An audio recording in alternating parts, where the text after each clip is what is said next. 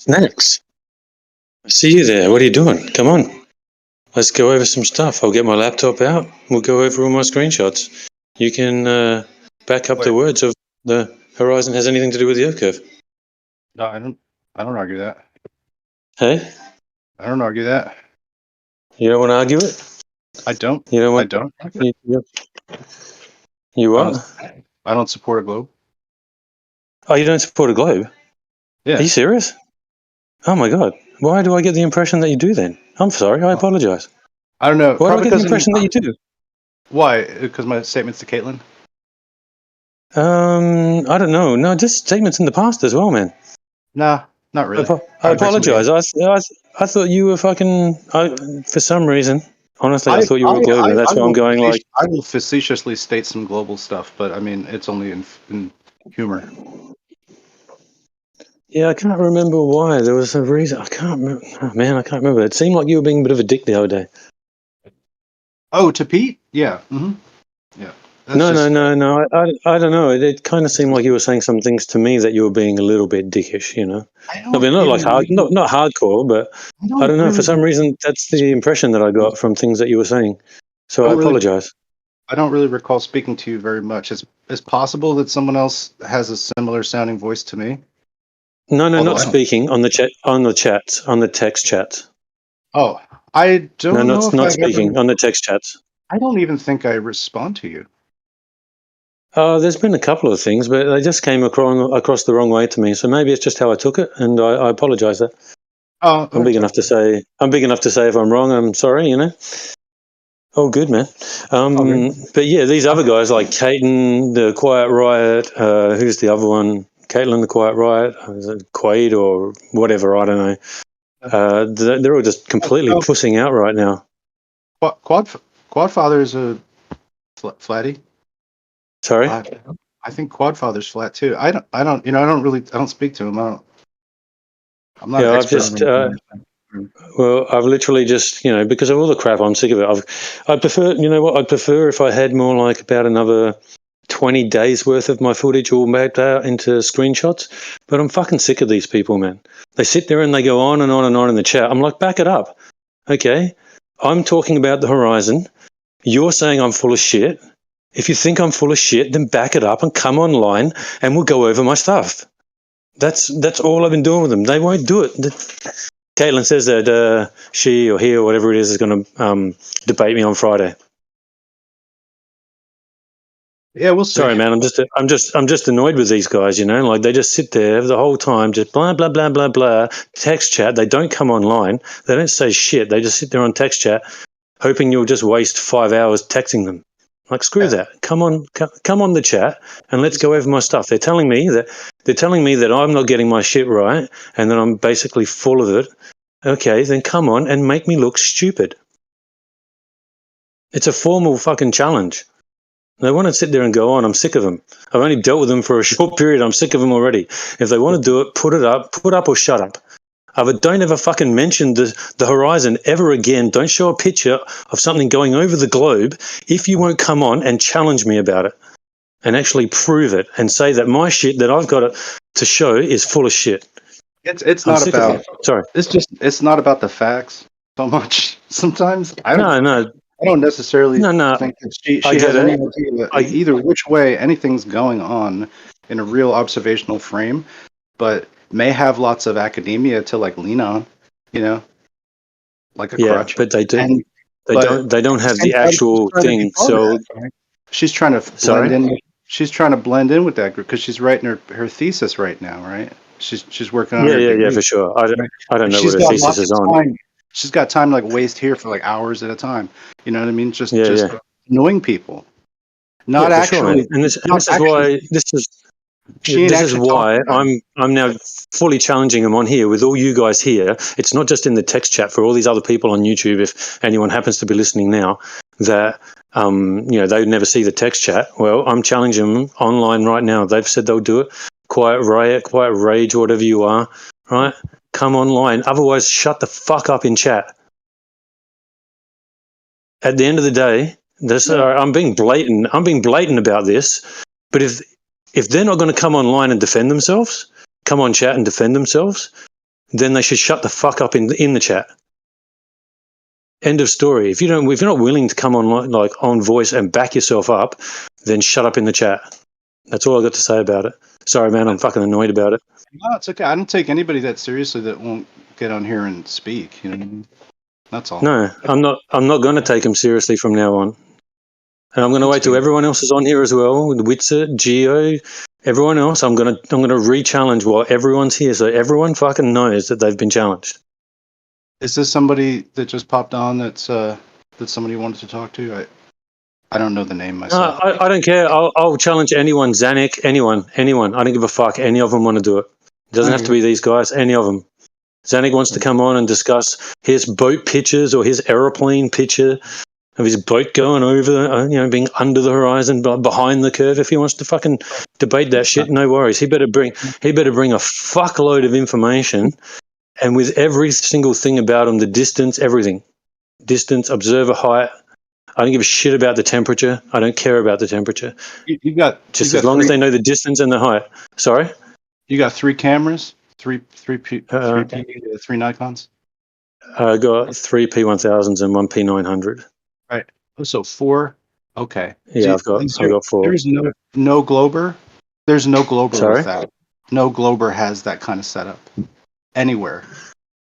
Look, at the end of the day, right? The thing about what I've got. The thing about what I've got, and heaps of other people have got it too. People like the Plain Truth and Wide Awake. These guys have got fucking awesome shit. There's Heath Commodity. I don't know. There's so many of them, man. I can't get them all out. They've all got absolutely brilliant stuff. But what I'm putting together is exactly how far away everything is. All of this, and I've got almost daily observations, so I can just go, here it is daily. Right, and she tried to rag on that a little, saying it wasn't scientific. Now, what is to be scientific about an observation that's just supposed to be just made with your eyes, right? If we're supposed to be able to deduce these things, like what you're going as far as you can, right, to document weather conditions and stuff of that nature, right? I go out at any time. I don't care, because it doesn't matter. That's what we have to do. If you want to be true to what's going on, you need to get it from every single condition. Yeah. You don't just try to pick it. Like, this is where I think it's kind of like where I get why people, when they go to do a test, they want to try and pick the best day to do it. But in a way, really, you should just go, let's all go tomorrow. Let's all go the next day. Let's all go later today. Let's all do it again. Let's do it 4 times today. Let's go back in 4 days and do it again. Let's go back and do it again. It's got to be repeated over and over and over again. It's a grind. You can't. That's right. You can't just do it once. Like I've said on here so many times, I have footage of a ship that's 60 foot hidden underneath the horizon. 3 hours later, it's 100% visible with the horizon behind it. I'm at 28 feet high, and the ship is around, I think it was around 11.4 nautical miles or so about 13 miles away. All right? 3 hours difference, 60 foot hidden, horizon behind the ship in 3 hours. Tell me the horizon has anything to do with Earth curve.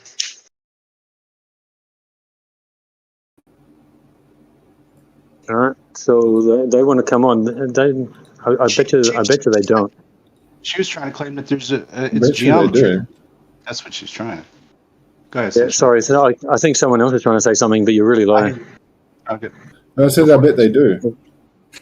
Yeah, they do for sure.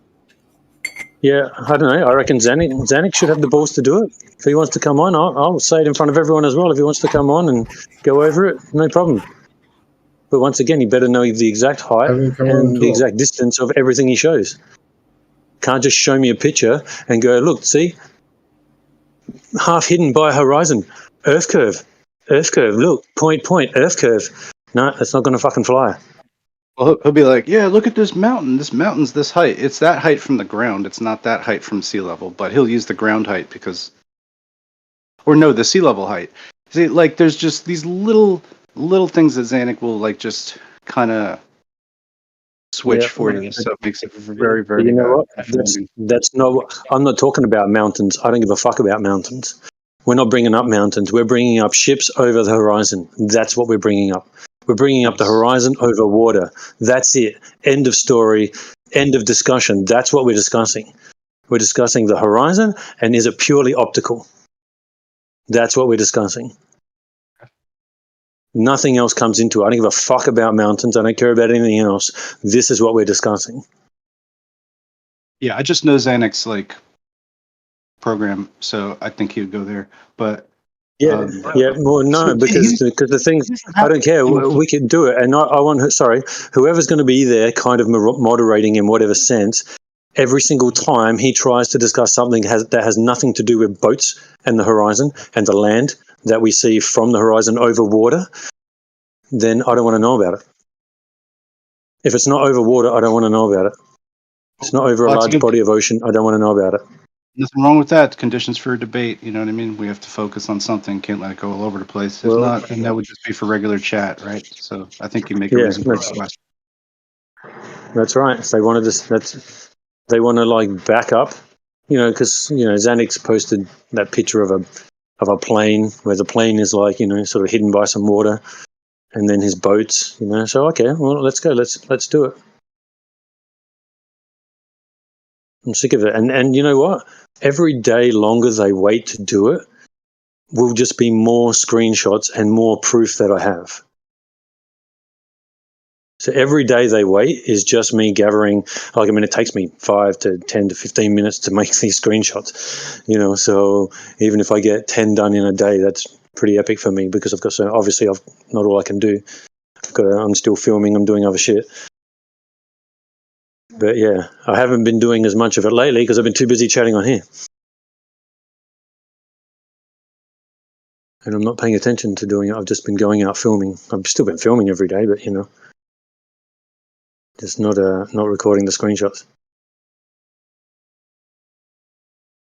But yeah, sorry, man. That's my rant.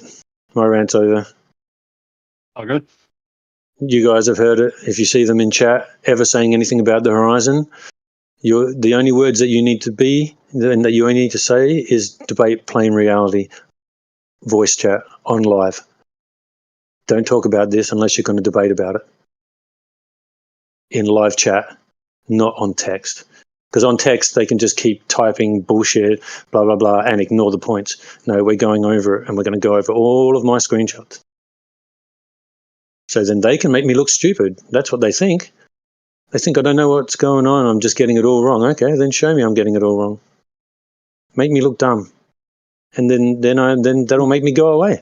Then what can I say? You're going to make me look stupid and I have to go, oh, fuck, sorry, I'm an idiot.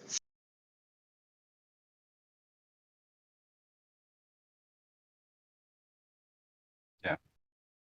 And I have no qualms going, okay, you know what? You're fucking right and I am fucking wrong and I will shut the hell up.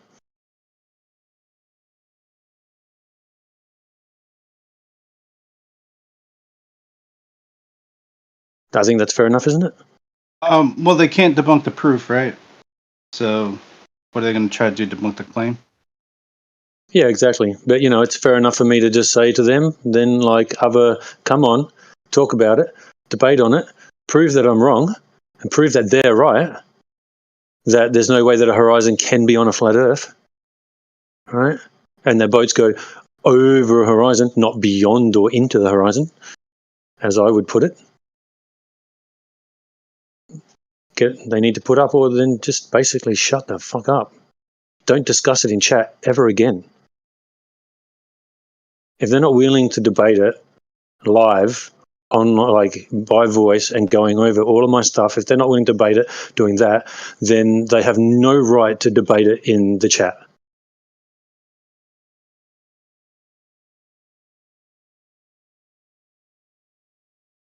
Unless they make a time and that time is 2 or 3 days away or whenever, and they want to talk about it in the chat over that time, by all means go for it. I'm not going to pay any attention to you. Do what you want, but we're having this discussion live. And if you don't plan one and you're not going to plan a live one, then stop fucking talking about it in the chat, because it means you have no balls and you don't think you can back up your claims. That's all I'm doing, is asking them to back their claims. I'll back my claim. I'm the one sitting here saying do it. I'll back my claim. I've got all the evidence. Sorry, man. I thought I said rant was over, but you know. All right. These people won't ever try to. They won't allow the satisfaction of actually being genuine to you. So I wouldn't expect that. You know what I mean? You're trying to be genuine. I don't think you should expect that in return from some of these people. But that's just my thinking. No. I'm a little jaded. No. Yeah, I fully agree with you. Is someone else going in and out, or is that you? It ain't me. Quad Father just joined. Sorry? Quad just joined. It's not me. No. Quad just joined. Are you a Glober? Yes. Are you a Glober? I don't think Quad's a Glober. Yeah. Oh, he posts too much. He posts too much flat Earth stuff for him to be a Glober. I don't know. There you go. Maybe he can talk. Are you a Glober, Quad? Is it Quad?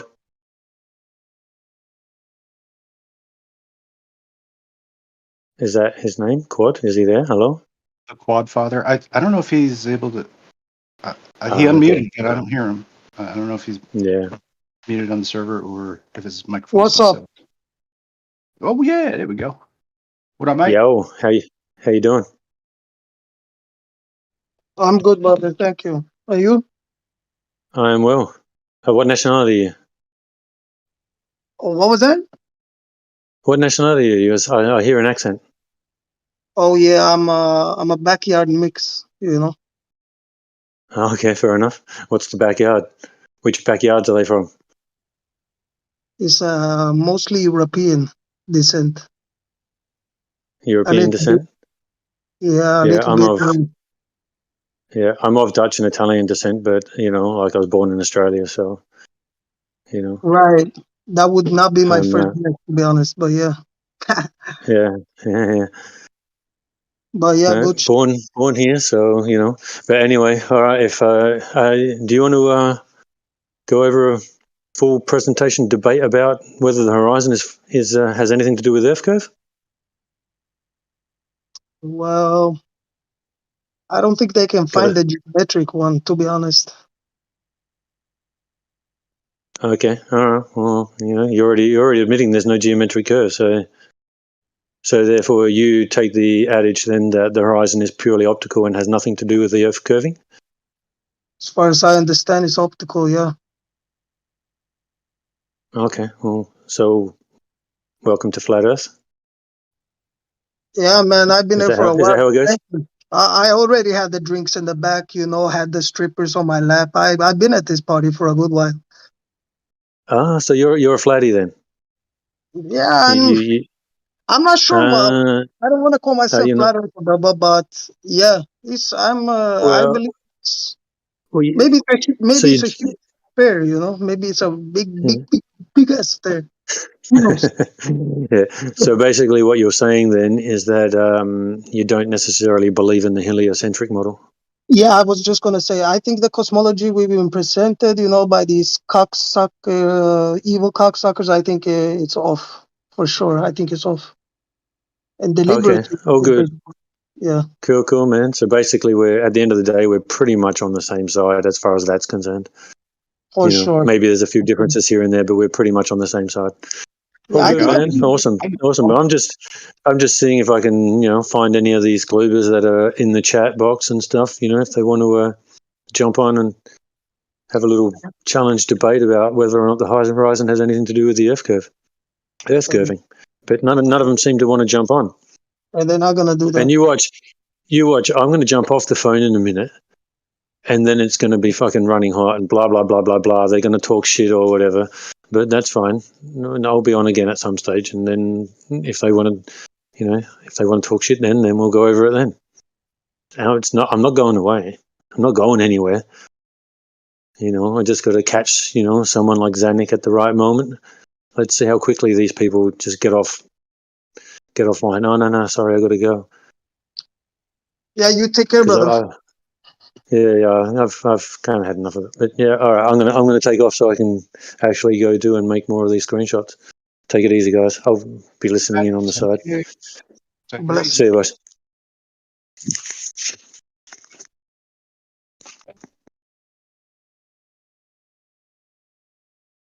All right.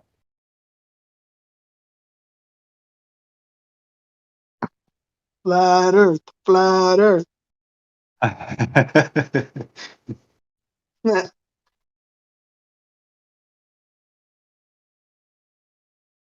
Good dude. He's got lots of cameras, man. That's a lot of zoom. It's a lot of zoom. You got a lot of room, but Jesse got that theodolite. Yo, he got that P3900. Yeah, brother. What's up, Jeremy? Long time no fucking see, bro. Oh, okay, I get you. Okay, that's cool. Yeah, he's like one sentence per half hour at this time of day. Yeah, I haven't spoken to him since we were both millionaires, you know.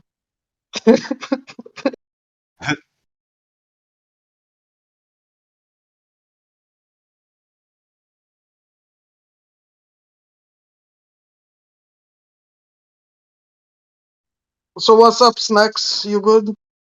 I'm good. I'm good. Making a little cafe. Oh, a little cafe, huh? Yeah, man. You What's up, Mo? With sunglasses on? How you doing? Yeah, I'm good. I'm good. You're smoking a joint. Yeah, man. Good. Yeah. I don't know if I've heard you speak before. Actually, I think on here. I think I've seen you in the VC, but not actually heard your voice. What's up? Nice to talk to you. What's going on? Yeah, I speak a lot because I'm more of a TV face, you know, not a radio voice. You know what I mean? Right.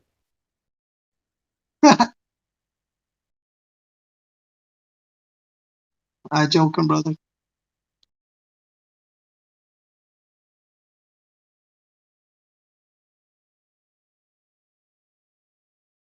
I mean, I don't take these people that like just jump in the chat. I've never seen them before, and then they're here for 2 days. I don't take them too seriously, you know.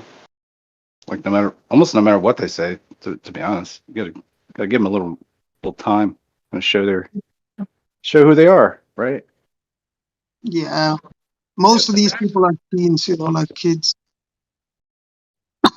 A lot of them. But it's like if they weren't curious, then they wouldn't be here, right? But they're not just curious about people being wrong. I mean, I've met those types. They are out there. But I think as a lot of times people are just kind of shy about learning about this stuff and have to basically overwrite a lot of other information in order to like understand anything of what we're talking about. You know? They're like, yeah, I think most of these people, like I mean, not most, but a lot of these people, I think have a rough time. I don't know. I don't know. I feel like this is the only platform where they can speak to people like this. You know, you know how they can talk down on you, like flat earthers. Flirts are so stupid. You know, blah blah blah. There's no situation ever they could do that in real life. You know, I just hear that off the voice of these people. So I think they come here is an ego thing, you know, they boost their little ego. Well, we all do a little bit, I guess, but you know what I mean. does it make you feel good? I don't know. It doesn't make me feel good to like make someone or to purposefully try to make somebody feel like they're, you know, not intelligent.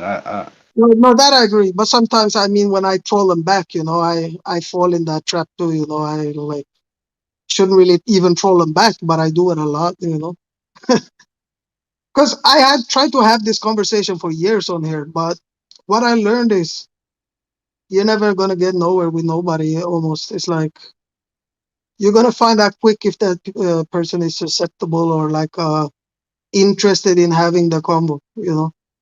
Yeah. I hear you. You have to already be open-minded in order to hear anything in a new way, right? Exactly. And but also this one is like if you have no experience with conspiracy theories, like jumping straight into flat Earth is too much.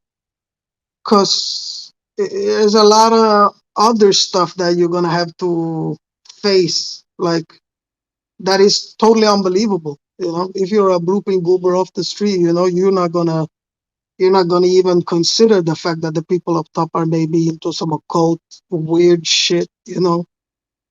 You hear about ritualistic pedophilia, you don't even want to look at it, but it's there. So it's like the more you learn does about have something to do with how power is distributed in this place that we live. So sorry, what was it? It doesn't have anything to do with curvature, but it does have a lot to do with how power is distributed in this place we live. Right. Exactly. And also the fact that when you come out of school, you think you figured the world out. But really, jack shit. You're in a system. You don't really know how the fuck it works. Pretty insidious because they make you feel like you're not smart. Then they fill you up with a bunch of bullshit and tell you that you are smart, but you're not. And then by the time you get to graduate, then you really think you've got the world by the ass, and you don't really know as much as you think you do. Not even like 10% as much as you think you do. Or if you know anything, it's just from what books have told you about how industries work, but that's not the real story because they wouldn't put that in a fucking book. That's not how things really work. So regardless of what you do, how prepared you fucking are when you get out of college, you're really not going to know the ins and outs of any occupation that you get into 100%. You're just not going to know the side deals. You're not going to know the back story. You're not going to know all these other things. Yeah, But you think you should, right? So we should presume that we know everything about everything, right? That's what a college student says. You should presume that humans know everything about everything, and that nobody lies about anything for any reasons, right? We should believe that. I think a lot of I think a lot of these people would do good, like living in like some sort of chaos, like maybe be a criminal for a year, or maybe live in Africa for a year, or like someplace else that isn't the Matrix, because when you're in the Matrix all the time, you think that everything is on luck, but you don't understand, like, people are fucking crazy out there. And people have stopped being crazy for millennia, why would it change? Why would it change? People think that when they start the UN, that now the bad guys that run this world are gone, or like, what? When did this stop? Never stopped, right? Am I babbling? Sorry, I'm super high, bro. Did I stray off? I think that there's a consensus reality that is told to you in narratives that are on television, that are in books and references in movies and stuff like that. That's a consensus reality, but it's actually not physically true. It's just like a layer of bullshit that rides upon the roiling toxic sludge that is beneath it. Exactly. Yeah. A consensus reality. That is good. Yeah, that's a good word. It's basically the veil, It's powerful, man. I took me a long time before, like, I laugh at it for years, bro, decades. I laugh at you people. I really do. I laugh at you. Not decades, but a decade. I laugh. I ridicule you. You're dreaming about your moon condominiums and shit. Yeah. Worse, brother. Like, about to live on Mars and shit. That's what you think? That's what you thought. You thought that, right? You thought that because people told you that shit, right? Exactly. Like, thinking, like, even the fact that, like, oh my God. Just like I think a lot of it too, like, the first thing you need to realize is that the Masonic theater, or you can call it whatever you want. I call it the Masonic theater. But just like you said, like, the media, all these characters, talking heads on the TV, Elon Musk, all these Greta, realizing that this is bullshit is going to get you a long way. Because I think all Globers, they love Elon Musk, or most people, like, they idolize these people, Sorry, now I'm straying. I noticed myself, brother. Sorry. Well, I mean, it is that reality. Like, we are, like, this is the richest guy in the world, right? Or richest guy in the United States. He might be the richest one. He's got a rocket company. He's got social media social programming, whatever thing that is. PayPal, own company, making underground caves and shit with tunneling machines. Yeah, So this is like the world's like badass right now. You know what I mean? He's doing it. But it's so crazy. Is he doing it, or is it a bunch of people like kind of pushing him up like he's the leader of the pack or something?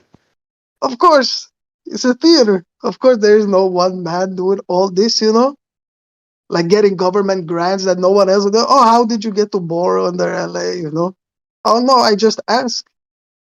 You're part of the mafia, bro. It's just that clever. Just ask for it. You didn't think to. That's why you're jealous. That's why you want to take down Elon Musk. I'm trying to take down my hero. Yeah. But it's just funny. Like people need heroes to worship, right? We need these. We try to pattern ourselves at. I don't try to do that necessarily, but I mean, I think that's kind of how we're sort of made to be. In this place, raised, to try to imitate, emulate, whatever, some, classy TV star like yourself, or, whatever else, like somebody who just has a lot of money or influence or something like that. We just try to be copies of them. And the closer we get, the less we actually feel like the world's full of bullshit, because we ourselves are full of bullshit, right? So the more you like get these things even, then really to live in the bullshit world, you pretty much just have to be bullshit.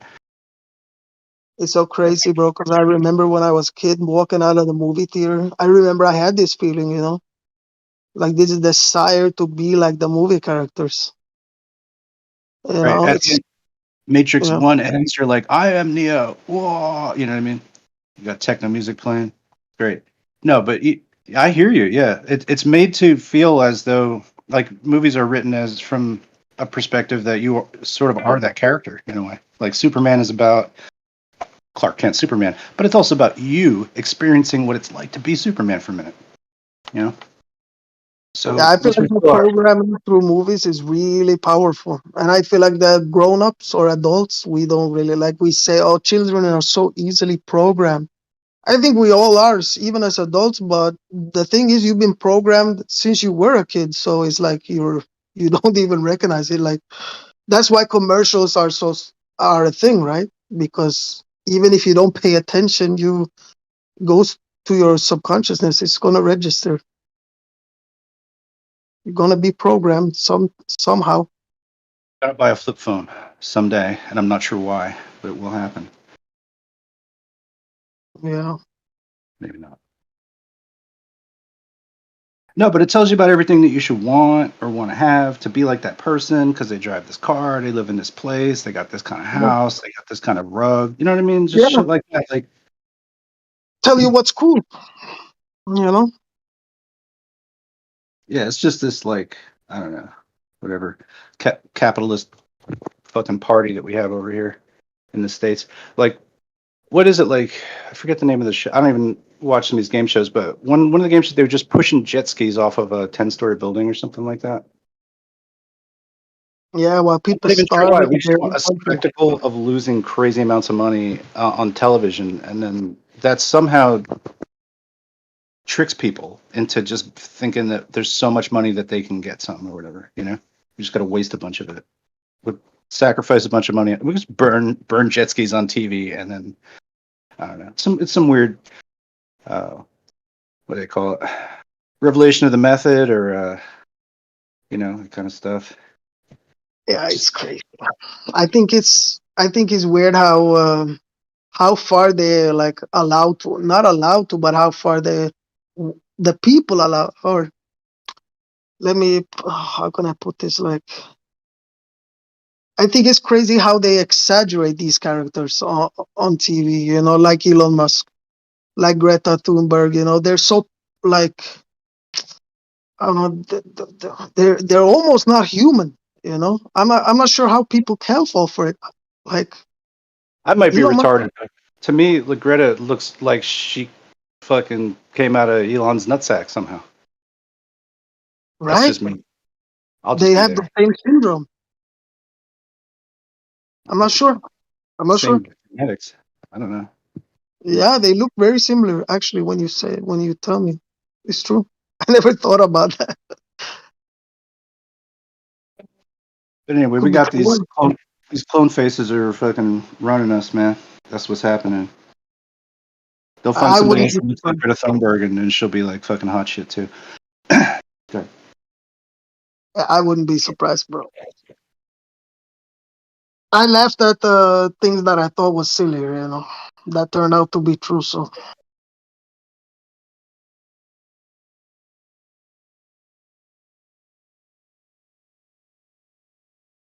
like I mean, women line up for NBA players to get with so that they can have a baby and make it or whatever. But it's like some woman was like, Elon, just give me your sperms, please. I need them. You know what I mean? Some bitch asked him, that has to have happened. Right? No? Yeah. You think Elon passed on his sperm to someone? Like, if they had the money for it, yeah, they might do that. I don't know. It's just I don't put anything past it. You know what I mean? As far as like, honestly, I think if there's a genetic connection between these two people, then I feel like it's more sinister than what you're proposing. I feel like then it's gonna be some serious shit. Like then you might be talking about clothes or like some sort of I have no fucking idea what their guys are up to, but you know what I mean. Why isn't Elon Musk, given his brand, given his way that he thinks about things, and he's kind of like a little bit mechanical? Why isn't he pushing clones? He should be like, we need to clone people so that we can colonize the universe. He should be saying that shit, but he isn't, and I don't know why yet.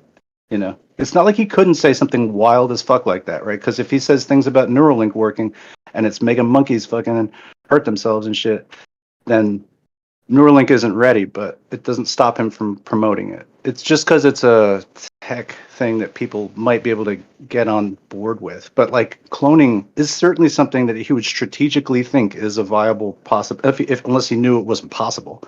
But I don't know, man. I just wanted to be fully, evil as hell. You know what I mean? That would be great.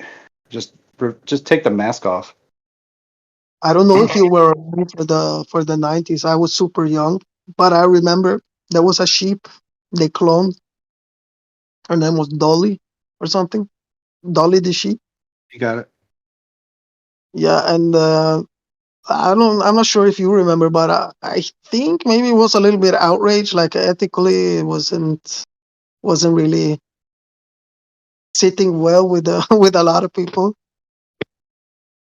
But I'm not sure how they would accept it today. If Elon Musk can just like stare at a desk or something like that in an interview and then calculate in his fucking noggin how many years it will take to perfect Neuralink technology, because he'll do that, right? He'll just like stare off into the. I think that could be 16 years time before we perfect that technology. Like he'll say shit like that, and but he's not talking about any kind of clones, and I'm like waiting for that. Maybe in 10 years, because if he would know that it would take a certain amount of time to make technology work, he should also know that it would take a certain amount of time for the public to like hear a message or something like that about a topic like that that people are sort of averse to the concept. So what I think is that because when they tell you, oh, we cloned this sheep, they probably already cloned a human, since they released that info. Oh, we cloned a sheep, guys. I'm pretty sure that since I heard nothing in 30 years about cloning in the mainstream media, like in news or anything, I heard almost zero about it. Even TV. Right? What? It doesn't sound right, does it? It's weird, right? It's weird. You had this super scientific breakthrough, and then all of a sudden it's quiet. So what I feel is that is suspect in itself. I feel like I'm not saying that it's a proof of anything, but it certainly looks suspect that may point to that they're actually using clones in some type of way. I'm not sure. Just a crazy thought. Well, I don't know. It's like it would be permissive if Elon was like, hey, you know what? I figured out how to clone people, and I'm gonna send them to Mars now, and then we're gonna just get it. We're gonna bootstrap it like that. We'll get these clones fucking setting the stuff up. We don't want humans doing that stuff. It's a pain in the ass. They cloned on Mars. They're expendable. Like just it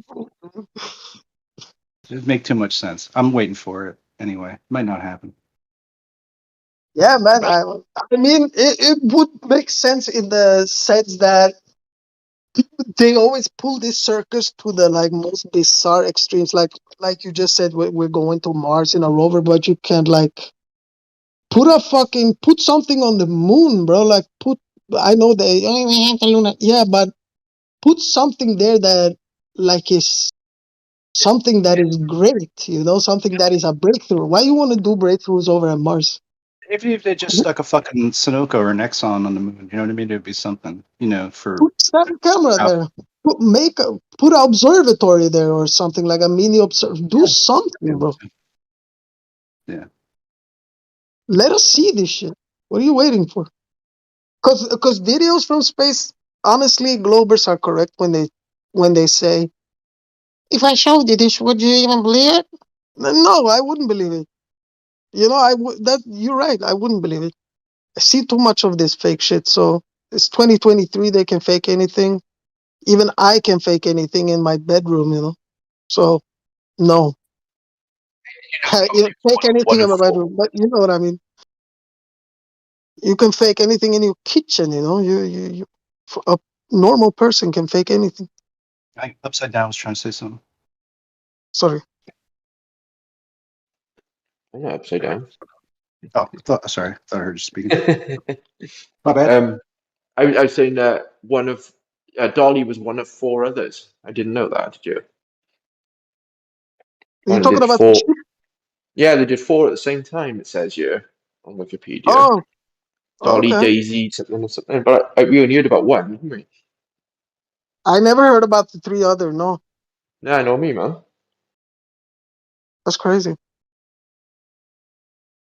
Dolly did 4 sheets at the same time. Yeah, one sec. Let me find what I was reading.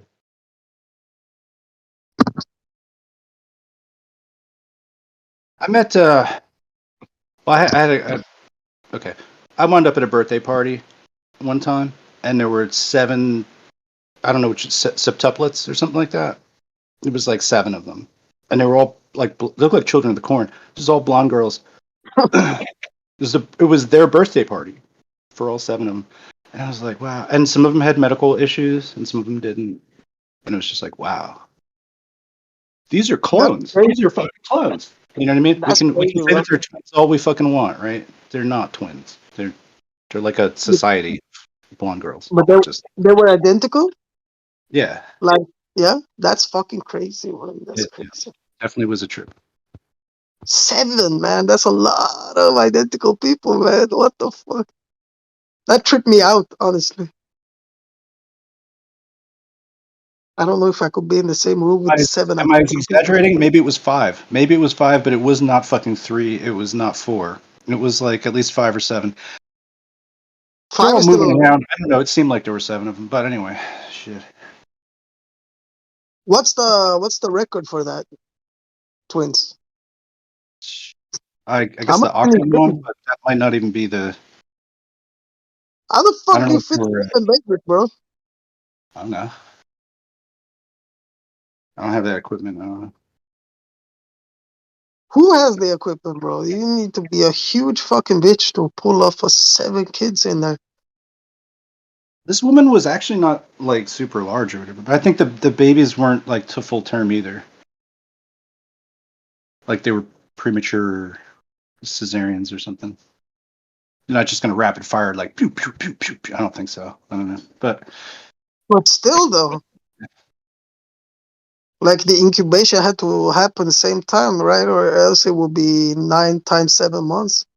You have 7 babies growing in there. That's crazy, bro. I'm gonna try to find an X-ray image of this. Yeah. What did you call it? What? It's like in vitro fertilization or something like that. I think, or they just gave her some kind of pills, or I don't know what kind of. I didn't ask her about her. I mean, sixlet. It's sixlets, and then it's what do you call it? Sevenlet? What do you call it? Septuplets. Septuplets. Yeah, there's some here that did that. Yeah, that happens. I'm just saying, like, how far away is human cloning if that's something just we do? Just to have babies. Just have one baby. I'm not trying to have that many. Bro, what the fuck?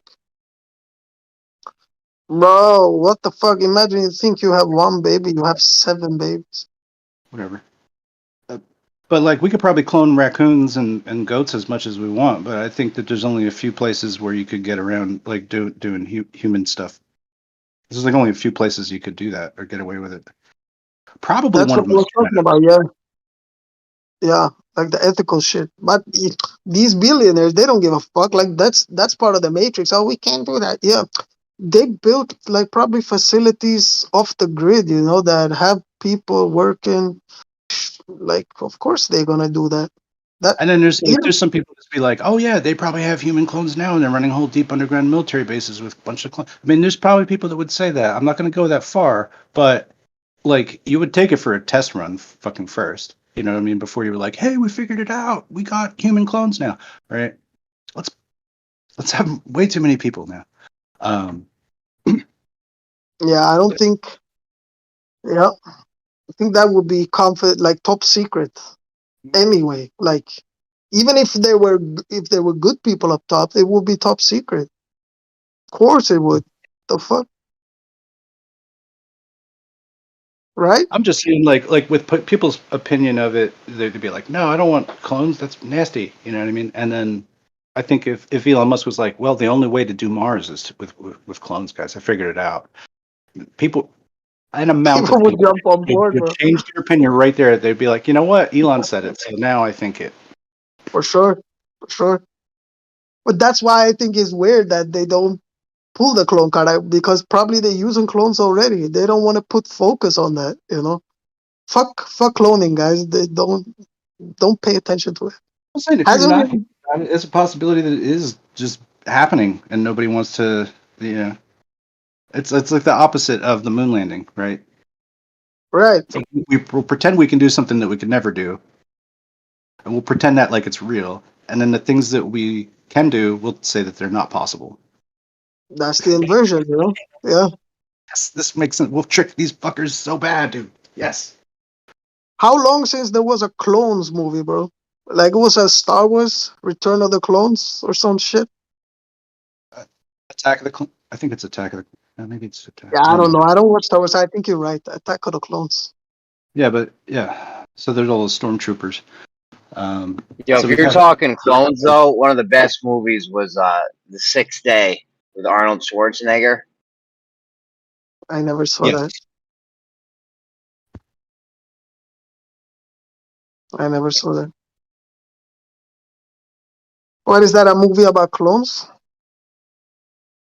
That I think, and other things too. Like, does he get shut out of his life or something like that? They pull some computer code and he's like, he's not himself anymore or some shit. I forget the plot. Oh.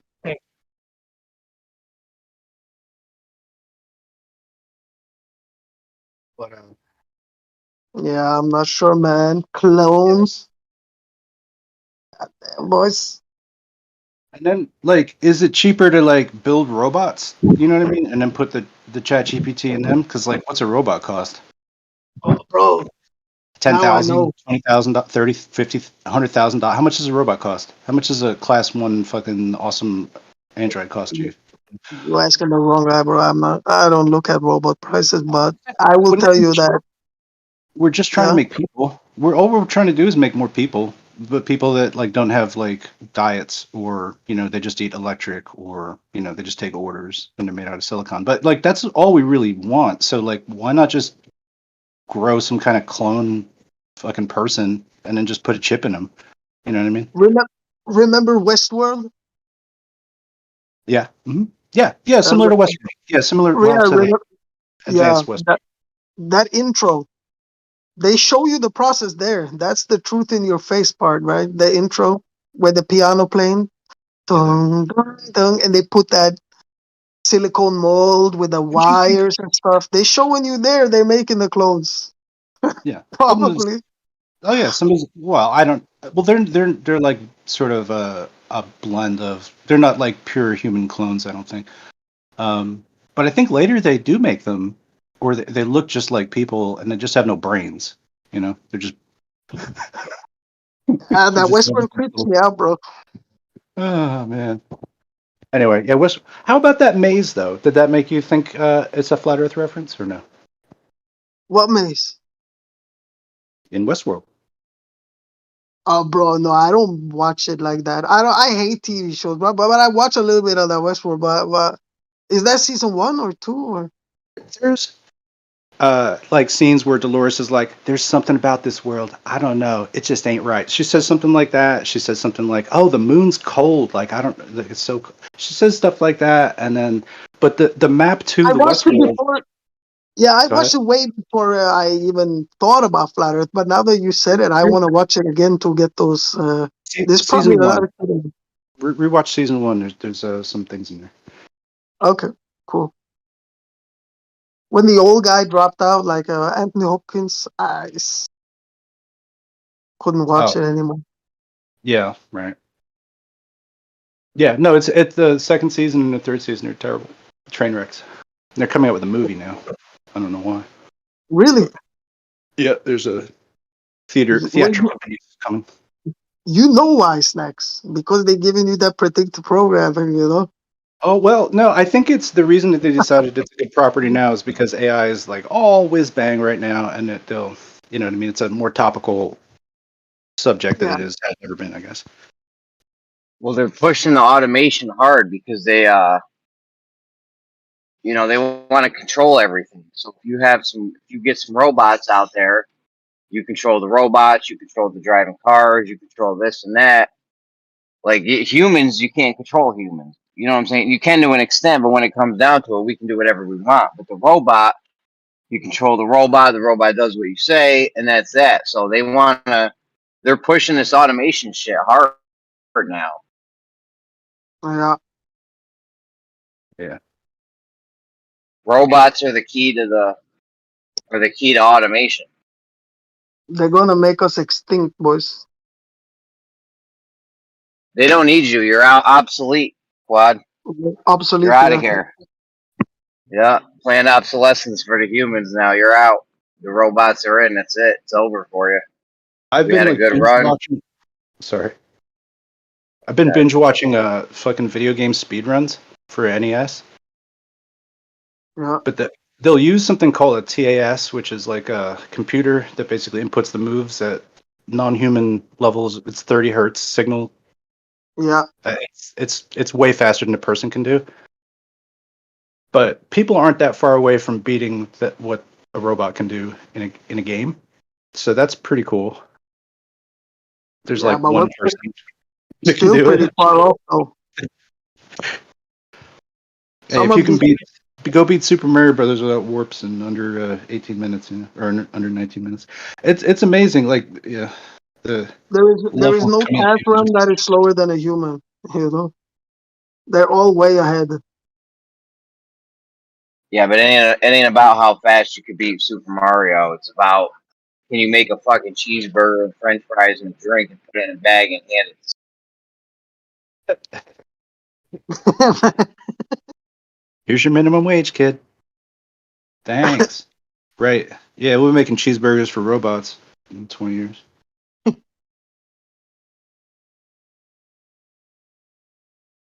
But I hear you. You can get a robot to do all that shit, though. You can even have like make a digital smile, you know, through an LCD screen.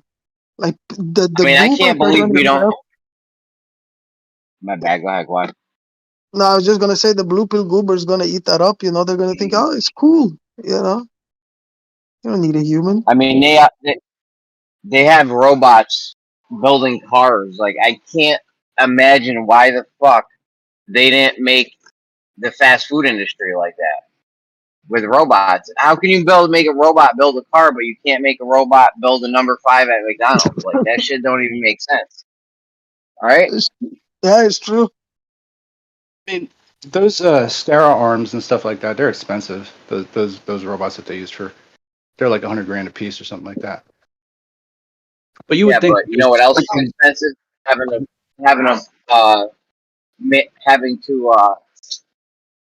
pay all those people inside of McDonald's and Wendy's and shit. That's expensive. Yeah. And the insurance and all that other stuff. Yeah, workman's comp. They call in sick. They fuck the orders up. You know, the robot. Somebody fucking reached their hand into the fryer. Yeah, got all kinds of stuff going on. Yeah. Robots won't do that. Robot will just dip its hand in the fryer, you know, pull out a bunch of crispy ass fries. Yeah. I mean, is McDonald's like something that helps people like develop, you know, for the real world, develop real world skills, or is it like a job that makes your soul hurt and make you want to die? I'm not sure. I never worked there, but it seems like the latter to me. You know, I'm real nice to people that work at fast food though, because I realize it's a shit job. Go ahead. No, I was just gonna say, yeah, I think it's the latter too. It's like if you're working, like, my bad, go ahead. It's mundane work that's really beneath us at this point. Like I said, they're building the cars with robots. You can make a number 5 with robots, probably way easier than you can build a car. So they're working on it. It's gonna come out, dude. In 5 to 10 years, shit is about to happen. We're about to see drastic changes in the way we operate as humans. I agree with you. Is there something that can be done? Because like, how are we gonna get any money if like all the robots basically cut us out of the profit? That's not my problem, Snacks. Not my problem. That's for you peasants to deal with. Yeah, you can be chilling on your XRP. 59,000.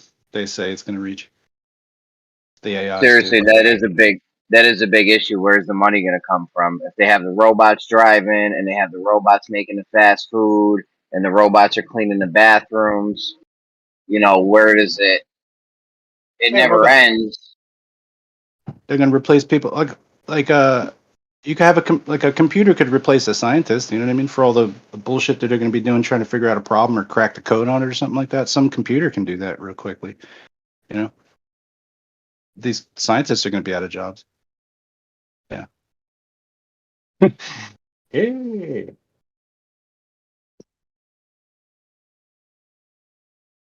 Professors going to be out of jobs teaching dumbass globe shit.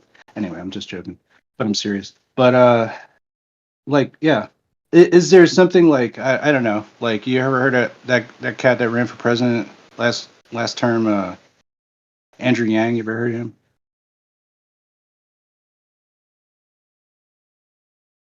Well, he's a tech guy from the Valley, and he knows that this is happening. They're going to start, you know, automating.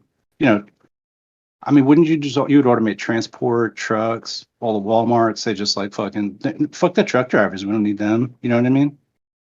It's what are you going to do? About 5 million Americans make a job, make money from driving. There's another like 3 or 4 million in the fast food industry. These are probably lowball numbers too, by the way. And there's another probably 3-4 million janitors. Like, you're about to cut out like a huge chunk of the workforce. Those 3 things.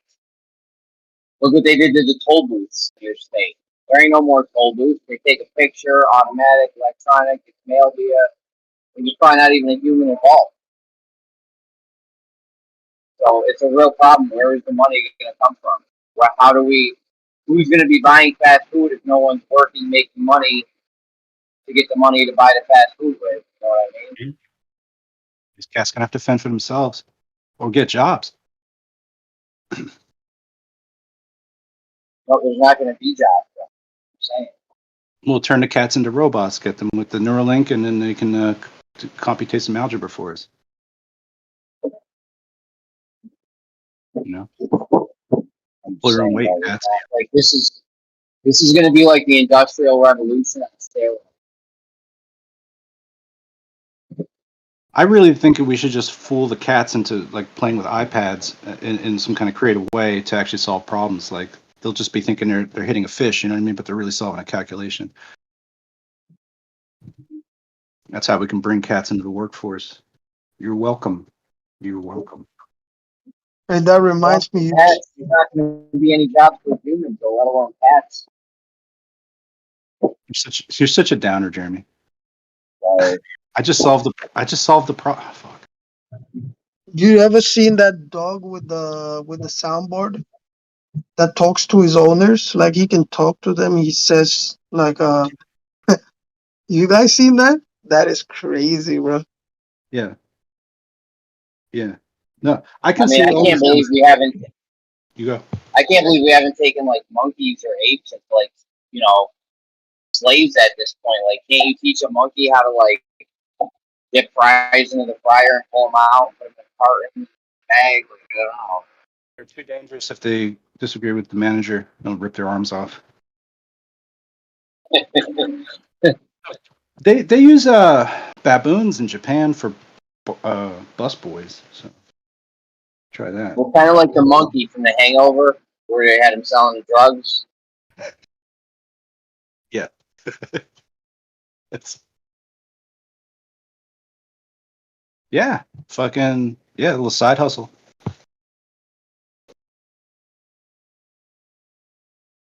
Don't they use animals to detect like seizures before they're happening or some shit? I don't remember.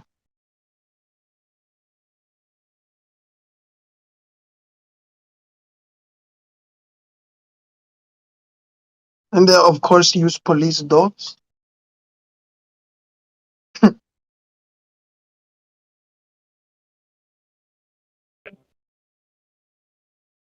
Yeah. I think animals should be allowed to chill the fuck out and don't go to work, to be honest.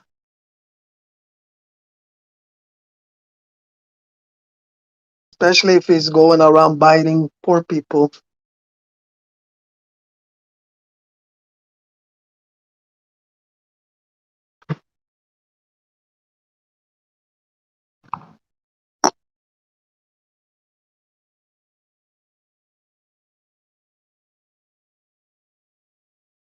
Or if he's like a farm animal, of course.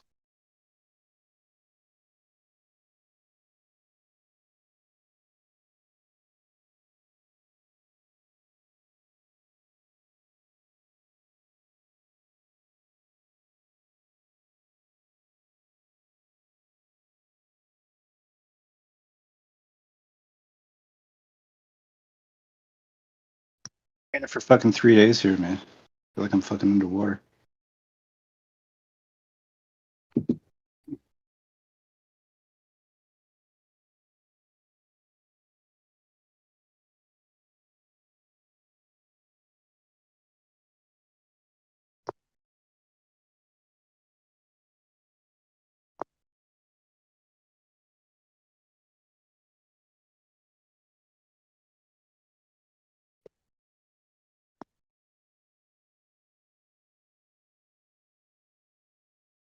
Yeah, I don't think that they can like wholesale just like switch everything up like all at once. You know what I mean?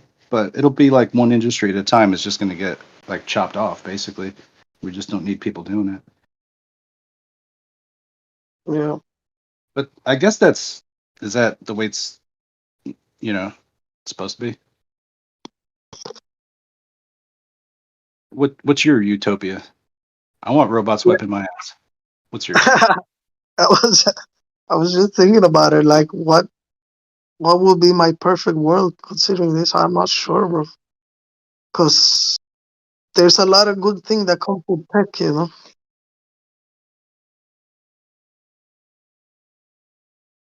So I'm not sure. I like to think of the Jetsons for my utopia, slightly modified Jetsons world. Right? Like Jetsons is good. Kind of deal. Strong nuclear family, but jet cars. I mean, I I don't know why George was going to work. He had a robot. Why didn't he just send a robot to work? He was only making. They didn't have the. See, that's what fucked me up with the Jetsons. They didn't have the robots making the sprockets. It didn't make no sense. But something like a Jetsons reality where you have this high tech civilization. You know what I mean? He was also driving a. What's up? He had Rudy, the robot, the computer. Rosie. At his job. Rosie. Oh, there was a robot at his job. I don't know, but there was many flaws with the Jetsons. He was driving a flying car. It doesn't make any sense. You would never have cars that are flying that we actually would drive, like personal vehicles. A plane, a helicopter, yeah, I can see that, but not an actual like vehicle. Straight anti-gravity shit. No wings, no propellers.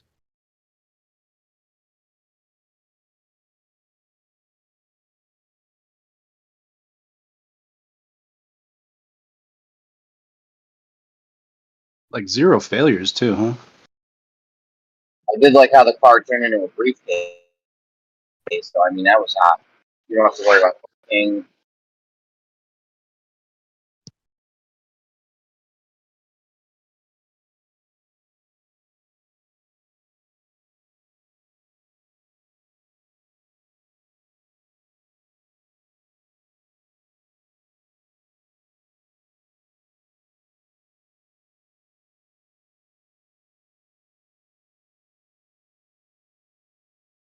Like 10 years ago, we're gonna be like,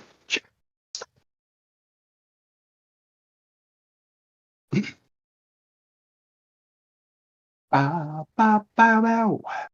That's a catchy tune. Justin sings song.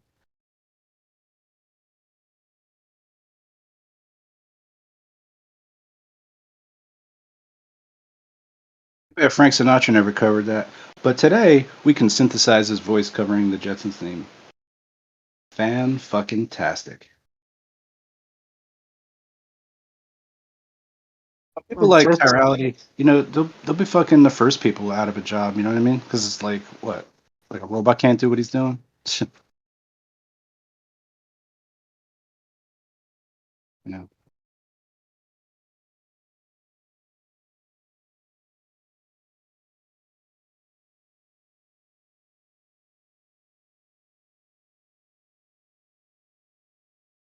Holy shit, this joint fucked me up, bro.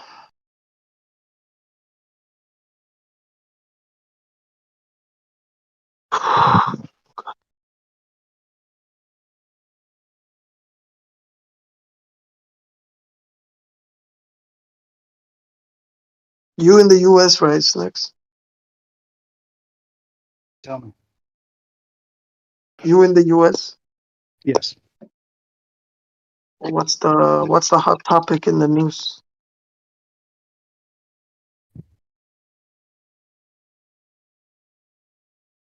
Yeah, I don't know.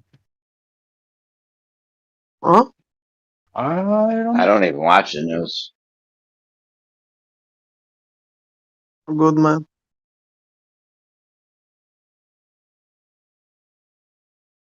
There's no like big Masonic theater going on.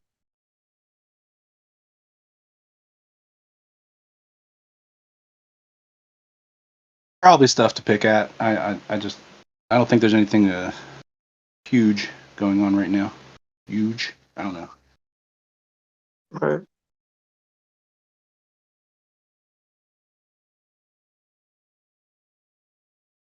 I'm curious as hell to see what happens this election cycle, but that's another story. When is that? Yo, real quick, Yep. Sorry. Go. I was talking to a friend. When was Elon Musk worth 60 billion? Wasn't that like just a year or two ago? He was worth like 60 bill.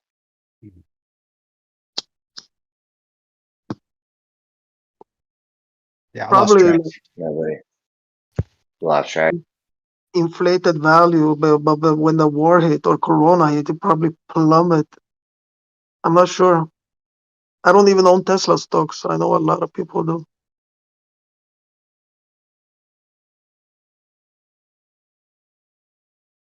Apple and Tesla.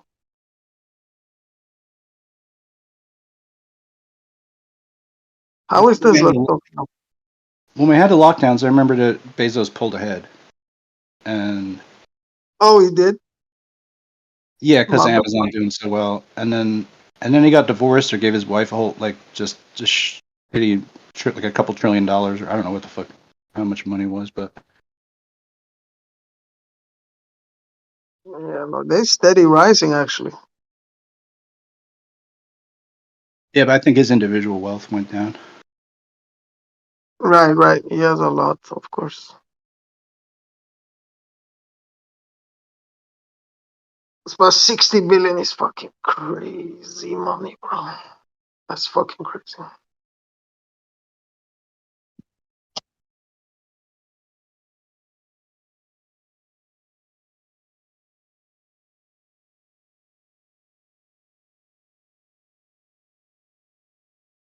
That's like 4 country GDP.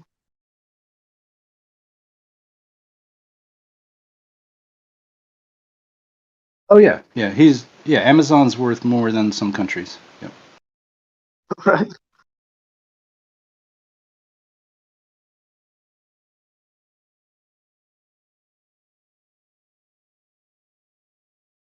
Is that good? I'm not sure if that's good. No, that is not good, bro. That is not good. That is fucking crazy, brother. I mean, if this guy, just as an after effect, handing out shit, handing out his wealth, yeah, I'll be all for it, brother. But fuck, you need what the fuck you need $60 billion for, bro? You're just holding up money at that point. He's got. Are there more Amazon trucks or postal trucks on the road? I'm not really sure anymore. I think it's probably Amazon outnumbers them by quite a few. Is Amazon the one that tried the drones? I see footage of that. People are humping the drones, like it's crazy, flipping them over. Every technology, I think that's a fucking loser, but that's me. What city did they try this in? I think it was a crazy city too. Like, wouldn't you try this in like a nice neighborhood? Try this in like some streets of like it was New York. No, they don't need to market to people that already have money to spend. They need to find new people in shitty areas that will spend money on Amazon. This is an advertising thing. You can't make that economically feasible to airdrop shit with drones. I don't believe that. It just costs too much money, and plus you'd lose them. You know what I mean? People fucking shoot them down. Who the fuck knows?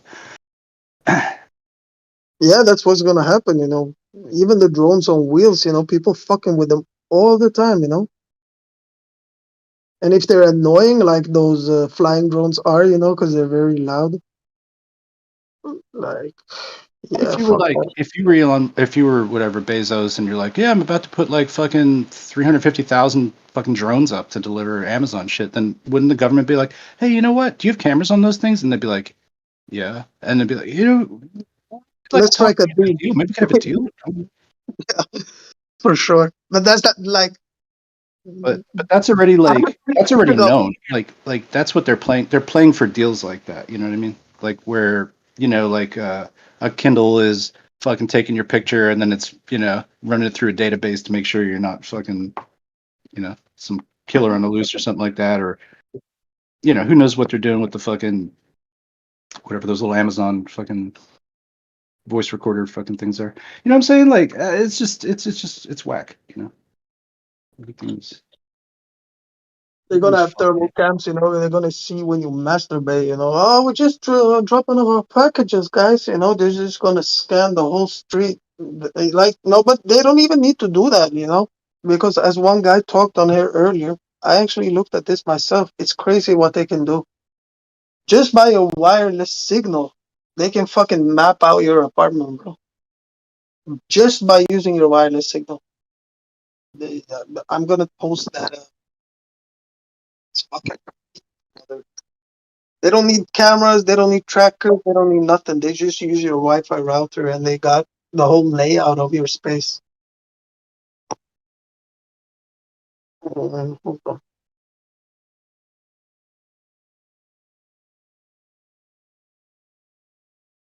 Let me see.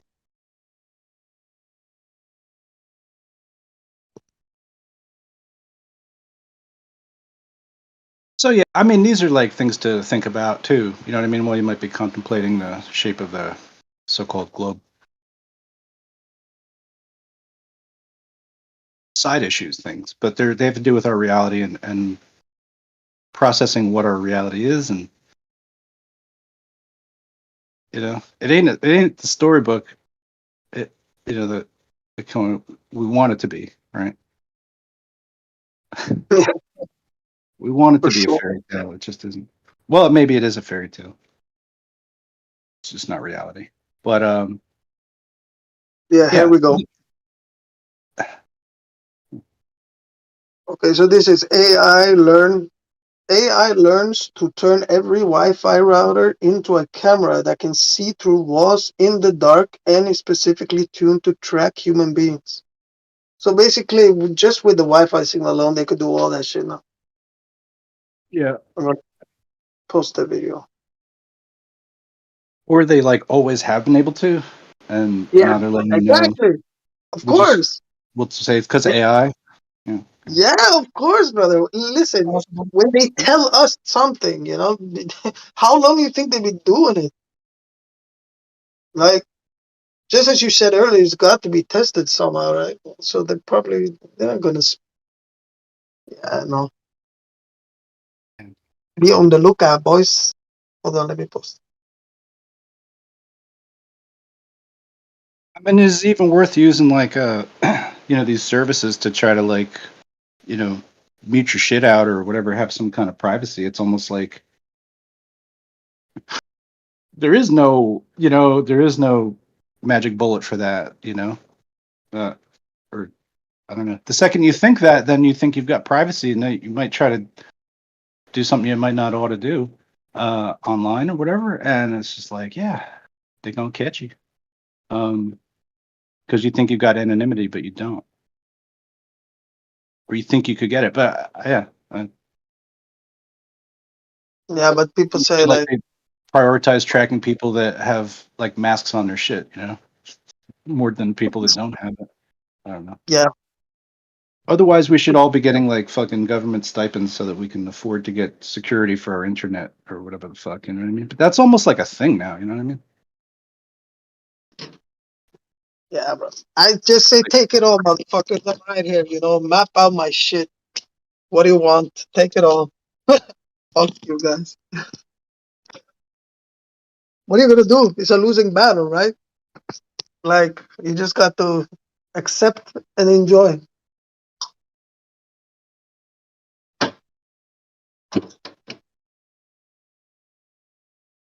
It's a real thing. Like, we're all in this together, you know what I mean? We can draw invisible lines between each other and say like, oh, I'm this way, you're this way, so therefore, but ultimately we're all heading down the same path here, right?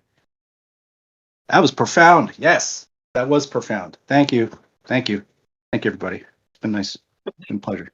Thank you.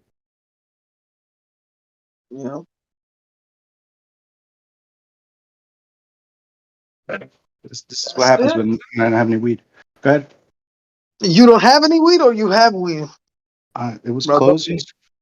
Joint was closed yesterday. I was gonna post some fire bud right now, but It's all right. It won't hurt my feelings. Oh, you don't have? No, I don't. But I'm not. Brother, I send you. I'm not gonna send you bud, but I can send you the best seeds in the world, brother. 0 to 60, like boom. It's gonna be. Let me know. You'll have weed in 60 days. I'm gonna turn around and give that to somebody else that can do something with it. I got a brown thumb. That's because I got my finger up my ass. No, just joking. This is a joke. But no, I can't seem to grow stuff very well.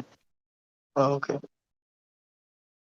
It's easy, brother. It's easy. You don't need to overcomplicate. Don't brew teas. Don't do anything. Just base newts and fucking good genetics. That's it. Fucking that's it.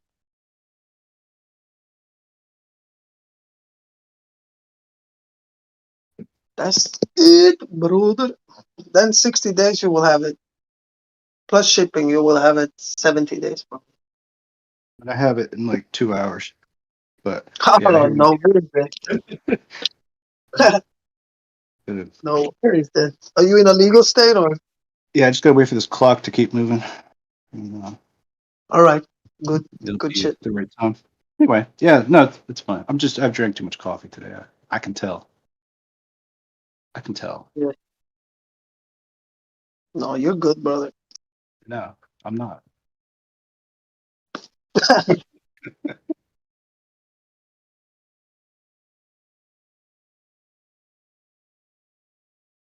Oh.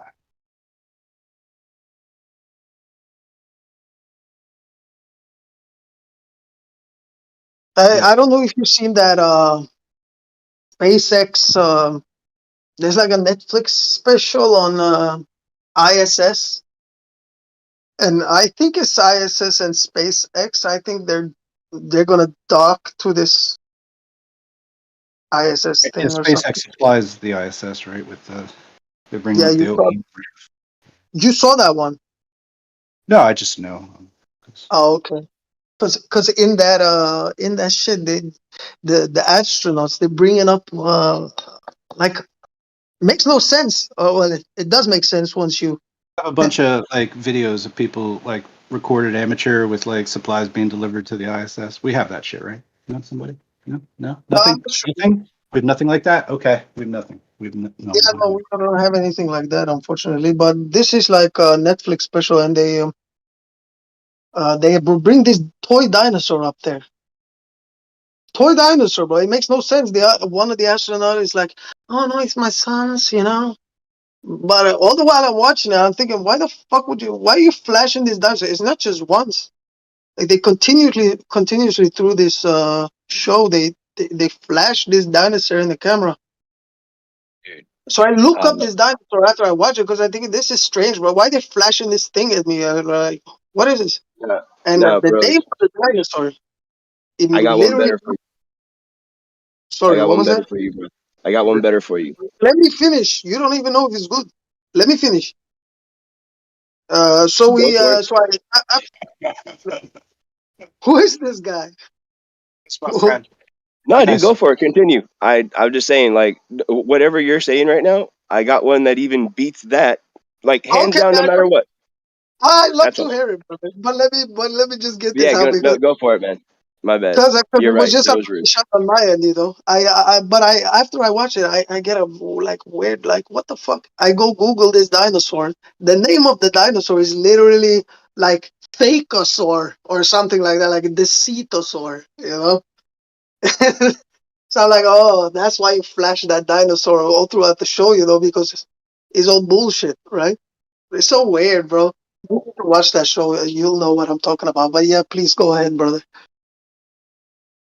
Because you're talking about like a Netflix series, a Netflix thing, right?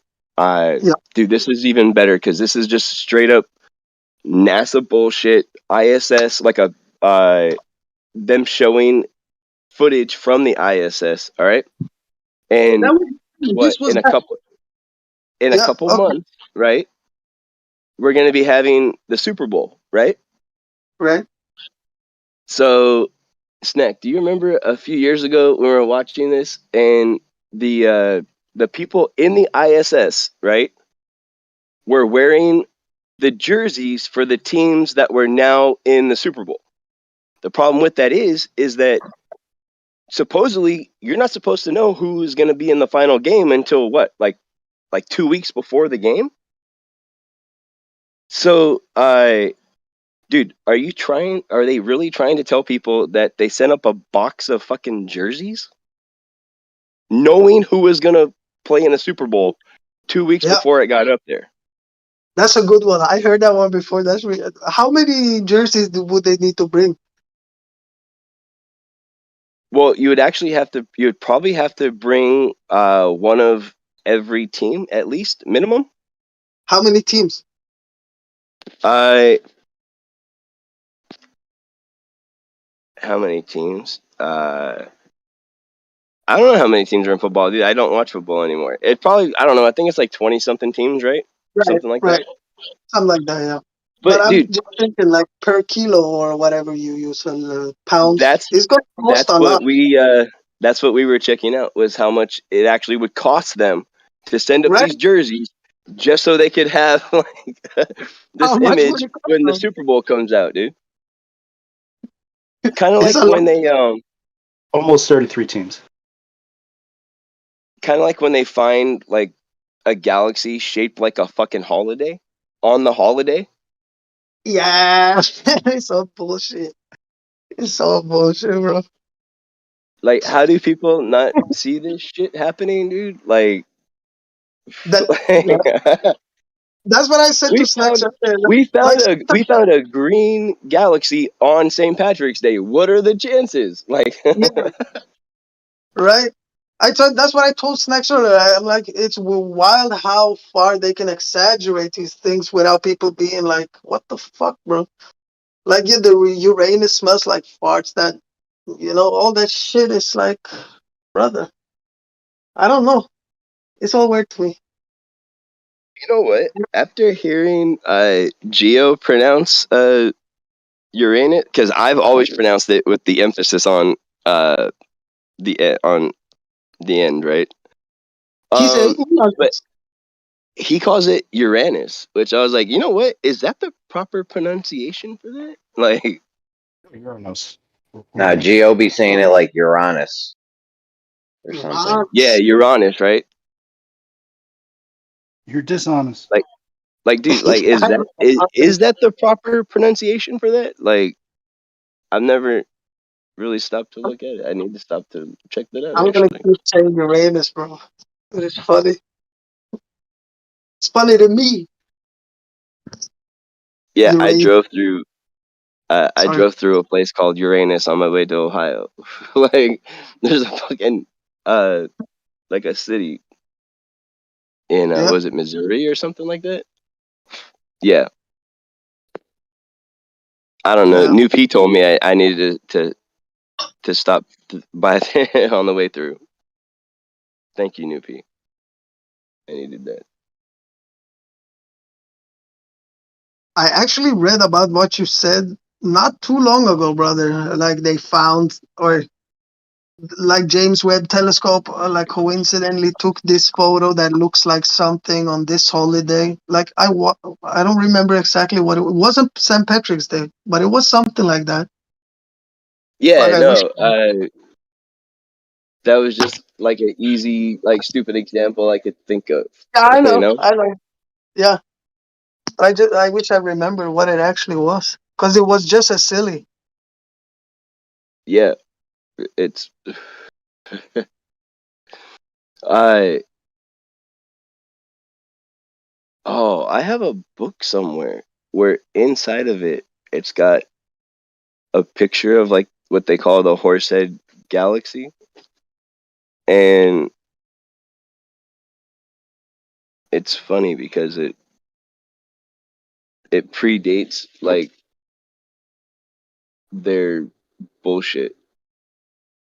And it wasn't called the Horsehead Galaxy though in their book. So they can't keep their story straight on anything, right?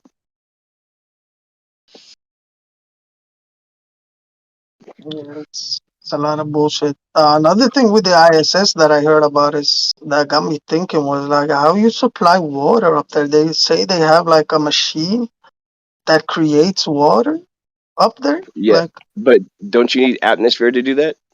That's what that's what I'm thinking. Like how the fuck do you make water out of a vacuum, bro?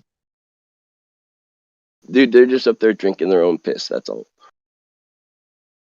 Yeah, that's not even far from the truth. They're researching how to eat their own feces and drink their own urine, allegedly. Yeah, I know. It's funny. Who want to be an astronaut, bro? The fuck, bro? Who want to go up there and like? It's crazy. Like they're smiling all the time, like it's not like a serious situation. You up there fucking going 70,000 miles per hour, like everybody's so chill, having a good time. Oh no, dude! Balloons survive that atmosphere. Mylar balloons survive that atmosphere. Yeah, no joke. No joke. Like, so the ISS is like 230 miles up or something, they say, right? Yeah. And it's got a bunch of like supposedly has a bunch of like badass shielding on it, right? That they're always having to replace because of the micrometeors hitting it and shit, is what they teach us or tell us. Like it's constantly being bombarded with space dust and debris and like, bro, right? Pebble, but how can a pebble hit something 70,000 miles per hour? It's gonna explode on impact, bro. Oh yeah, no, I get it. But trust, like, check this out. So they talk about how like important those are, right? On the ISS. Like even if you give them that and you go, okay, I'll grant you that the ISS is up there and it needs the shielding. Right. At 230 miles, right? So how does a fucking Mylar balloon survive at almost 1,000 miles for 8 years? Yeah, that's true. But the Mylar balloon, how isn't flying at that speed, right?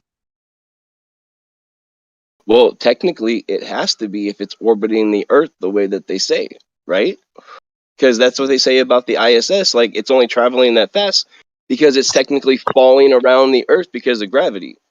They have Mylar balloons orbiting the Earth at the same speed? Dude, they had Mylar balloons orbiting the Earth at 1,000 miles and at 1,000, not 1,000 miles an hour, but 1,000 feet up. So how fast would that have to be, right? Moving for them to be able to track any data from it. I know I read something actually when you say it was like a Russian satellite that was that no. I'm not actually saying that's what you're talking about. I'm just saying gotcha. that there was one of these satellites that were presented to be like a regular satellite, but once you read into it, you realize that was actually a balloon. So I don't know how far fast they can orbit, but I you're mean, talking about Sputnik or whatever. yeah, I guess a Mylar balloon it can do a lot or take a lot of beating, for sure. No, it can't, dude. But dude, what No. would happen if you shot? Dude, what would happen if you shot a birthday balloon with a fucking BB gun? Oh no, I'm not talking about like it taking projectile at 70,000 miles per hour. I'm not talking that. That's like I said. I think most things will fucking explode on impact, bro. Well, that's what I'm saying. So either it's hitting something at like thousands of miles an hour, or something's hitting it at thousands of miles an hour, right? Like, I get what you're saying about the contradiction there. Yeah, I get it. well, I'm just saying, like, it's a balloon, dude. It doesn't have any freaking shielding. But yet they talk about how expensive and how important the shielding is on the ISS. I don't know what is he doing up there anyway. Like, what the fuck is the ISIS doing to talk to me, Globers? What are they doing up there? Doing research? It's retarded. It's the most retarded thing I've ever heard in my life. Like, yo, we're gonna go to the moon, explore space, and then we're gonna stop for 20, 30 years and just do circles around where the place we're at. Like, it's right. It's dumb. It's fucking stupid. It's really stupid. Like, what are you doing? Imagine you're a kid and you're circling your block with the bicycle. Your mom tells you don't cross the street, and then one day you do cross. She says, "Okay, you can cross the street now." And you go to the park. You cross a couple streets. You're like, "Yo, this is awesome." And then you go back home that night. You go to bed. You wake up the next day, but you don't go to the park the next day. You just keep circling the block for the next 20 years. Yeah. But even the thing in itself, like, what the fuck is it, bro? Like, why do we need this thing? What do we need it for? What breakthroughs have ISS solved? Please tell me, Globers. Is it just like a dick measure? Like, look what we can do? Like, what is it? It gives them something to point up at that's a light in the sky and go, I know what that's doing, and make them feel important. And then That's make a it. lie up about what it actually is. That's it. I mean, like, not to get like all biblical or anything, but like it does talk about like wandering star. Like there are wandering stars. There's stars that were I was gonna fixed, take it there. and there's wandering stars. I was gonna take it there, brother. Maybe it's some biblical, because you know they're Satanists. I'm not a raised Christian, but I see what I'm. It's easy to Right? see that on some culture. Or what? I mean, like, dude, it is so close to like ISIS. It's nuts, right? Yeah, man. It's too many coincidences with this shit. I mean, you see them throwing up the devil sign up in the pod. You know, the blue shirt guy doing the Baphomet. You know, people say it's just like a, I don't know. People say, oh, social shit. Oh, it's a rock and roll. It's not rock and roll, bro. What the fuck are you talking about? Oh my god. You see that, right? The clip I'm talking about. They're doing that little witches circle.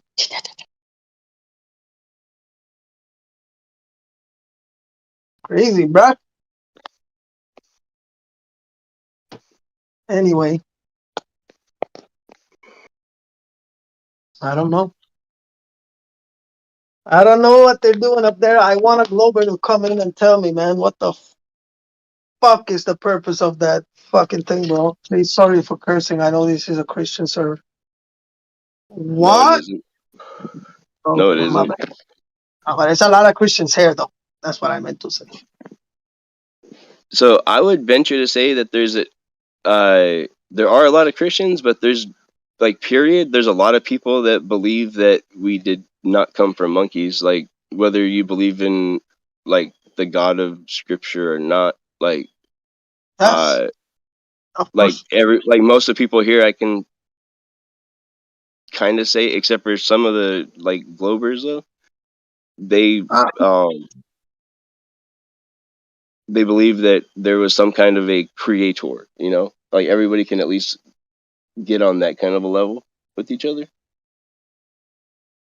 So that's at least a good place to start, right? Yep, for sure. I'm not saying Christianity is wrong. I'm saying I don't know. I have no fucking clue what's going. I just tell people, yo, question it, like scrutinize it, like on your own, not the way somebody else does. Don't watch a video on somebody else break it down and tell you what it says. No, like look at it yourself and you figure out what it says. And then if you don't jive with it, then whatever, you at least checked it out.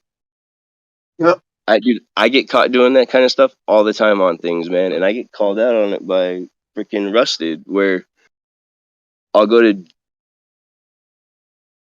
like she'll tell me about something, right? To like tell me to watch something, and I'm like, yeah, no, not really. I tried watching it and didn't really like it, right? And she's like, well, how much did you watch? And I was like, I don't know, like half an hour, 45 minutes of it. And she's like, yeah, you didn't even get through the first episode. She's like, why don't you like give it a chance real quick and see like what happens? Because by like, and she's right, because like when a series is going on, right, like the first like 2-3 episodes, not really much is happening because it's like character building, you know. And if a show doesn't hook me in the first episode, no, bro, I don't have the time for it. I see what you're saying though, but no, there does have to be a hook in the first episode, but it usually doesn't happen until the end. So if you shut it off like 15-20 minutes before the end, you don't actually get that hook. Right. Yeah. I would. Yeah. So like she's called me out on like not even watching like a full episode the first time, and I'm like, you know what? That's a good point. You know, like that's a very valid argument. My brother used to do that to me on stuff. What show is this? No, it's just, dude, it's happened like a couple times on things. What was it? Just want to see how your tastes are. I can judge you. I'm joking.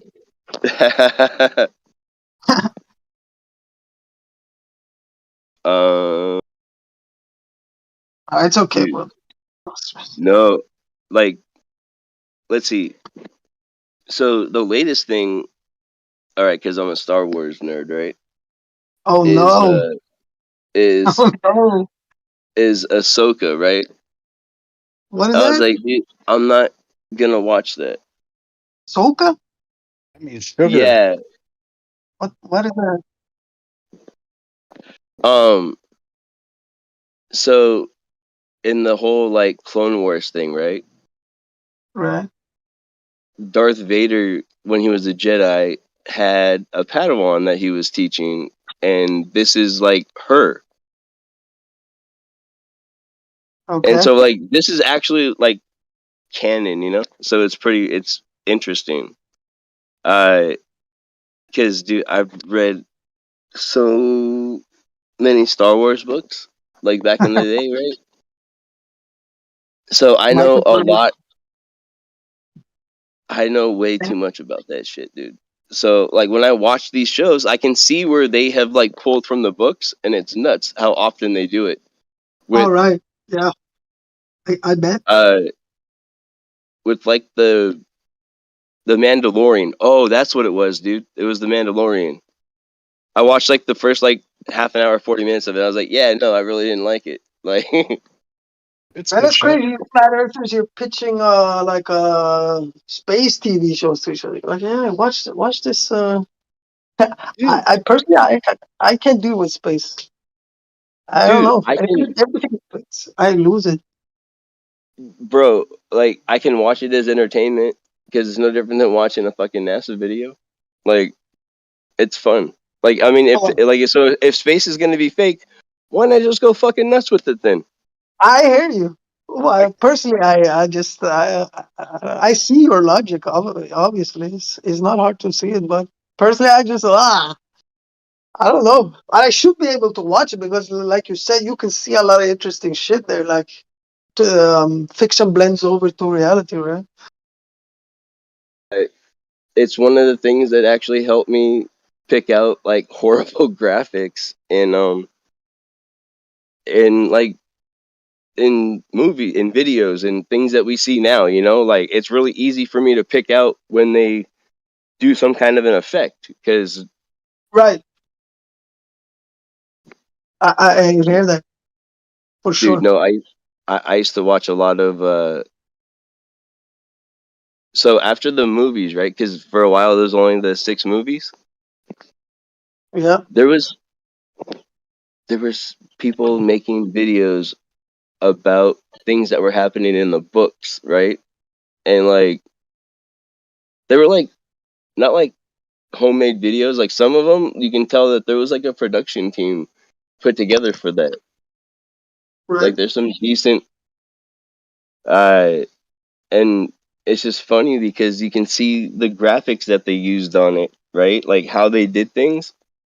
And then you look at what they show us on TV and you're just like, whoa, that's like no better. But people can't discern what they see on TV, dude. They're so horrible at that. I remember sitting there watching like a news report with my family a couple years ago. And the reporter was interviewing somebody and they were trying to play it off as if they were live on the scene. In the background, there was fucking lights flashing everywhere, but the shadows on them never changed. And I was like, yo, that's totally fake. Can't you guys see that? And like, my brother was able to see it, but he was the only one in the room that was like, yeah, no, I get what you're talking about. Like, Dude, that's horrible. The fact that you can't, like, your brain doesn't register that the lighting is fucked up. I've been the same, brother. Like I told you, I laugh at you for years.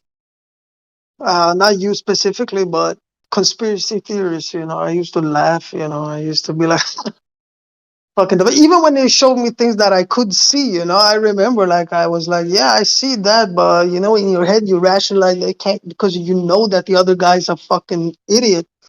And no matter what he says, he's wrong. That's the mindset you have.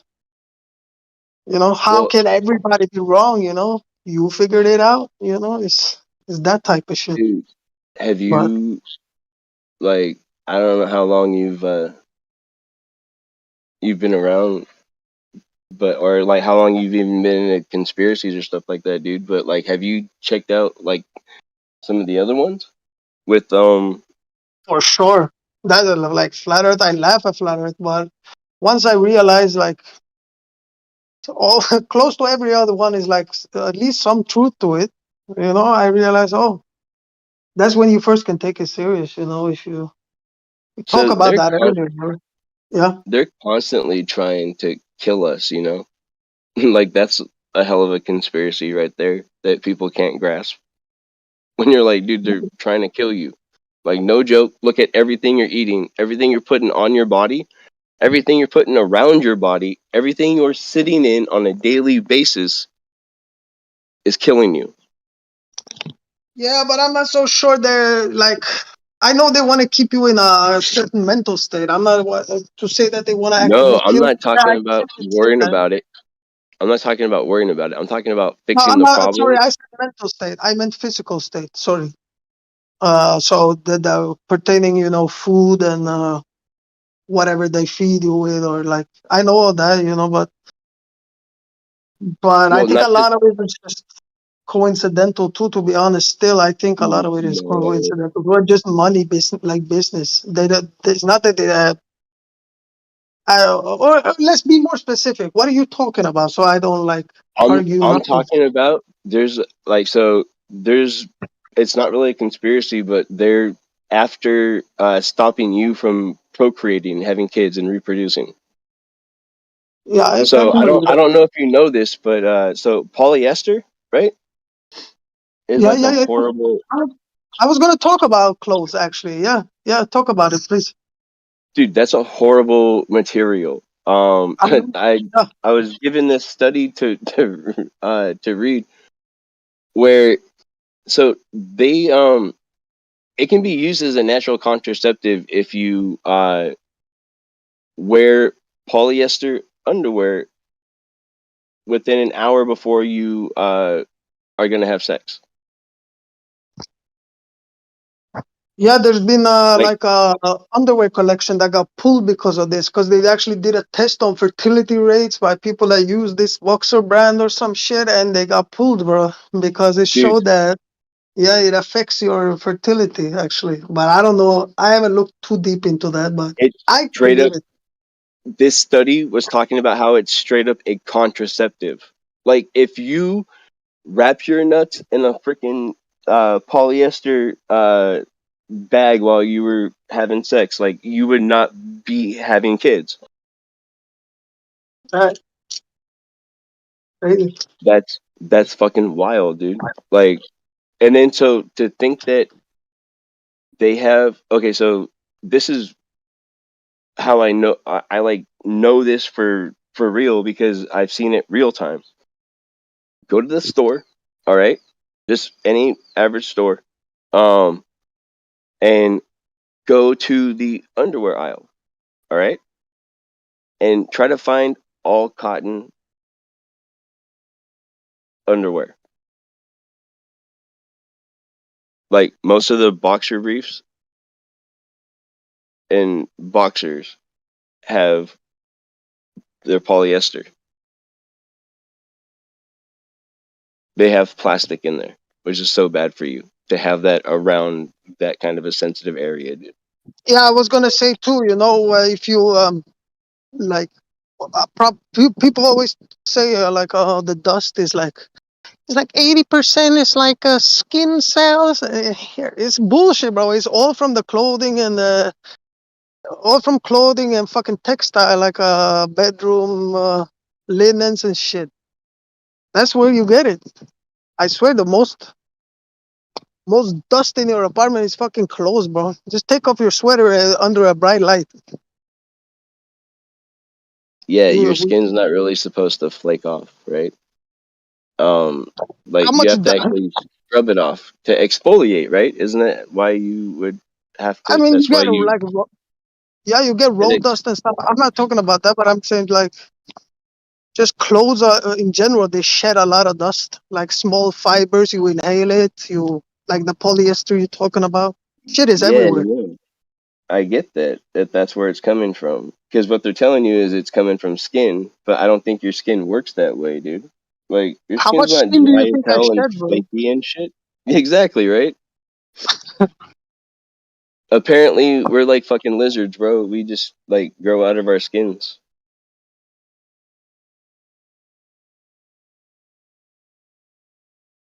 But no, there's a major push to stop you from being able to. They don't want kids. They don't want you to build up an army against them that believes in the same things that you believe in.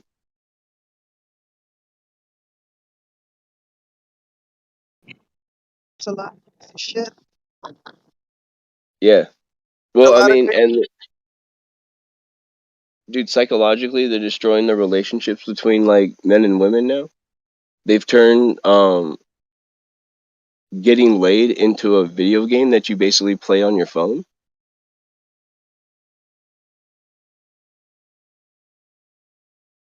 Say again? No, I said that they've pretty much turned trying to get laid into a video game from an app on your phone, basically. Yeah, Tinder.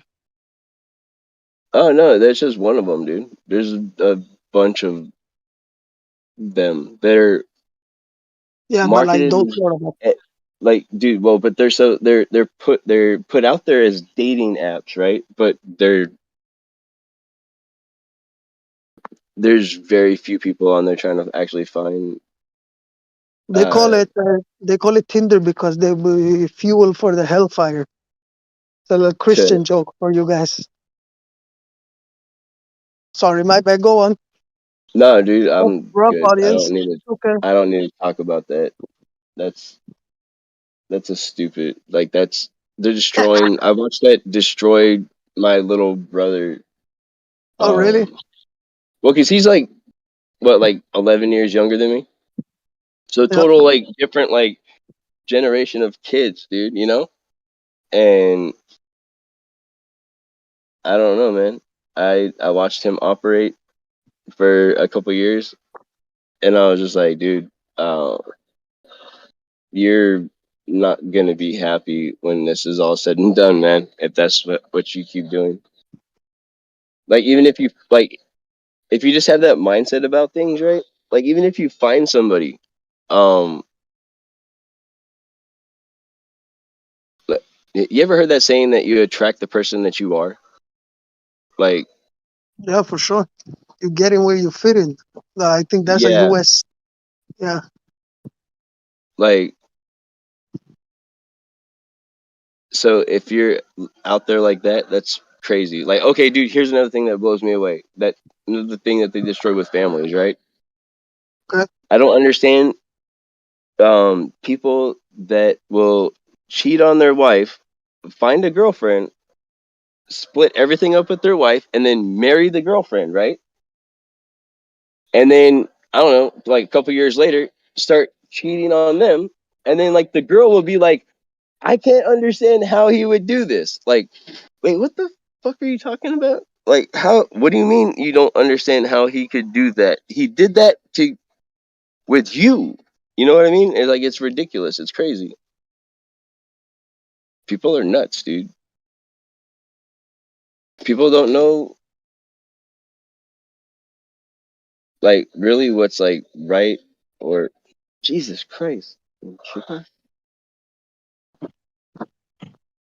give a fuck, bro. That's what I learned. Don't give a fuck.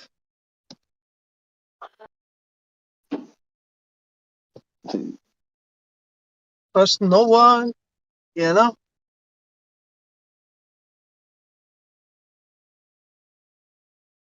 Yeah. No, like love everybody, trust nobody, right? Yeah, something like that.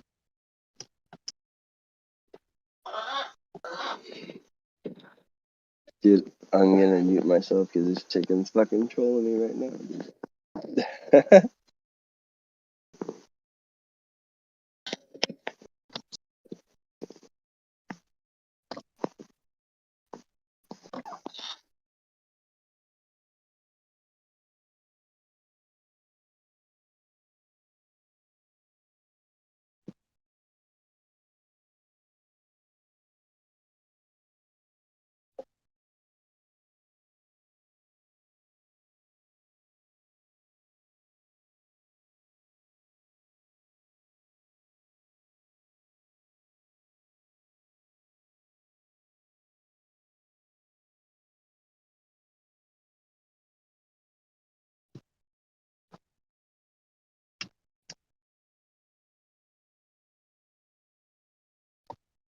So I go into Gems yesterday, right? Yeah.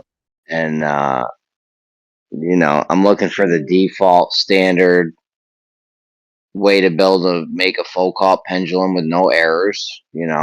First time, first shot, set it up. We've worked out all the kinks over the zillions of years we've known it was a globe. So let's see the Foucault pendulum that we've worked all the kinks out of. And that's cool. What's that? I said that's cool. Go on. I just said that's cool. It sounds cool, but it's a tough question. People get triggered over it. Like I'm trying to start some shit or something. I just want to know what's the setup, what's the design, the schematics, the blueprints, where I can just build this thing or whatever, set it up, Right. and boom, you get your fucking latitude, right? That's all we want to do. So they gave me one that was 6,000 fucking rupees or something. I don't know what number this is. British pounds or some shit. I don't know. Whatever they're using over there.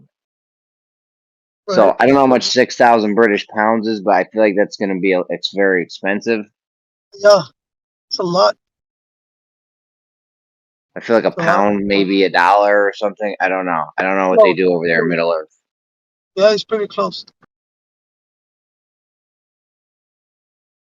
So you have to shell out that type of money to get this experiment going. Is that that's what it is? I don't know. I wouldn't think that is one we need to build. I'm gonna have to ask another Glober because that guy was actually raging towards the end of our conversation. So I don't know if he's very level-headed. You spoke with Blue Marble? Nah, not Blue. I don't know. Blue ain't been around. I ain't seen him.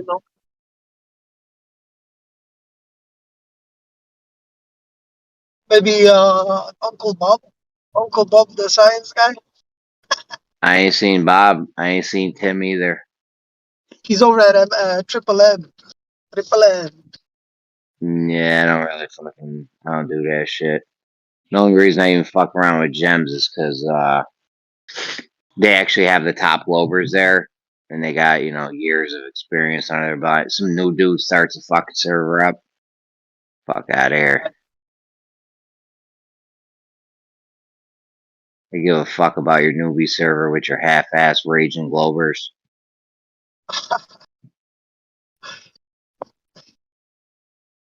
Come on, man. He's doing good. Is he? Who? No. Blue or the Bob or the Triple M guy?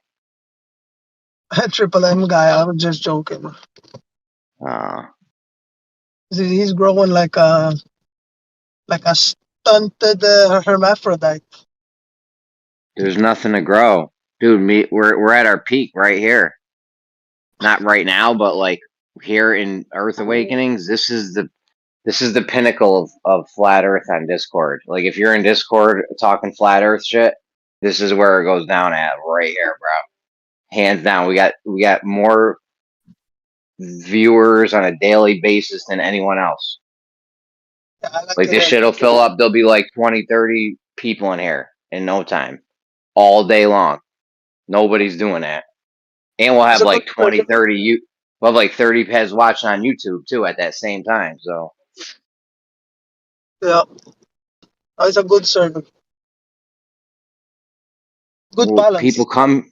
The reason we get that many people is because we're not fucking around. We're not playing goofy, weird games. You know what I'm saying? No one's playing goofy games, talking about like just goofy shit, and we keeps it real. That's it. You do a good job over here. Geo2, of course. I know you're listening in always. Oh, this is all Geo's fault right here. We would have been an absolute silly mess if it wasn't for Geo. Geo is good. He's good. Geo's made us all better people. I don't know who realizes that or not, but it's actually true. We're all. Yeah, I'm not even joking. I may have said some funny things earlier, but that's the old me. Right now, Geo has made everyone that is involved with this better people, I think. Yeah. Blessed Geo. Okay, I'll be back 2 minutes.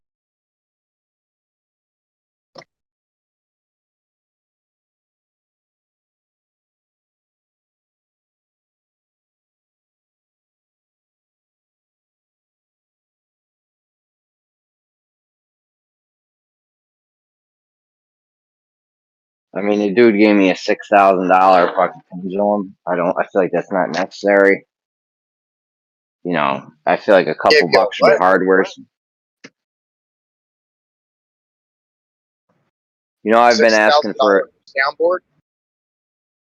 No, how I've been asking for the blueprint or the schematic for the Foucault pendulum.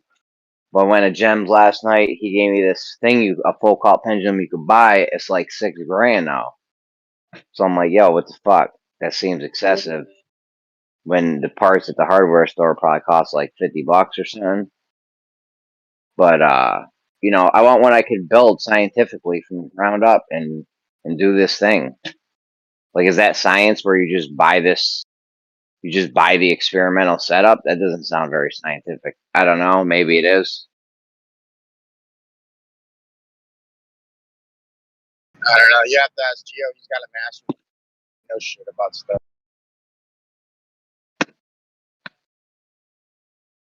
I mean, I want the official Glober one, but or whatever. Ones they've used in experiments. Like, yo, you did an experiment. You got it right. Show us how to build a thing when it's right, after it's right. Like, I don't want to build it, get a wrong reading, have to tweak it. Like, that's not how it should work in my mind. Yeah, I think trying to make buy one already working. Just buy one that already works and move it to different latitudes. Something. Yeah. The thing's $6,000, bro. I mean, that's probably within our budget, but I don't know how many people we really get here. Who's gonna be in control of it and shit? I don't know. Maybe we need to start paying monthly dues around here. Like, everyone chip in $1 a month. Yeah. And then in 30 years. All server members chip in it. How many server members we got? I don't know. You might lose some people on that though. If everyone if it was like, man, Geo ain't about that though. I'm not either. Like, I feel like, if we want to pitch some money in, let's do it. But I'd like to have a thing that we could just build with $50 worth of Home Depot parts. That way everyone could just go fucking make one. You know what I'm saying? It's nothing for me to run a Home Depot right now and get $50 worth of hinges and strings and weights and shit. 6Gs though, that's, you know, now we all got to pitch in. It's a huge hassle.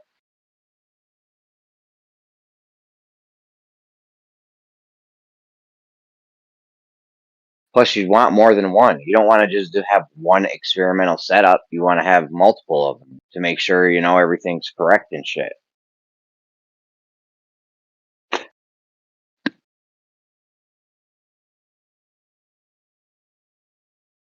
That's got to be the biggest scam, the one they're selling for $6,000. I can't imagine how much that would cost to build. $50, maybe a couple $100 tops. You can charge 6Gs for it? Fucking suckers. But it trade secrets, you know.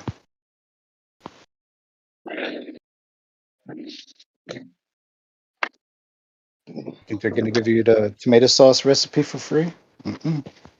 Not on this pizza joint.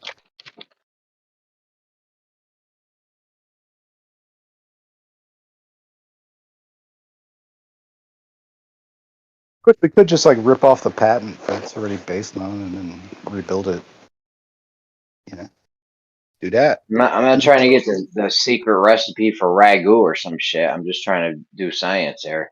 Should be just out there.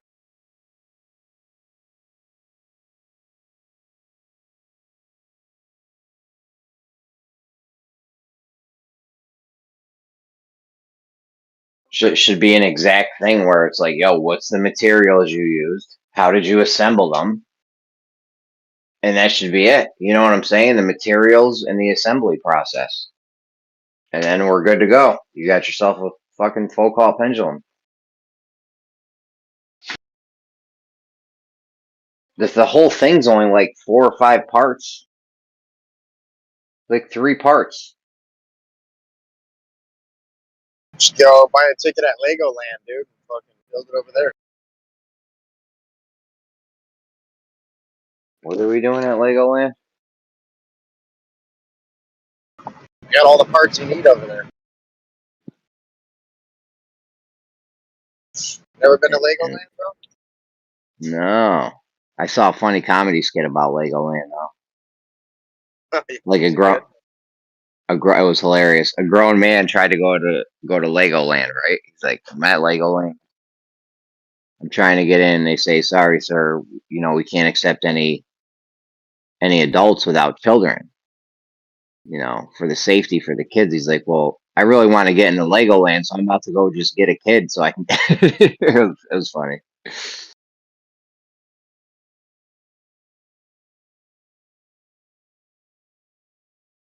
Anyways, I'm sure Home Depot or Lowe's or, you know, one of your box stores has all the parts needed for this pendulum thingy.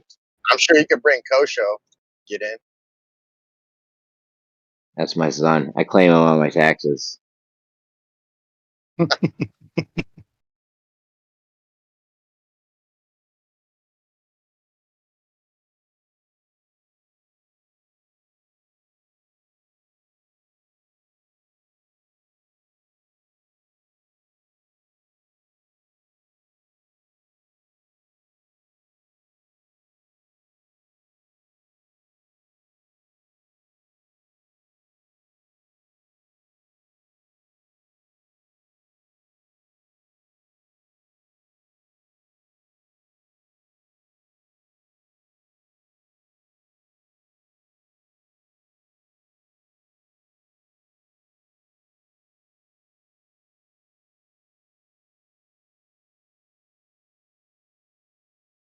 Oh, God. Extremistus interrupting the chat with his silence. Just go on deaf and Extremistus.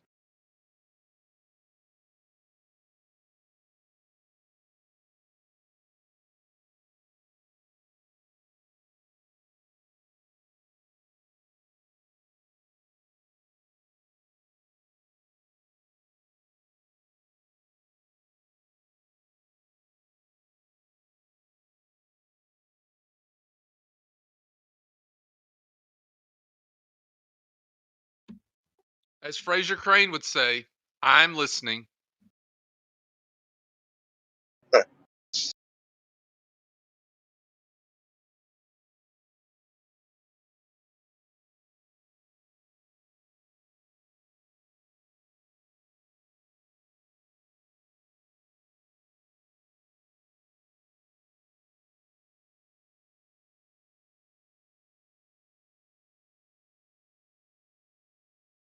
Jeremy, you there? Yo, what up? On average, how many vomit piles would you say you got to clean up a year? None. Oh, really? They don't got you doing that, huh? Well, by the time I get in there, there's people that are working during the day, so they do shit like that, but I don't. I mean, it'd be super rare. Can't remember if I've ever even done that. Oh, you're like the night crew? Yeah, so like if some kid throws up, like it's already taken care of by the time I get there, because you can't just leave puke on the floor. So I just pictured you coming in with like wood chips and shit. nah. Putting yellow tape up, telling everybody get the fuck back. I mean, they did that thing the other day where you drop an egg and some eggs broke. I mean, wasn't even that bad.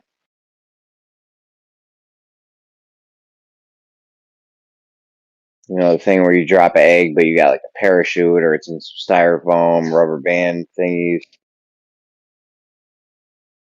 Oh, I got you. Yeah, it's like an experiment. Everybody gets to do or whatever, and they come up with their own design for the fuselage to, I don't know, come back into the atmosphere. What do they do? Like, what's the whole point of that experiment? I don't know. I did it when I was a kid. It's just to see if you can stop the egg from breaking. All right. Yeah. Kind of reminds me of like the shuttle coming back after space travel, making a crash landing. You know, gotta save the astronauts.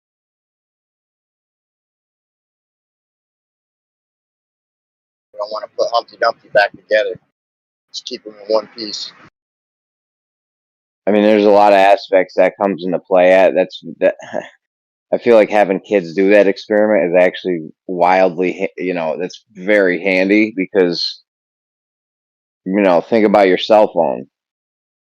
You drop your cell phone, you don't want that shit to break. This egg thing plays into that.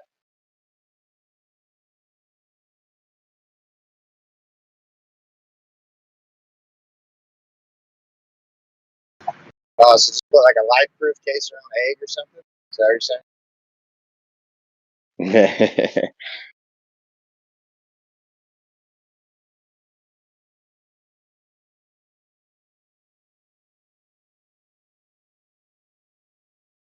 I don't know, bro. I didn't get to do that shit in school. I would have made mine like levitate or something. Got like the Nobel Prize award.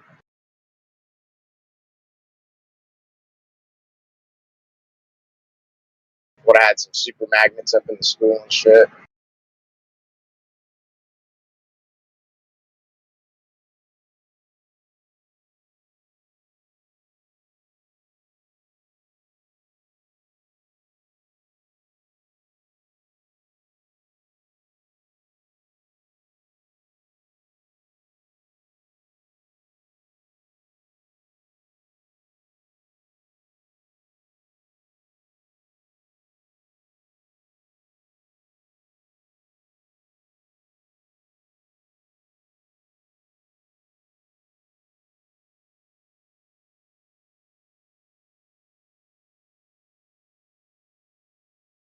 I don't know, man. I'm just waiting for this Ripley rocket, bro.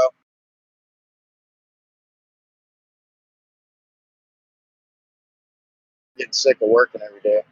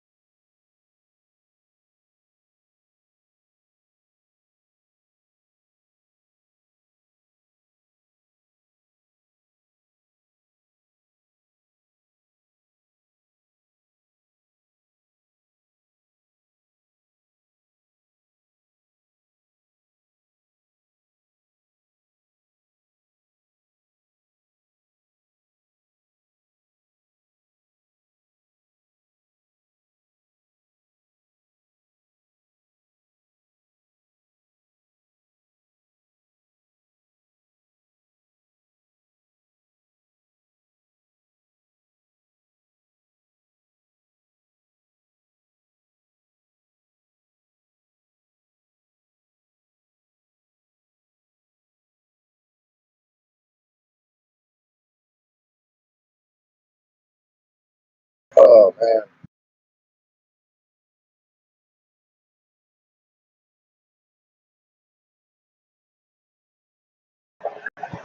Just found out tattoo artist facing 30 to life. But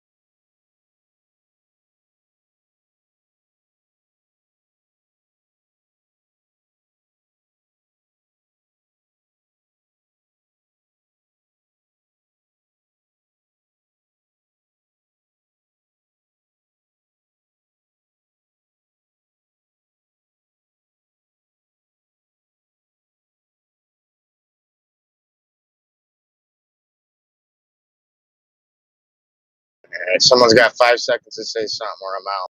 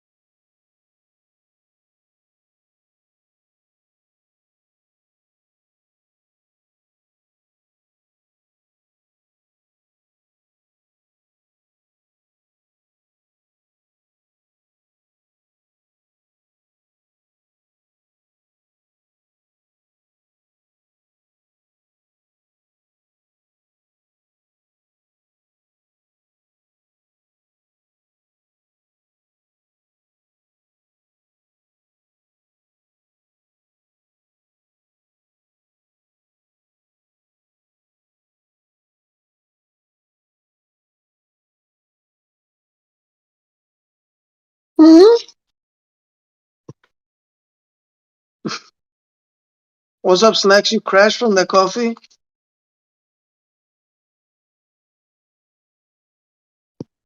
Oh.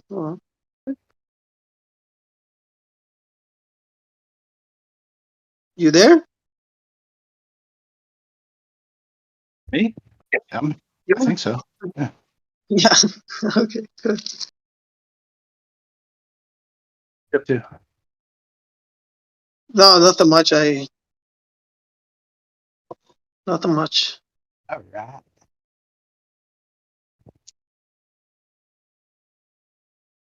I posted a video earlier about a company making robots to make a robot factory, then the robots make the robots.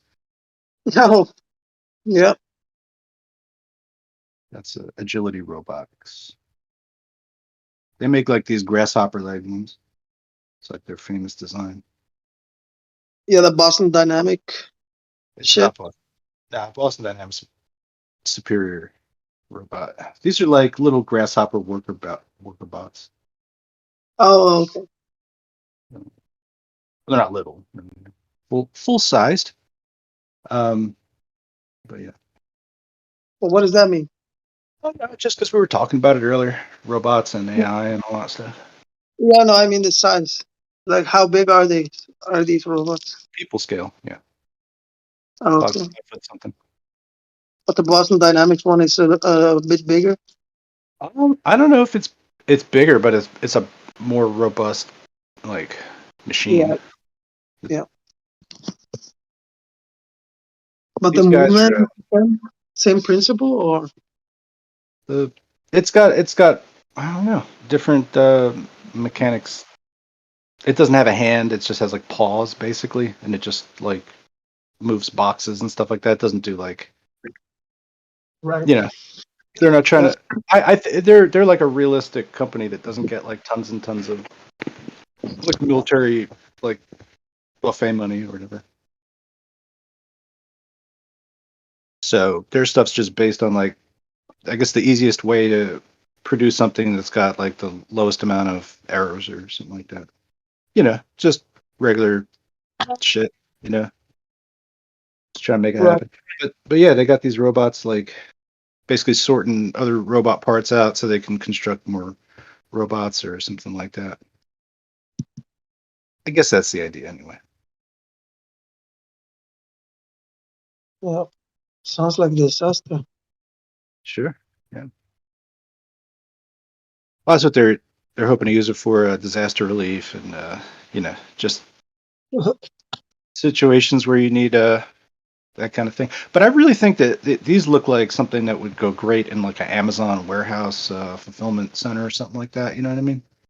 The people getting boxes. I mean, probably a robot could do it too. Maybe.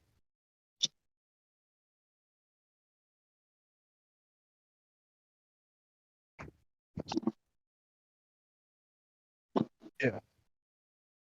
There's that.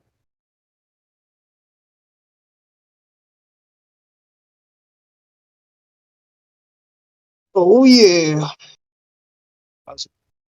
What I was actually just watching was a guy who basically it's not a lot of hard code to write or whatever, but it just hands off like uh, like speech to text from you and then sends it to ChatGPT and then ChatGPT gets sent through something else that talks back to you or whatever. But the guy programmed it to be like a therapist, so it's just interesting to hear what that conversation's like. Yeah. How that works. You could cut therapy out. Robots should be able to take therapists out for the most part. Therapist? Yeah, like a psychologist or an analyst or psychoanalyst. You like that, or you believe in that? What, psychology? No, therapy. You can get better. Psychologist. Yeah.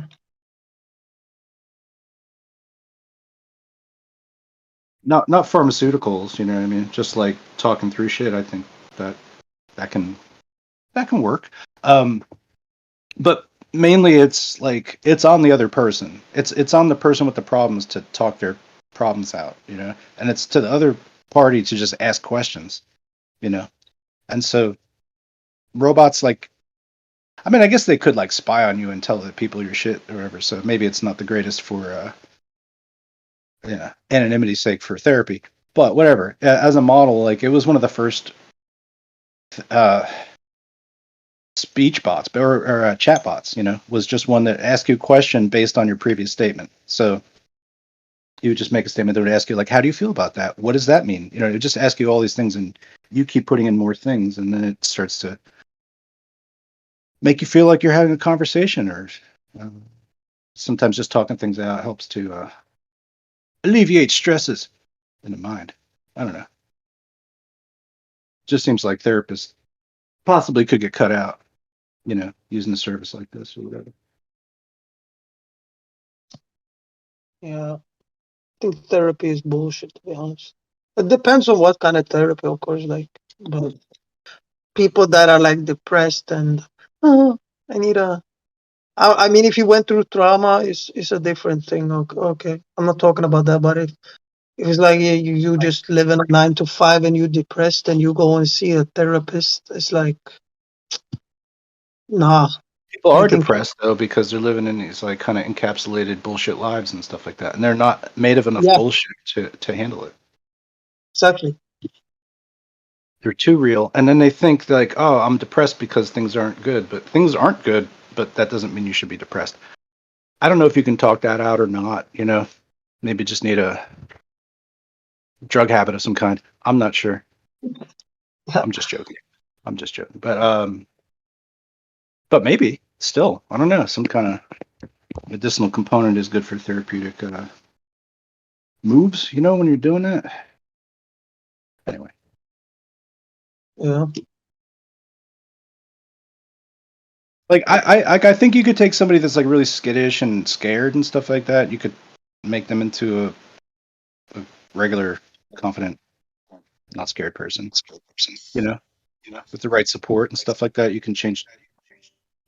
Maybe you can't change anybody, but if they're working on it, yeah, they can do something. Right. It's not magic or whatever. That's all I'm saying. Just like, having the right tools around you to do what you need to do. And if that's just like having somebody with an open ear, then that's what that is.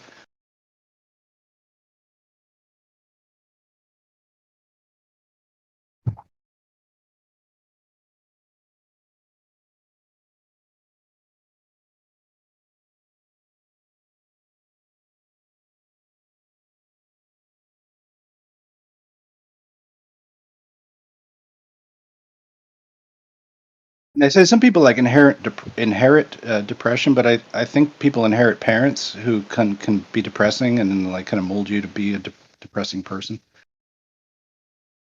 That can happen, right? Surely, yes.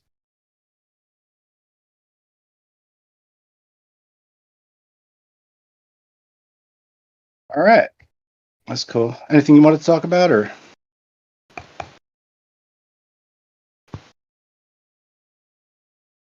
not be here? Also, you could do that too. Just like leave and not tell me. That could be a thing. That's good. All right.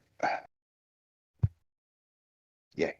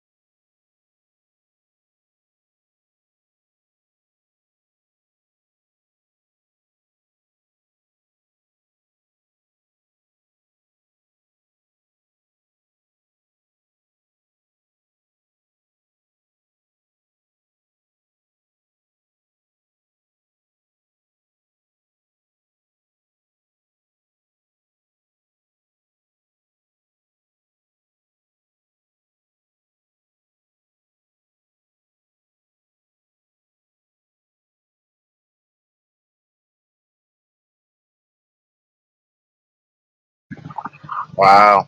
It's really that dead in here?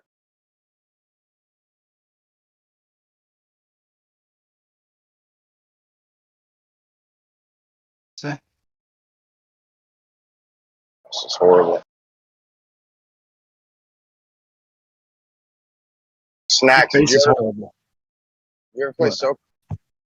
No. I'm bad at those games. Oh, you're bad at like shooter games? I think so. First FPS shooters, not my real. I'm classically trained on NES.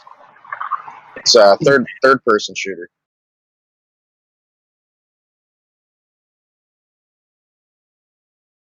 My bad, brother. I got a phone call. What do you think? You just come right back? I'm gonna talk to you again. Is that what you think? Yeah, it was a quick exit. I apologize, bro. I was in the middle of a sentence, man. You tell the Sorry. other person, okay? I was talking to you first. I'm in line. Yeah, I couldn't hear you over the ringtone, you know. Man, excuses. No respect with these people, with these new guys. Oh man. What's up, Dicelo?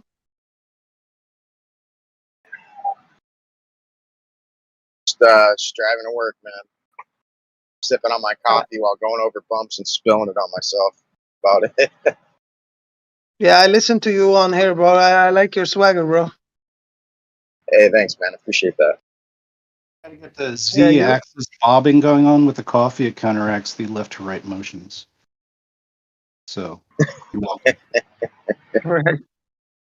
It does. It works. I swear. Just move the Gotta cup put a up and little down. centrifugal rotation on it.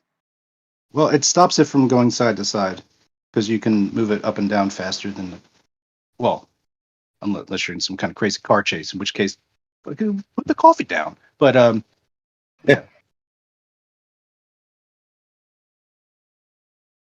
Man, can't talk about that. I'm gonna make another pot, and that's a bad idea. So you need to score that weed, bro. It's 1 hour left. I know, man. I got 40 minutes. 38, 39 if you're counting. Oh shit. That just gave me an idea, dude. CBD coffee, bro.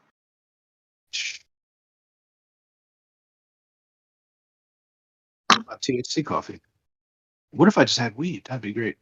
I don't know how that would work out though, because like one's a stimulant, the other's a downer. Like, Yeah, might have some complications.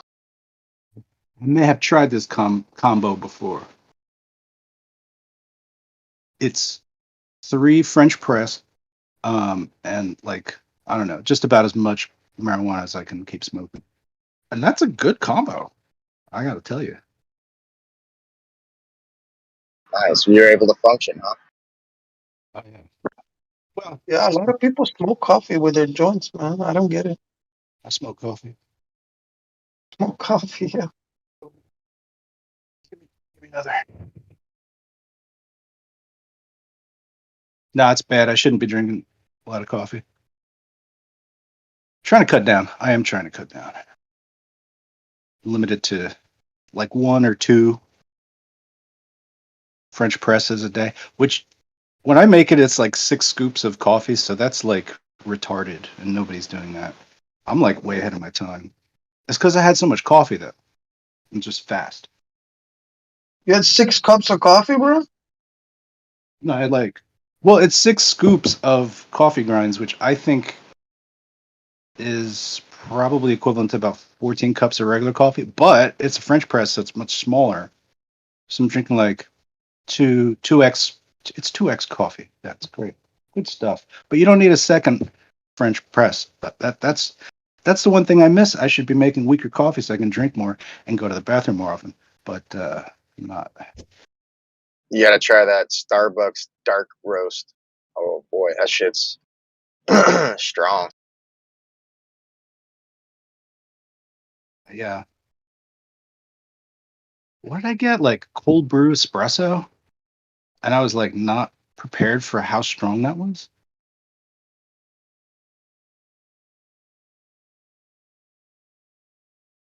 So I had like 2, I think. Yeah, that was more than I needed. You ever used one of those old school percolators? Like the plug-in type? No, like the kind you just like put over a heat source, like whatever, direct fire. Okay. Yeah. To make for espresso or something? That's about it. No, just regular coffee. It's like a coffee pot that you put on the stove, and at the top of the lid, it's got a glass. I don't know, like a glass capsule. So like as the water boils, it spits it up this tube that goes directly to the top of that glass window or whatever, and then it comes down into the coffee, and it just like, I don't know, slowly extracts the coffee from the grinds, and it's pretty neat design. I like it. Coffee percolator. It gets it too hot. I try to keep my water not boiling. Yeah, I don't know, whatever. I just have my way. I figure the coffee's probably better the less you fucking cook it, and just extract it. Yeah. Probably doing it in the refrigerator overnight is probably the best deal, but I ain't gonna plan for that. Come on. That's too much. Nobody got time for that.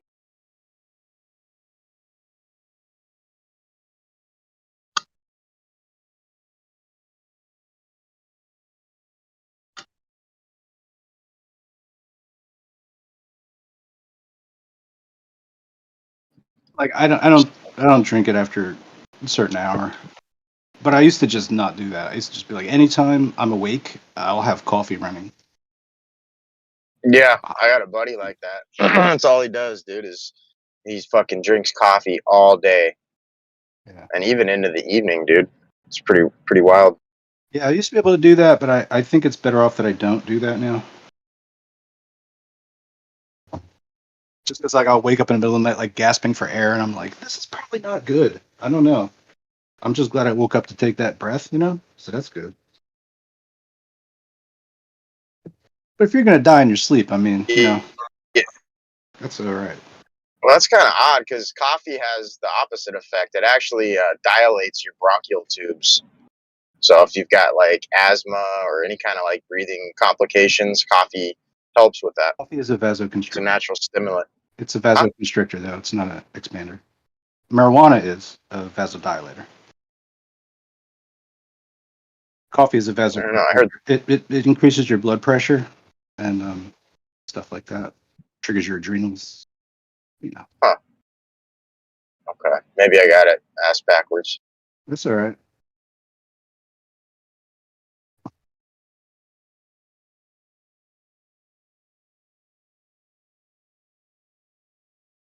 Well, maybe I should just quit smoking weed altogether, find my true potential. Am I keeping myself, from greater things by medicating myself? You think that's possible? No, it isn't. Thanks, guy. All right. What do you think, Dicelo? You're asking the wrong guy, man. I've been smoking since I was 12, like every day. So I don't even know what potential is anymore. Excellent point.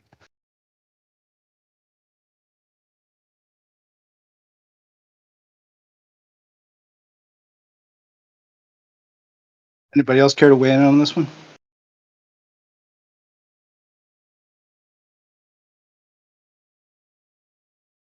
What'd you say? Oh, is my marijuana habit preventing me from reaching my true potential? I don't know. Depends. Yeah. How much you smoke? Good answer. Yeah. I'm not really I really don't really care. I'm just trying to make it seem like I'm not just like some kind of stoner wasteoid. Yeah.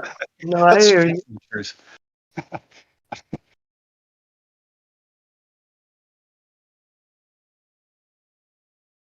No, it's I think it does help a lot of different things. It helps me do them better. Mm-hmm. Yeah, I can appreciate a good joint. Don't get me wrong.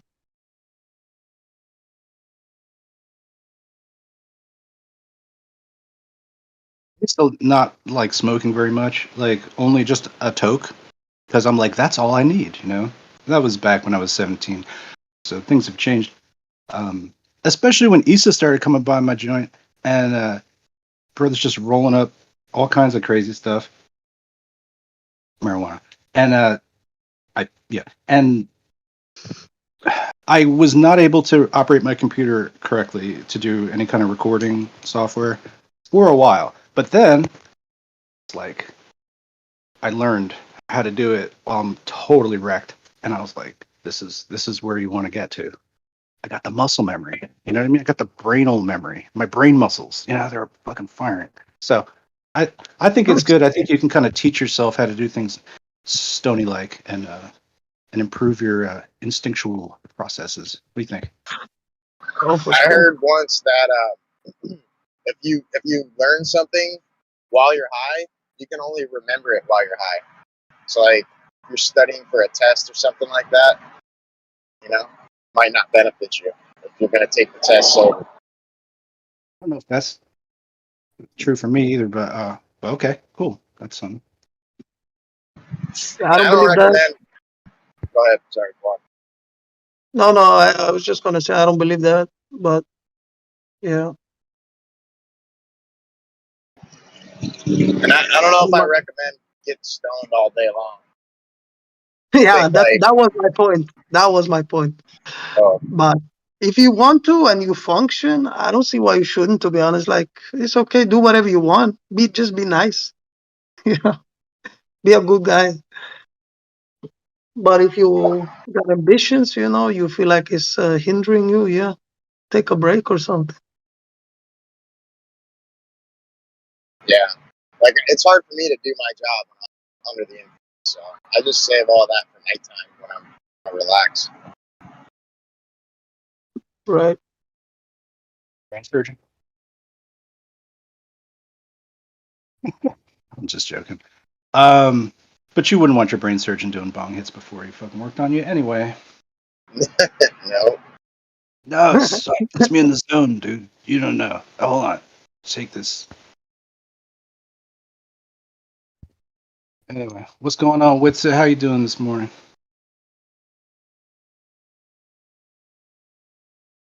All right. All right. Also leave. Sure. Okay. Cool. Realize I'm not the greatest conversationalist, but you know, it's so obvious. Thanks.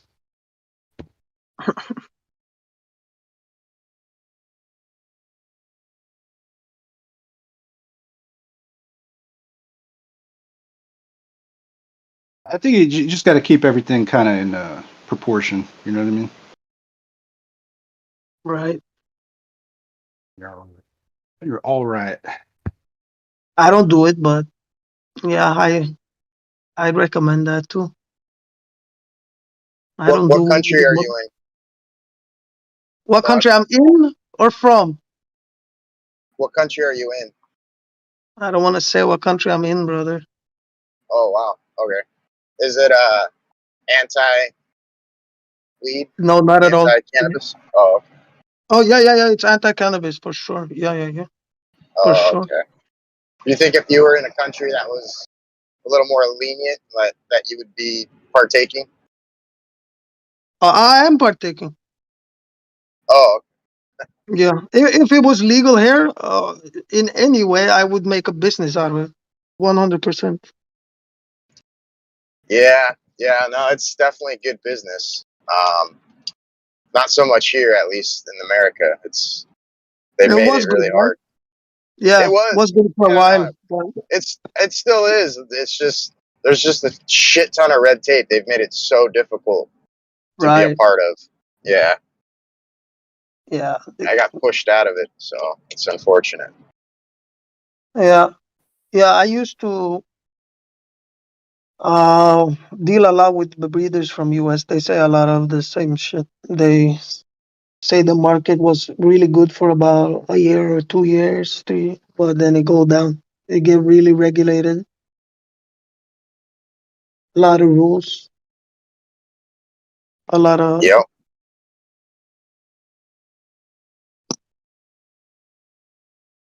That's fucked up. But it's kind of, yeah, who would have saw that coming, you know? Of course that would happen. These fucking cocksuckers. Excuse my language. Yeah. And then it's like, it's really gray on how to legally perceive things, which creates a ton of complications where different departments don't see eye to eye. And I don't Right, know, with man. the It's just, federal, yeah. yeah, makes things very difficult. Yeah. What did you do though? Did you breed something or? Yeah, I was a grower, Good an shit. extractor. I did extracting, Yeah. all sorts of stuff. I pretty much had a part in like every portion of the industry to a large degree. So Right. That's good. I love it. We used to, well, I still do, but we used to run autoflowers. I don't know if you heard about autoflowers. yeah. Yeah, we used to breed like, I don't know if you heard of Mephisto genetics. You probably have if you heard about autoflowers. What is it again? Mephisto genetics. They're huge on Reddit. Very big on Reddit. Our autoflower. But anyway, this we make strains of because they were really popping in 2017. They had some strains that were unbelievable, brother. Like I have never seen anything like it.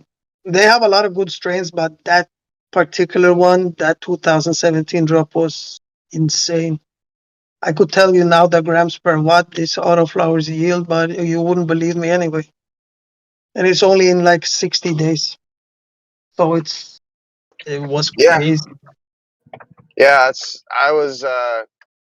my strain was pretty specific to a low amount of time prior to the yield, and I want to say it was between 56 and 65 days, depending. So it was a super quick strain, and that's beautiful. Yeah, the strain itself was like very popular. Like all the rappers and celebrities, like I had a high profile list of list of people that wanted what I had. Very very popular. Yeah. You ever heard of Chameleonaire? Yep. No, but anytime I put a name on it, like people would literally try to steal the name just because the name grew so popular. Yeah. That's what happened with me too. You know that strain.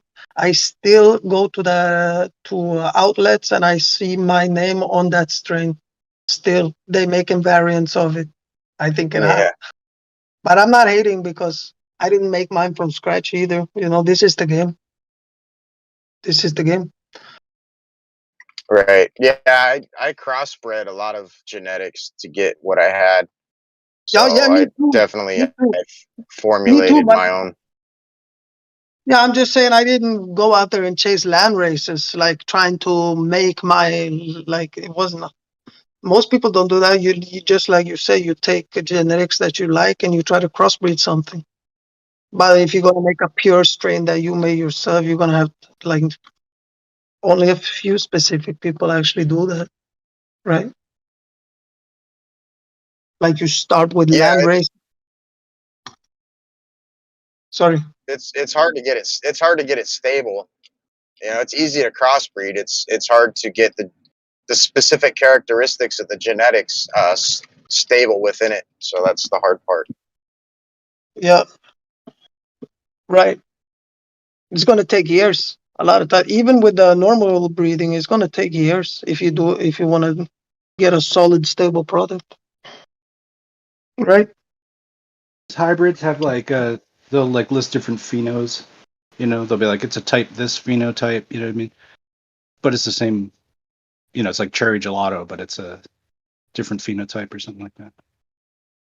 Yeah, basically lineage is like children of other strains. You know, basically they pick the best phenotypes, what they want, and breed it with males that have traits that they want.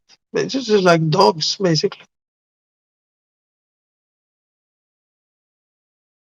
It's not hard either, but it's time consuming, and a lot of places it's not legal. So years to stabilize like a right. What was that? And it take years to stabilize a variety. If you want to get like F4, F5, I'm not sure. You're gonna have to ask Dice Flow maybe, but I don't do that method. I settle for maybe F2s.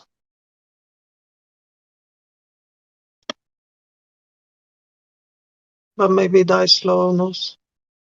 Yeah, it takes about 4 or 5 times before you can seal the deal with locking in those characteristics on that particular strain, and then out of that, like, you still have to have, like, hundreds of individual plants to choose from to locate the specific qualities you're looking for. So it's not only a lot of time but a lot of money. Seed bank, sort of, right? Yeah, you do want to go back to seed every now and then to refortify the genetics, because you'll start losing certain traits and stuff if you just continuously clone. So eventually you do have to go back to seed, and then even from there you want to go actually back to tissue culture, because that's going to eliminate a large amount of problematic issues or pathogens and certain things like that. So there's there's a lot to know, dude. There's a lot to know, and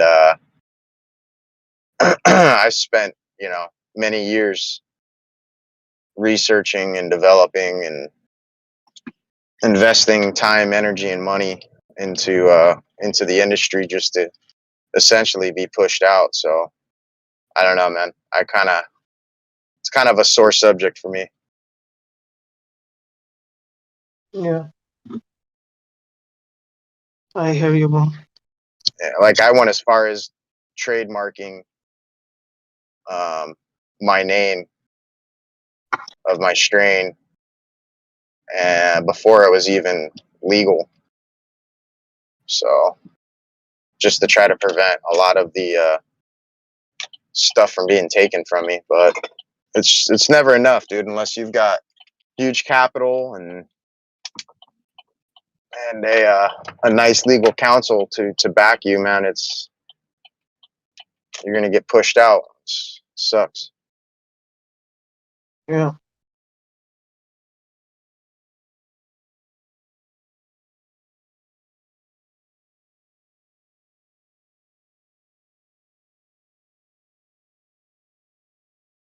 Yeah, That's good. pretty discouraging. What's up? I was just gonna say that's good shit. I like that you did that. I was one of the first people making cannabis vape cartridges before it was even a thing. Like, literally one of the first people ever doing it. And so yeah, like, I came a long way, dude. And it just sucks that I can't apply all the knowledge that I've gained into a career anymore. So it is what it is, man. What do you do today to get by? I went back to my roots. So basically I'm a glazer. I work with glass. All right. Yeah. And then prior to leaving that industry, I ended up getting a contractor's license as kind of just a trophy to myself, and maybe something to fall back on in the future. And lo and behold, here I am, right back where I started. Oh, that's good, bro. You happy with the work you do? No? I like the work. The pay is a whole different story. Like, you know, when you're used to getting like wads of cash at any given time and all the time, you know, it's a huge change in lifestyle. For sure. I don't know if I could do it, to be honest. It was very difficult, dude. Let me tell you, bro. It was very difficult going from being on top to now scrounging. It's like, I don't know, man. Yeah, it's a little disheartening. I've been through, you know, like economically like that earlier. So I know the feeling, bro. It's not a good feeling. But you'll get by. I mean, you at least you have a job now. A lot of people don't. Like, Well, there was a lot of other stress that came with it when you're dealing with that sort of a work environment. There's a lot of stress that comes with it. So I don't necessarily have the stresses that I once did, which is good. But now I have other stresses, so which are actually a little bit more manageable. Yeah, that's good. A little more stable. Yeah, because I mean it's hard to like be a functioning member of society, having people ask you what you do for a living and not really being able to come outright with it, you know, and having to have a backstory, and it's just a lot of stress, dude. And I don't have to worry about that anymore. I'm just the normal dude now. Yeah, you're not. Yeah, I hear you. In one way. Yeah, at least perceivably. Yeah. Fuck normal, bro.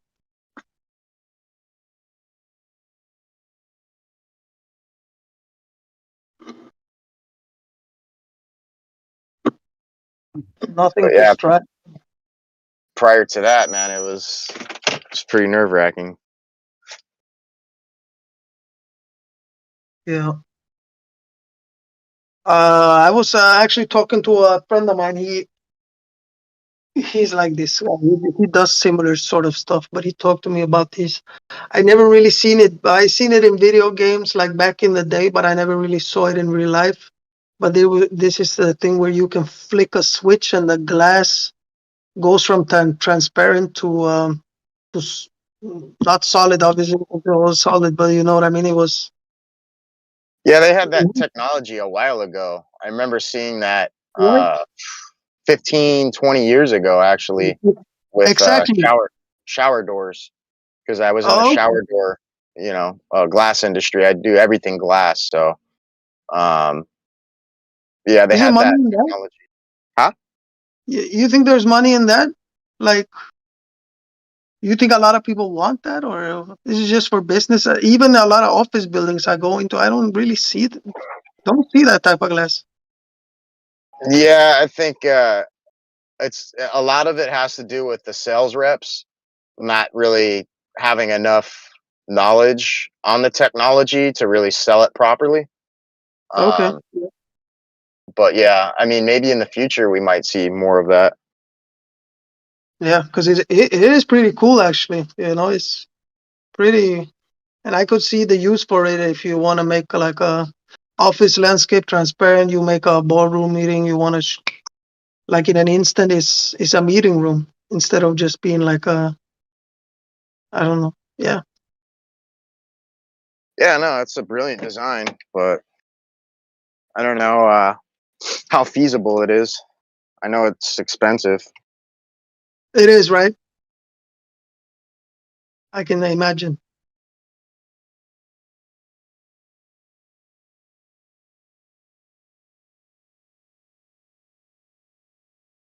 You know how that works? That technology? Like, what is actually happening? It's sending a current through the glass, but what's happening? I don't know. Like I said, it's been years since I looked into it. I'm sure things have changed since then, but Yeah, as far as I remember, it was like a laminate type glass. So it had a film Oh, sandwiched in okay. between two sheets of glass that was, yeah, maybe electrically charged. I don't know. I Right. don't remember exactly, but if I were to guess, that would be something along those lines. Yeah, that makes sense.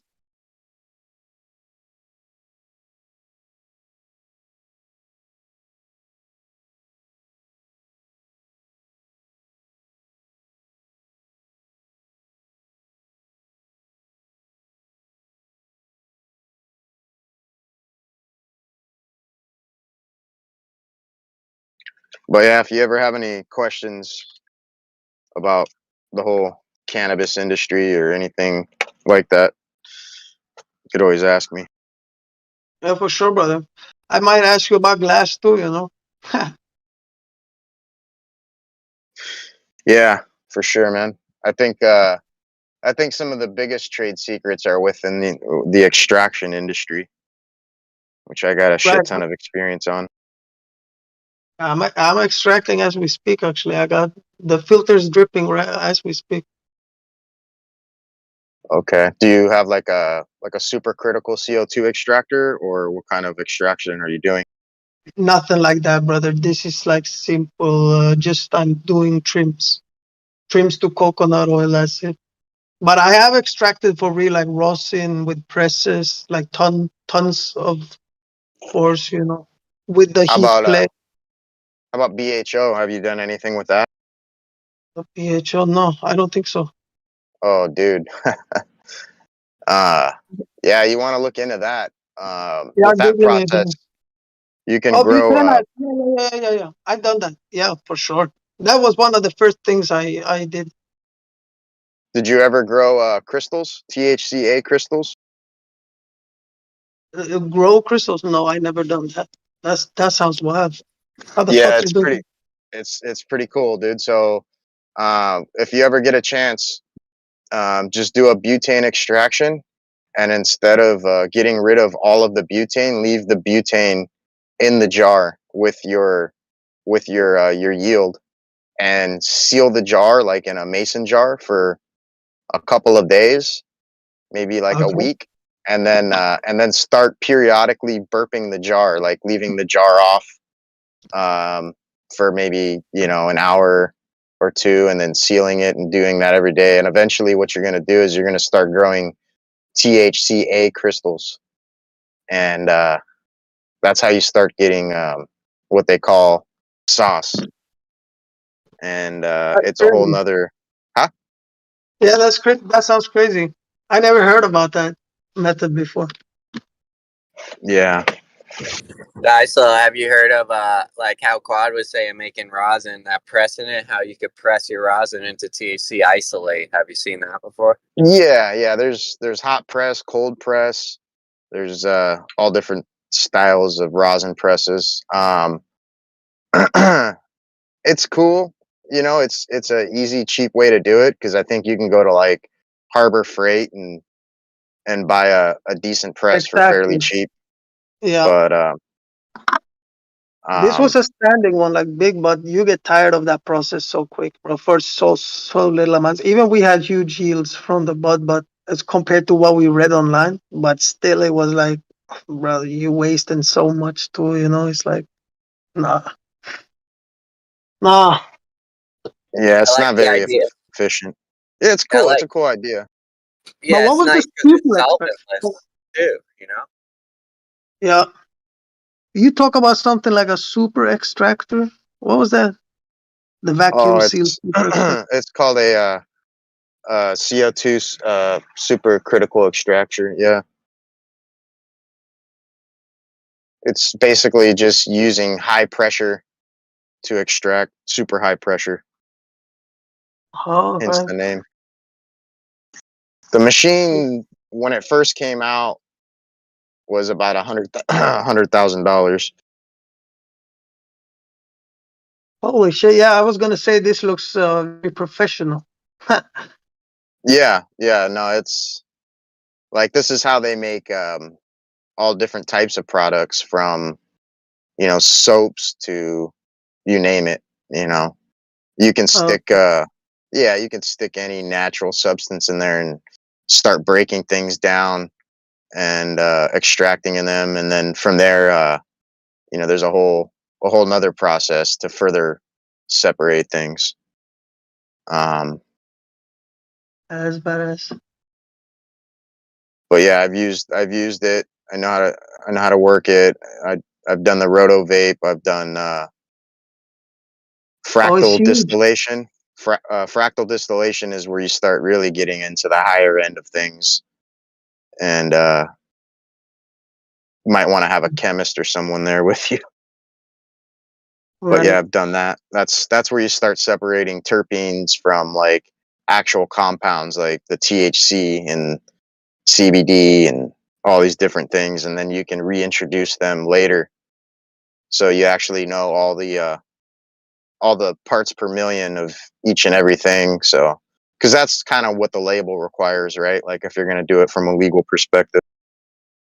Right. This is like crazy. This machine the supercritical, damn, is huge. Yeah, it looks pretty threatening, but it's that whole process is actually super easy. It's all fairly automated. Like, granted, you've got to fill up the chamber and whatnot, but the machine pretty much does everything for you. What comes out of the machine, that's where all the fun begins, because now you've got to start roto vaping it, and then after you roto vape it, you take that, and that's where it goes into the fractal distillation, which really gets, you have to know your shit. I kind of like figured it out on trial and error and had a few minor implosions, but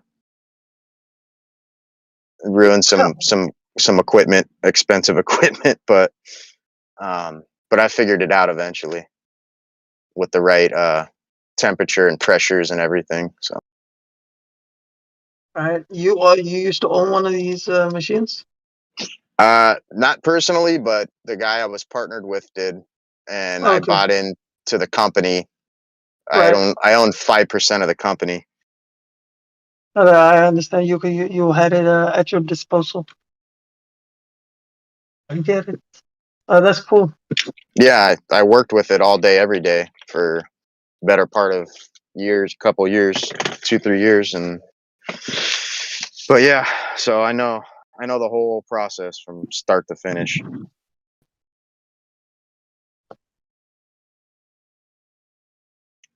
All the way to actually using other terpenes to start flavoring the vape cartridges. Like I formulated a bunch of different flavors that were actually stolen from me. I think one of the coolest ones I made was a lemon Sprite. So when you hit it, it literally tasted like Sprite out of the can. That's good shit. Who stole that? Yeah. I don't want to get into names, but give me the answers. No, I'm joking. But yeah, okay. Was it competing a company, or was it like a friend, or what was it? Yeah, it was a long time friend, friend of 20 years that got really greedy, right? And we ended up partnering with William Morris, believe it or not, the owner of a large tobacco industry, and things just kind of got to his head, and he went a different direction, and I went a different direction. Right on. I hear you. The whole like pharmaceutical industry is sort of geared up around just doing terpene extraction. All of our cartridges were hermetically sealed, and yeah, everything was 100% legit and legal. So it was pretty cool to see and be a part of for the short period of time I was involved. I don't know which terpene or terpene combination, but like just that stuff is the vasodilator. So they theorize it. Well, basically they created like an asthma inhaler that's just like terpene. Well, that's kind of the problem, is like a lot of the terpenes are synthetic in the vape industry currently. and they're not like organically, naturally, derived products. So when you start using things like essential oils for your terpene profile, you start running into all sorts of issues with like asthmatic stuff that's like a inhalant. What do they call it? An inhalant. I forgot the scientific name, but basically it's an inflammatory. Like certain compounds are inflammatory. So I don't know. They do this it's just based on trying to do extract the medicinal qualities of cannabis from a wide variety of different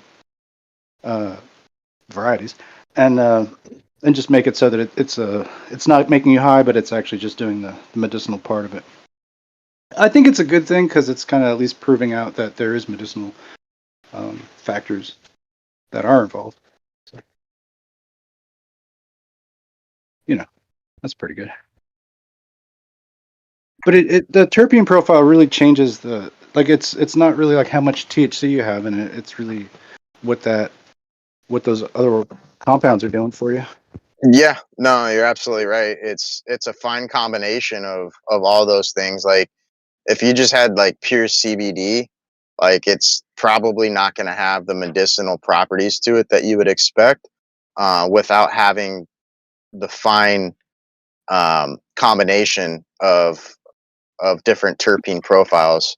So I think what they've come to realize is that extracting the CBD from a multitude of strains is actually what has the most medicinal reaction versus just one specific strain and extracting the CBD from that. So they haven't really honed in on exactly what it is. It's not just one specific thing. It's like a multitude of different things together having some type of like synergy working together. I don't know like exactly what's going on there, but I know it's not just one or the other. It's a fine combination of them all.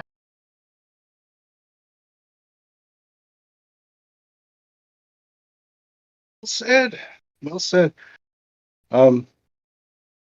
Yeah, I think we're going to see more. I'm watching this space. Yeah, I think there's going to be more research done on it, and that kind of thing. So it's possible that your fractionations would still be something you could do in the future. Huh? Yeah, I mean, I was kind of hoping that I could maybe get back into it somehow, but the problem is like I just don't. I don't want to be an employee for somebody else. With all the knowledge that I've got, like it would be hard for me to just be a peon for somebody else. But I don't know. We'll see what happens. Maybe XRP will hit one day and I'll come back out. I forget which. I just read an article that's basically like they've run a couple different like AI bots at like what they think the market's going to be like for XRP, and I think Google Bard or whatever like predicted it to be like 59 grand or something like that it was going to top out at. Yeah, I mean, supposedly it's supposed to flip Bitcoin. I mean, supposedly it's supposed to flip Ether too. I guess Ether kind of like skated by this whole thing. Nobody knows how. Nobody knows how Ether's gotten away with getting this regulatory clarity approval to continue on, but their day in court's coming soon. And XRP is just a way better technology. So I think there's a time and a day where we'll see the price of Ethereum fall and the price of XRP flip it.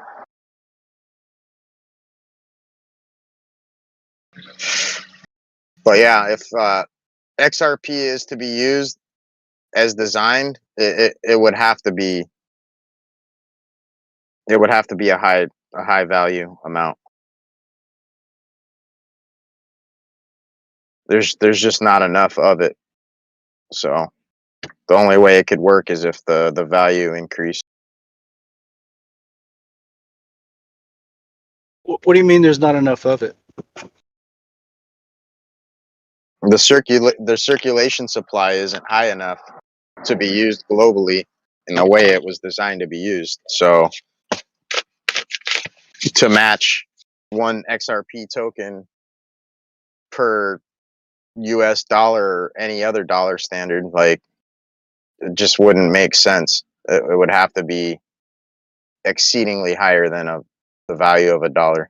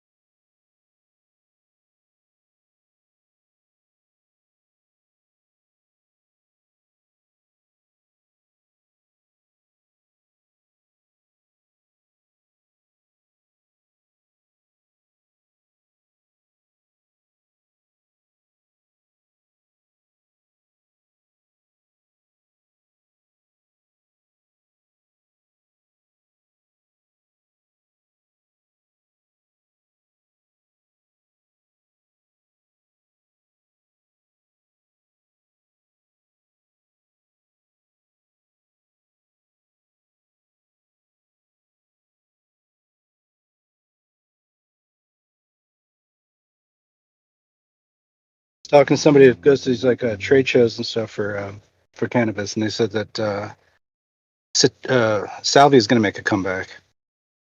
And there's a lot of different products coming out with that.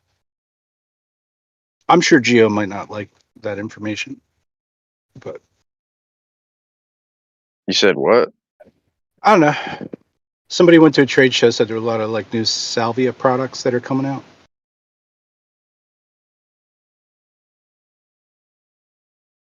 Whatever. I've never been to a cannabis trade show. I think that'd be fun.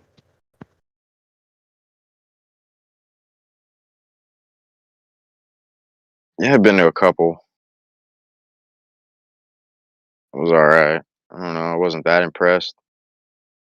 I think one of the most interesting and scary things I saw while I was at one was the implementation of nanotechnology being used within the cannabis industry, specifically for tincture. Came across this company that was coming out, and they were essentially trying to do what I just said. And the thought process behind it was that you could get it into the system faster. I think that was like their little sales pitch they were trying to employ. And I don't know, I just wasn't buying it. And I was kind of concerned about that. Because there's got to be some kind of like, I don't know, there's got to be something bad to that. Vaccine, probably.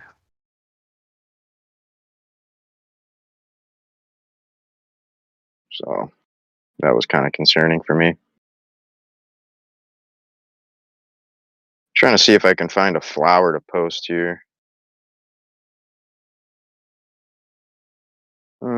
That's probably a good picture. I'll post this one. This was the watermelon Skittles strain. I didn't create it. I bought it, but it was still a really good strain.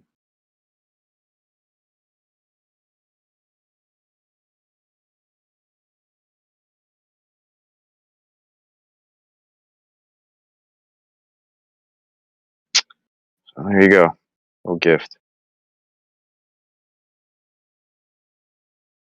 I think they said Skittles is one of the most poisonous foods you can possibly eat. Like, there's not anything else that's more poisonous.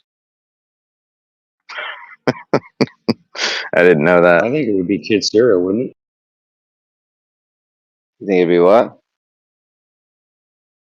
Children's cereal. You know, like Cinnamon Toast Crunch, all those kinds. I've heard that they're the most poisonous food in the world. But I don't know. No, it's probably up there, yeah. But Skittles takes the cake. It's kind of funny, man. They like they're like illegal in some countries, aren't they, Jeremy? Yes, they are. So is macaroni and cheese. These kids at my kid's baseball game in the dugout were like trying to taunt the pitcher, and they were singing this little song, and they were saying, "Hey pitcher, look at me, I'm a Skittle in the tree. Taste the rainbow, taste the rainbow." They just kept fucking saying it all game, dude. It was so annoying. Sorry, I had to throw that out there.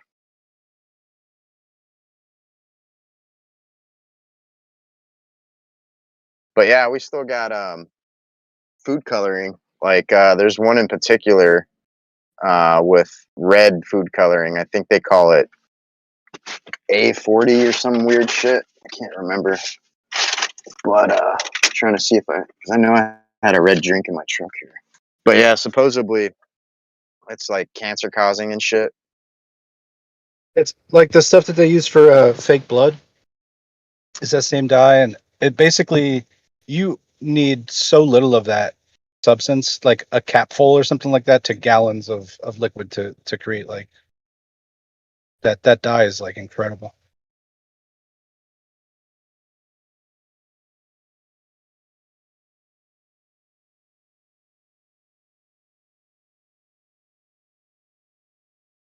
Yeah, with stuff like that. That's the shit. There's another chemical in beer. It's like I want to say it's like an anti-foaming agent, but I think Germany is the only country that's banned it within their shit. So if you get like a German import, like chances are you're probably not going to have that chemical in there. But all other beer manufacturing companies use this particular chemical, and it's fucking super toxic for you.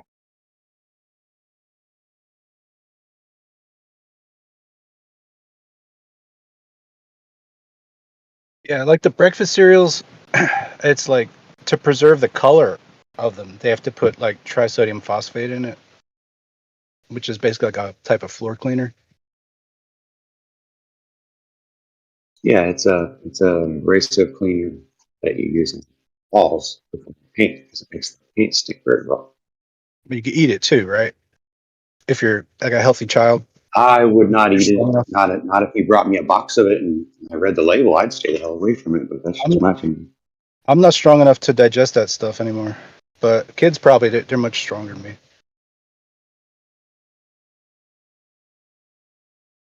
It is fascinating how they put poison in things and then tell you, "Oh, it's just a small amount." It won't hurt you.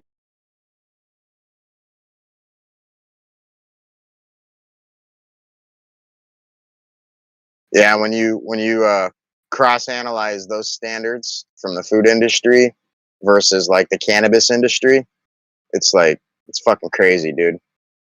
Like there's a whole nother fucking conspiracy right there. The fact that like you can't have anything showing up, like when you do the gas chromatography test and stuff to find out like what all is consistent within your product, and you get like a small minute portion of anything on that list. There's like, I forget how many things are on that list. I want to say 20. It's like automatically that whole batch has got to be freaking just destroyed. And then they let like other harmful products like in food and shit like that. Just, I don't know, bro. It's all fucked up.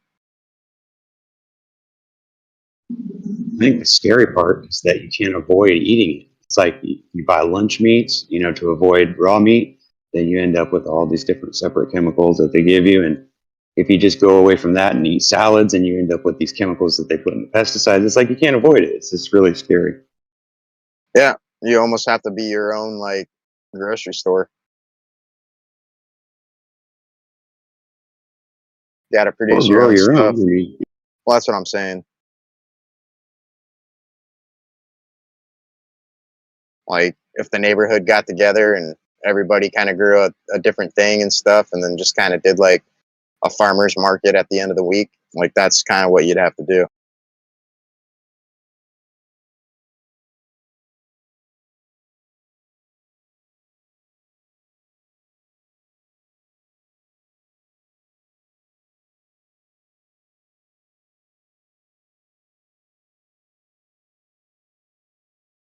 I think Jeremy was talking about that, like renting out a portion of people's front yards, like maybe like a 4x4 or 6x6, square section of somebody's front yard, and just start growing whatever there, and then instead of paying the people cash to use that small lot of land on their property, you just give them some vegetables, like a portion of the vegetables. Yeah, somebody was saying that in here that they did it and they were making like great money doing it. I mean, I'm not even interested in the money. I'm trying to get us all self-sustaining so we can just have food, That's how you take the shit back, bro. Not with the guns or with fucking East's bullshit legalese. Hey, bro, shit. you leave my guns alone and don't talk about the zombie. I'm just saying that's how you do it, dude. You gotta take control back of what do you think they're controlling? Like they're controlling the food, the water, all the shit. Like we need to take that back. We're taking it back. Way back. Way back. Fucking A. I mean, how much thousands of acres locked up by the Bureau of Land Management under the guise of Public Land Use Act, and we can't even fucking use it. Like, that's just a bunch of bullshit. But there's plenty of land out there.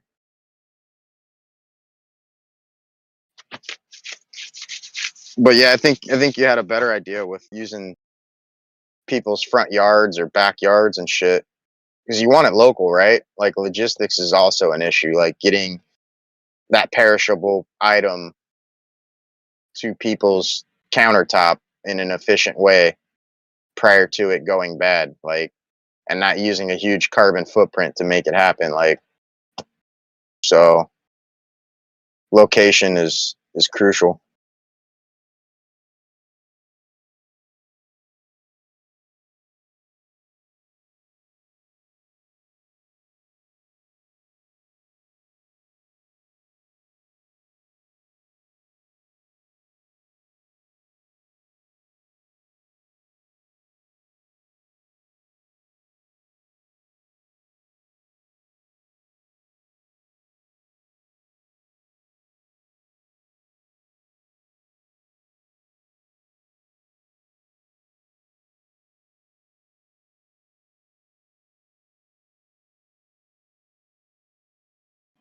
But what we really need to do is just start adopting graphing techniques, where when you can take like any kind of tree, a fruit tree, take a branch off that tree and graft it onto another pre-existing tree, and turn that pre-existing tree into a multi-bearing fruit tree.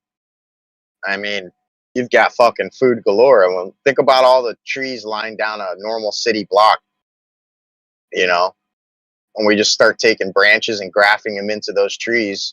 Now you've got fucking fruit hanging off every single one of those trees. No one needs to starve to death anymore.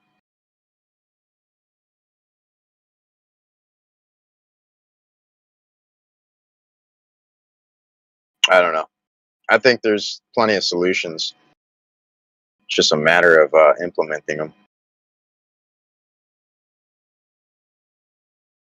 All right, everyone's dropping out, dude. I guess I'm boring everybody with my topics. I'll shut up now. Who cares if we're bored with the topic? At least there's a topic. Yeah, I'm just trying to keep a voice, trying to keep a voice on the mic. But I got to get to work anyway. You're not doing nothing wrong, bro. Don't worry about it. Thanks.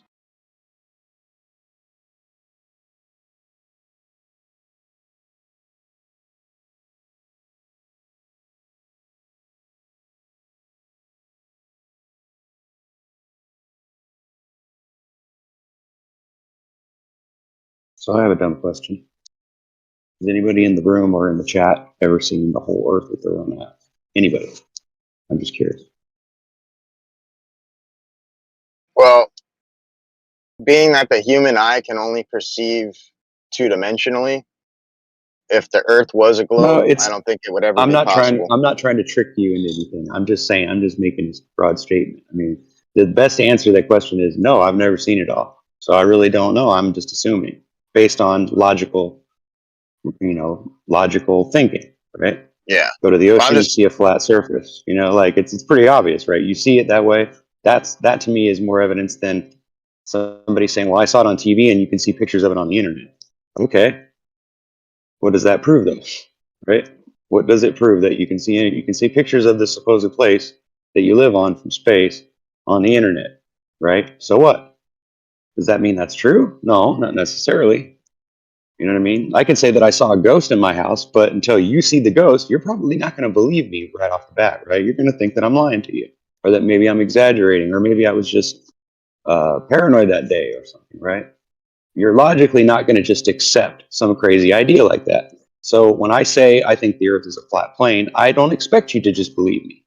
I expect you to take what I say and go and research it and look at the evidence I looked at. That's all I want you to do. I don't care if you believe me. That's up to you. I can't force you to understand or comprehend something. If you don't understand something when it's staring you right in the face, then I don't know. I don't think I'm the one with the problem in that case, right?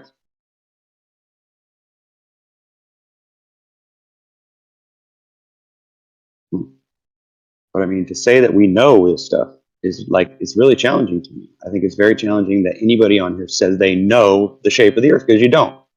Nobody does. If we did know, then we wouldn't be arguing about this. We'd just post our damn information and we'd go over.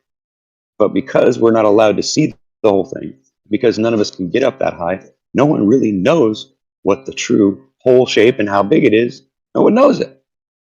And anybody who sits in here and preaches to everybody else, oh, I'm sure of it, they're all full of it. Because they don't know it. I mean, yeah, you can assume logically, but that's just your assumption. It's still a belief. And it's forced to be that way. Think about it. They force you to be in that situation to where you don't have the evidence and the answer.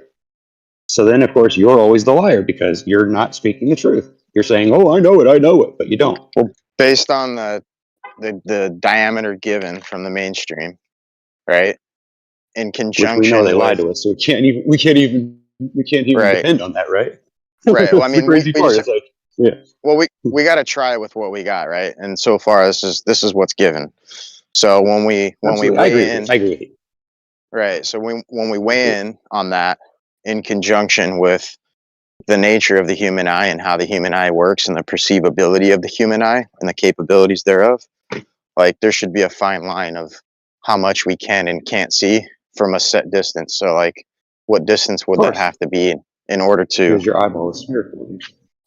Right. So it would naturally make sense that when you do see anomalous things and you see optical illusions, that they would be curved, right? That they would be rounded, or they would be some. It's logical to think that way, but does that actually prove anything? Not really. It looks good and it makes sense and it fits together with a flat plane, but that doesn't necessarily prove to anything, or it's not solid evidence. You know what I'm saying? When it comes to cause and effect. And I wish we had cause and effect evidence, but I don't know that we're ever going to have that. That's the difficult part about this whole conversation, right? Yeah. So my question for everybody, and seriously, honestly, just serious question. Why are we arguing about it when we could be actually testing it and proving it? So, think about it. All the people that are involved in this conversation, whatever you want to call this thing, movement or whatever, think about all the millions of people that are involved in it, that have an opinion about it, that think they're right about it or whatever. Imagine if all those people shelled out $5 and we got a bunch of people together to actually do some tests and find out for sure what the shape really is, or get a camera up high, or set up cameras in the ocean so we could see what parallax really works and how refraction works. I'd love to know all this information, but I don't see anybody in this movement doing any of that. And it's frustrating. It really is. I mean, it's fun to argue and it's fun to feel like you're right and all that, but if we're not looking for the answers, how are we ever going to know? Well, let's just say we had an open checkbook, and we could buy whatever equipment we could dream up. What do you think it would require for us to get some sort of definitive answers or results on the topic? Like, would it be a balloon with a camera attached to it? I'm not sure. Yeah. Well, I would say that probably a balloon would be the best way to go, but because balloons eventually just explode, I would think that, I don't know. Honestly, I don't know. I haven't really gone much beyond that, even though you would think I would, since I'm the one preaching it, right? But this is the beginning of it. I mean, I'm just thinking like we should be testing it. You know what I'm saying? Like, I wish we could. I don't know what the answer to that question is, but I think we could all figure that out. We're all smart people, right? We put our minds together instead of arguing with each other and calling each other liar. I mean, fighting with each other. Wouldn't it make more sense to put our money where our mouth is and let's go find out? Let's go prove it. I think that's what we should be pushing for the most. That's just my opinion, of course. But what do you think? Yeah, I think we'd have to come up with an idea on what would be required. Yeah, I agree. Absolutely.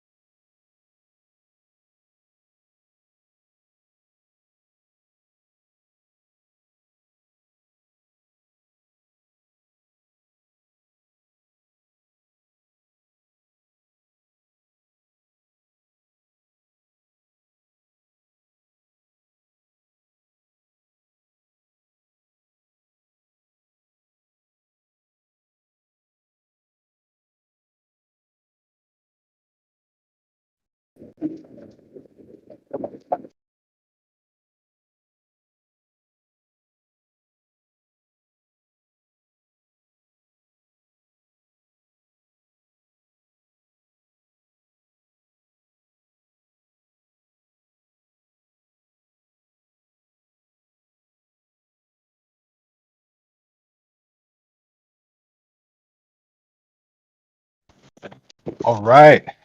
Yeah.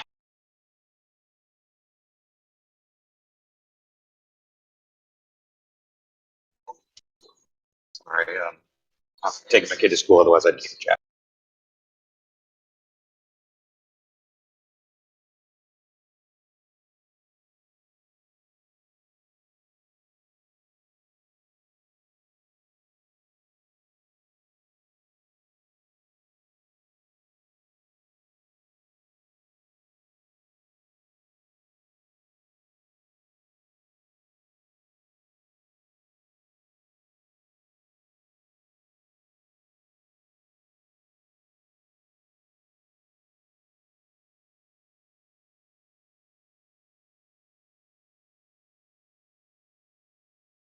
Does anybody else like not sure how old they are, and then they ask the computer how old they are? Pretty sure how old I am, but you never know. Maybe I'm wrong.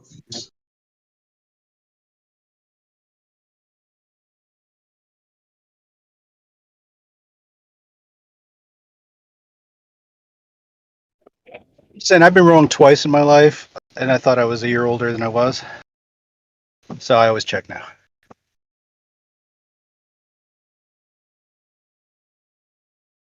How do you confirm your birth date if you don't go by your birth certificate or by the witness or your mother or father?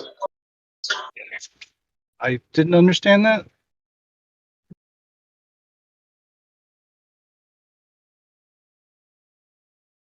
I said, how do you confirm the day you were born if you don't get that information from either your birth certificate or your mother and father?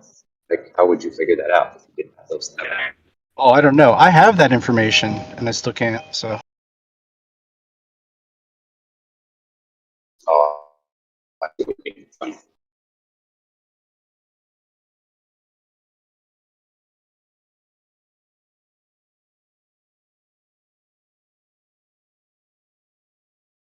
I'm sorry. I'm yelling at people driving. Hold on.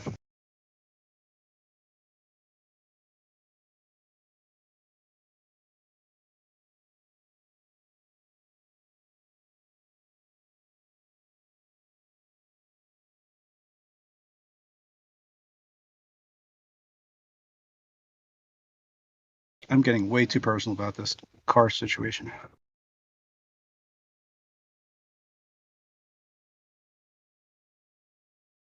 Car situation. You explain. Waiting for someone to parallel park in a space that's too tiny for the car. Okay.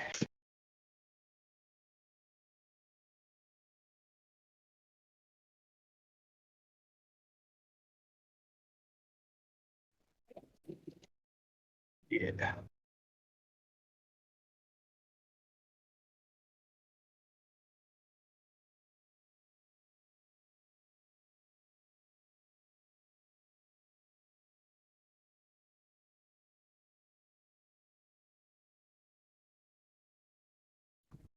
So my weed guy says that there's gold in the sun.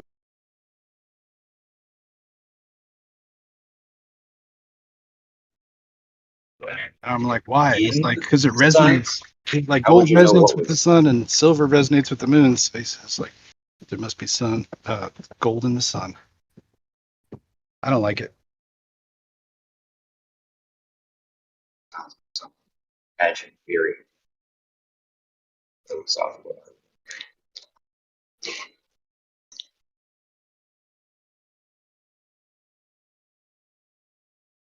Hey, good morning.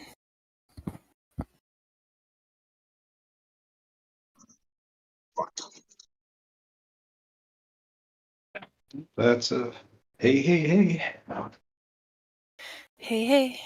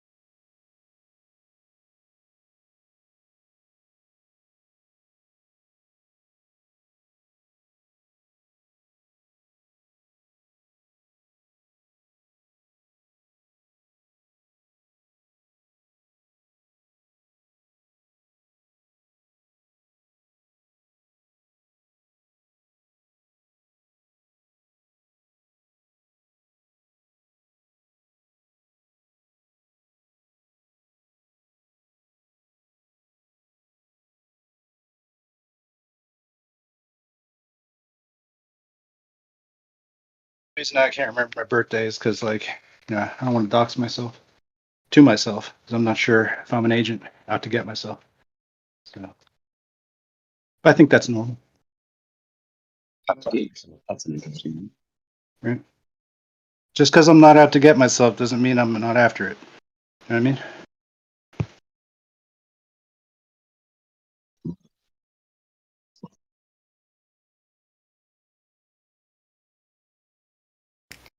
You never know. Hey.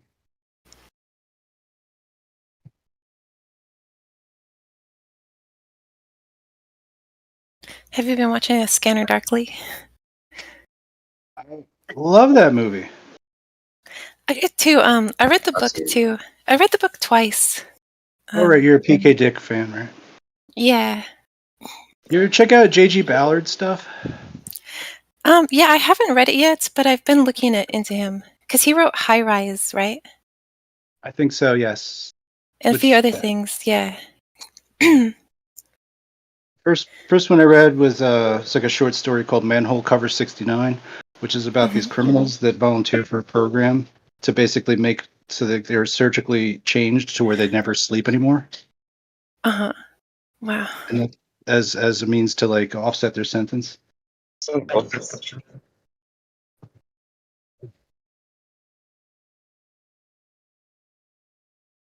a good one.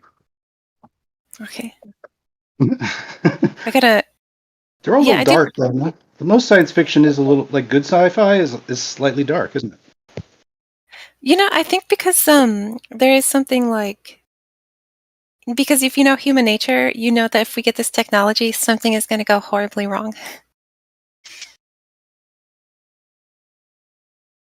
That's only if you fear that there's actually a robot Oh, hey, which Cookie Mouse. doesn't exist at all. Now you'd be like, I don't understand what you're saying. And he's gonna be like, I said. No, he's coming through like scrambled eggs. Yeah. You're scrambled, Cookie Monster. Oh, my bad. My bad.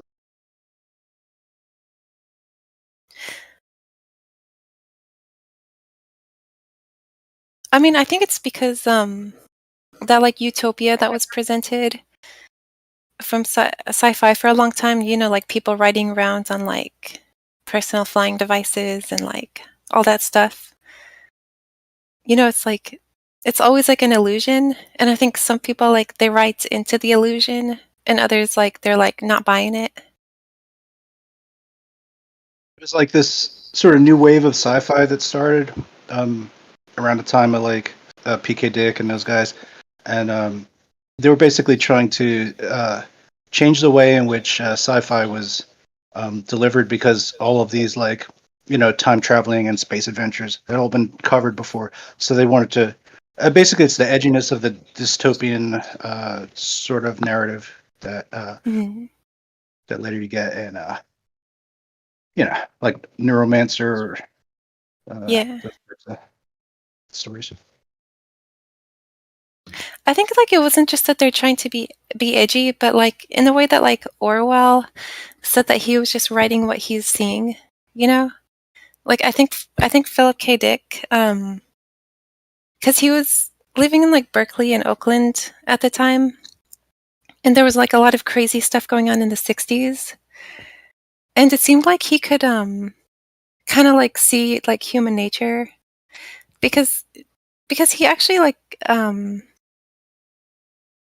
he said that he wasn't trying to like write sci-fi, but he made this sci-fi in order to get published.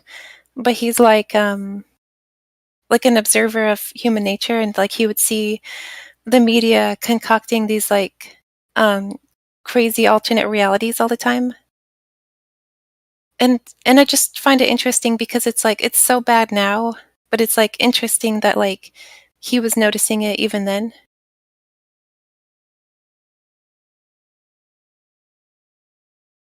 I've been enjoying some sci-fi shows. I watched that Foundation. Did you watch that? What is that about? Asimov? Oh, the Asimov one? It's like a spacey thing. I don't know. Space. I'm going to explain the premise again. Basically, that's from his famous trilogy of books. I suppose. Is it? Yeah. Somebody's got an echo. Echo. It's you.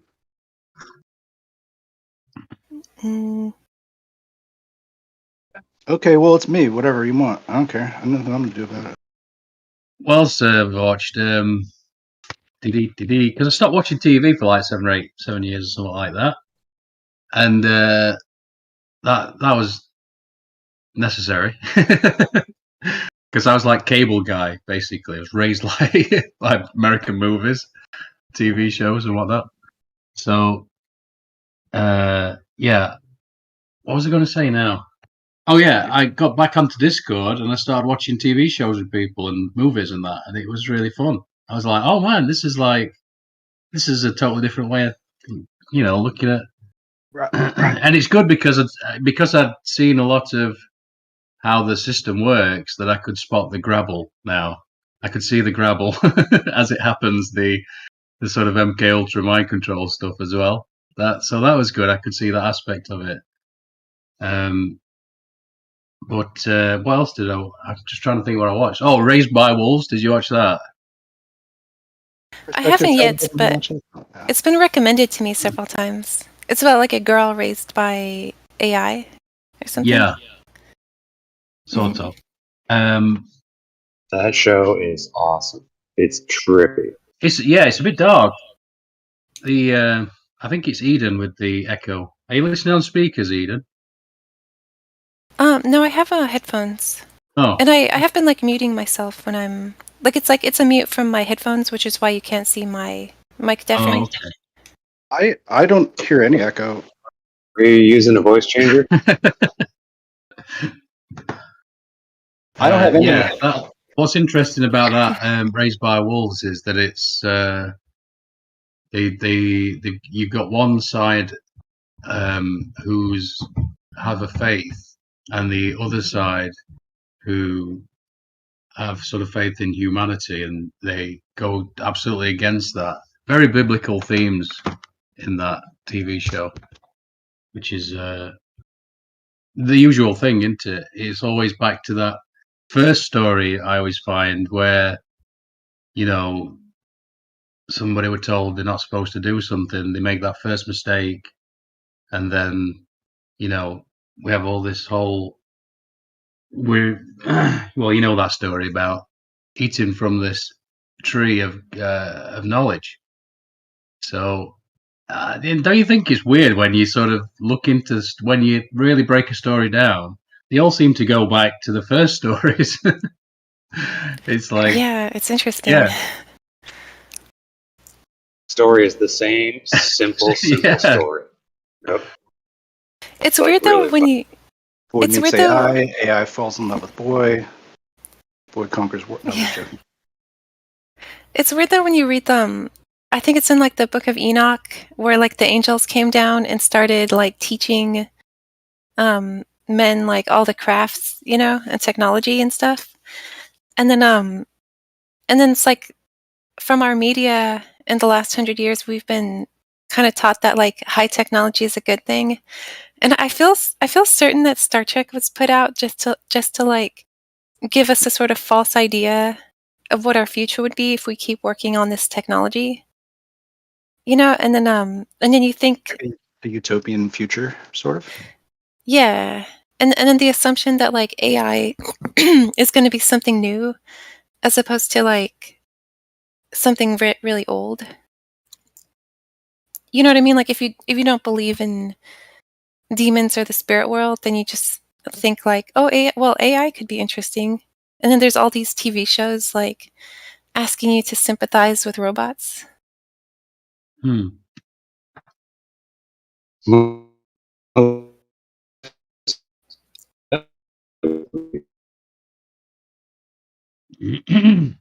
Just right on cue, robots. That's hilarious. Yeah.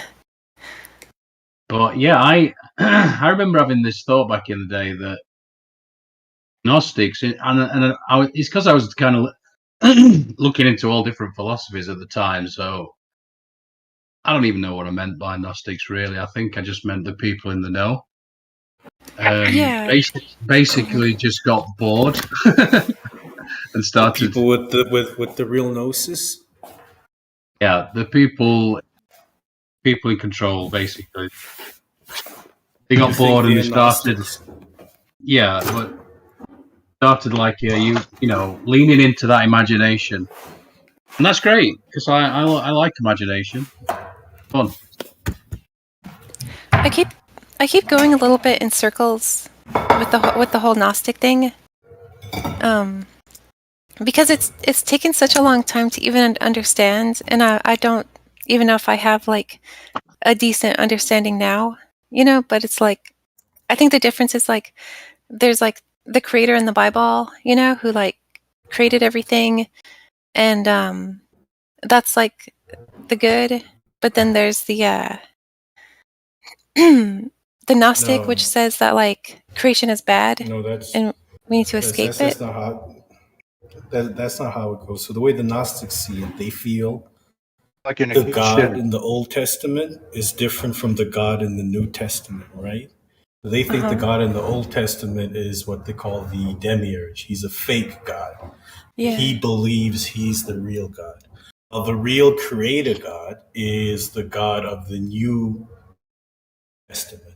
But the God of the Old Testament, the demiurge, the architect, he is the God that created us. We were created in his image. That's why we aren't seen as perfect. And we therefore needed Jesus to come and make us whole and perfect again. You know, so Jesus is what they call the Logos. He was sent by the true God, the God of the New Testament, to come and make us whole and wake us up from this materialistic delusion or spell that we are all kind of, you know, caught on. Oh, okay. That's a good word, spell. We should all think about that. Yeah. Yeah, that's how the Gnostics saw it, you know, like we under some sort of delusion. And their minds, when you take the snacks, what's up? Yo, Wizard. Whatever room you're in has like crazy boomy acoustics. Whenever you can get out of there. Sorry, man. I would love to listen to what you're saying without all that distraction. Go ahead. Yeah, it's my washing machine. Sorry, man. So the way the Gnostics see it in the creation story in Genesis, Adam and Eve, they believe that snake, the serpent, was, you know, a good angel. Some even say it was Jesus that came to help man escape from the garden, because in the garden, God wanted us deaf, dumb, and blind, not to know our true selves. Without knowledge or gnosis, it's when we ate from the tree of knowledge of good and evil that we came to know ourselves. And that's why they see the serpent as a good thing, you know? Would you try this one? Take it off speakerphone and put it on regular phone. I'm not on speakerphone, bro. It's the washing machine in the background. Speakerphone. Wow. Your head's in it right now? Yeah, I have headsets in. I'm sorry, Snake. There's nothing I can really do. I'm in the spin cycle myself. I'm sorry. I can hear him perfectly clear. I don't hear any background noise at all. Yeah, I think it's I can hear him pretty clear too. It's probably my individual nonsense. Yeah. Sometimes it's connection too. Sometimes I'll get like a skip, even though nobody else is here. But remember now, the Gnostics, you know, you shouldn't see them as a different type of religion or whatnot. They're Christians, you know. In like the early first, second century. But what is a Christian? I think that's a good question. What is a Christian? Well, from what I understand, the original meaning of the Greek word, because it's a Greek word, was to be a universalist, right? So someone that believes in a universal creator, as opposed to pagans who have, you know, within their pantheon, they would never. I thought it had to do with Jesus being the savior. No. So the idea is that you are a universalist. You believe in one God that has universal power over everything. You don't believe in a pantheon of gods where there's one God for fire, one God for water. Are pagans just like kind of a code word? I'm definitely not a Christian. Say what's that? Yeah, but you know why that's confusing? It's confusing because like when you read the Bible and the story of Genesis, and they say like, oh, if mankind learns this, then he'll be like us. And then they say us, and it gets confusing. Actually, I don't think it's all that hard to understand. It says in the beginning, then it says that the earth was void. So that means that God created lots of other things before he created us. This is just our story. You get it? That's what I read whenever I read Genesis 1. That's what I see. It makes more sense to me that way. I'm not saying that that's the way you should believe it, but I'm saying that makes logical sense, right? Mm-hmm. Yeah, I mean that makes a lot of sense when you're reading it in and then it says later on, it says, then English. let us. In other words, him and his creations created men. Get it? I think it's easy to understand. Yeah, I mean that makes sense if you're reading it in English, but when you read it in Aramaic or Hebrew, it's a totally different story. Well, but you agree though, right, that if it's an inspired word of God, then it doesn't really matter what the words are. It depends on how you see it, whether or not it speaks to you or not, right? Well, I would need to agree with that first, which I don't, unfortunately. Yeah, I get you. Yeah. I do think the people that wrote it were inspired, I just don't know if I would go and say it's God that inspired him to write those things or God that told them to write those things, I've even heard some people say it's God that wrote the Bible himself, which is a bit of a reach. I guess that goes to whether or not God has a physical self, right? Does he have a body? Can he touch you? Can he shake his hand? I don't think so, but I mean, I'm not saying he couldn't put himself in that position. He could.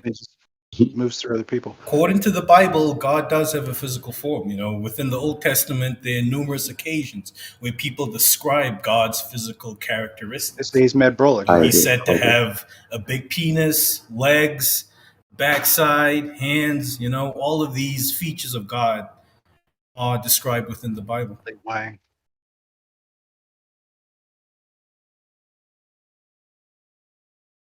Is it like? I don't remember seeing a giant penis in the Bible, but I could be wrong. Are there examples of any kind of sacrifices done in the Bible? Let's say, hey, let's kill the sheep or something like that, or because it's Tuesday.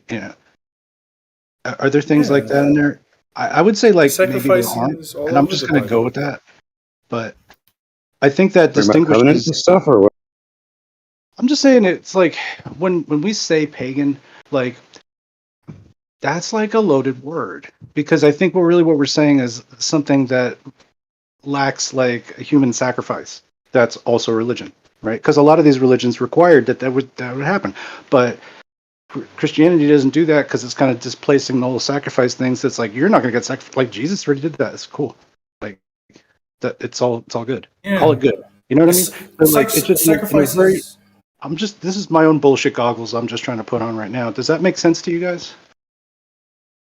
Oh. But yeah, sacrifice is all over the Bible. The Christians just got rid of it because they had this concerted effort to try and be different from everybody else.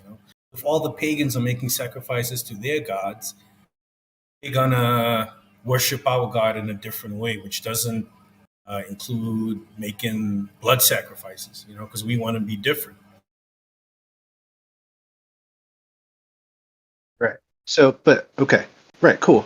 But there were probably like a fair amount of like religious organizations that didn't have blood sacrifice, but we still would say that they're pantheological or like polytheistic, yet not requiring ritual sacrifice. But I'm just guessing that that's true. Like, I don't even know that for a fact. But I've never heard of one. I've maybe like there's no. I've just never heard of one.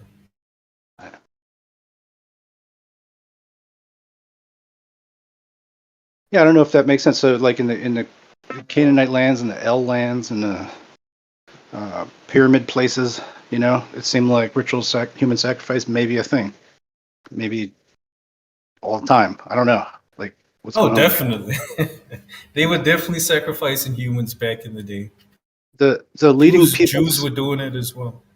I think the people that really caused all this history to really start, might be the Scythian people.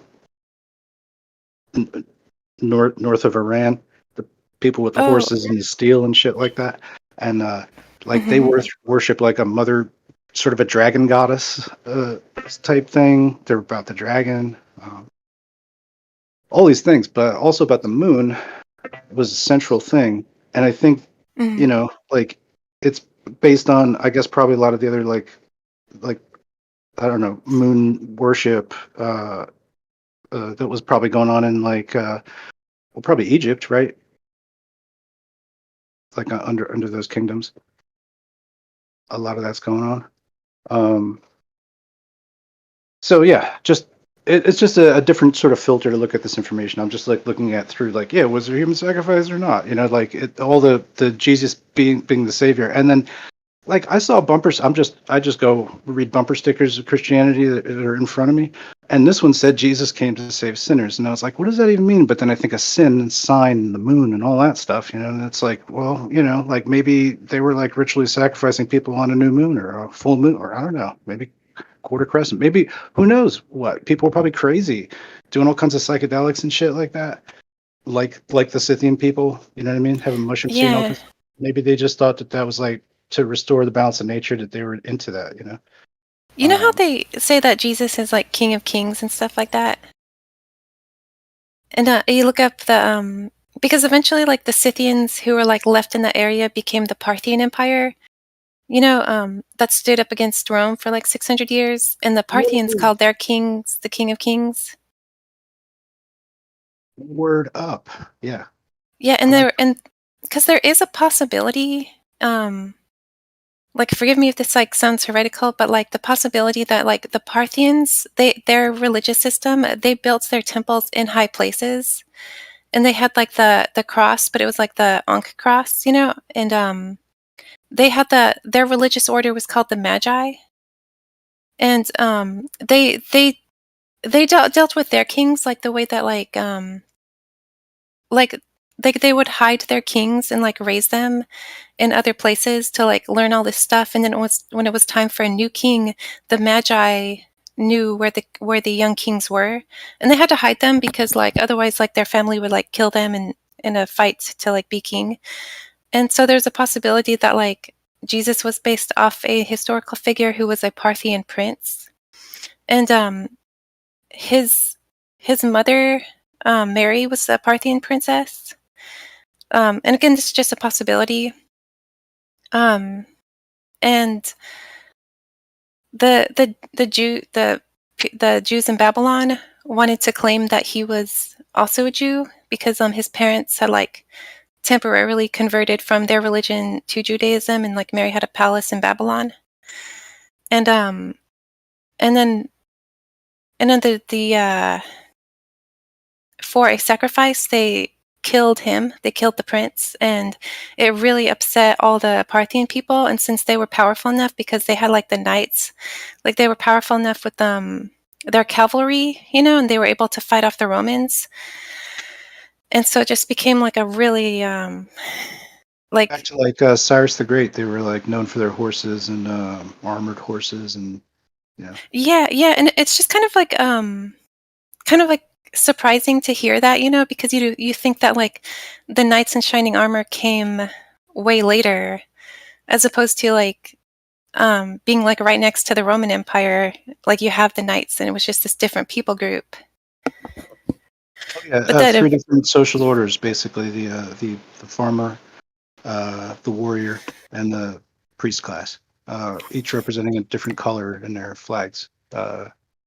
White for the priest class, green for the agrarian class, and red for the warrior class, like an Italian flag, like a Moroccan flag, like a lot of different flags. Yeah. Yeah, it's just like so hard because like it's like when you learn history, you never hear a peep about the Parthian Empire, or if you do, it's like hardly anything. So it's just it's confusing wading through it all. But then you hear about like, oh, when Jesus was born, the Magi came to find him, and it's like no real mention of like who are the Magi. The three wise men. Yeah, like what's the order of Melchizedek? You know, I've heard them referred to as the witch kings. Have you ever heard that? These three wise men were referred to as the witch kings. Don't you think that's interesting? Oh, I haven't heard about that. So, Lord of the Rings, please give me more. Feed me. But I do think I do look at these people as the priest class and magician. I mean, that's where we get the word magician from magi and magistrate. Oh, yeah. So that's clearly forming a system long ago, which now we all bow down to. one way or another. Most of us do anyway. So yeah, I do look the truth of stuff of spelling. You know, when they always say that, they always do the spelling. Why do you think it's called spelling? There's definitely something to that.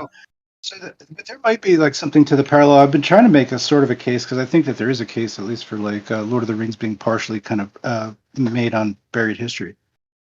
Not literally, right? It's couched in this kind of fantasy shit, but it's really recounting like but like the Rohirrim, the cavalry, you know, that like defeat the orcs at the end of the fucking 3 days when Gandalf returns with the anyway, you know, at Helm's Deep. Anyway, that's kind of like a little bit somewhat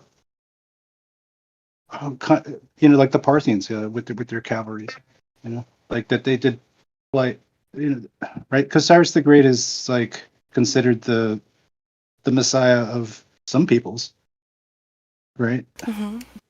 Isn't he? And he was like, wasn't he like the leader of that region, like military commander? I'd have to like look it up because I was just recently looking at Parthian kings because I mean, and his tomb. So Cyrus the Great was Parthian, right? I don't want to be wrong on that. I don't think I am. Yeah, and you know, it's hard because it's like I'm talking about this, but I have like so much research to do. Okay. I'm on trying to find it right now.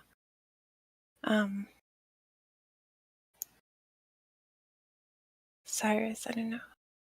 I like this guy. His name's Dr. Jason Reza Giordani. He does like a lot of things on Mithraic stuff and Iranian culture, and basically has his own sort of spin on things. It's quite different. But he gets into some of these things. You're giving me his puzzle pieces, though. That's pretty. I do wonder though if part of like the wars in the Middle East, like in Iraq and stuff, they like because you had like the mercenary companies like raid the museums and stuff, and who knows like what history they were either just taking or hiding. Of history to someone. I think it's interesting too on the tomb of Cyrus the Great.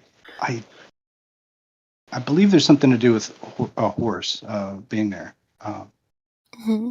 and also that there's some iconography or like a bas relief, like in stone or whatever, of like a lotus flower. So it's interesting to think that there might be some connection to like, you know, a different route of lineage here, maybe going through Tibet or India. Or I'm not sure where these people came from, you know, or their faiths or traditions. It's just you know, because people move around. It's hard to kind of track exactly like what the roots that were taken, you know, over history. Yeah. Just best guess type stuff is what we have, right? But it's just a lot of the connective tissue here kind of it swings through the Middle East, but I think like it's such a multipolarized, even, you know, trilarized, with the three Abrahamic faiths, kind of like, you know, if you look at it that way, like, you know, being like a sort of divided over things, right? So yeah, but it's that obscures like actually discovering the true nature of like of these connections, you know, and like yeah, why they're all like sort of intertwined like that. Almost like they were intended, like they were designed to work as a triplet, you know, like the yeah.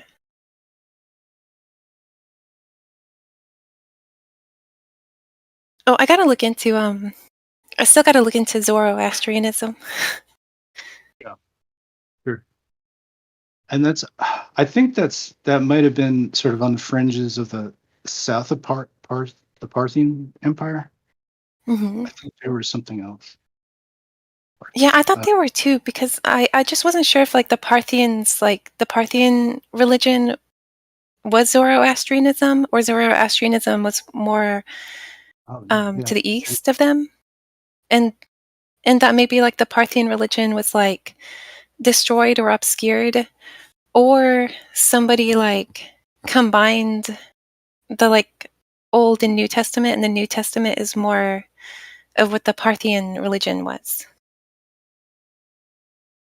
Yeah, that makes sense. There's a lot of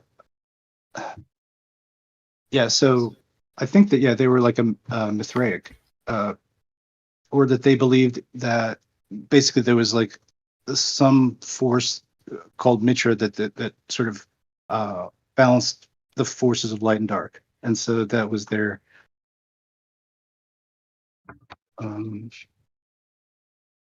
sort of a basis for for these three different agrarian cultures to kind of work together. That being that they could defend themselves with the warrior class, that they could have history and maintain holy things with the priest class, and that they could do, ass kicking, Mm-hmm. So, but that makes for like a strength of an empire, right? Like if your empire is weak in any one of these categories, it's like it's not as good, right? Easy to topple you over if you don't have good military, easy to starve you out if you can't provide your own food, or it's easy to corrupt you if you don't have strong moral qualities. Yeah. Awesome. Yeah, I always share this with people, Eden. Asher Logos' content. You should definitely check it out if you're interested in. Okay. Yeah. Yeah, I'll definitely watch this today, because I've been like slowly learning this history and like collecting books on ancient history. Yeah, it's fun to treat it like a puzzle and sort of just Sherlock Holmes Deerstalker on and try and figure it out. Yeah, you know, it's just funny because I didn't really discover a lot of like the conspiracy stuff online till like 2 years ago. But the fact is, because you know how people are talking about like the world's fairs, and I love the subject. I've been on it from the beginning.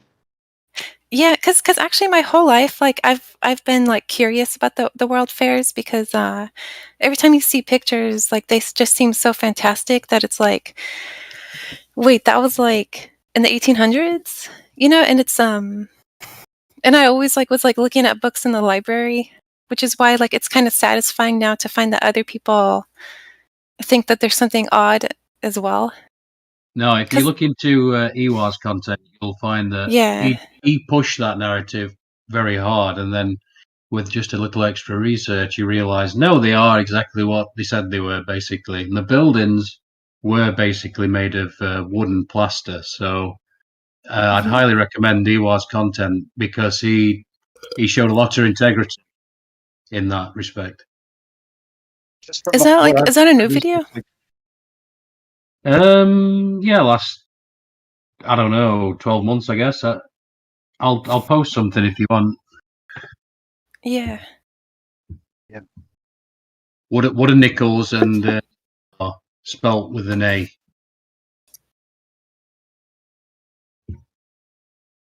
I think this is like a type of portable and periodic cabal that just occurs.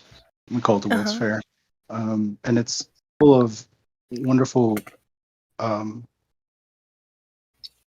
marketing, marketing about the future, marketing about industry. Yeah, it's a place for influential people to have met and converged in an age that like sort of was before like this, I don't know, truly modern telephony age, and you know what I mean, all that. So yeah, I think people were making deals. I think really, really powerful people were also hanging back, doing all kinds of other things. But you know, it's an interesting thing, and it always reminded me of like looking at like old plates and stuff like that. If you'd see like little memorabilia pieces in an antique shop or somewhere, It was kind of reminded me of like Epcot Center, the ones that I'd seen, like at a Disney. So I thought that they were pretty cool. But yeah, going back to the Eiffel Tower,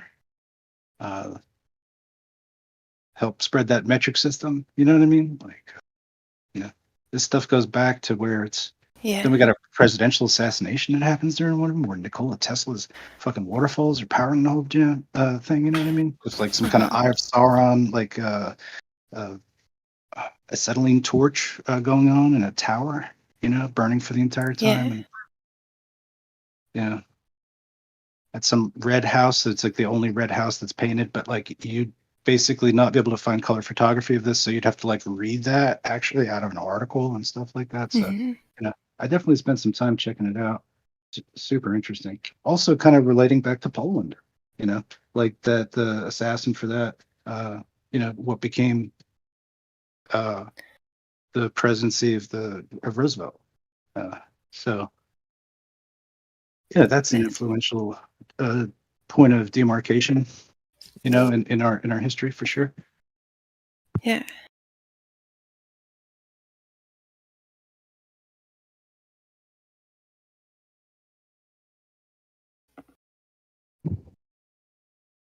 Yeah.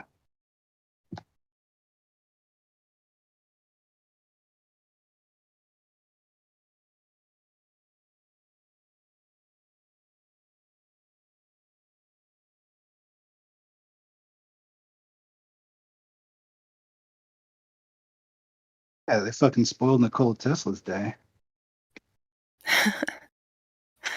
Finally getting some cred, right? Powering that shit with the waterfall, man. Mm-hmm. Totally snubbed. Not even frontline material. Not even front page material anymore.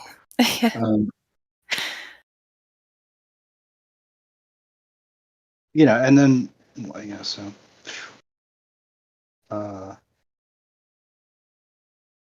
New York World's Fair, there's a ton of them, they all have interesting Chicago World's Fairs where the Ferris wheel was premiered.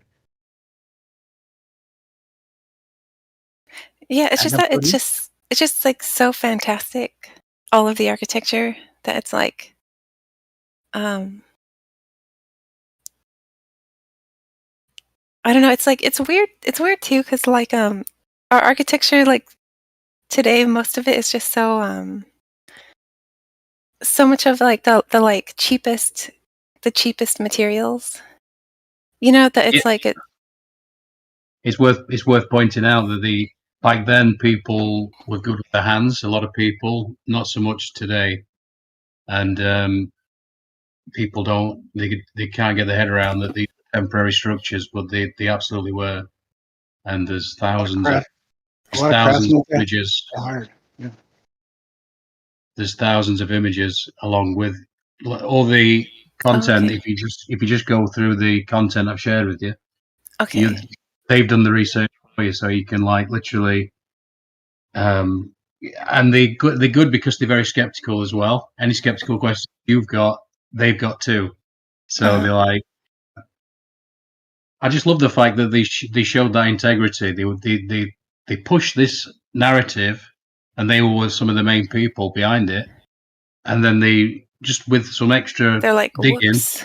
Yeah, yeah, exactly. Whoops, my bad. But hey, look, there's still plenty to go at Mm-hmm. as regards history. The megalithic structures, the pyramids, for God's sake.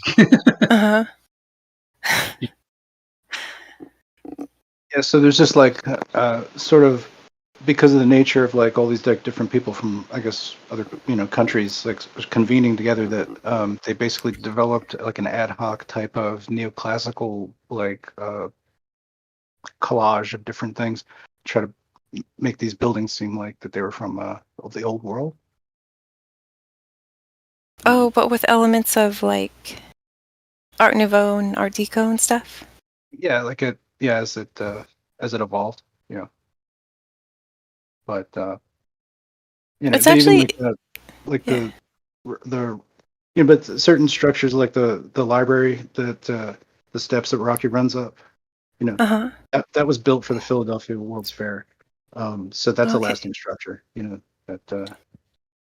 It's funny though, because like if you're living in like these days and you see the kind of like architecture that's built, and it's kind of like they even like intentionally call certain things like hostile architecture because they're designed to make sure that like homeless people don't sleep on them, or like benches that you can't comfortably sit on for very long.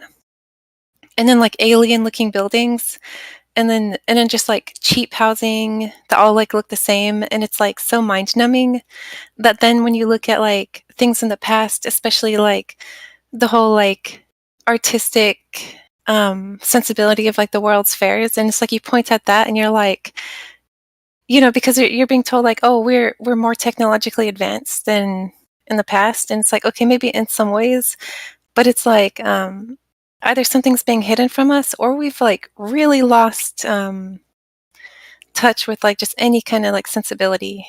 Because when you look at things in the past, and it's like, why is it so much better, And it's I don't know, it's just kind of funny,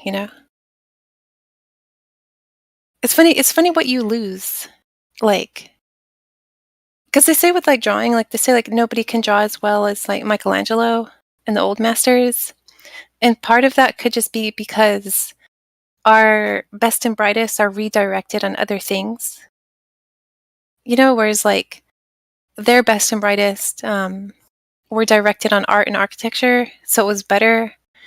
Whereas like right now, our best and brightest are directed towards, maybe programming or just something else, and we only have so much like human effort and ability. And so if you move it from art and architecture to something else, then you lose something.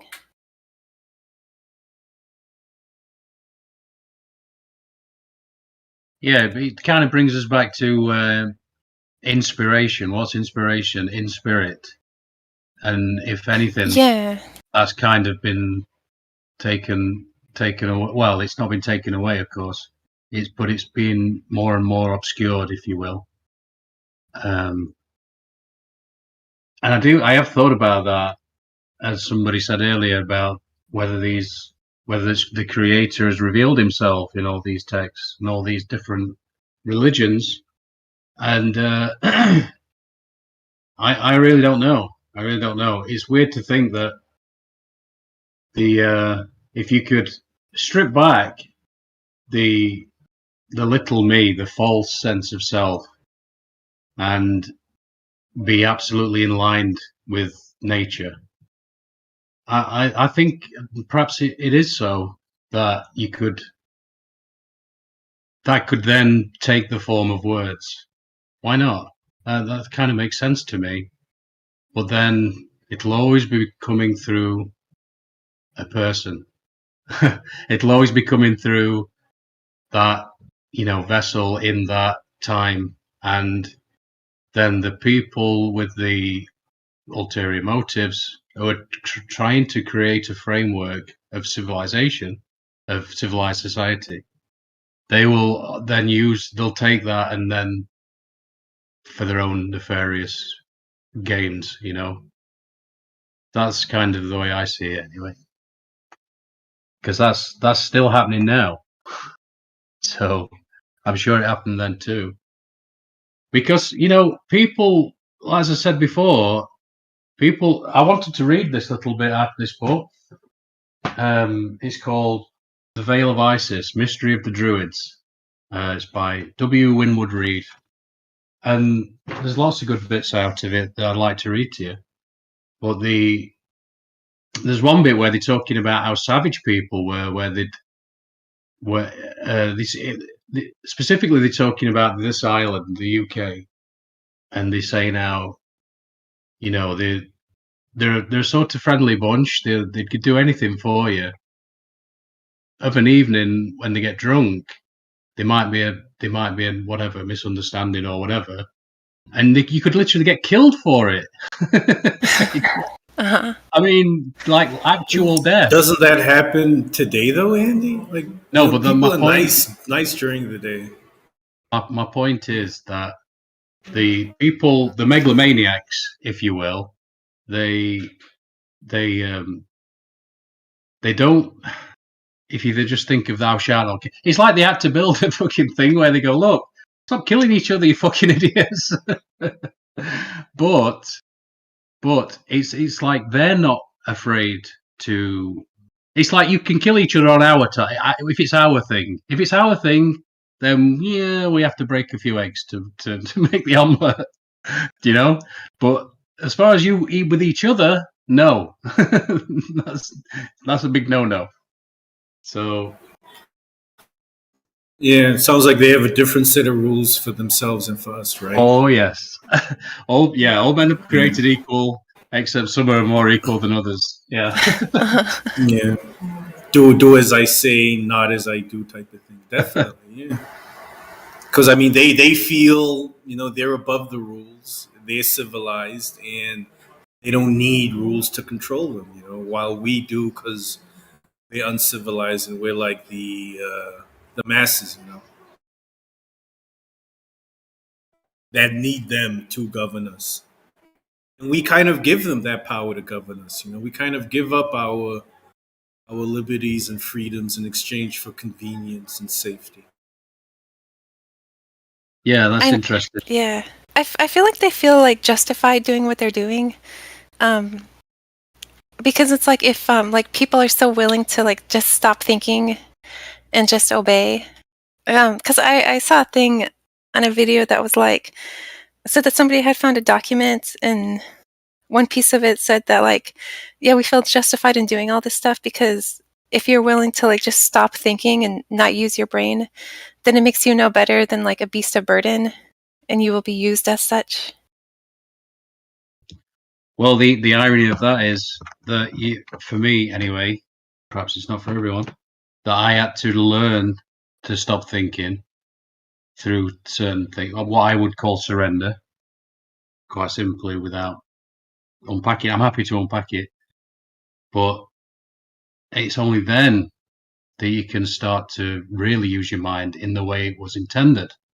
Otherwise, you end up in a situation where the mind is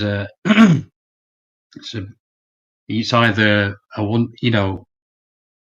it uses you rather than you using it, if you see. Yeah, I think I know what you're talking about. I was actually thinking about that this morning. Yeah, because like your mind is designed to do a certain thing, but it's not like it's only one piece of you, and it's sort of like you have some other like spirit, or some other essence that is better off, that should be guiding you. That's not your mind. That was the first. That was back in like 2010, something like that, for me, when I was in a terrible place, falling apart really, and like spiritually. Oh, mentally, spiritually, physically. I was going into alcoholism. I was already basically an alcoholic by then, so I had a terrible time trying to start. That I was totally in the grip of alcohol and anxiety. Basically, that's what I was self-medicating. But then, a lot. It's a funny way. I could put it in two ways. Life gives you what you need. That's a funny way. But ultimately, I think I'd say God gives you what you need. Not people are uncomfortable with that word because it comes with a lot of baggage. Yeah. Me personally, I like that word. Yeah, because I'm okay with the baggage as well. I mean, sometimes, don't get me wrong, I think, oh my God, they took this idea and they've turned it into these all this stuff. But that's okay. People tend to do that. So yeah, I came across Eckhart Tolle's book, The Power of Now, which came out I think in the late 90s. But I didn't find it till 2010, and it's just what I needed. And the opening line of that book is, "You are not your mind." And I was like, "What the fuck?" And what he means is that you become the witness. you become the witness to your thoughts rather than being the thoughts. If you see, you sort of step back, and that stepping back can push you into this sort of stillness, and it's very peaceful. But even that has got, even that's like, because the problem with don't like that word, but for lack of a better one, is that when you go into being deeply, then doing becomes a problem, because you just want to stay there. As he says himself, he sat on a park bench and just observed the world with nothing in his head whatsoever.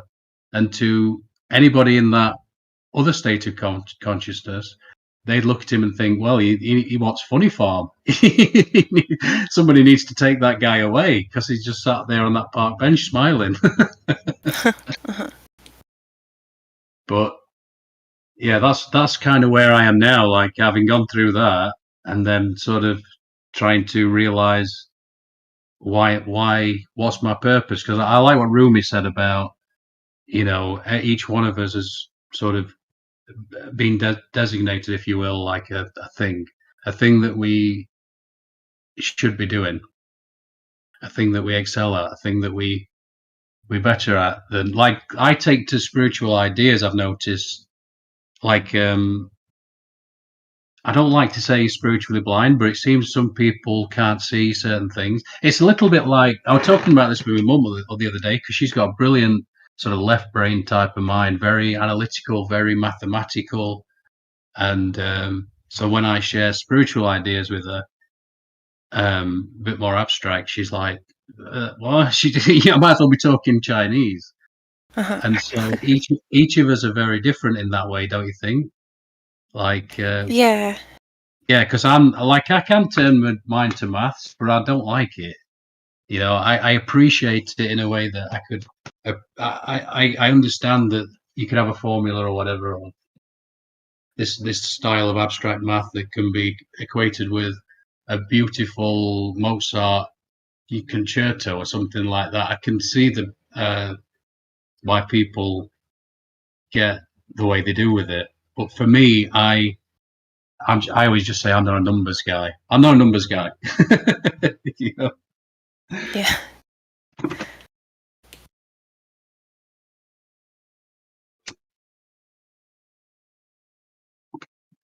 How old are you, Eden, if you don't mind me asking? You're never supposed to ask a lady her age, by the way. It's okay. I'm 38. Wow. Right. Okay. Because you sound younger. I know. Yeah. I know. Like, my voice is yeah. Because every time I talk on Discord, people think I'm younger, but like, I'm kind of getting old and like falling apart, and I gotta. I'm trying to like change things, Yeah.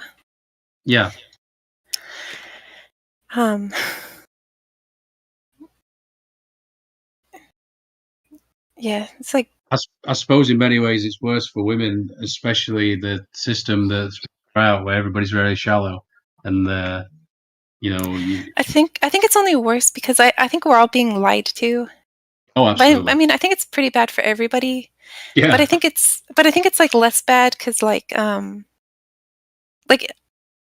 just of the mindset of like trying to figure out, okay, like, what is the truth, and if something's the truth, then it's like I start acting accordingly and like trying to make changes.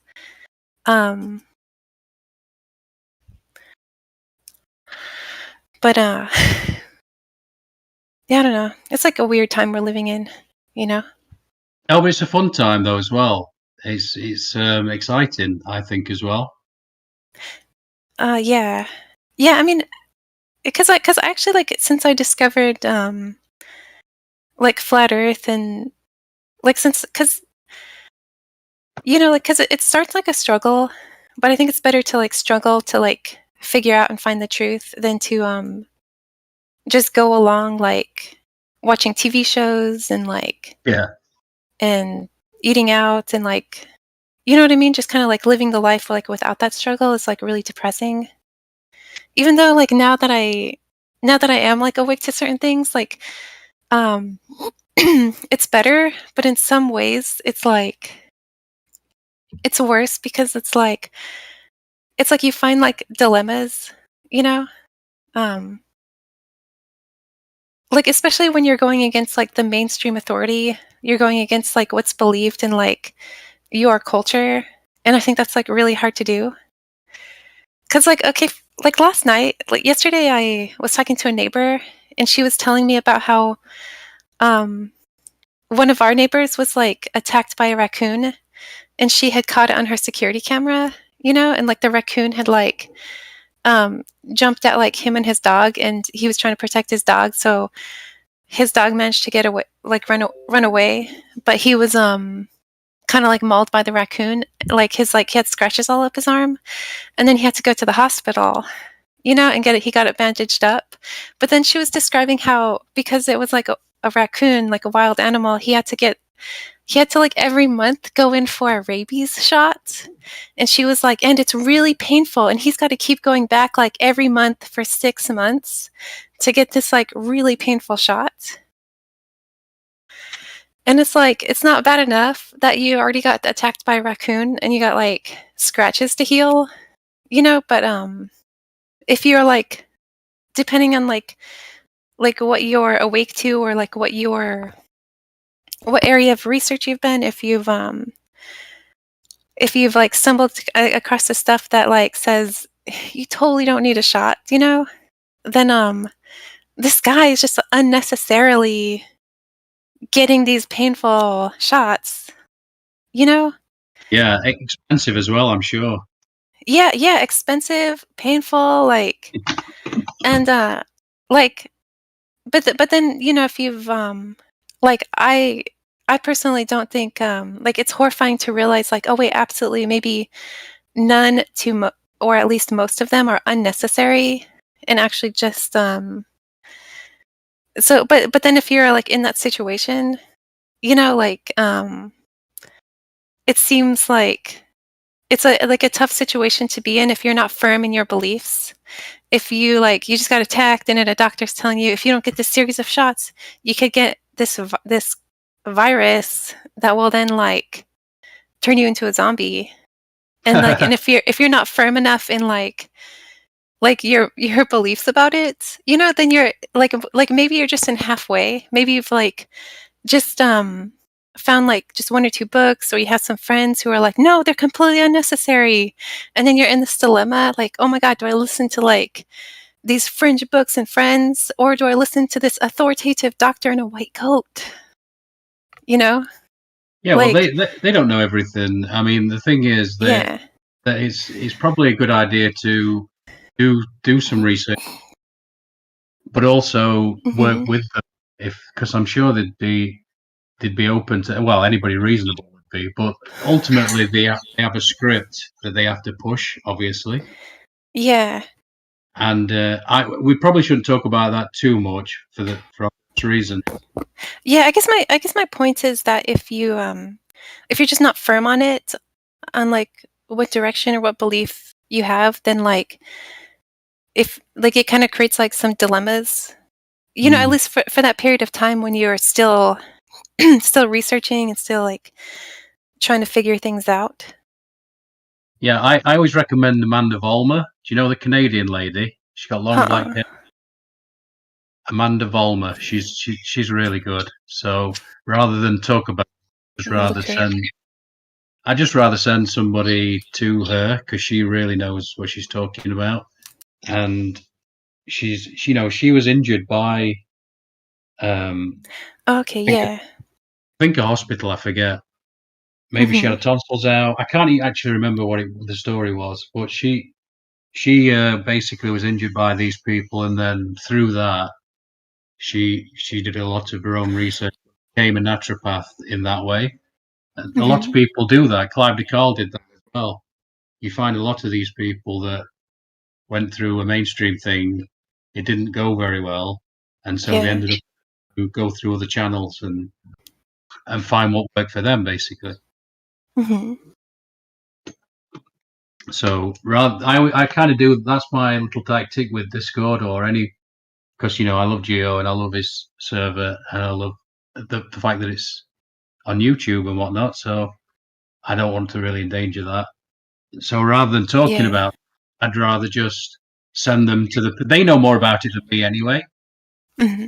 So you know, send them to the people that have really know the stuff. You know, I mean, during that time, Amanda Vollmer was literally marching into hospitals with affidavits. You know, was it affidavits that I don't know, and she was pulling people off the respirators and all with the family with them. Family, you know, the family was with them, and she was like bossing the doctors around. Mm-hmm. What do you think you're doing? So she would have been burned at the stake a few hundred years ago, no doubt. Yeah. But she's great to listen to. Because, you know, a while back, I said this before, that Stu Peters, he came out with that snake venom thing in the water. Yeah. And, you know, very well produced, very well, you know, in there with the Truth, the channels, and you think, and I watched the thing and I was like, okay, that's kind of interesting. Let's see what Amanda Vollmer says about it. So I go over to her, and she's clearly just received about fucking 300 emails. What's this? What's all this? You know what I'm saying? And so she just put it to bed in like 2 minutes. She was just like, this is fucking retarded. She's like, you know, they've been using venom in Big Pharma products for decades. So yeah, she's brilliant like that. So highly recommend. Okay.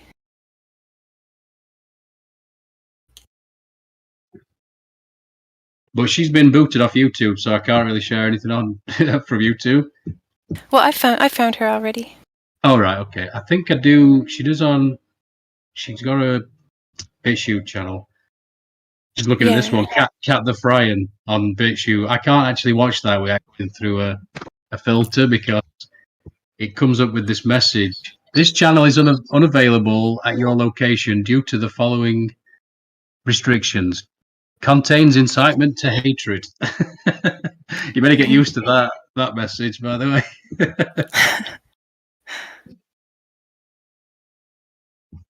Because she talks about, well, I probably shouldn't even say. Let's just say World War II and mean Mr. Mustache. Mm-hmm.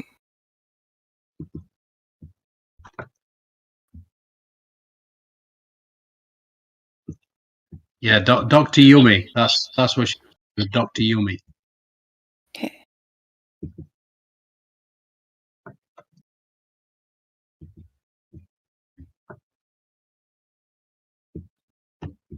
Affidavit. I don't know why I forgot that word. Come on, brain. You can do it.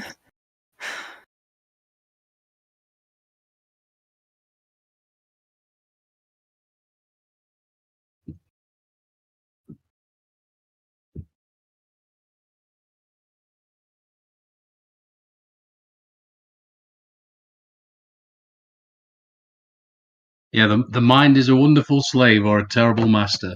That's that was the thing that I learned that really helped me out and enabled me not to have to follow any thought in particular. And that's really what I would say would set a person free completely. So it's a way of looking at it like either the living man or woman, or the person, you know, the persona, the thing that you put forward into the world that you want people to see. Like it's like almost like a Facebook profile.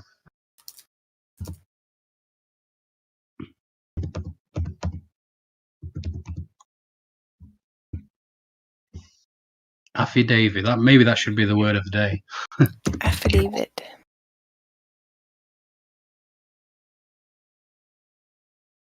Man, I got a lot of reading to do.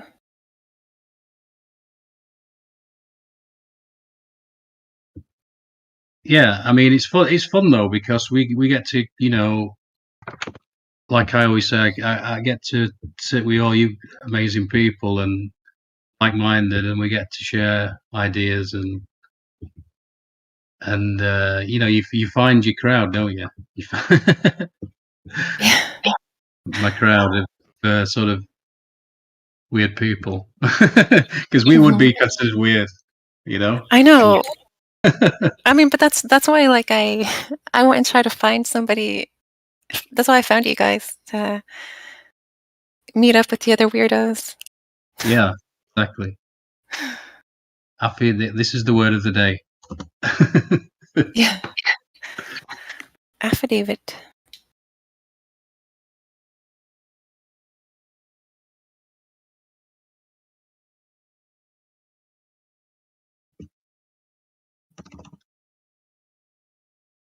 Notice Smurf's on there.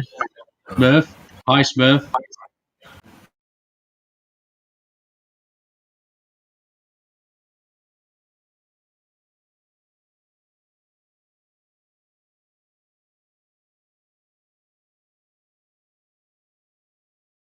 There's this book I've been meaning to read for a long time. I think it might be time to finally just get it and read it. It's Béchamp or Pasteur, A Lost Chapter in the History of Biology. Yeah, they'd be good ones to look into for sure. Hello, good morning. Hey, good morning. I had to put my headset on. I just love to listen. I could listen to Andy all day. Oh, actually, that's what I do here. Yeah. That's very kind. Oh, Andy, have you heard of the phantom time hypothesis or conspiracy, whatever? Sounds familiar, but go on. I'd like to hear it. Just basically, I don't know. I was talking to a few guys about it earlier. There's this conspiracy theory out there that a few centuries have been fudged or faked. There's like whole centuries that didn't happen. Yeah, they sort of added 1,000 years or something like that. Yeah. Because they show like these ancient structures, and they show the Roman numerals. And that dude Anatoly Fomenko. Yeah, I think he's onto something. Yeah. The Russian guy. Yeah, he's the. He didn't start the idea. I think this idea has been around since the 1600s, but he does have the most modern, rational version of it. Yeah.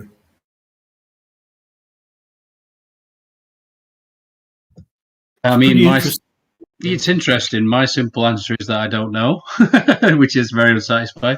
It's like when I talk about the Earth. People ask me what the Earth is, and I say I don't know, and it's quite an unsatisfying answer. But it is interesting because look at the Dark Ages, for God's sake. How many years is that? Like 900 years? I don't even know. But it's a long time where nothing seems, not much happened apparently, which seems a bit weird. I do wonder too if they made the phantom time because it takes certain things out of context when you put like a few hundred years between them. And I mean, I still would have to do a ton of research, but if you look at like the fall of Rome, the time period from the fall of Rome to the Italian Renaissance, that like they're not too far off. That's the period that's being disputed. Yeah. What's interesting is it's only disputed within Western history. This seems to be only a phenomenon that affects Western Europe from, like you said, from the fall of Rome till the Renaissance. It seems in that area of the world during that time period, there was a lot of forgery going around, perpetuated mainly by the Catholic Church. Yeah. Yeah. Oh, I think they're behind all this. Yeah, cosmology, everything. The Catholic Church. Mm-hmm. All roads lead back to Rome. Yeah, they have the most real estate. That's a true fact. They own the most real estate. I mean, did Rome ever fall though? Really? I mean, didn't the Caesar just become the Pope? That's what it seems to me, anyway. Hey, so I put this map here, and okay, so I think the Catholic Church, they rigged up the Second World War. So anyway, they've got their people still out there in the Arctic, so because they got both sides, right? Yeah, is that me? Yeah, Smurf's always jamming to some ice, Smurf. Hey, let me tell you the Okay, we've seen this map. We've seen this like last year. Vibes of Cosmos, and Shane did a presentation. So I'm not trying to take any credit. What I'm trying to say is I put this map in the text channel because we've all seen it. We looked at lots of different maps. Well, I'm just saying I took a closer look at it. I saw Killian kept posting it.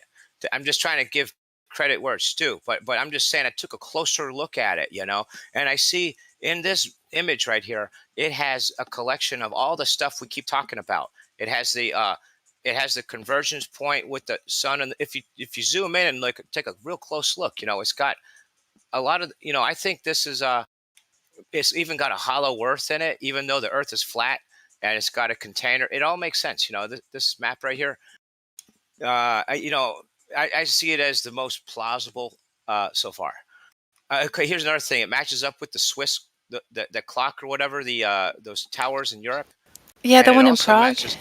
Yeah, that one, the Prague clock. So, thank you. Yeah. Yeah, it also matches up with being an eye. It matches up with a whole lot of stuff, man. You can see how it bounces off the ceiling and makes them convergent plasma balls, like the sun and the moon. Like there's a lot of information in this map here, and I've had it on my hard disk a long time, and I've seen it a lot, but I never bothered taking a close look at it because it's got a bunch of text on it. It's one of those like I see don't read this. things. You gotta I see this eye zoom in. here. Yeah, if you look real close at it, I think it has a little bit of everything we've been talking about, including the moon. On the moon, you see it matches up. Yeah, that's what this is. It's a mirror of the moon, right? The Vibes of Cosmos put it out there, and then it's been bouncing around here, and I just took a real close look at it the other day, and I was like, you know what? This is my favorite map. I think it's the best. If you ask me, if anyone asks Smurf, what do you think? Because I started talking about this because Andy said the truth is we don't know what, and he's right. The truth is we don't really know. But that reminded me though. Hey, if anyone asks Smurf, Smurf would say this is, I think, the best guess. And I don't take any credit at all. Killian reminded me of it. He posting it several times. So you can credit Killian for posting it. But anyway, if anyone asks Smurf, I think that's what we're dealing with. I think we're inside of this eye, and it looks like like an eye. And that the dome is a cornea. Yeah, exactly. Man, that is wild. Yeah, because petrified. I have been looking into the whole giants phenomenon and the mud fossil idea that geology is biology. But man, I never imagined the whole big world could be an eye. I didn't know. You're smart. I was going to say that at the beginning they split the atom. Eve is the mother of all living. So like you're saying, the titans or giants, whatever. Yeah, here we are. It's like a fractal reality. Yeah, like that somehow things start off as giants and everything gets kind of smaller. Because I always find it usually it could be work like a goldfish. You might be able to get bigger, but I think you're right. In most cases, when we vaporize or kill, it divides into smaller pieces. In most cases, yeah. Wow, that's wild. You can't really kill anything; it just split it into pieces. And so we were probably, I suspect, we're the fractal resonance of an androgynous man's sperm. I don't know that. That's just a guess for different, a lot. Wait, dude, do you think evolution's the thing? That is no, the opposite. I believe in the reverse of evolution, where everything. What is the reverse of what's the reverse of speciation? Oh, I'll tell you. Okay, we sure had a common ancestor, but that's the only similarity. See, what happened is the complex thing broke into less complex things. In the Bible, it say when a man is in the grave, pieces of his skin turn into worms, right? So, and I think that's because in your body, you created a bunch of life forms and they work together as a team. Meat backwards is team, the word meat. or anyway, as a team, right? Anyway, so anyway, what happens is when the team breaks up is when you've divided. It's eat this and you'll surely die. And so what happened was, they took Eve from Adam's rib. The rib is where the bone marrow is, and so in the bone marrow is where creatures are pleomorphically spawned into the bloodstream. The ribosomal DNA or the rib, I don't know. You're probably right. It's probably not. Literally split in half. It means yeah, I've the read word that also. rib is also the same word that you would use for the word side. Cool. And so they just said he took it from Adam's side, which literally means like he could have like split him in half like an earthworm or something. Hey, I read that also. That's I got to learn Hebrew, but let me tell you, it's probably that. Yeah. But regardless, even though that's probably closer, here's the thing: from the bone, anyway. From the bone, though, yeah, I think you're right. But anyway, from the bone, the creatures are pleomorphically spawned into the bloodstream, and so people call it. I think they might call that stem cells. But anyway, so what I'm trying to say is, we're in an eye. Is what I'm trying to get. I suspect we're the fractal resonance of that we're made in the image of, and so check this out. Adam, I guess, Adam being the creature that is made in the image of God, we're just like we're probably stuck in his eye right now. Seriously, I'm being completely serious. I'm not joking. These creatures out there, they're from the body initially, when they initially spawned, and then they can reproduce. So what happened? That's what happens inside the body. They're initially spawned from the bone marrow, and then they reproduce. They do cell division and stuff. So what I was saying is, a lot of these creatures are cold-blooded because they're used to being in a warm body. So all these various bugs and stuff, they splintered off at corpses, and they're used to being inside of a body. So. Whoa, that's wild. That's why they like being in the water. Yeah, especially warm water. But they adapt. They adapt and become other things. They're still pleomorphic. But this in total opposite and reverse of evolution is backwards. You can't leave. You can't get a Swiss clock or a jet airplane from a bunch of wind and weather and stuff. Only the opposite. But anyway, so I was saying, I highly suspect we being super complex creatures, we are made in the image of the larger creature we're inside of, in a fractal, and everything's going on inside of somebody's eye. We're not as important as we think we are. We should find the way out of the eye and see what happened to Adam.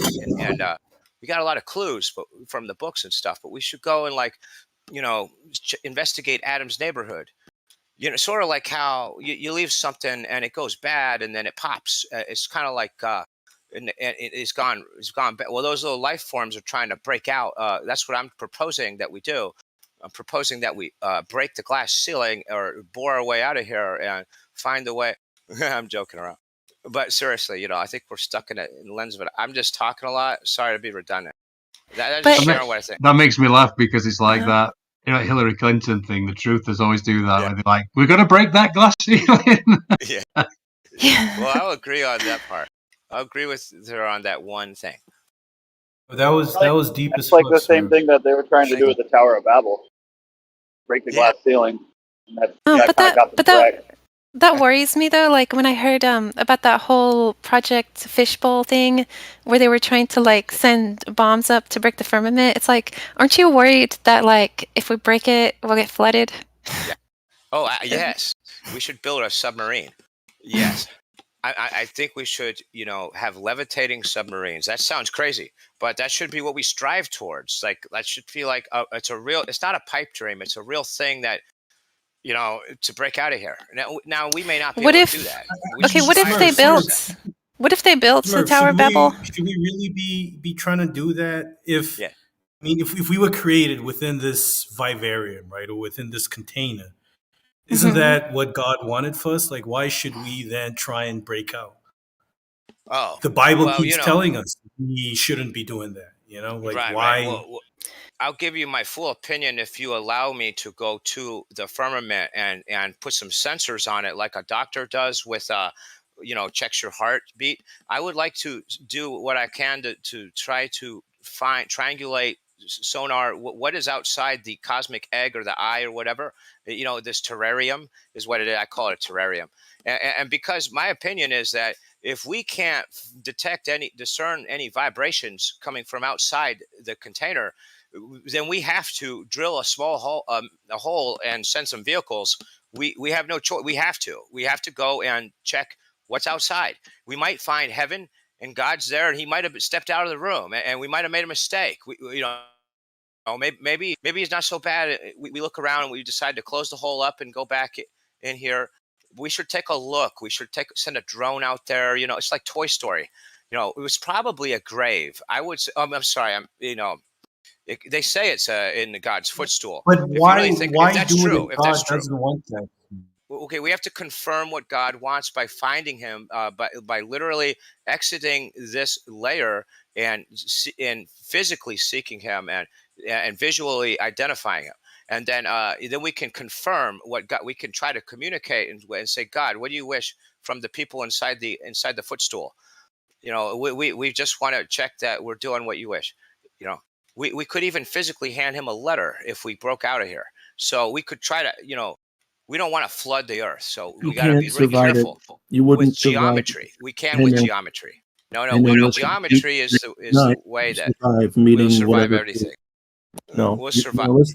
Listen. You would not survive meeting the maker of this place. If there is a maker, it is higher. It is higher in existence. So there's no material to it. You'd have to dematerialize and turn into kind of whatever it is. We could send somebody to do that. I would just say, anyway, if I was to play along with the hypothetical, which I disagree with a lot of it, but not like in an argumentative way. I think if you got your wish, so to speak, and you handed God a letter, the response, I don't think you would enjoy. I don't think anybody would enjoy the response, to be honest. I have this feeling like we've been given pretty clear instructions on what we're supposed to be doing here, loving your neighbors and loving God. And dude, your inquisitiveness is A+. You could be right. I'm not the commander of society, and in my opinion, I think we should bore a hole out of here. And I already gave you my opinion, but yeah, you could be right. I could be wrong. We probably. Maybe I'm misbehaving if I did that. No. I'm not even trying to call you out like that. I think the desire to want to know where we are is natural. I would say we've been lied to so much. I want to know where. Here, I'm not sold on the moon map thing, but I love the idea. It's one of my favorite. I believe it. I think it's at least a partial map. I think it's at least partially showing us reality. There could be. I don't trust it as a full, complete. Because I don't fully yet comprehend it. I think it's a plasma ball. Sorry, I'm talking a lot. What are you saying? No, dude, go ahead. You're good. Oh, I have a habit of just going on, But you no, it's real fascinating, though. Well, thanks. Well, see, a lot of people have heard me before, though. But let me tell you, I think that reality is fractal and also like a multi-layered terrarium. And with geometry, there's a way to, you can clone yourself up bigger and smaller. That what hermetically seal is called hermetic alchemy, right? Well, anyway, I believe with those fluids, there's creative fluid we call it a chakra fluid, and then you have the blood. And so I think the chakra fluid is like a more pure, like your soul really is what it is. It's where the soul is the SOLE, like salt water is a baking ingredient. And what it is the interface with the body and the spirit. And this liquid interface, is the soul in the chakra fluid. You take that out and put it in a hermetically sealed container. And they also mix it with stuff. And that's how I think they were saying alternates when you go to sleep. Is how you switch to your clone body, and in the geometry of your brain is supposed to mimic and I don't know, because you resonated into the terraria. I kind of joking around, but this is like medieval alchemy that I may be confused. Put a few pieces there, might be missing like 200 pieces. But anyway, I was saying that basically we're in a terrarium, and yet as a multi-layered terrarium, I think what you said was beautiful, Eden, about the reality being biological and the terrain having I think a lot about that, and that's what I was trying to describe what you were saying, and that's what I'm trying to say. We're in an eye. Yeah, no, I think it just kind of implies like something different about the nature of reality, like that. Yeah. Like, I mean, just this idea that there were like humongous beings that, and we sort of gradually like get smaller and bigger. Yeah. And that there's like something built into like the fabric of like the ether, you know, of like the human form. Yes, I think in this terrarium, somebody introduced a fluid, and that resonates with human. I know that sounds graphic. I don't know how to describe. I think about this a lot. Like they say, we're made in the image of God. Oh, I think we're inside of an eye, and I think that dude's name is Adam. Is what I'm trying to say. The eye that we're in. That's my best guess. Other people will tell you a lot of different things. I think you're definitely onto something. You get what I'm saying. That we're an eye. Like you've been thinking about this already. Well, I was thinking about it like smaller at the idea that like, You mean we're inside an eye though, like an eye that's blinking? Oh, I mean a real eye. We're in the lens of an eye. Yeah, it's probably petrified, and what happens is these giant creatures petrify and also putrefy and turn into resultingly the terrain and the biology. The simpler life forms are a result of adapting to the environment after having left their host original, like they got disconnected from the body, and then they had to adapt to the environment. Yeah, but when you say we're inside an eye, do you mean the Earth is an eye, or all of reality is an eye? No, not all of reality. No, I mean just the known reality, the known world, like our the habitats. Earth. Yeah, the area that we know of. But outside of that it's probably a fractal. Like who knows? They say we're but grasshoppers to the Lord, but we don't really know what waveband the whole Bible and God and everything and us, and we don't know within what waveband of reality that is. We don't know how endlessly fractal reality is, and we don't know how many layers of terrariums there are. So, like for example, you break out of the eye, and then you're probably in a box underground, or you're inside of a house, or you might have broke out a piece of furniture. You might have. Well, then you got to break out of that bubble, and that whole bubble might be in another eye. Seriously, or it could be in something else. Now they say that this footstool could be on the back of a turtle. Okay, now they might be describing the decorations of somebody's furniture. Okay. Wait. So then God, maybe God is something like like David who killed Goliath or whatever, and then took the eye, and he's got the eye. That's cool. Gosh, that's so strange. I was thinking that God is somebody who has a house and we're in it, and we call that heaven. Oh, I think we're in his furniture. You're saying, Smurf, that there's like layers to reality. Yes. We might be at like maybe the bottom layer or the middle layer, this eye, and once you break free from the eye, you're in a different layer. Exactly. There's layers upon layers you got to get through to get to physical layers. Yes. The layer God lives in, right? Hey, but that's why. And there's nothing special about it. It's physical layers. It's real, actual, walls and stuff. But then that's why it's kind of interesting when you go back to like Sumerian mythology, how they say like the first things was like Tiamat, the salt water, and like Ea, the fresh water. And when the gods killed Ea, they made their home out of the fresh water. And then Tiamat got pissed and like tried to kill the kids, and then the god Marduk, who's like the god of electricity, Cool. He then formed the world out of Tiamat's dead body. Wow. Yeah, that makes sense. But I guess I guess according to this mythology, like they didn't really have much of a place to live, which is why when they killed Ea, the freshwater, they made their home there. I don't know if they were just floating around before without a home, and then well, no, they were inside the big body.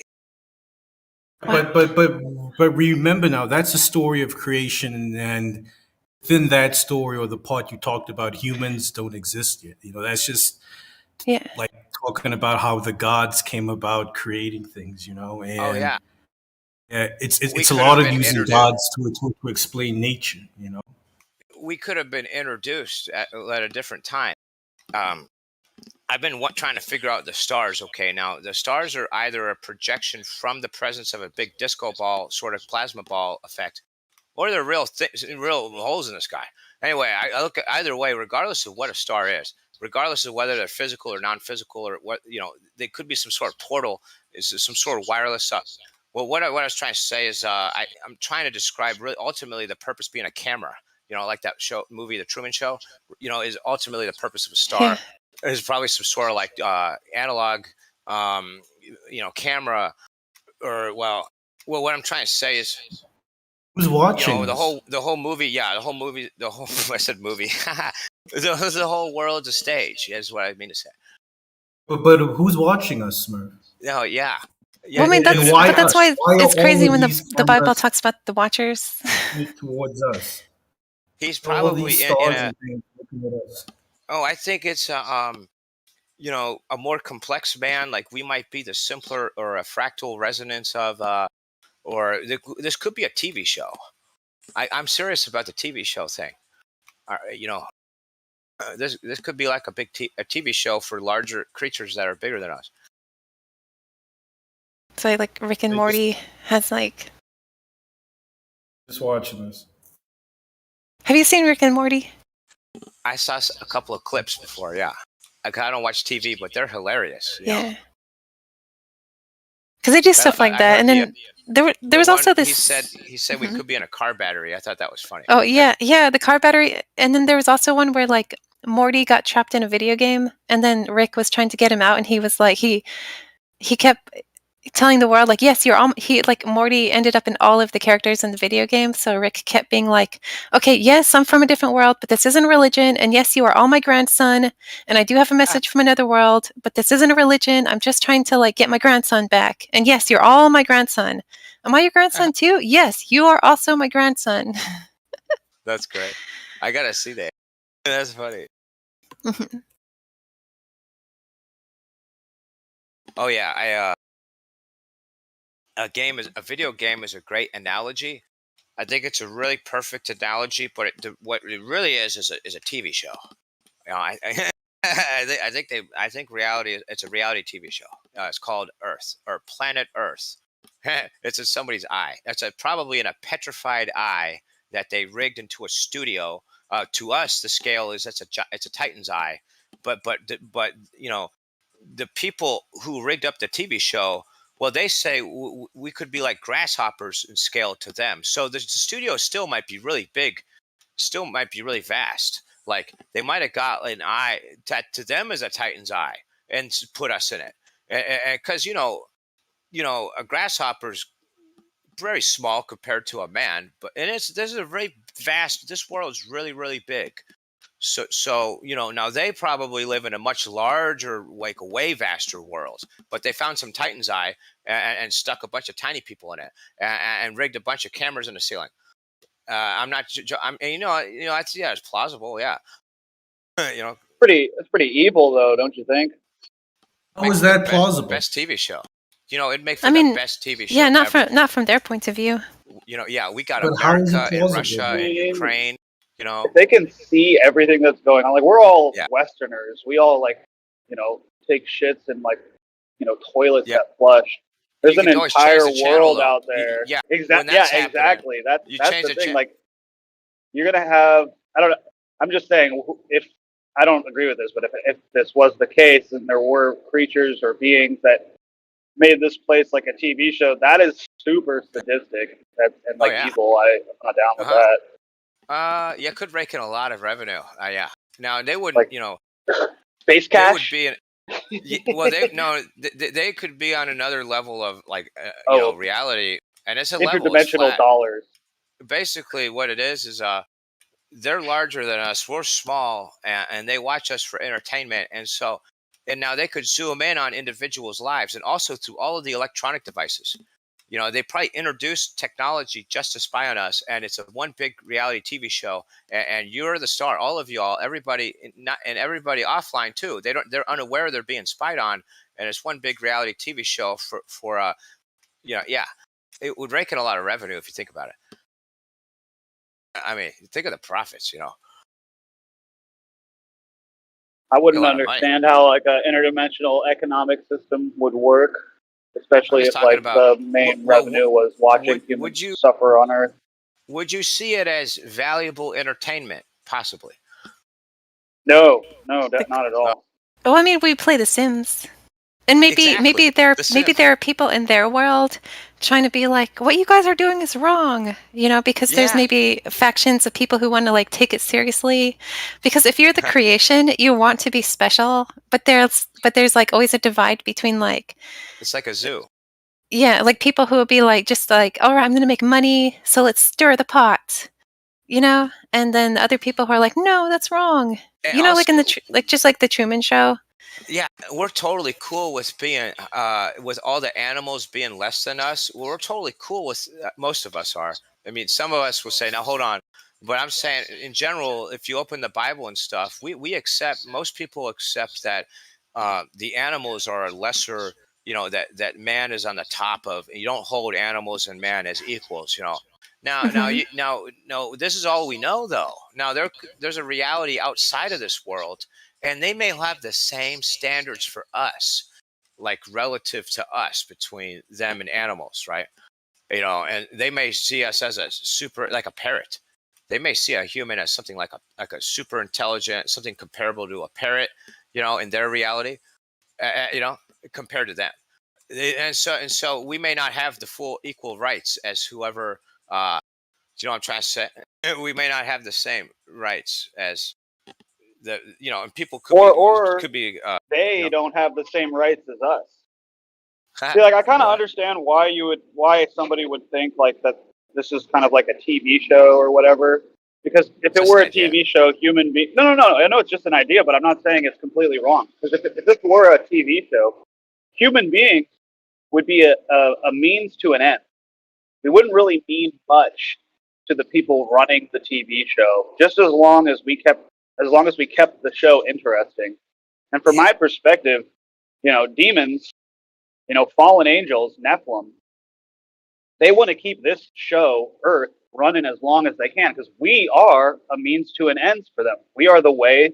They can't hurt God. They can't kill God, but they can hurt God by getting us to do bad things. Sure. So I think all demons are parasites, and all parasites are demons. I think it's that simple. I think all those stories about demons are truly parasitical. There's a biological explanation. Without human beings, what would demons do? Exactly. How would I'm not disagreeing with you. No. The average listener might be like, "What the heck? The Earth is." I think there's a biological explanation for demons, and I think it's parasites. Just saying. But yeah, I would agree with everything you said. Yes, I just pointed that out. Yeah, when you say demons. Yeah, I agree.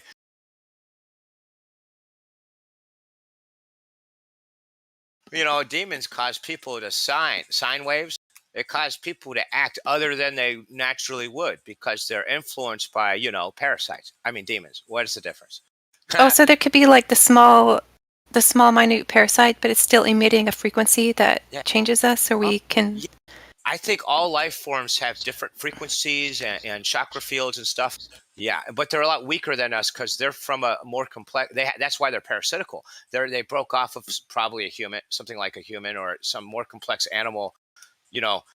All these life forms are these, especially the grosser, simpler, weirder. No, have you noticed there's a pattern? Now it's the backwards. I mean to say, evolution is backwards, and this is the reverse of evolution. So if you notice the similarity with everything has a nose and a couple of ears and eyes for the most part. I mean, overgeneralizing, but this is a huge correlation across all the animal kingdom. It's the similarity of the face and there's digits on the hand and limbs. I was trying to say that's because they all splintered off of a more complex creature, which is probably human-like, or humans are closer to that. Other things are further. That's why we dominate the world. Because we're the most complex, or amongst the most complex creature. Now, these other creatures, I don't have all the specifics figured out. But anyway, a lot of creatures like bugs, they're just like snakes and toads and frogs, and these things are gross, nasty things. these things have splintered off of a more complex body, and so they want to get back in your body. They're like demons, and so we should kill them all. I'm talking about mosquitoes. We should just exterminate them. I'm talking about all these things. Where do they initially spawn? And they talk about this disgusting circle of. I'm just sharing my opinion. Okay, I don't speak for others here, but they speak of this disgusting circle of life. Well, I think it doesn't need to be that complex. I think we would be just fine if we wiped out all the mosquitoes. But hey, that's just my opinion. Not everybody agrees with me, right? I don't like the full circle of life in its full elaborate complex, because the more I think about it, a lot of it is stemmed from corpses and putrefaction. I mean, the circle of life could be like pretty resilient, where like if you get rid of certain creatures, it'll adapt. Yeah, I think that's what I mean. Yeah. But like, I'd also like be careful, because sometimes you don't like, you know what I mean? We have like we don't know everything. Yeah. Like, oh yeah. The way remember I would that's go about remember it that's is I would try to save a genetic signature in case I made a mistake. You'd want to reintroduce. Yeah. If you made a mistake playing God, you want to reintroduce the creature. I mean, because done that. How you hear stories of like in the 60s with like the Chinese Cultural Revolution, how like the communists were trying to like, they thought that the birds were eating their grain, and they put out this campaign to like start killing the birds. So then everyone started like killing birds. Yeah, and then they realized, and then they suddenly had a famine, and they realized that it's the bugs that eat the birds, and the birds eat the bugs, and they thought it was like the birds, so they killed all the birds, and then they were just totally screwed. Oh yeah, I don't like. The bugs are huge pests, and they have their place, and I know that. But this whole thing about life forms having their place, that's all an adaptation, and I think it's like an overlay of a lot of adaptations thrown onto itself. I think that the world will survive just fine if we removed all mosquitoes. And I know that frogs eat mosquitoes, but frogs also eat other things like flies. I think if we eradicated all mosquitoes, the world will keep being just fine. The sun will keep levitating around. Everything will be just fine if we killed all the mosquitoes. Anyway, I'm kind of being redundant. Sorry. I was trying to say that I was talking about the Earth being flat. So yeah, I think we're inside of the lens of the eye, and we should break our way out of here, and we should craft vehicles to survive transition through different climates like that, high pressure and stuff. I'm speaking of the goal, the objective, whether or not we can actually. We should strive towards trying to create levitating submersibles. People call them UFOs. Ironically, that keeps coming to mind. I keep thinking of flying submarines because, well, anyway, a UFO, whatever. We should be able to make something like that so we can break through different layers of fractal reality.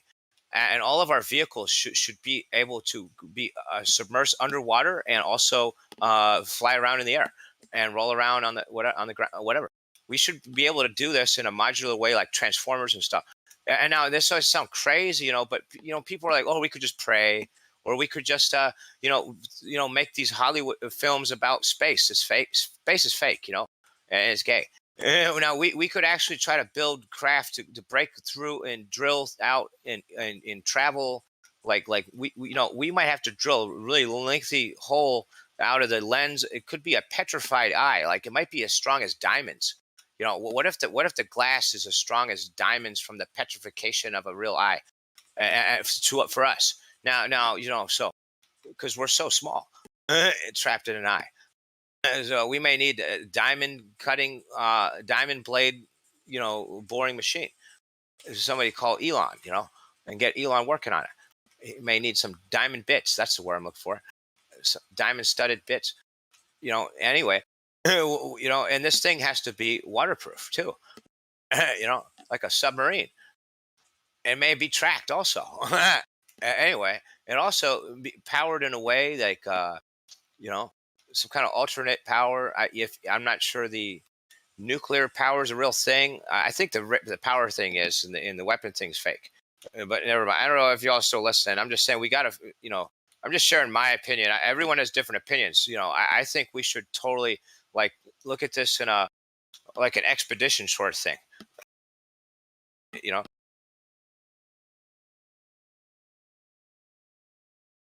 I love your sense of adventure, Smurf.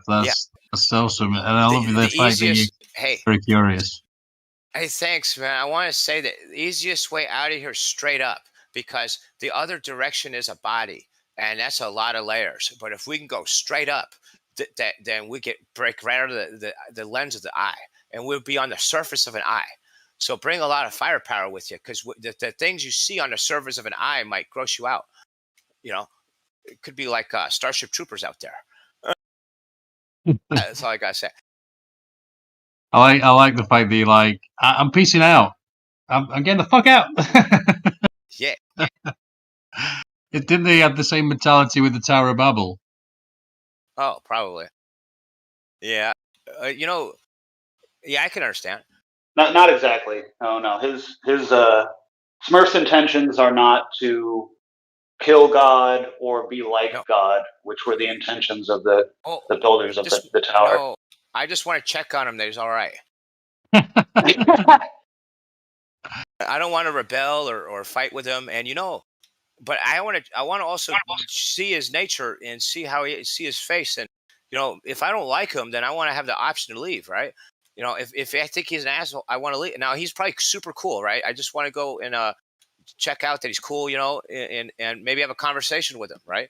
But I believe in free will, right? He did that to us. They say he gave us free will. So I want to go meet him and see how he is, and if he's cool, maybe I could try to relay a message to him and say, hi, I'm from America and I've traveled out here. I could leave a message on his table, as a tiny person. They say we're as big as grasshopper relative to him. So yeah, I should be able to leave a message on his table, right? Now they might have gave us a lot of credit. We might be a lot smaller than that. It's like Jack and the Beanstalk. Yeah. Yeah. I just want. That's what I thought of when you first started talking about it, Jack and the Beanstalk. When you were saying it's a house and we've got to get up there, and then maybe out of that house too. Yeah. You guys ever? Yeah, I don't. 1 second, mate. I don't see it as part of this realm, whatever it is. I see it as supernatural. So perhaps, like he says in the Bible, it says something like the kingdom of God is within. So if you really want to see that, whatever it is, then you'd have to go inside rather than outside. Also, the extremities of this place seem to be the most harsh environment that there is. So to me, that says that the creator of this place perhaps doesn't want us. Hey, I think it really says that the kingdom of heaven is both within the body and also outside the body. And when you know this, then you will know that you are the sons of the Heavenly Father, something like that.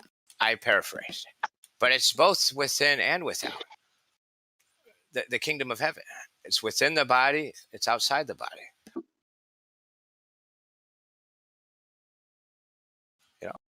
Has anyone here ever done any research onto the ideographs of Chinese characters and how they kind of tell the story of Genesis, like stories in Genesis?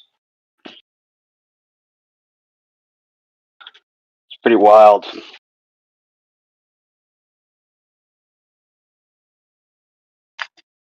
Hey, okay, I think there's a biological explanation for that. And everything, the entire book, the Bible, I think the whole thing is about internal body. Let me explain basic what I mean. What I mean by this is that, they have the visual symbols. You could say hieroglyphs, for example. Somebody looked at some hieroglyphs and translated that into phonetic, like which is like singing, right? Like I'm singing to you right now. I'm speaking to you phonetically, and so they basically a bunch of emojis or symbols on the wall, and they translate it into phonetic, right? And so you have a in the Bible is a series of written descriptions of visual symbols, and so that's why I don't take it literally. It says if your right eye causes you to sin, to remove the. I don't take that literally. No. And there's a lot of symbolism in there. Like it says, the children of the resurrection never marry. I don't take that literally. No. I think it's a biological process saying to retain your the seed is what it is. It seeds your body. You want to allow your body to be reseeded. That's anyway. So I was trying to say, there's a resurrection happens within internally in the body.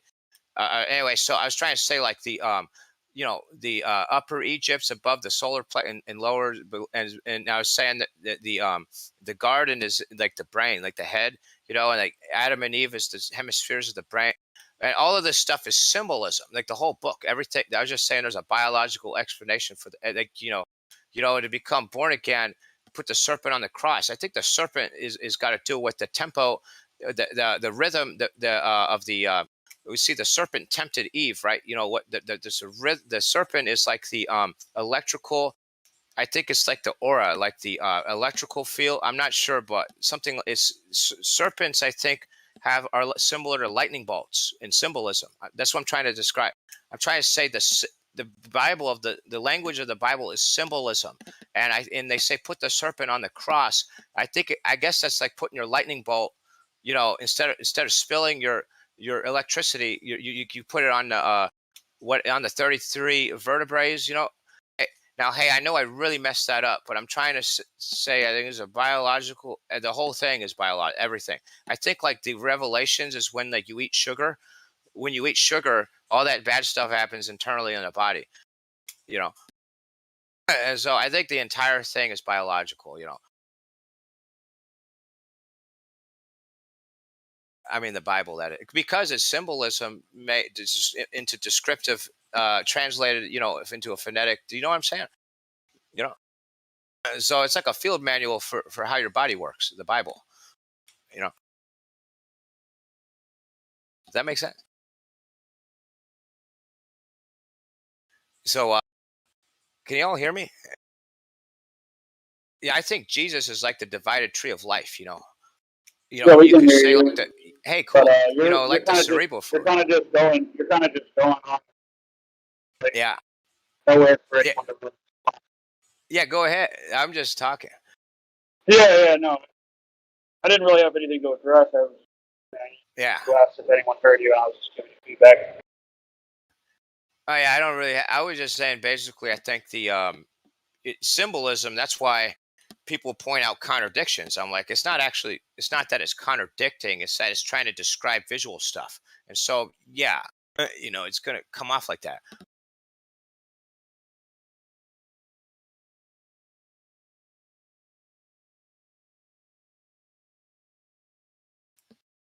I mean, people point out there are contradictions but the thing is, it's because they're trying to describe visual symbols.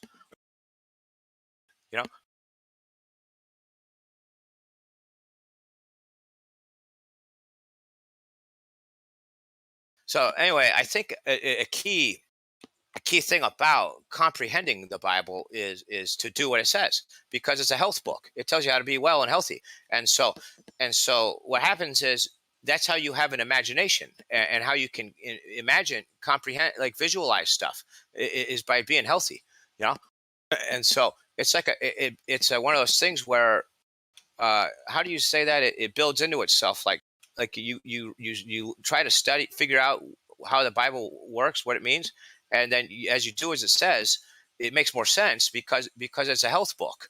And the healthier you are, the more sense you can make of things. Your brain works better.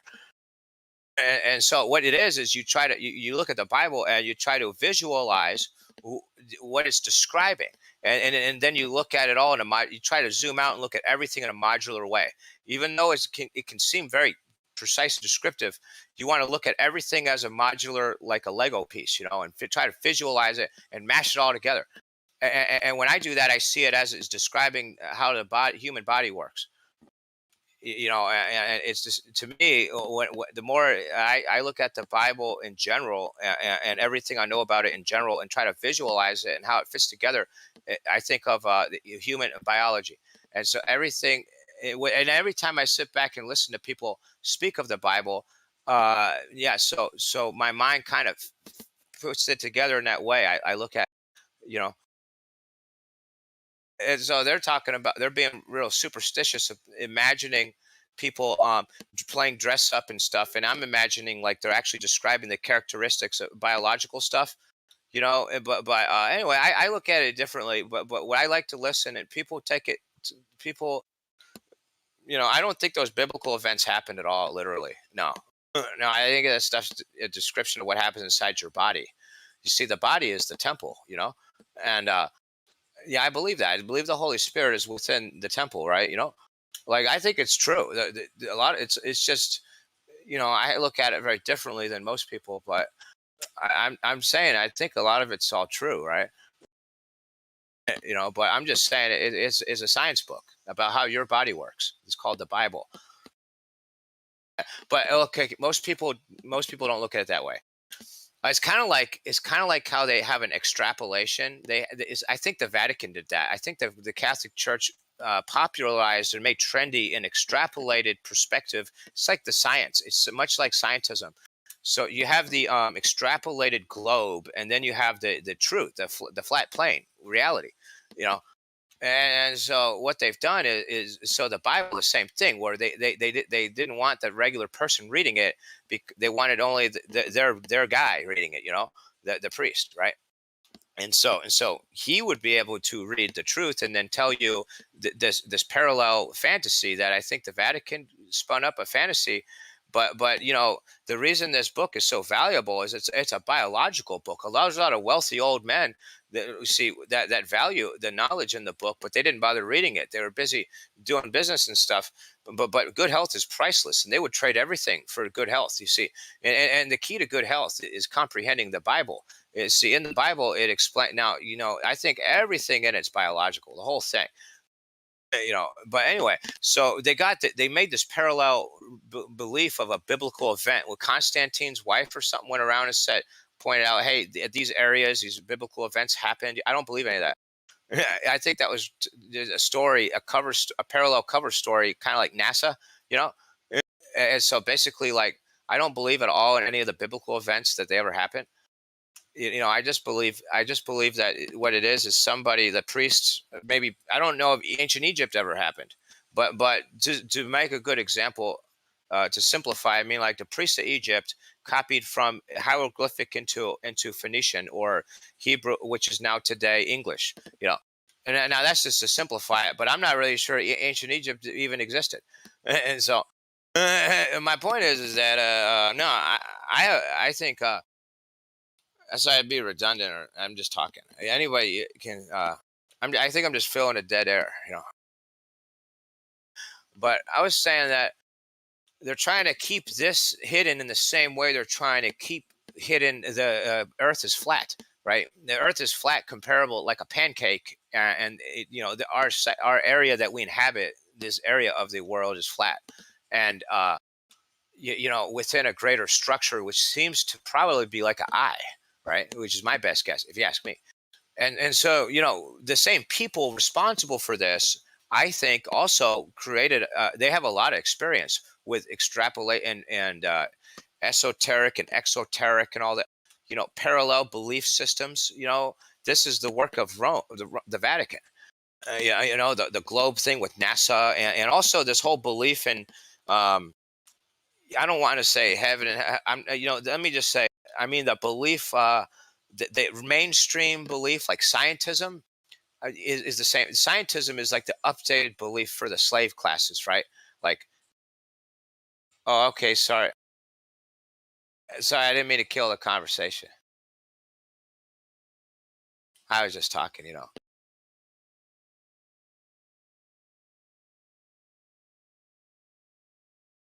Good morning, everybody.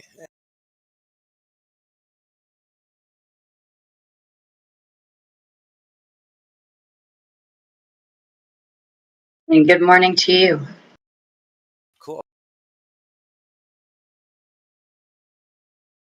I was just having a laugh inside my head, wondering how many times Smurf just said, like, it might have been at least 5 times. I think you said something about a dead body, maybe 10. It was just funny to me because I'm weird.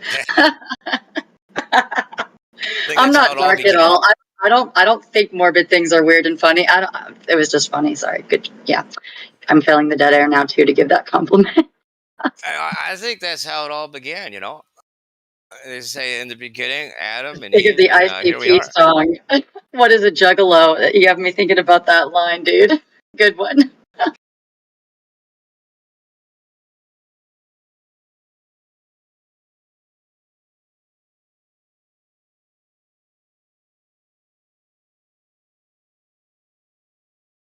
Yeah, I just want to say I think there's a biological explanation for everything. The Earth being flat, belief system, religions, everything. You know, I think society is like an organism. Yeah. I mean everything. There's a biological explanation.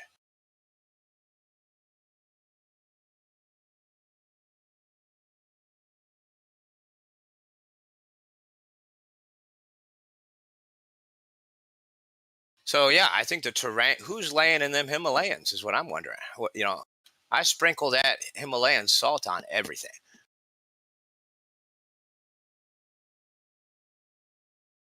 That's that petrified blood that I'm Titan blood. You know, I put that on my breakfast burritos. Also, sea salt too. I think that's petrified creative fluid. That's just a polite way of saying what you probably think I'm saying. Hey, just smurfing.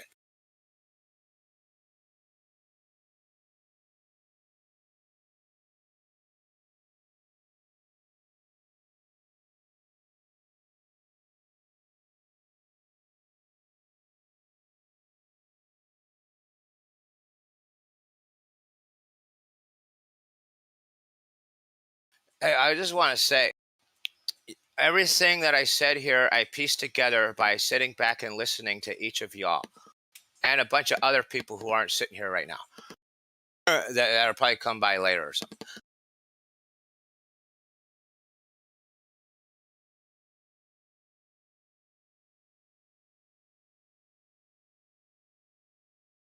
If you don't like what Smurf's saying, well, I might have learned it from you or somebody you know.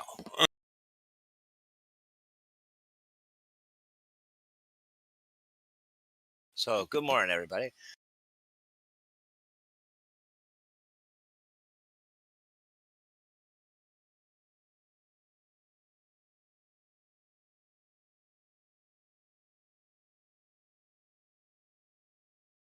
Now, I could go on way longer if you wanted to hear where I got an idea from each one of these crazy ideas. Like, if I were to stop and credit each of y'all for these cool ideas, it would take me 10 times longer to explain this stuff. For example, I stole this map from floating around here on this channel. Okay, this is my favorite map. I'm going to post it again.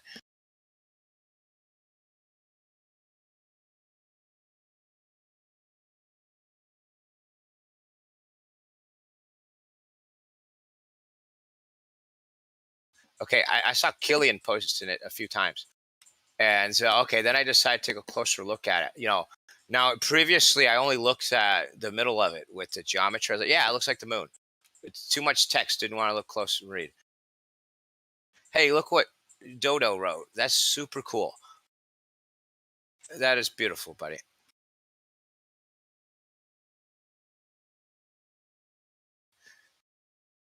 Yeah, stuff like that. Anyway, it's super cool. I was saying that I decided because Killian kept, I think it was Killian who kept posting it.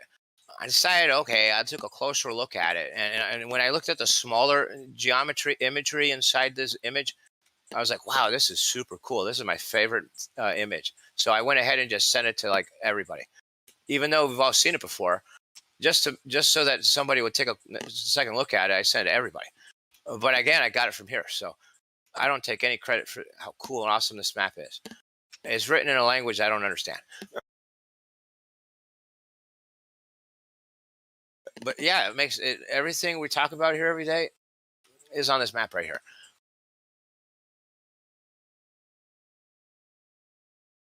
Just my opinion. Okay. I only speak for myself. Yeah. Yeah. It's like a magic school bus ride, Dodo. Yeah. It's really beautiful, you know.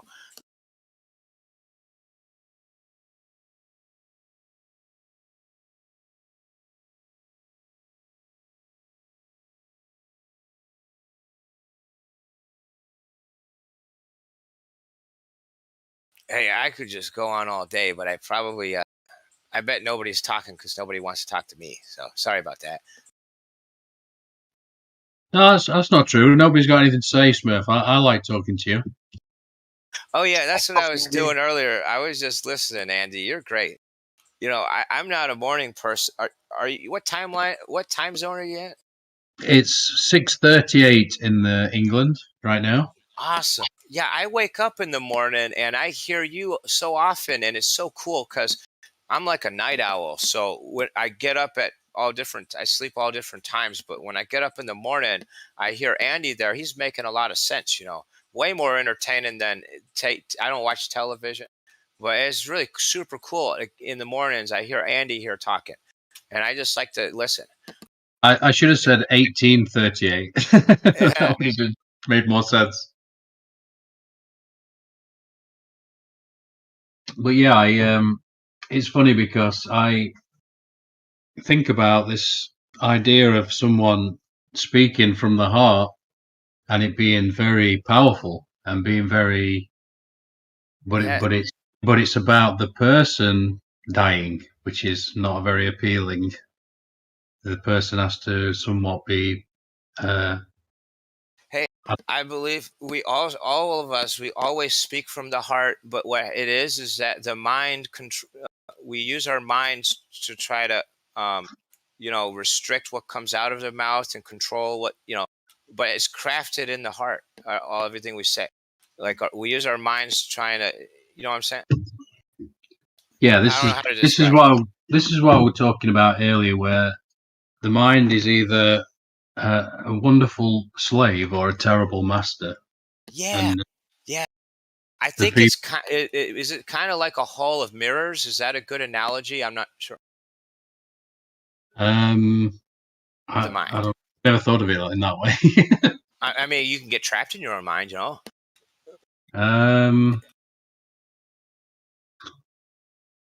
Well, needless to say, the terrible suffering that I went through seemed to strip back the person, the persona, if you will, the mask that in the ancient days did say the one spoke through, basically.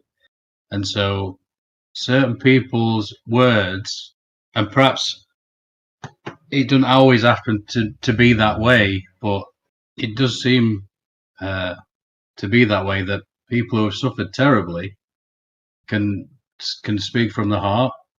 And this is why I always say I like North, because when I listen to North, his words are like, regardless of what his belief system may be and whether I disagree with him or not, it makes no difference. His words are like milk and honey in my ears. It's powerful that when you speak from the heart and not from this is why I was going to say cleverness, not from the cleverness, because that's why I kept saying the mind's clever, but the body's intelligent. And perhaps we can get in touch with that intelligence, and that speaks through you rather than the accumulations, because that's all, somewhat superfluous. I mean, don't get me wrong, it sounds like I'm knocking. It has its place. It has its place. Sure. Yeah. In the toolbox.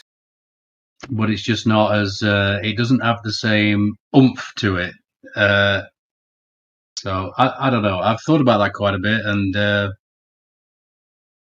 perhaps it's when you get away from the thinking that then this divine spark can come through. Maybe. I think what we're talking about is the awareness, and the awareness of the present moment is it's like a divine thing. It's like an intellect where I'm trying to simplify, and I'm that's really good. That's really good. So it's totally different from the mind. It's totally different from the mind are two different things. Yeah, it's really well said. And the heart is also different from the mind too. A lot of people don't know this stuff, and this is super important stuff that everybody should know, in my opinion. Is what you're talking about is really important stuff. Yeah, it's almost like it's Gio. I know Gio, when he goes on a roll, he then apologizes for it, and I'm like, no, don't apologize for it. That's the best bit. You know what I mean? He's like, he kind of forgets himself, and then he's just on a roll, and it's you can just end up in these conversations, the best conversation you've ever had in your life, and time just seems to disappear. And there's definitely something divine about that. when it's you just get in hard the to put your spirit. finger on it. Yeah, exactly. In spirit, inspiration. So that's what I strive for. So What if I my do words, here, what I do here is I try to make sense of what I learned from each of y'all, and then I try to share with y'all. See, I didn't explain that well, but I don't take any credit for the stuff. I'm just trying to bring to you what I think about. I like to. Most of the time, I'm sitting back listening and smoking the ganja. And about 95% of the time, I'm just sitting back smoking the ganja. And so when I am speaking here, I'm just trying to share with you, hey, I think you all are right. It might work like this, but I'm just, you know what I mean? yeah, I'm here every day. When I first listened to J. Krishnamurti, he talked about how to be surrendered to the present moment, sort of thing. I can't remember the context, in fact, of what he was saying it about, but he basically he's saying something like, "You won't do it because you're not serious." And when he said that, I was like, "Fuck, he's right. I'm not serious. I don't take anything serious. The only thing I've ever taken serious is my bloody driving test."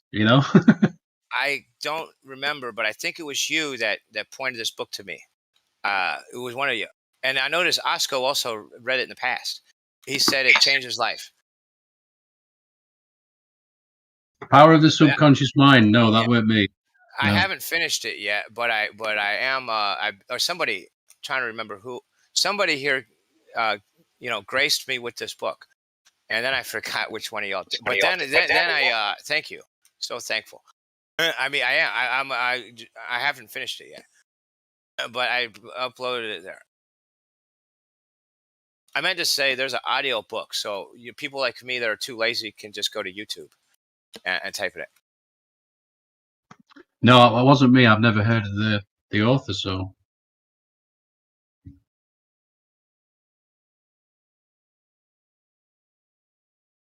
But it is funny because we were talking about that the other day with Fundamental, and he was talking about will. And I was thinking a bit about that, like how thoughts work exactly, and whether we can concentrate the thoughts in a particular direction. Everything's made of this stuff, yeah. If you could freeze the air around me, you would see my thoughts. Yeah, I mean, they have a particular vibration. All the stuff that we see is solidified thoughts condensed to a slow vibration. Everything is made out of thoughts. Everything's made out of thoughts. Because everything is made out of a fluid awareness. Ha! Yeah, I mean, I think even the most closed-off person could understand that there's a frequency to the thoughts from a from a feeling tone on a sliding scale from positive to negative. Definitely, I got a concept for you to think about. Imagine this: in a fractal reality, we have a lot of overlapping frequencies, right? And so some of these materials, what I mean, could be like resonating from larger thought spirit life forms, like elemental. Like a lot of these elements could be from different levels of fractality that intersect in our level of. Just an idea. I don't know. Do you know what I was trying to illustrate? And so, like something that, I'm talking about the elements, right? Does that make sense? No, it didn't make sense. Okay, think of how things are fractal, right? And so a spiritual, like a spirit, like an elemental. They call them elementals, right? And these are like invisible spirit people. Okay, now some are bigger than others. Okay, and what if they're the elements? And what if I don't know. Just an idea. Everything's alive, right? And so if everything is alive and we're real like grasshoppers to the Lord, some things are tiny to us and other things are big. I think of how when you vaporize, I looking at this disinfectant spray, it says kills 100 germs, including the COVID-19. It's a cartoon. But anyway, I think, well, okay, so what it's really doing is it killed the germs and they just split into what people call molecules, or chemical, but they're really trying. That's a whole cartoon pantheon of an extrapolation of scientism. They're trying to hide from us the true fractal nature of reality. So what's really going on is you're breaking these critters into little tinier critters, and they get broken into even tinier little critters, and that's what's really going on. And so what are the elements? Oh, well, what if we're the tiny critters, and the elements are these are like alive? What if each one of them is a frequency to a spiritual life form? Just a thought. I don't know that. I mean, it's like a geometric sort of alive thing. Not, I'm kind of just talking because it's because nobody else is. So is there? So are you a pantheist then, or because you've talked about God quite a bit? So I can't make my mind up. If is the one overarching God over all these lesser gods? Yeah. Is that what? Oh yeah. I think in the beginning there's this high level of awareness, and it has divided itself into it's allocated itself into subcompartments of awareness and sub layers of reality. But there's really only one supreme sovereign of the universe, and we're all beneath that. And I think there's these many G's below that, but there's this one big G at the top. What do you think about that? One original gangster. Yeah. Yes. Yeah. I really believe that there's actually only one awareness, truly, and it's just been divided itself in an elaborate game of hide and seek, and it uses geometry to do this. It is a game of hide and seek with itself. And I write all of this talking this morning is currently the middle of the day now. All this talk over here in America. All this talking is I'm really talking to myself, right? And so all of you are listening to yourself from a different perspective, right? And all of us are like brain cells in a brain, and there's really just one of us, and we've all just been entertaining ourselves. But there's just one awareness, and that one single awareness, we call it God, and then we are His children. Does that make sense? Yeah. It's kind of it's kind of new age, isn't it? Reality is layered and fractal, and so the elements are perhaps now this is a realm of speculation, but they might be alive and they might be different scales of fractal beings, is what I was trying to describe. And I keep doing it in a lot of words. I'm trying to I'm sorry about that. I'm trying to say basically, what if each element is like a spiritual being, and like when you hit it, you tap it, you're hitting somebody. And so there's like billions of people using the same elements. Check this video out, Smurf. It says, so something did happen on September 23rd. What was that? I don't know. It says something about an opening or something. I don't know. Just can you join or? Oh yeah, I gotta hit the button.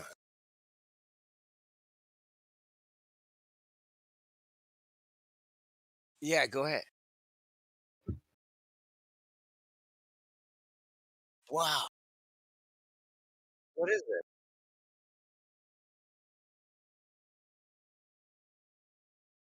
it? What in the hell? I don't believe it. That looks a bit like special effects, doesn't it? Yeah, that's what I was gonna say. Wow. Are they actually able to project the special effects now, like over the city? We've been waiting for them to. Yo, that's some Project Bluebeam stuff right there. What do you think, Andy? You think that's Project Bluebeam, dude?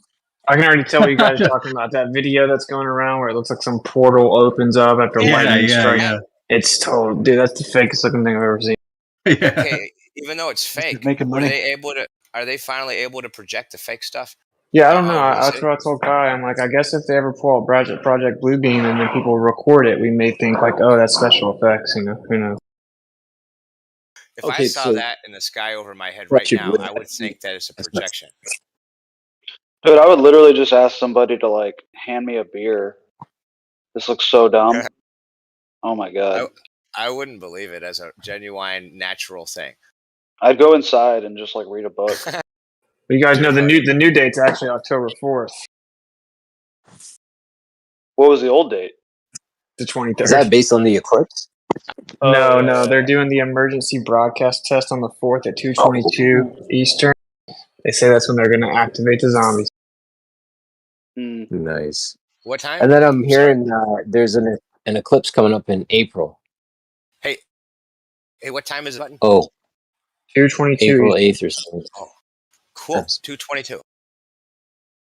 Everybody, get ready.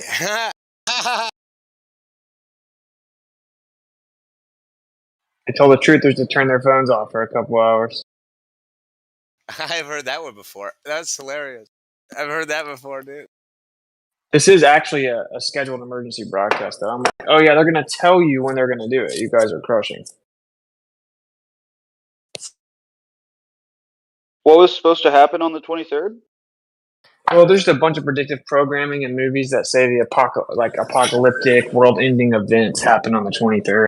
Meteor hits, solar flare, asteroids, Ghostbusters, the portals of hell open up, and evil comes out or whatever. They found all these movies that the date's always September 23rd. So it was just literally speculation based on movies. Nice.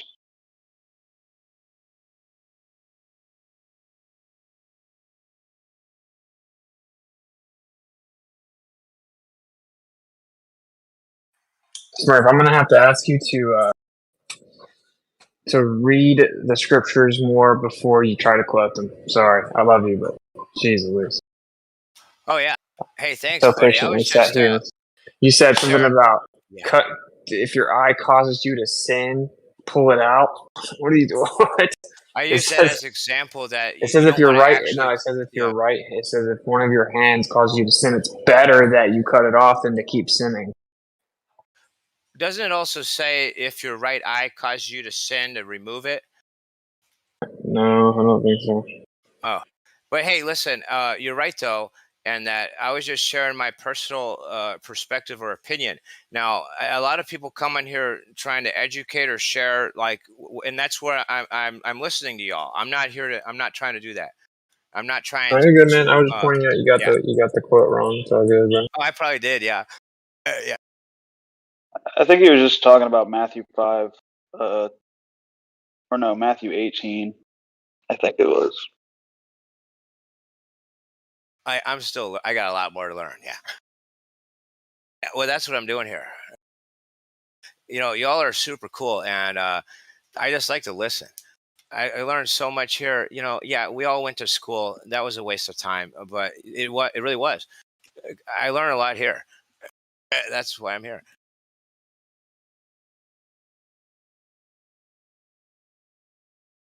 Yeah, I'm going to suggest you try and not to smoke weed for a bit, Smurf. Would that be an issue, or? No, that's actually why I usually I'm usually not talking. I'm usually busy doing that.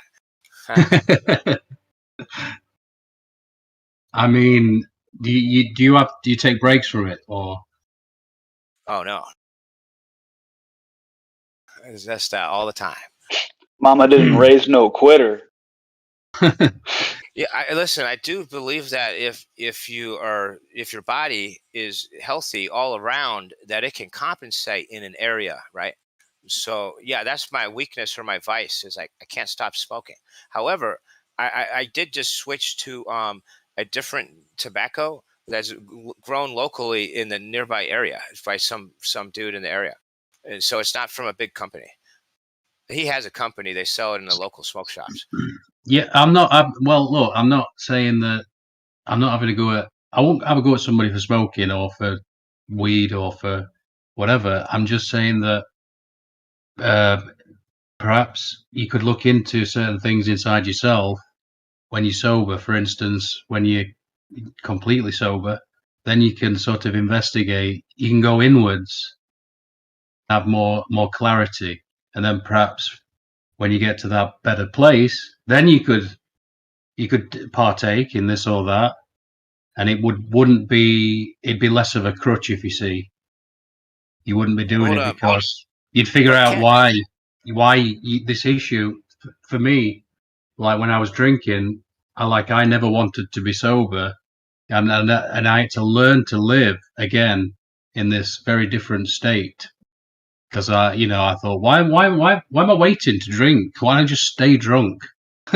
Why don't I just avoid having a hangover by just carrying on drinking? I get what you mean. I was for a few years I didn't smoke weed actually when I was in the Army. It was a nightmare. Just the first day I got out though, the neighbor just walked up to me and gave me some weed. But that was in Hawaii, so neighbors are cool there. But yeah, the day I got out of the Army, the neighbor walked over to me and just handed me weed right away. Didn't even say hello, or that's how you say hello anyway in Hawaii. But okay, so what I was saying is, a human. Well, wait. What's that? Hello? Is it aloha or is it like hello and goodbye? You're right, aloha. It's hello and goodbye, though, isn't it? I haven't been there for years, but I think it's a hello. I think I just hear that saying aloha. I'm not sure. Anyway, I was saying, I was back there in the 2000s, but hey, I was saying a sober mind, a human, right? Well, that's like a wavelength, right?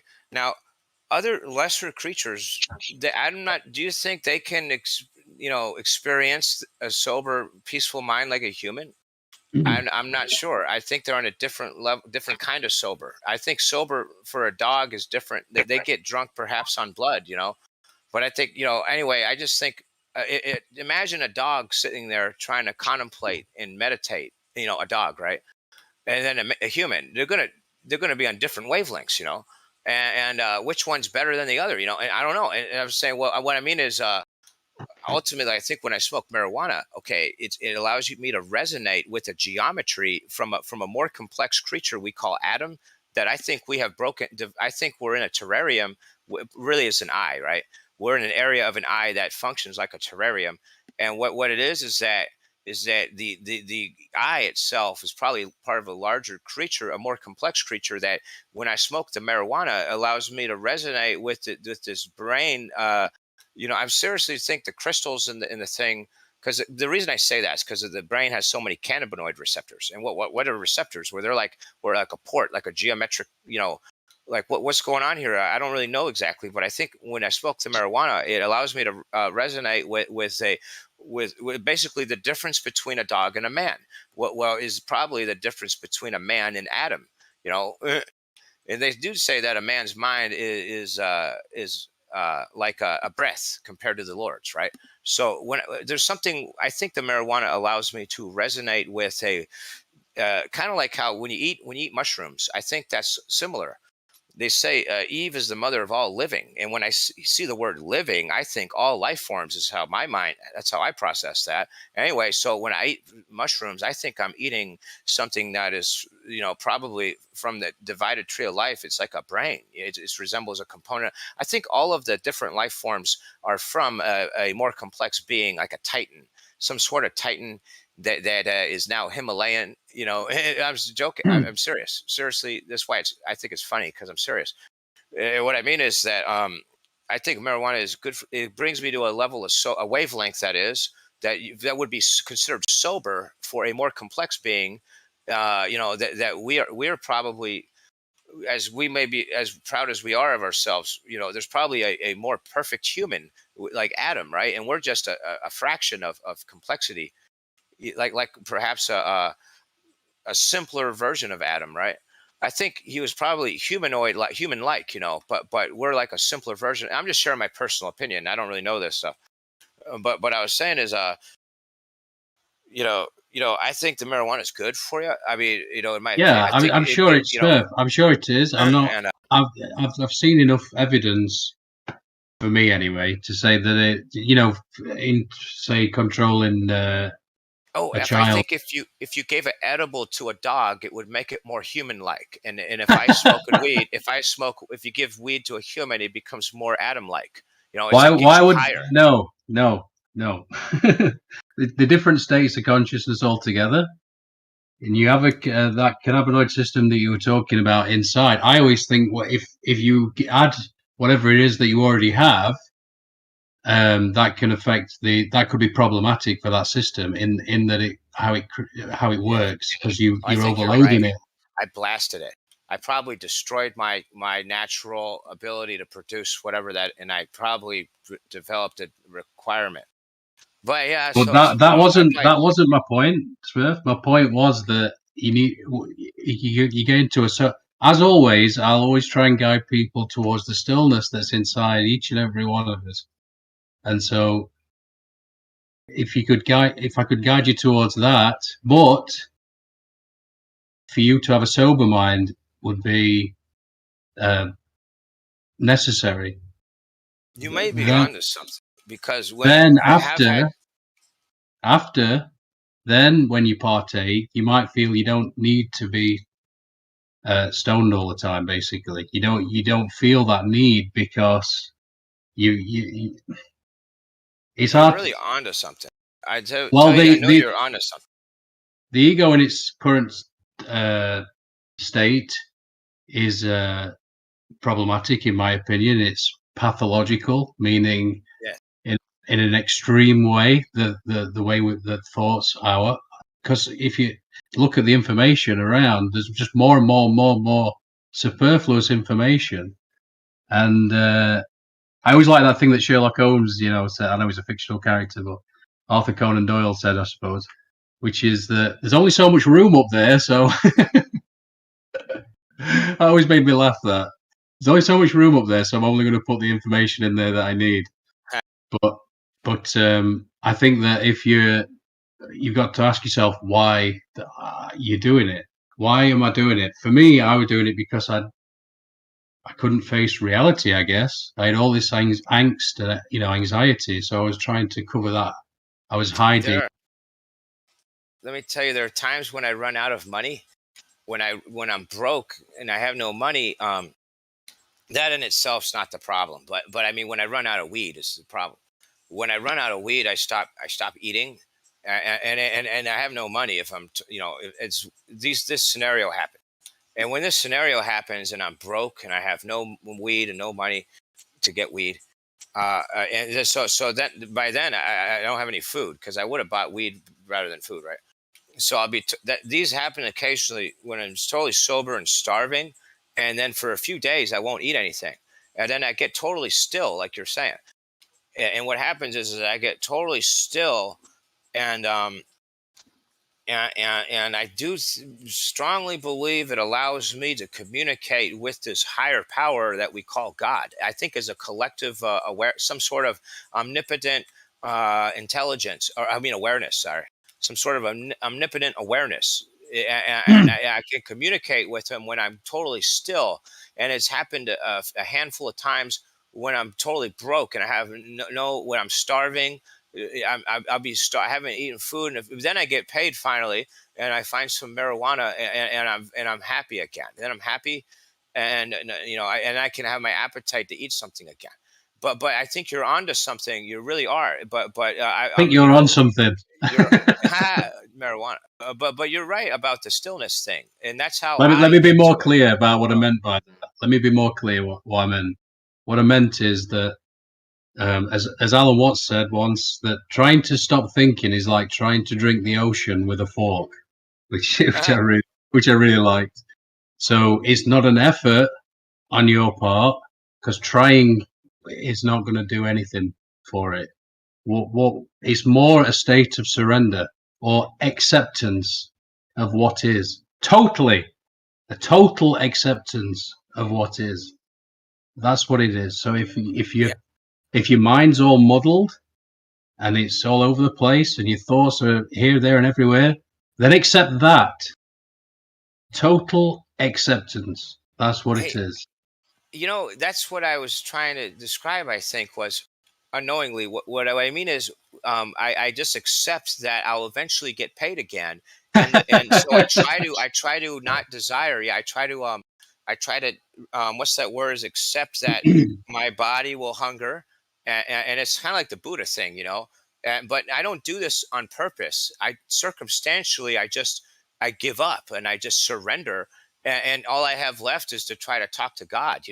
I don't have, my body will just get hungrier, and I'll just jones more for a joint, and I would just keep waiting until someday the marijuana's get paid again. I mean, knowing I'll get paid again eventually, so I just sit there and I just wait for maybe a week at a time, and I go, oh God, and I end up. That's it. That's what I mean. That's how I communicate with God is when my body is the reason why is I have to accept that I cannot provide for my desires, bodily desire, like eating food or smoking, either one, or even tobacco. When I run out of tobacco, when it gets really weird. I should have mentioned that. That's the last thing when I'm totally flat broke and I can't have a cigarette is when it kicks in. Is when a day or so goes by, and that's when I feel like I'm talking with God right there. Like He got me right where He wants me, and I ask Him a really important question and I get an answer. He speaks in the symbols and signs become really obvious. I think what happens is when you're in that state of mind biologically, the signs and symbols become a lot more apparent because you've got to find something to eat. So your mind becomes more perceptible. I don't know. Anyway, when I'm in that state of mind that I surrender I cannot fulfill any of my desires. So I try to let go of all my desires.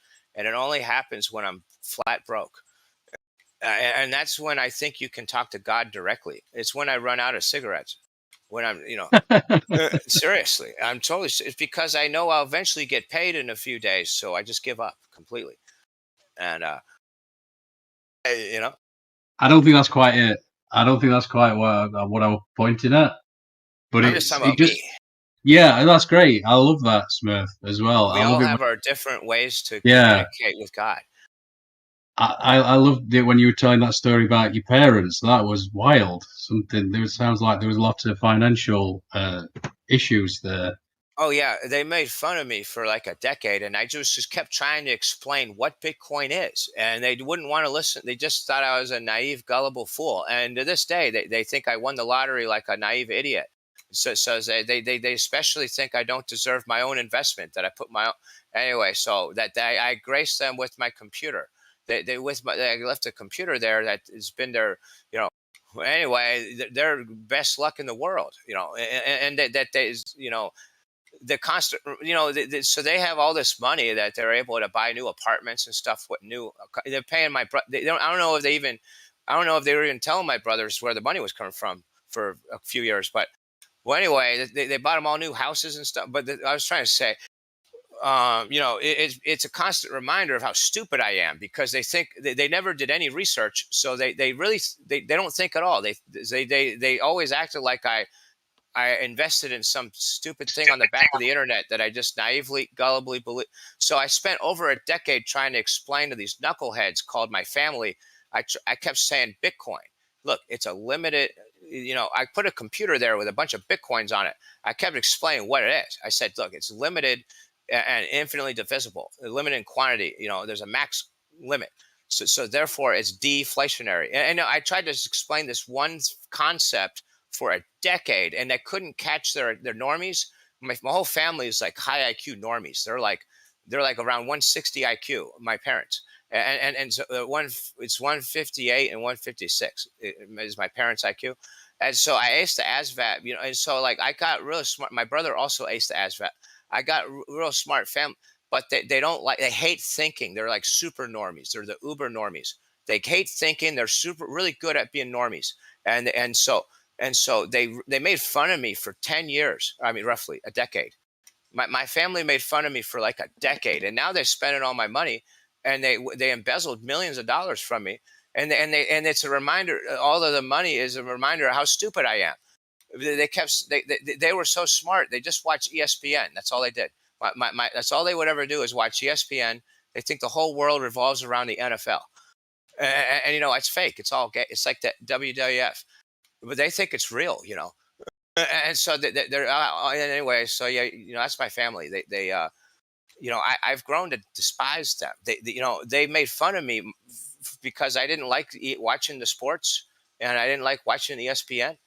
So I didn't, they made fun of me when I was a child for that, and then they made fun of me about Bitcoin. I kept explaining it, and now they wouldn't talk to me. They wouldn't talk to me when it got up in value, and then when I complained that they refused to allow me access to it, I now have a restraining order. I'm not allowed to communicate with them. So they've effectively embezzled my money, and they even used the government to make it illegal for me to directly request my money.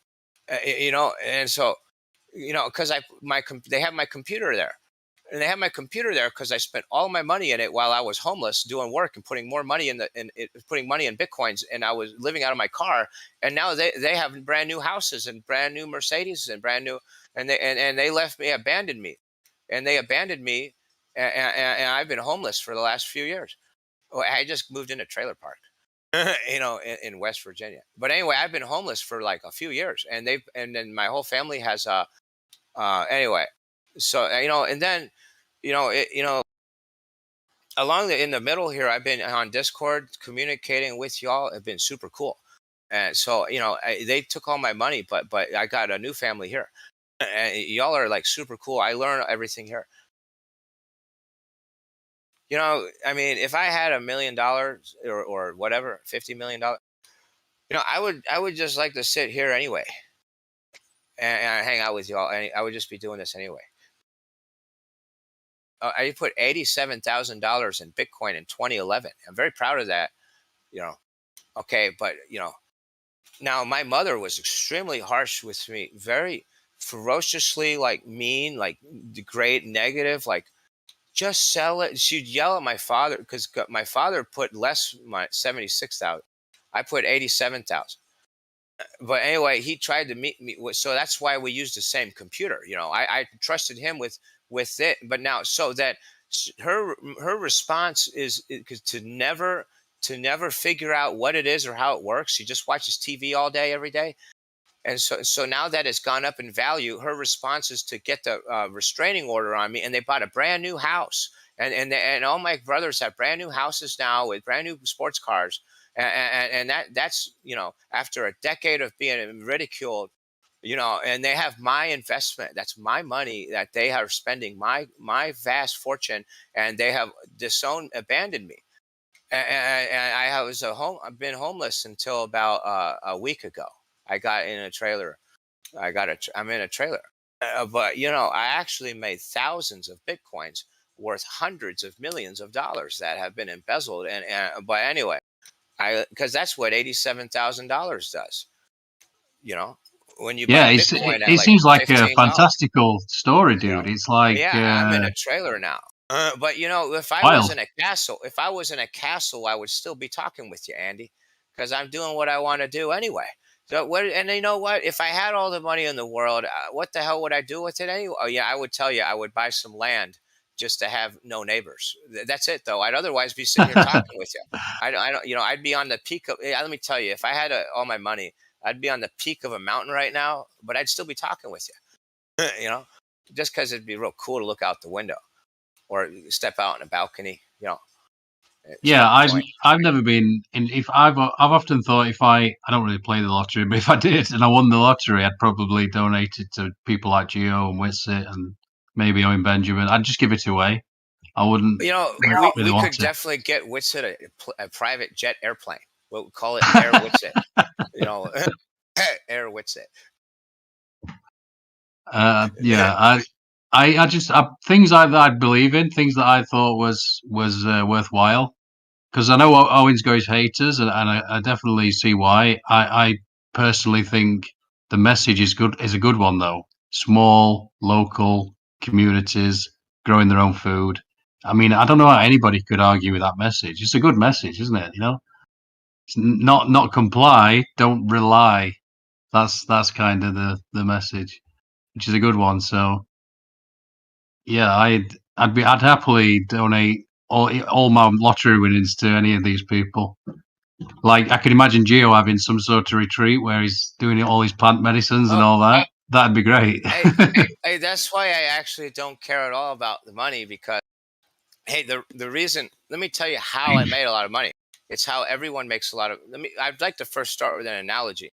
An analogy is that I had a beautiful girlfriend in Hawaii, and what happened was my my friend walked up to me and in my platoon, he said, "Hey, how do I get a beautiful girlfriend like you?"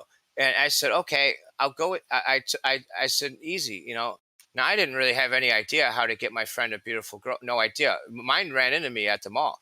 So anyway, what I did was I just I had the spirit of it. I became personified the spirit of helping my friend get a beautiful girlfriend. This is about money, right? I'm giving you an analogy. I went to the I went down, I took him downtown, and a beautiful girl just jumped right on my lap right away. And it's because I was in the spirit of when we sat down there, it happened instantly. Right in front of we went to a nightclub, and right in front of it, this beautiful woman sat on my lap right away. And the reason is I was in the spirit of like a transmitter. I was trying to give my friends something. You know, the animals receive the energy, and then they might transceive or be a conduit. But God gives the energy, and like I was trying to be like God. I was trying to give my friends something, and so that's how the wealth happens, right?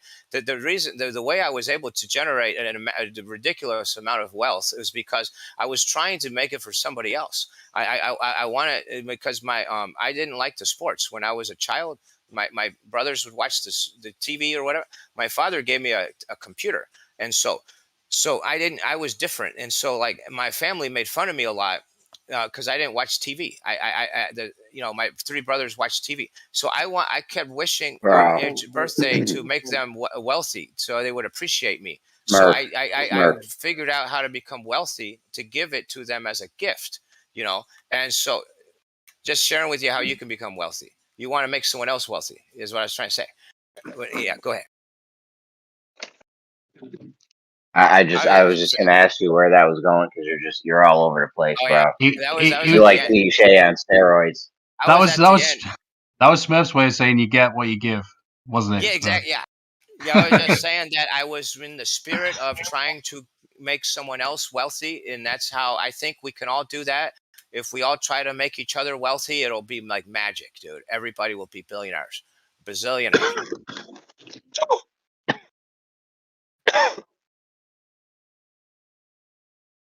If we all try to make each other millionaires, it'll happen. Guaranteed. If you wake up each day, try to figure out how to make your neighbor's life better, somehow the world will make your life better. I was reminded of that Beatles song, but I can't remember it. Where it's like, and in the end, what's the next bit? Can anyone remember? I've heard of this. Something like the love you get. I can't remember it. I'm gonna have to type it in there because it's too many. Is it called the end? And in the end, the love you give will be the love that you get. Is equal to the love you get, or something like that. Yeah. Yeah, that's why. How sing can it, somebody sing it there? Sing it there. Sounds so I much like. I can't remember it. Are you from Liverpool? No, I'm from the Midlands. Oh, it's not far away. You sound a lot like the Beatles. Oh, thanks. I always say, "Oh, let me hear you say," and I'm not the only one. Well, just FYI, the Beatles were kind of posh Scousers. The proper Scousers don't sound like that. They sound like this. All right there, mate. What's a Scouser? Scouser. That's what that'd be, a Liverpudlian. Oh. I'm not the only one. Hey, Smurf. What's up, buddy? It's Lion. Hey, I was listening to your testimony. It's a crazy story, bro.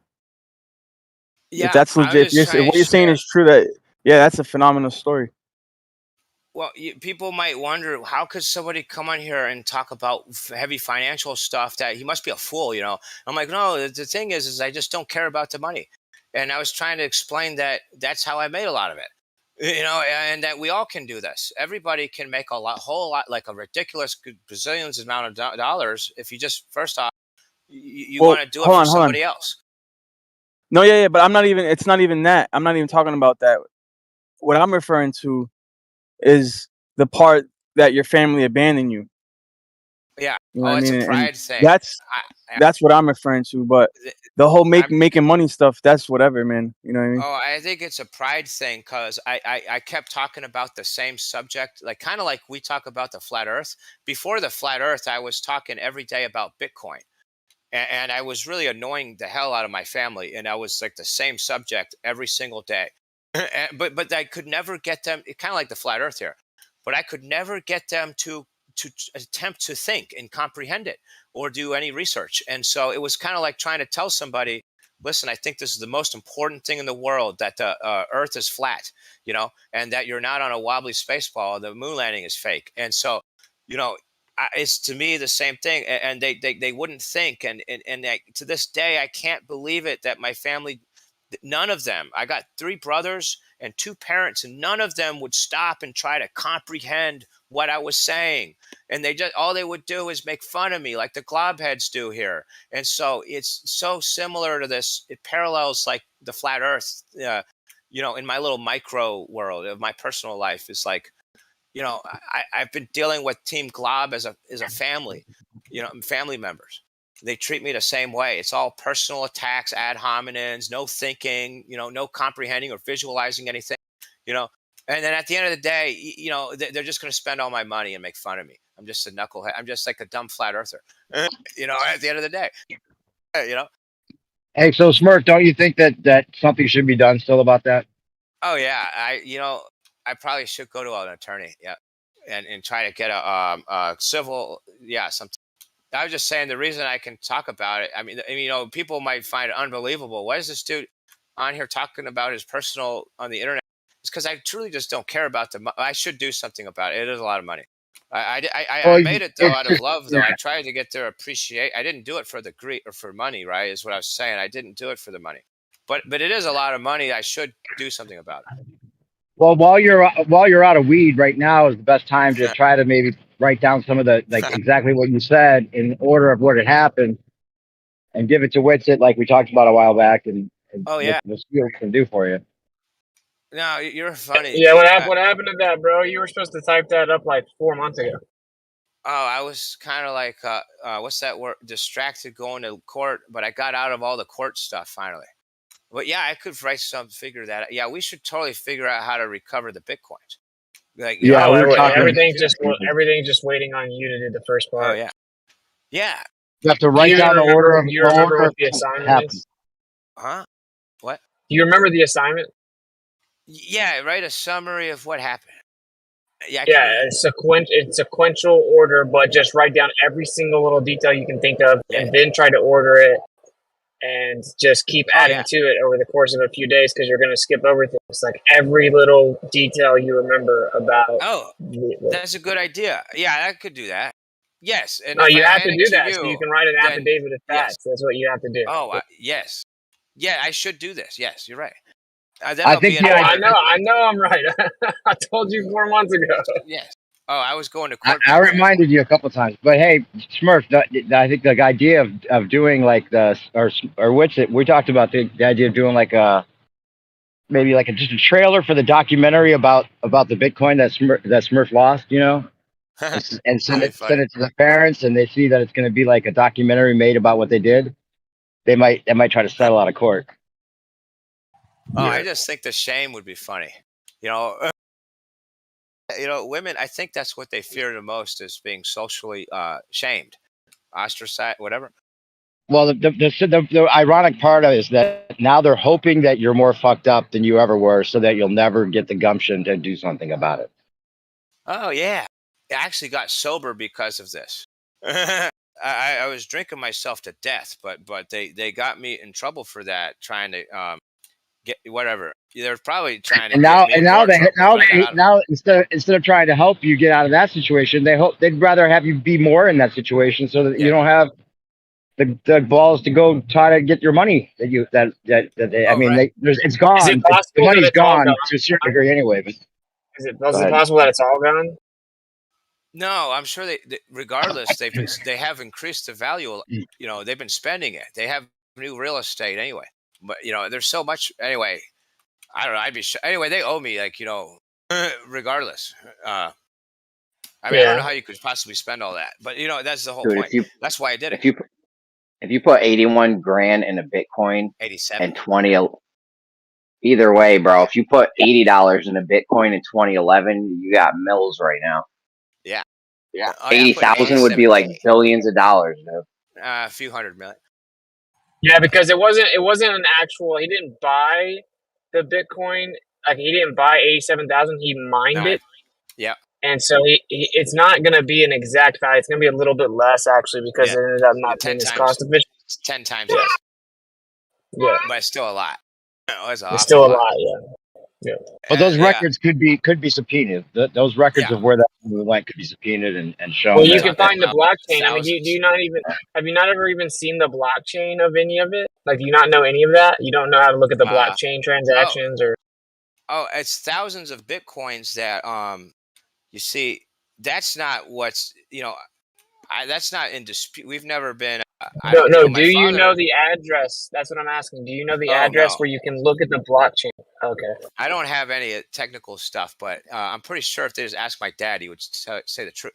See, what it is my mother has put him up to all this about the restraining order, all this stuff. My dad, I think, is real ashamed. That's your ace in the hole. Your dad, especially before he dies, or God forbid, anything happens to him, you should do something. When I keep saying family, you see, my brothers and my 3 brothers and my mother have been ridiculing me, and they hate me. My father took their side because there's so many of them. He had to take their side, but he feels real bad to be working against me. He's real honest. Wait, so did your brothers didn't step in to do anything about what's right either? No, they've been making fun of me for my whole life. But I mean, the last decade with the Bitcoin thing, they were, along with my mother, they were all doing the same behavior of ridiculing me, watching television, and that's what they do. They watch television and they would ridicule me about the Bitcoin. Then they ignored me when it went up in value. Smurf. I'm not asking you about that. I'm asking you about what the brothers didn't ever step in either and say, "Well, isn't this technically Smurf's money?" No. They're happily been spending it. My mother has been giving it to them.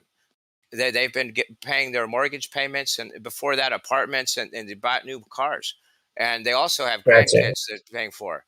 Yeah. So, no, my brothers have been benefiting from this. Yeah, that's.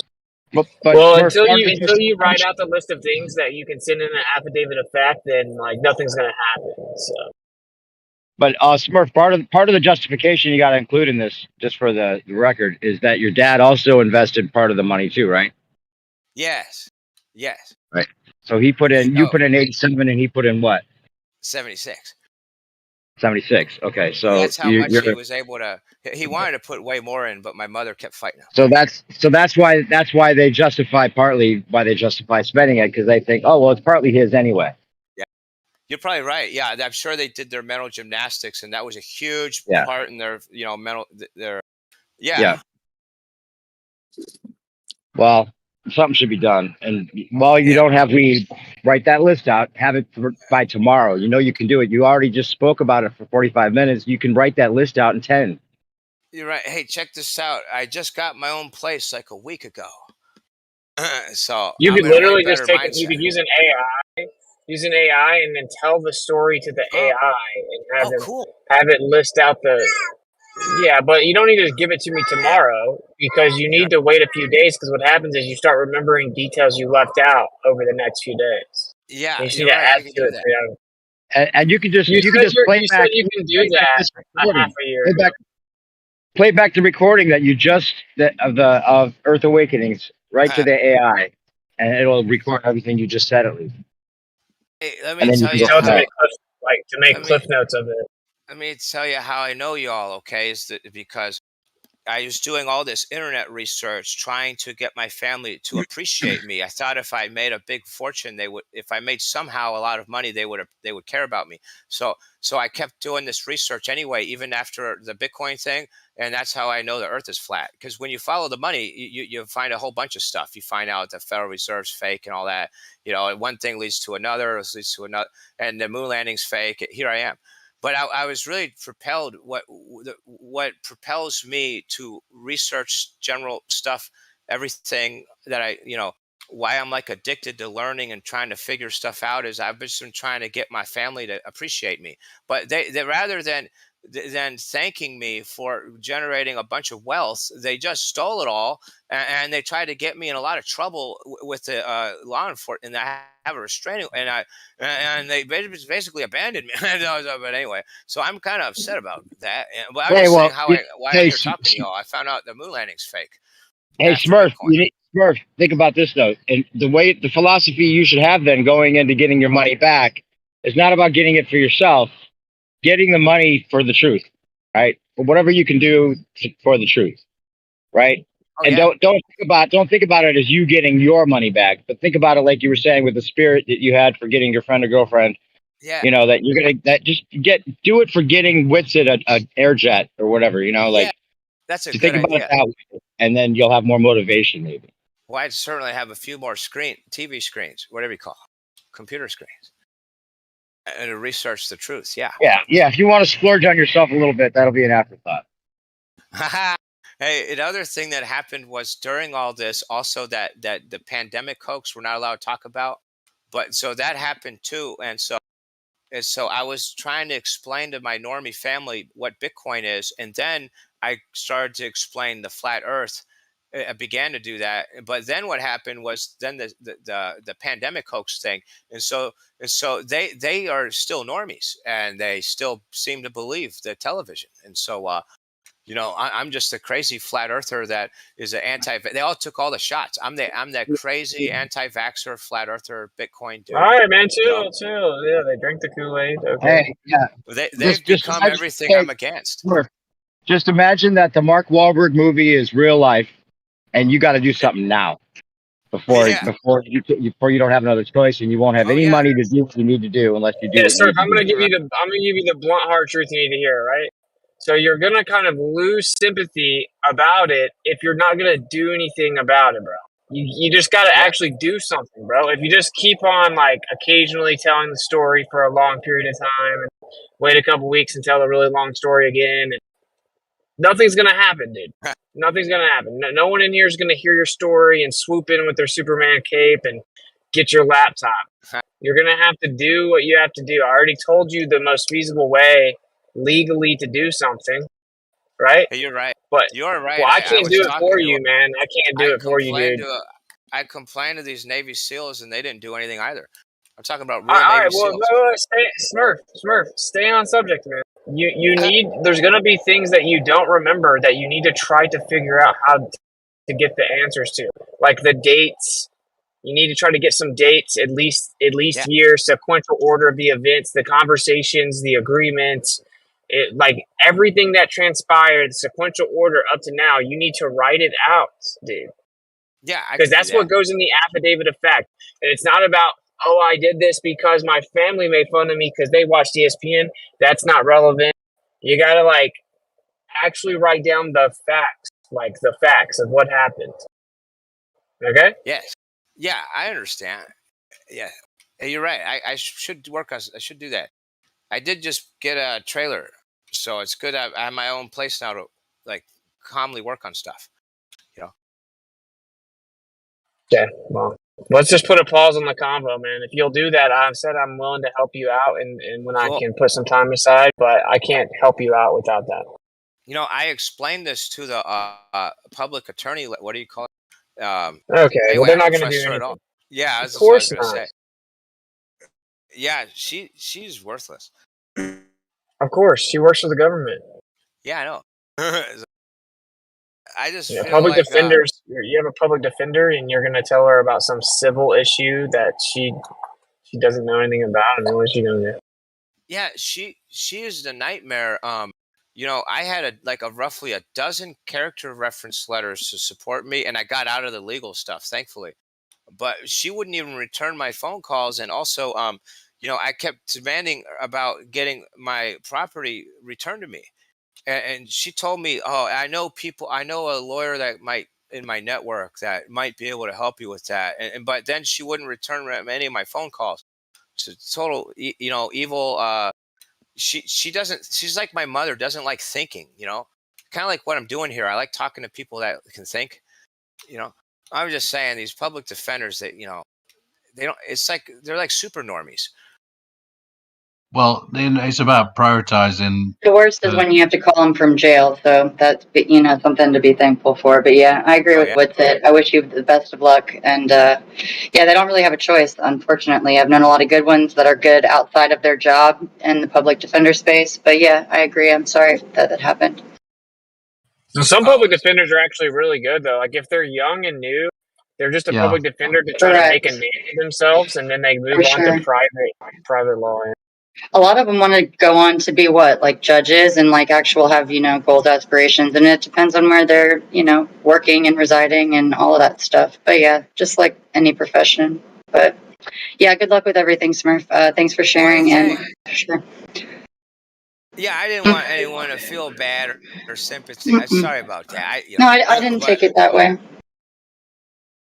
Just being some supportive voice for you. But yeah, it's no bueno having things of that nature, but as long as you have an accurate timeline, that's all that matters in the eyes of the court. So yeah, good luck with everything. Hey, Smurf, what are you gonna do? Smurf, what are you gonna do again? I'm gonna write a summary of what happened. Yes, gotcha. Like with very specific, meticulous details, and then try to make it sequential, and then add to it over days as you remember new details. Roger that. We'll do. Yeah, I could do that. Yeah, I'll do that. Yeah. Dude, Smurf, you have to understand that. We have to understand that we literally had this exact conversation, literally, with the exact same responses 5 months ago. Yeah, I was in a bad scenario. I'm gonna do much better now. I was in it going to court a bunch. But hey, Smurf, it is a fascinating story, and to add some advice, I would stay sober as much as you can. Like I know that you're addicted to marijuana, but I think that the marijuana might actually be a detriment for you to advance, right? In this case, you have to be focused. You have to be vigilant, right? You have to be cognitive, because if you're not, and if you smoke weed, this is everybody wants to prop up marijuana like it's like the life-saving drug that it is, but at the same time, it can be a detriment. Right? Because you're going to lose focus, you're going to be lazy, you're going to lose motivation, you're going to procrastinate, you're going to push it back and push it back. You don't want to do that. Like, I'm willing to help you with this. Go ahead. Well, what he's saying is true. What you're saying is true, because if you send an affidavit of fact and it's not a fact, then you're going to ruin the whole thing. And so if you're like if you're like Dory the fish, because you're just super blitzed all the time, and you're like, oh, I don't even remember what happened yesterday, but here's what happened in 2011. If you start like writing things that are incorrect and you put it on the court record, it will be dismissed. It will be dismissed. If they can refute that affidavit of fact with any type of evidence, like exculpatory evidence, then you'll have an unreliable affidavit of fact, which is actually pretty serious. And that is something that they'll look at forever, unfortunately. That is true. Yeah, good point. What's it? But it is fascinating that if it goes through, like if it works. Well, okay. So like I'm going to help. Like this is a time-consuming thing. I've helped people out in the past, and it's very time-consuming. Where I'm going to have to like talk to you on the phone and go through the list of things and be like, "Wait, are you sure about this, or disagree? Or we need to take this out. We need to rewrite this to where we know it's a definitive." It's a time-consuming thing, but like people can't. I can't help you if you don't help yourself, as the saying goes, dude. I'm showing you tough love because I've heard you tell the story like 20 times, but you just won't write the list. I don't know why, but you just need to do it. I'm just big broing you, man. Yeah. Hey, thanks, buddy. I just moved, but yeah, now that you remind me, that's a good idea. It's the only idea I got currently. Well, why don't you write it down right now, Or like the on best a or only idea I whiteboard or Of course, something? I have a crazy imagination. Why don't you write it? All right, never mind. Well, yeah, Smurf, you're gonna need a couple bow and arrows for the zombie apocalypse, man. You should get on it.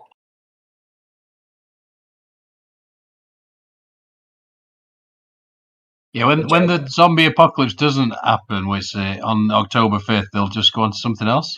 Okay, I first of all, I don't believe in it's October 4th, 2:22 p.m. Get it right, man, or everyone's gonna die if you don't get the day right. Okay, I don't believe that though. Is Christopher Obviously, Green supporting this? No, it's not Christopher Green, but Greg Reese just did a Reese report, and he covered this guy from, it's like something Vedas. I forgot his name, Jason Shurka. We actually had him and his partner had a Flat Earth conversation with me, Dave Weiss, and Jaron. But they're pretty cool in lots of ways, talk about a lot of truth, but they have a lot of like people that supposedly blow the whistle on the secret space program and all this. So Flat Earth is really tough for them, even branding wise, because of what they. Long story short, he said that, but I don't agree with the date, right? Because they've announced it is a public official announcement. They're doing an emergency broadcast test on October 4th for all devices. That's a real thing. Why would they be like, "Hey guys, we're doing it on this day"? But you could also say, well, 99.99% of the population don't know anything about, pathogens being released when nanoparticles swell up based on certain electromagnetic frequencies. How many people even know that's a thing? So I don't know. I don't believe in the date, but I was just like, I thought it was funny that they moved the goalposts from the 23rd to the 4th. But I still leave zombies on the table, though. Don't get it twisted. Should I get a Faraday bag for my phone and devices or something? Well, I think if you didn't take the Kool-Aid, then you're going to be decently well off. Some people are suggesting to turn the phones off because we all have heavy metals in us. Wow. Oh, also, by the way, I found ways to detox heavy metals. If anyone's interested, I'm interested. Is it zeolite? Okay. Yes. Cool. What is zeolite? I've heard of it, but I have not looked into So it. it's something that happens whenever when a volcano erupts and that ash hits the water, it creates this chemical reaction. And whenever you consume that, it helps you get rid of heavy metals. I've heard things about heavy metal detoxes that you have to like be careful how you do it, or it could like make you sick as you start to release the Probably toxins. so. Same with parasites, right? Yeah. I mean, yeah. Well, I mean, it's never a better alternative just to let them compile. I would guess you just gotta find, like, even with the zeolite, you gotta have a very specific brand. I have the brand at the house written down, but supposedly you gotta have the right. It has to be the right, like moisture composition and stuff like that. But Man, crazy world. I'm gonna have to make sure I turn my phone off that day. There's a couple different ways to detox from heavy metals. They have some. It's like an algae mix, but it's like so you got blue algae, and you have some other stuff that they mix together, and they both can chelate heavy metals. And you also have the fulvic acid or the shilajit that also detoxes heavy metals. Yeah, shilajit shilajit's the brain. Yeah, it's a good one. And chlorine dioxide supposedly does Chlorine the same dioxide is like it's like a freaking miracle.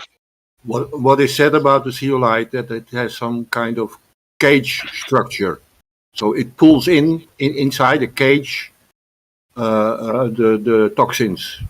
And for instance, with clay, it's more on the surface and it influences your gut. So that's why zeolite, as it's explained, is more safe to do it. Okay. The zeolite allows water to pass through it, but the bentonite clay works like a sponge, and it gets like 8 times bigger, if I remember that right. So the zeolite clay pulls in all the conductive materials, any foreign things that are electrically conductive get trapped in this geometry, and it's different scales of geometry. So it gets conductive things of different sizes. And the thing's so small, that this powder is so small that it gets in the bloodstream and cleanses the brain, they say. And they're also the same about this. Diatomaceous earth is also, in a similar way, so tiny. The powder is so tiny, it cleans the blood also. But that's an antiparasitical. Sorry. So That's what you can exactly- do is you can take the antiparasitical, then you can take the zeolite, then you can take the bentonite, which is like a sponge and pulls all the toxins. Absolutely, bro. I'm in agreement. I have all that in my cabinet. Cool. I don't have the zeolite, but I have things like it.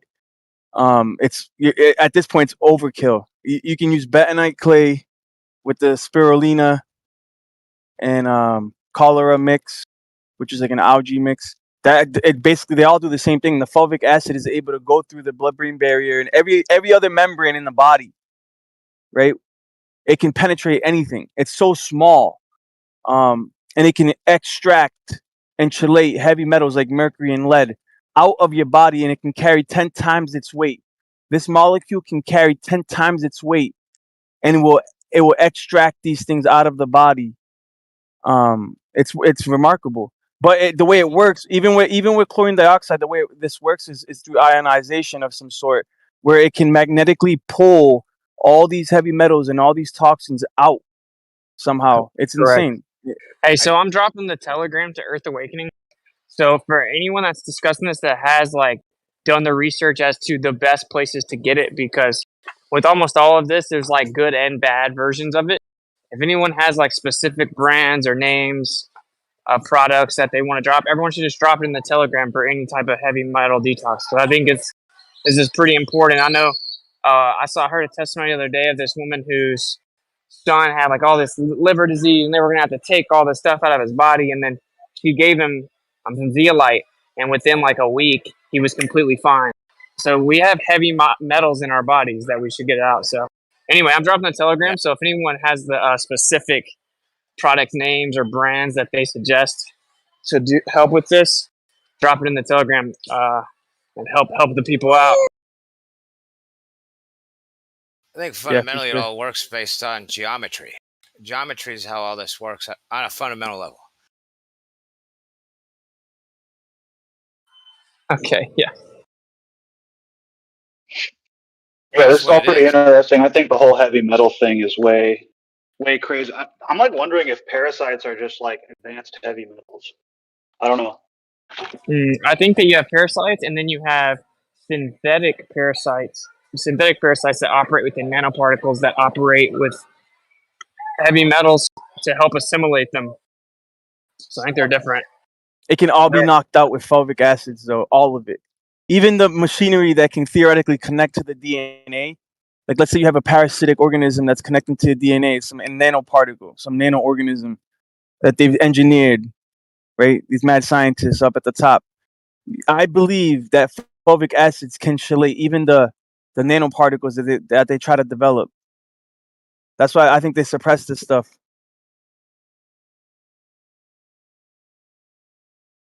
No, that's true. They actually had one study, and then I haven't heard a thing about it for almost a decade about that kind of acid for women, especially. But it's like, it immediately within 2 days or something of taking it, reduces risk of cancer by like 70% or something. So it's like, of course they would have to. Yeah, crazy.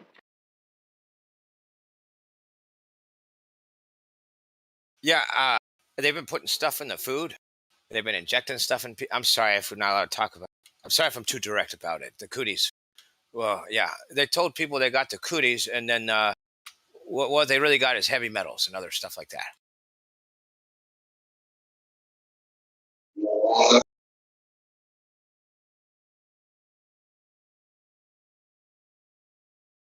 Yo, Winston, you there, brother?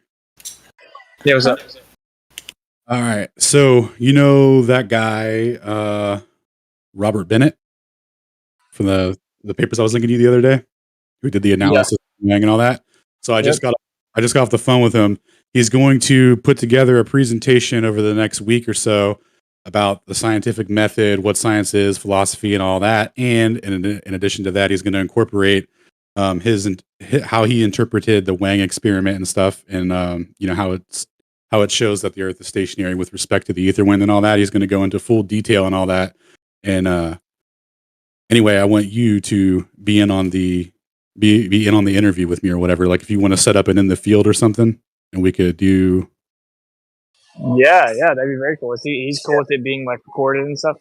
Yep. Yeah, he's fine. He's ready to say some stuff to get to about Einstein and all that. Yeah, it's awesome, dude. He's a legend, man. And he actually talked to Wang about his experiment too. And yeah, so Wang got bullied out of pushing against Einstein and all that. That's why he doesn't continue or push out or make new work or anything like that. And he absolutely won't push the envelope in regards to what he did with his experiment and all that. Wow. Yeah, he literally he got intimidated out of doing it. Won't do it. Of course. Hey, let me talk to Yeah. this customer service. Dude, that sounds incredible, though, dude. So let's Yeah. definitely set something up. Yeah, I'll hit you up when he's got the presentation ready, and we'll get the dates and stuff set up. And then, yeah, dude, it's gonna be awesome. This dude's Perfect, bro. Perfect. Yeah. And I'll be back in like 5 minutes. I just gotta talk to this person real fast. Word. That's exciting. Yep. I'll be back in 5 minutes as well.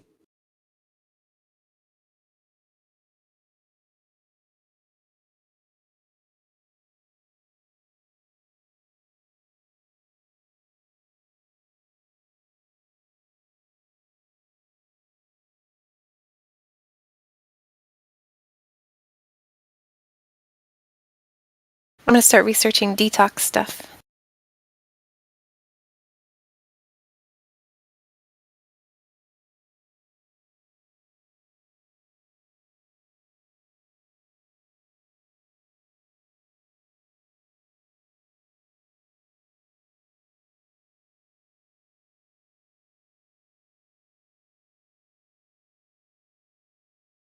Yeah, hey, I was just saying, I got way detailed about my personal life, but I was just saying that I become addicted to like learning stuff, and this is my favorite place. And I've come to learn that they've been putting stuff in the food, and that stuff's no bueno. So I've stopped eating pork, but I'm not sure that I think pork bacon is healthy. I suspect, but I think it's not as pure in the fat of the pork. It carries a lot of stuff, possibly parasites or heavy metal, whatever. And so anyway, for that reason, I eat steak and eggs. I think eggs are the healthiest, regardless of whether you even eat meat or not. I think eggs are super. I think a lot about this, and I think we absorb the oils in the food that we eat, and that's probably why a lot of greasy food is unhealthy, because they use vegetable oils to make the food. If they use butter, then they would be healthy.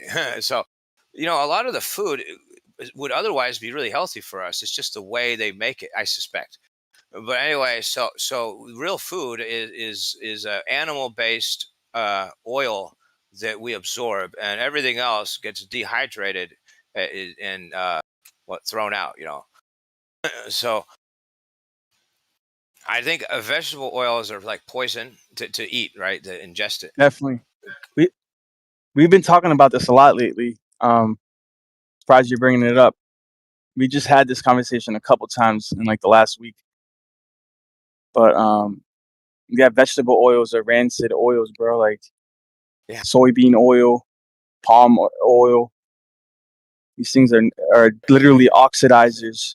When they hit your system, they oxidize the system. They literally increase aging, and they actually destroy the DNA that we're talking. So the whole idea is to preserve the DNA. These oils literally deteriorate the DNA and fragment the DNA. You're a computer So guy. what You kind know of about oil do you? you know about defragmentation, right? Yeah. Well, What these kind of oil do things you fragment suggest DNA. for cooking? Any oil is good as long as it's sustainable, and it, like, we can get into is it green or not green, but basically as long as it's naturally extracted with low heat, doesn't have to be cold pressed. I mean, I prefer cold pressed olive oil myself. Some say that olive oil has a low low smoke and temperature, so they don't recommend using olive oil for frying foods. But coconut oil is good. They got no flavor. Coconut oil. How about sesame or avocado? Yeah, man. I use any oil, bro. Honestly, yeah. Some have better temperature ratings because you can literally put it on high and it won't smoke like coconut oil. Speaking It of won't smoke. oils, I think in the food itself we absorb the oils, and that's what real food is. And I think the eggs, the oil in the scrambled eggs, is the healthiest oil. It's weird though that since the 70s they've been going on claiming that, like, because eggs have cholesterol, meat has cholesterol, claiming that like cholesterol is the cause of heart disease, and just spending like years on like ridiculous studies claiming that animal foods are bad for you, and like slowly changing people's opinions on it. And now you have like these vegans eating the fake meat that's like almost like all the rancid oils that you shouldn't be eating. Yeah. That's like a conspiracy, isn't it? Well, because a lot of people, when they try to start like, oh, I'm going to try to eat healthier, and meat and like dairy and stuff has been so demonized that they kind of immediately go to like, oh, go on a plant-based diet. And it's nuts. But yeah, talking about pork, we talked about pork yesterday, but pork has like 30 known transmittable diseases that can be passed on to humans. Oh, we know this. There's a lot of germs that can jump back and forth. I think the technical term is zoologic, something like that. We get real precise. What is the best food? I think is steak. Because when we get really precise about it, yeah, animal products are good for you, but the cows, the spirit of the cows, right? You got the cowboys out there. The cows, all they know is the cowboy. They live. The cowboys raise them and guide them, and and they sacrifice themselves. They've been bred to happily sacrifice themselves for us. I think they're happy to do it. Now pork, on the other hand, I don't think we have an agreement with the spirit of pigs or swine. I think they're too wild and weird. They don't want to. They don't. I think the cattle are happy to, and the sheep also. The sheep and the lambs and such, they're happy to sacrifice and become you. When you eat food, it's yummy. When you say yummy, it's kind of like saying you're me. And there's really one awareness. We're just a snake eating its own tail. We're just one awareness, and the body is a temple. And when you put in the temple, I think you should sacrifice steak. Yeah, all this, the Bible, to me, I look at it as biological. Anyway, and I'm not trying to push. I'm sorry, it could sound like I'm just sharing my opinion. What I mean is we should sacrifice. By what I mean is we should eat steak and eggs. Steak and eggs. The eggs. I think about the karmic effect of eating pork, right? Well, you're like, you're absorbing those oil. They say you are what you eat. You're absorbing the oil of the swine. And I would advise against that due to the behavior of look at that. Look at how it behaves. Now There's wisdom there. There's wisdom there, but some people don't care. They rather eat pork, and that's fine. I'm not judging nobody, but there is practical and philosophical reasons, scientific reasons why you shouldn't eat pork, right? And like I brought up earlier, that there's 30 different transmittable diseases that can be passed on to humans, vice versa. And not all animals are like that. Like most people can eat beef raw and they'll be perfectly fine. You can't do the same thing with pork. I had a friend, right? And it can contaminate the environment that you prepare the pork in. You can contaminate the environment. You don't have to worry with beef as much. Like you really don't. It's not a big deal. So yeah, there's reasons why you shouldn't eat pork. But going back to he went to go ahead. a factory. I know somebody who went to a beef factory tour of a beef, like a plant, and he took a bite out of some raw beef and he swallowed it. And he said, "I just want to know what it tastes like."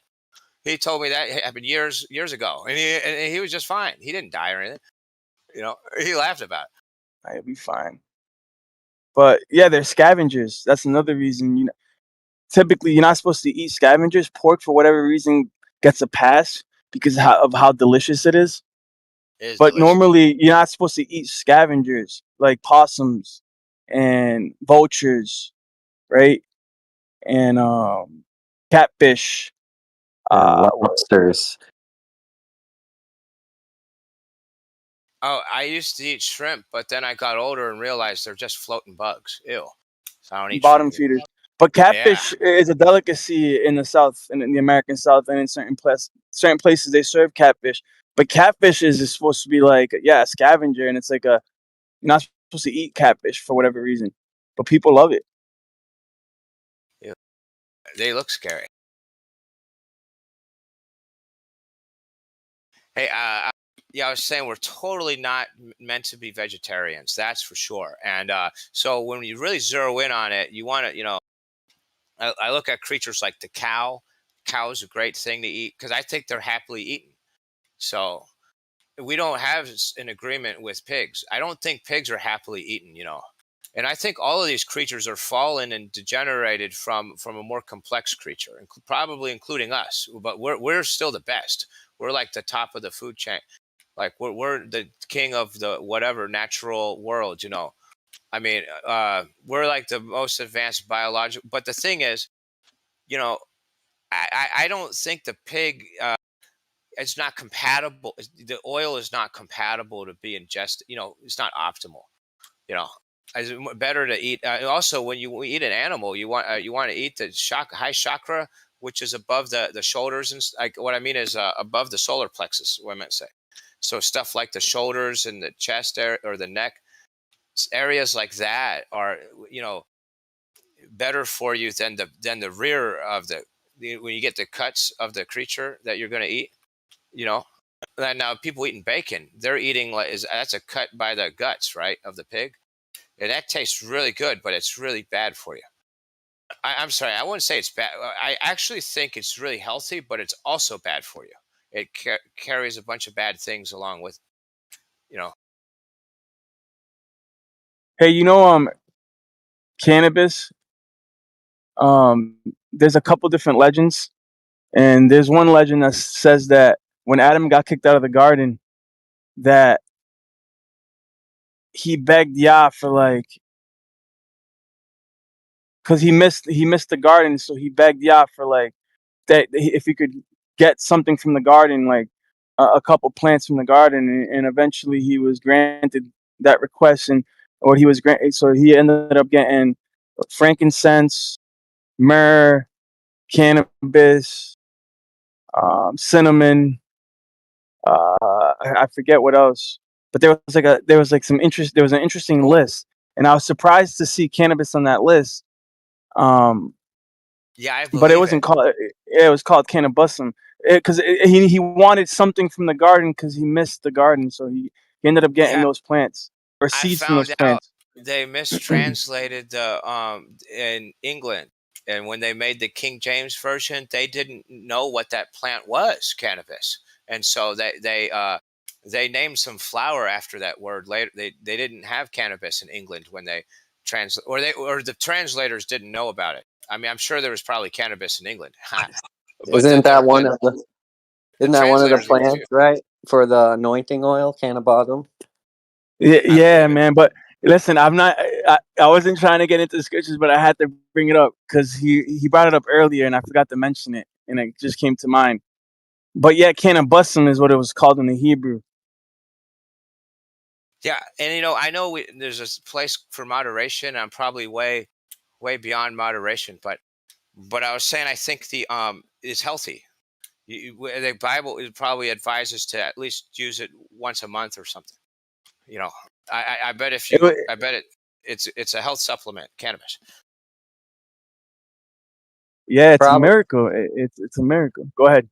It's probably the right way considering how you build up a tolerance. Is that like Smurf is saying, like once a week and just do as much, or once a month and you do as much as you can.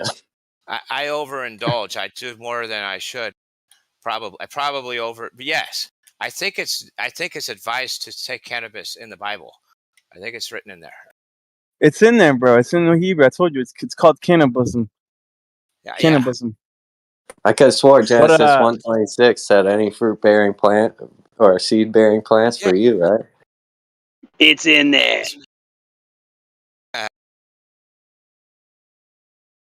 The academics, though, the scholars are gonna debate you on it. They're gonna tell you it's not cannabis. It's some other plant that doesn't even have buds.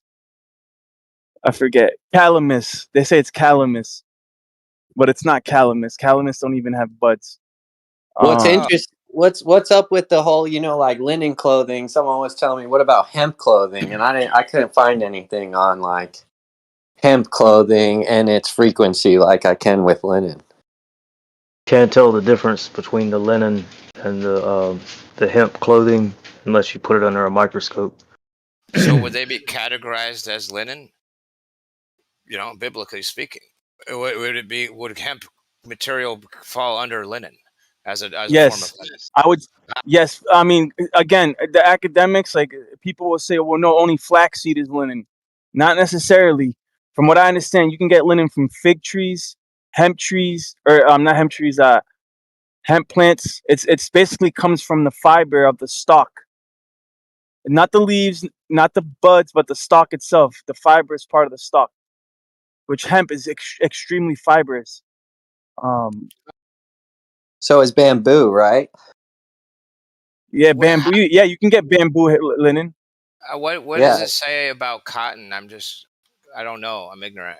How would does it say that in the Bible? Is cotton in there? I just wonder. Well, the study is like this like lady did a study on linen and wool, and she found like the frequency is insane, like to the point that it's healing. And it was something like 5,000, I don't know, megahertz, whatever, right? And cotton is like 100 megahertz or something. Yeah, it's I crazy gotta get different. wool. I gotta get linen and wool. Oh wow. But that's the interesting part, line. Like you're saying, if you could make linen from other, that could make it more affordable. Because like in my research to try to buy linen clothes, you're breaking the bank, bro. I ordered mine from Etsy, and hold on, I got one bar. We got you. So I ordered mine from Ukraine, bro, and on Etsy. I'll send you the site or upload some of the stuff that I've ordered. But 100% linen. You're supporting small families in Ukraine that they grow flaxseed, and they literally, like back in the day, bro. They still have linen mills and stuff, and it's the cheapest that you will find worldwide. Nice, yeah, I appreciate Otherwise, that. yeah, otherwise you're gonna be paying a couple $100 just for a shirt or like a jacket, dude. Legit. Yeah, I mean, we just bought linen sheets. It was ridiculous what it cost. But they say that Adam and Eve's first garments weren't necessarily actually made from a lamb, but from the fig tree. Their initial garments were from the linen of the fig tree. Wow. Oh, that's right. I remember that. That's their initial garments. Though after those garments became soiled, right, and worn after months of wearing those garments, Adam and Eve asked Yah for new garments, and he granted them new garments after they had already been kicked out. Those garments were made from a lamb. It makes sense In my research. How these garments were made is by if it's a biological that thing that I don't fully comprehend, if it means something else, I mean, I think of it as they're talking about the body internally. Well, I'm just saying you got to eat the lamb. I think and with Abel and Cain, he didn't like Cain's offering. He liked Abel's offering.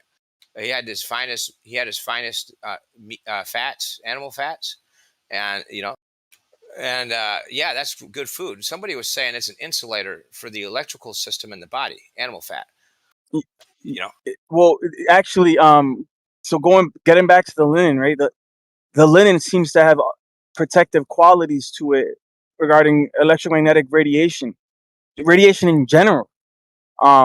Somehow linen can block the radiation, or at least block it enough so that I won't harm you.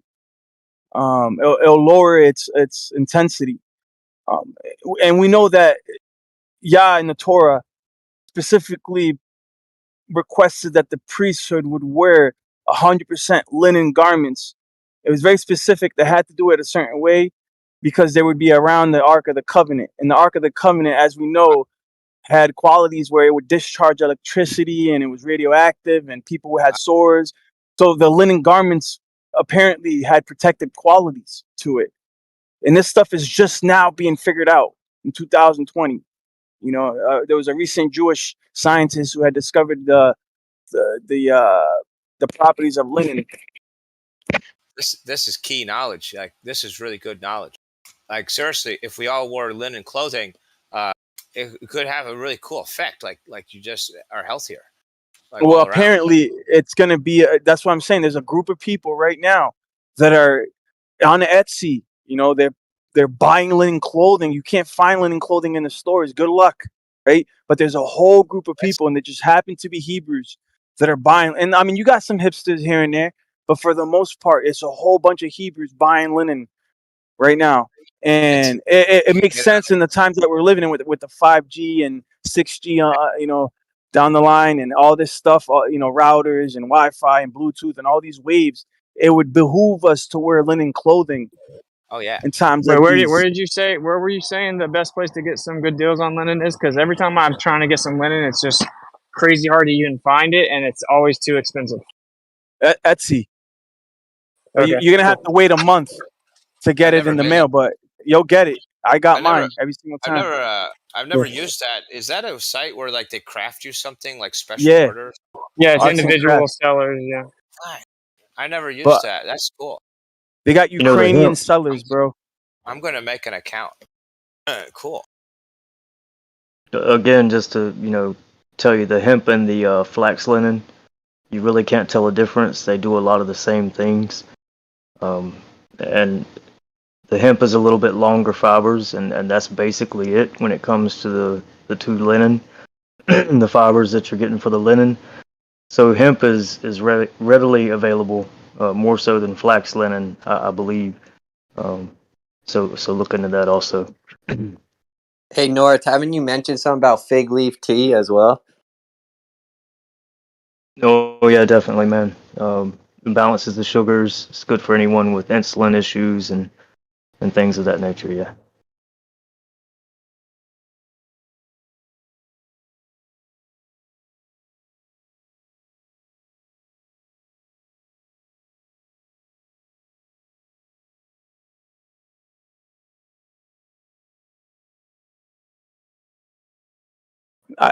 I do find it comical that for whatever reason, the linen garments that I do have are ugly as hell, bro. I really think you're onto something. But hear me out. Just real quick. So like the reason I say is because like you can't, whatever you do, like you can put it to air dry. You can put it in the sun, right? But the wrinkles, you can't get the wrinkles out, and you can't put an iron to it. You're gonna ruin it. You can't put it in the You dry. can use You're a gonna ruin it. steamer. You can use a steamer. I wore linen at my wedding. So I wore linen everything at my wedding, and the fit was actually pretty fresh, and I just used a steamer. Oh, word. I mean, I haven't used a steamer, but I noticed that you can get the wrinkles out, but it won't last. You know what I mean? Like they'll start coming back. Bro, it's like that. Yeah, for sure. It's like professionalism. Like the same day. You can't have professionalism in the way that they want you to have professionalism in linen. It's kind of weird. That's what I'm saying. It's comical because it's like, I made it like that on purpose. Because like, it's not it's if to wear linen, you have to humble yourself too, and it's like it's a humbling experience because you're not fitting into society because the fact that it is wrinkly looking, and it doesn't fit society standards. So that's probably why it's not popular today. Like you don't see it as a textile used a lot in modern clothing. Like you'll see wool and cotton and polyester mixes, but you won't see linen ever because it's ugly. Yeah, but who made it popular to have your shit all pressed and, those nice lines and everything? I can only think of someone that would like want to wash their hands all the time and stuff like that. I mean, it's not ugly. I don't mean to say it like that because you just you have to have a certain persona about yourself when you wear linen. Because you're gonna either that or you're gonna be trying to play like a serf in some medieval play or something. You know what I mean? Like people aren't wearing linen like that. Yeah, and think about what kind of dye you're going to use if you're going to use any. I was recently at like Walmart, and I noticed they put polyester in everything, literally everything. And so I think you're onto something. It's a conspiracy. Seriously, I think it affects our aura. We have an aura field. It affects your fertility. That's for sure. I believe it. I think Yeah, it if interferes with you our wear like energies. polyester boxers, which is like all I had, which just sucks. So I'm gonna like throw it all out and try and just get to cotton. You can't find even hemp boxers. It's just insane, dude.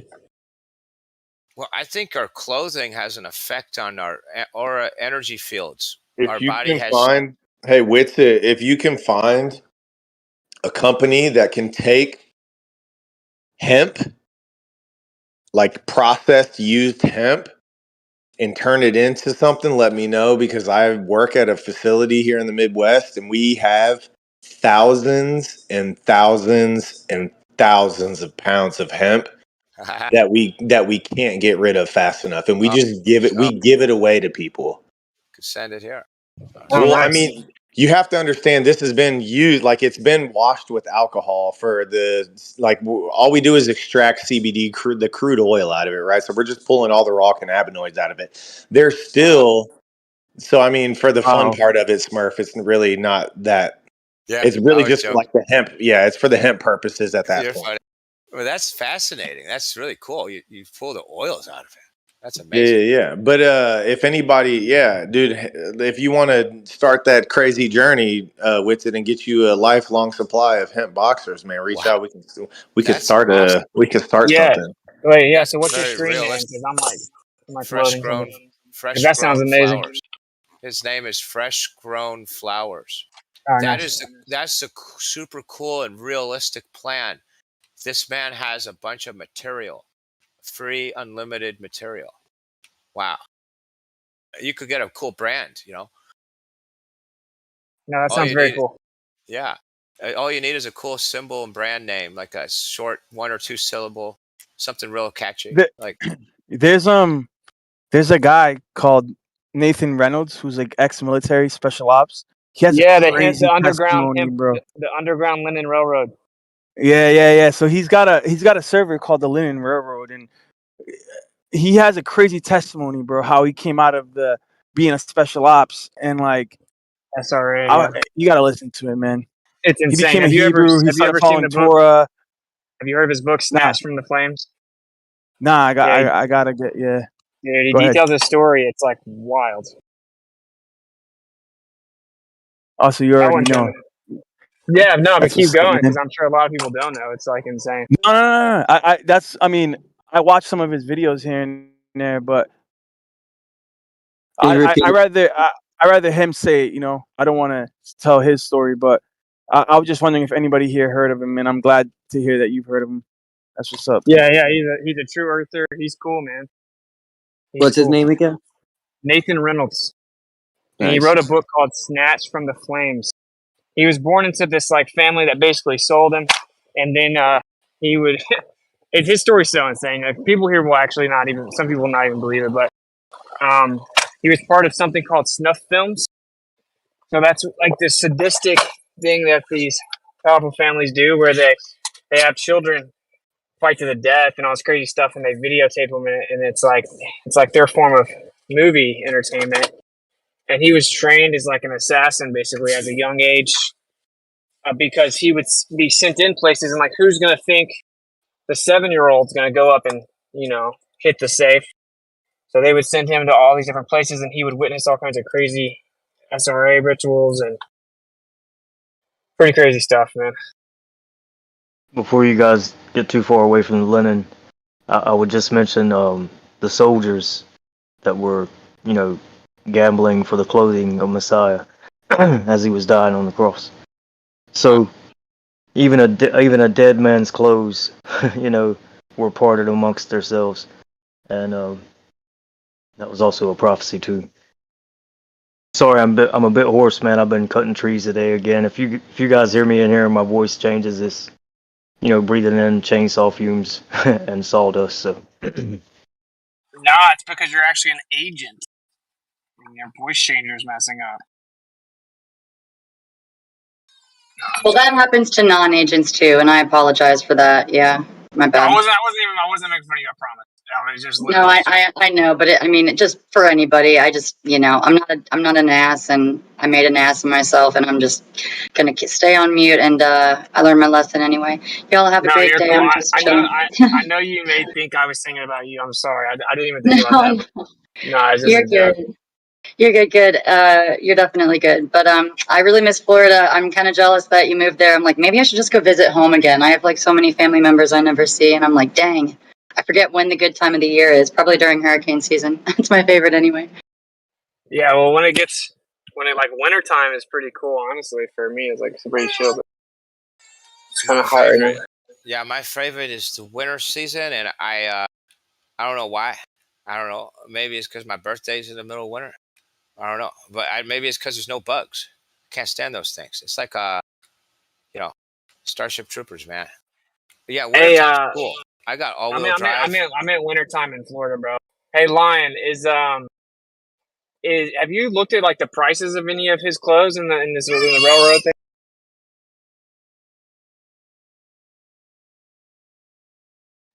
No, why?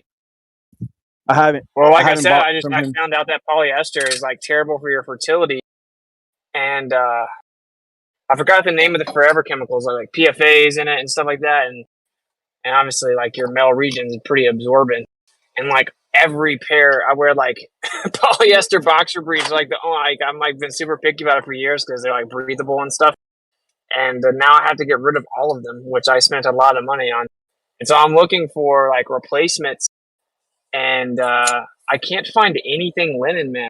I can't, like it's so hard to find like affordable linen. No, yeah, you can't. So what I do is I get 100% cotton. You can find Hanes 100% cotton, dude, or it's close to it. It'll be like 96%. Yeah, that's what I'm doing. Otherwise, you have to order online. You have to order online. But like I even go to online, I can't find stuff, man. You mean Etsy? Like yeah. But I used to go to Dick's and get like hunting clothing, because when you go to the hunting section, they would have like wool socks, 100% wool. Oh, or like nice. Yeah. cotton wool, and I would do that. But now they made it like Dick's doesn't sell guns anymore. Like they don't support hunters I anymore. know everything's cucking. Yeah, but dude, I'm So in it's Florida, like brother. even the socks are gone, dude. Even the socks are gone. I'm like, oh my goodness, this is why I used to go shopping for socks. Now I can't get the socks that I used to get. I'm in Florida, So, brother. yeah. Wool's off the table, man. I gotta have linen. Linen's very breathable. Like I wore linen at my wedding, bro, and it felt like I was not wearing anything. Like linen's fire, bro. You can always put on a coat or a jacket, so linen wins every time. Yeah, like I can't be wearing wool down here, man. Yeah, you can always put on a wool coat over your linen clothes. What do you mean it's hot out? It's just getting cool out down here, man. I'm just saying, like I'm not wearing wool. That's all I'm saying. No, I'm with you. I'm just kidding. Wool surprisingly, it's not bad in the summertime, bro. I thought it would make me sweat or make my feet sweat. It actually is pretty good at controlling moisture in your boots. Hey, have you guys heard of these ground? Sorry. Go ahead. No, it depends how thick the wool is. That's all. Go ahead. Have you guys heard of the grounding shoes? Dude, they have grounding shoes, and they have a little copper. They have a little copper rod in the middle of the bottom of the sole, like in the bottom plate of the shoe. And I watched someone test it, and it's like incredible. You get basically the effects of grounding while wearing shoes. You guys heard of that? Brilliant. No, I want some though. What a glitch, dude! Yeah. You can actually buy a kit to turn your shoes into that. You can buy like a little kit to turn your shoes into grounding shoes. Cool. Oh, nice. It's just a copper stud that you put through the bottom, and it's it's not really called a stud. What the hell is it called? A plate? No, it's like a little plate, like circle. Yeah, no, it's a rivet. There we go. That's the fucking name for it. A rivet. Yeah. Have It's you just a tried copper it? rivet. Have you tried it? Because like all my shoes are like athletic shoes. They're like hella rubber. So it's funny that you're saying this right now because you just reminded me that I need to order that kit. So Rusted ordered one, and I watched her try to do it like the wrong way with her shoes. So I can learn from that, and then I know what to get now because when I was watching the video of it, I saw what the guy was using, and I saw where it didn't work for her and what needed to be done. Like there's like when you tack down the little copper shaft, right? You want to like you have to be careful with it because if you bend it over, it'll just fuck it up. Like you have to hit it with a certain tool that like mushrooms the copper out, so that when you start hitting it down, it'll actually like fold out over the other part of the rivet, like the washer part of the rivet. I don't know if you've ever dealt with any kind of rivets or any kind of what's the other ones No, called? we'll have to stay in touch because I would rather like transform the shoes I have. You know, like dude, the world sucks, man. You find out some new truth and it's like, oh, I have to replace everything. It's like I just had to just make sure we had glass everything in the kitchen. Now it's like, oh, I gotta get rid of all my boxes. Like, oh man, all the kicks I have. It's like, geez Louise, bro. Yeah, no, just go ahead and do that, dude. It's it's $20 for the kit. I totally spaced on ordering it. I need to put that in my. I think it's actually somewhere in my Amazon cart. To be honest, but there's major benefits to grounding, bro. It's so wild how that's hidden from us. Yeah, here's the video I saw. If anyone wants to see it, these are the grounding shoes, and then she tests it with a meter. She used a little meter.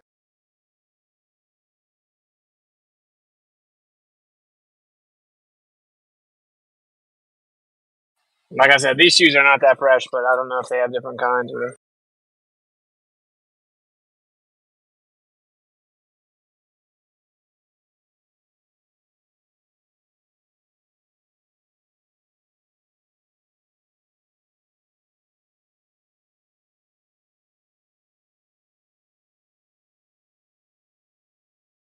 But I'm just saying these two things. Like if we changed our clothing and we get some grounding shoes and stuff like that, with the direction things are heading, these are the kind of stuff we probably need to really look at.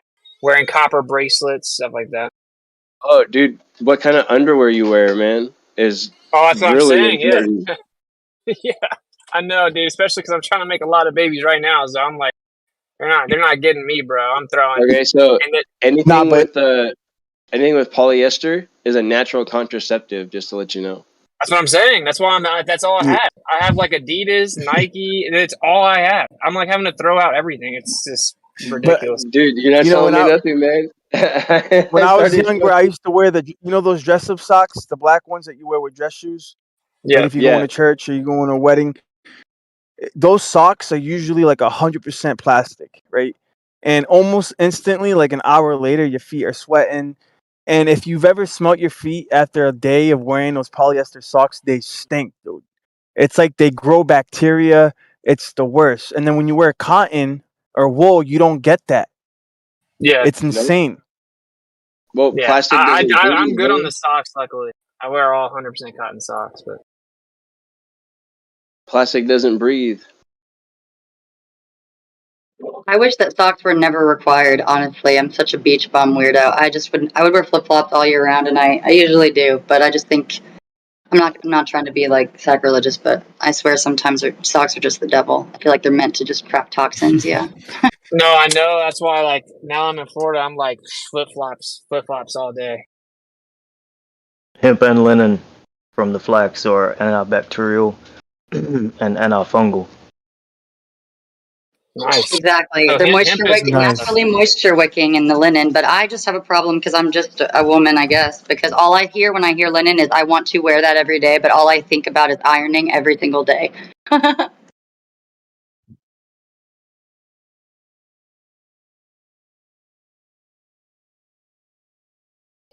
That's how it was back in the day. The women used to iron the man's outfit. Yeah, back in the good old days. If she was a good wife, she'd iron her husband's shirt Oh yeah. at least. Oh yeah. I actually had to learn to do it right though, because I can't wait to do that stuff. It's still done. It's still done. Steamers, That's what's man, up. you got to use it. Your little handheld steamer, like $50, bro. A freaking game changer, bro. Just hang it on a hanger and just steam it. It's so easy. It warms up in like 10 seconds and just boom. Any material, like it's fire.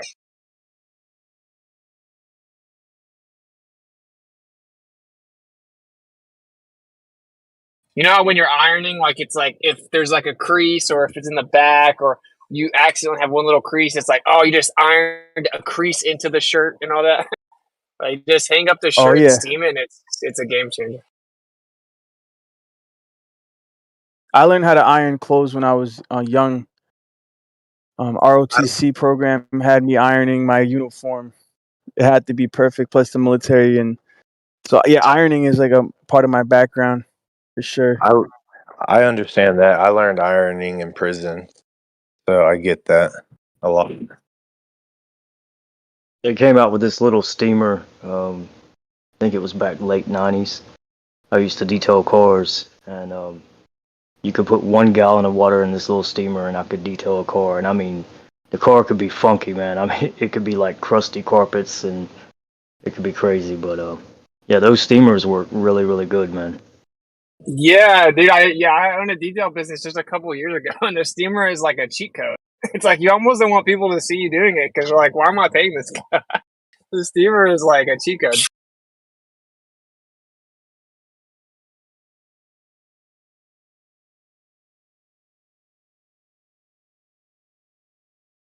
I like lamp. So what if you like remove all the water, everything becomes flat? Flat is curved, though. Uh, Now you know.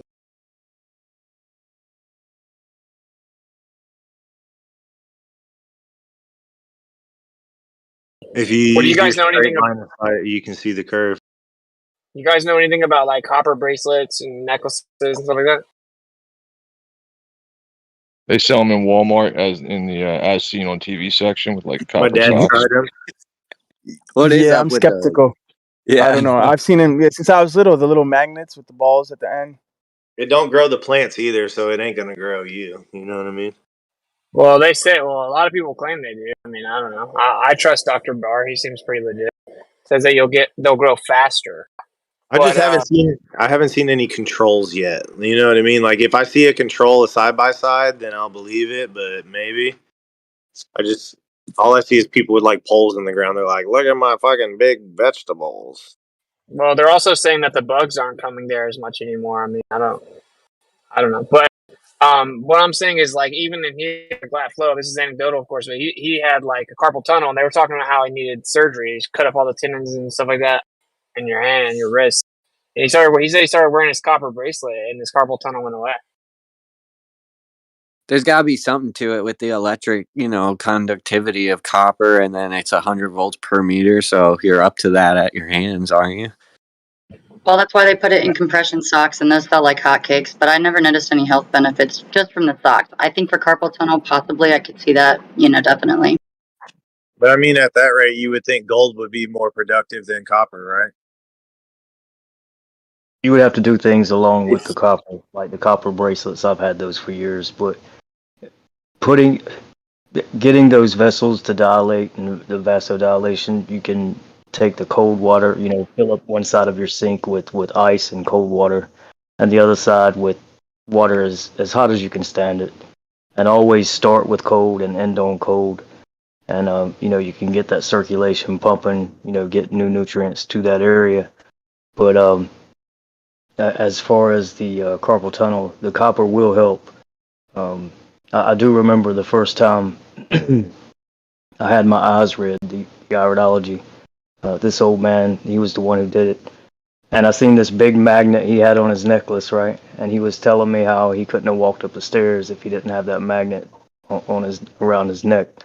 But we spoke about many things about the body and everything and the iridology. But yeah, there's a lot to the copper and the iron. Magnets so in right now- general, totally. That could be like a whole 2-hour presentation because I've tried about 4 different products. But yeah, another day. Right now, I have like a little tree necklace, and it's got a little magnet on the back of it. Supposedly, it's good because the magnet's by your heart. Blah blah blah. But I'm gonna get a little purple crystal wrapped with a tree wrapped around it with a magnet on the back, and it's all gonna be copper. I just don't really. I can't foresee the copper being a bad thing. It is incredibly conductive, right? So I mean, the electromagnetic efficacy of gold is pretty high, but I mean, I'm not buying gold. So I'm just saying, if we're living in this world where clearly that's going to be used as weaponry. So if we do stuff like have the right clothing on and ground and have grounding mats and shoes that ground and wear some copper and stuff like that, I mean, I don't think it would be a bad thing, you know. Yeah, well, how popular is wearing gold chains? You know, that's been around forever, and you think it's just because it's cool? You know, who knows where that Oh yeah, tradition? good point. Yeah, maybe. I protect myself with the breastplate of righteousness. Yeah, you got to watch out though. Wearing all that jewelry, it might get And your the truth energy is the motions sword. That going. is the best weapon. Hallelujah. Because I know females wear a lot of metal around them all the time. Maybe that's why their energy motions or their emotions are so in tune. It says actually to If they're not allergic, yeah. It says pump the brakes on the Bible on being like super gaudy with jewelry. I think, right? I think so. Yeah. It's weird because you have Yosef that had necklaces and chains on, and you have who else? Daniel, I think, also had bling. Oh well, it says it about women. Like if we're gonna just lay all the cards out there, it says women to be cautious, like being really gaudy, like with jewelry and stuff. No, for sure though. No, absolutely. I was just Yeah. I was interested when I first read that Daniel had like an ill necklace, bro. That's dope. I was like, what?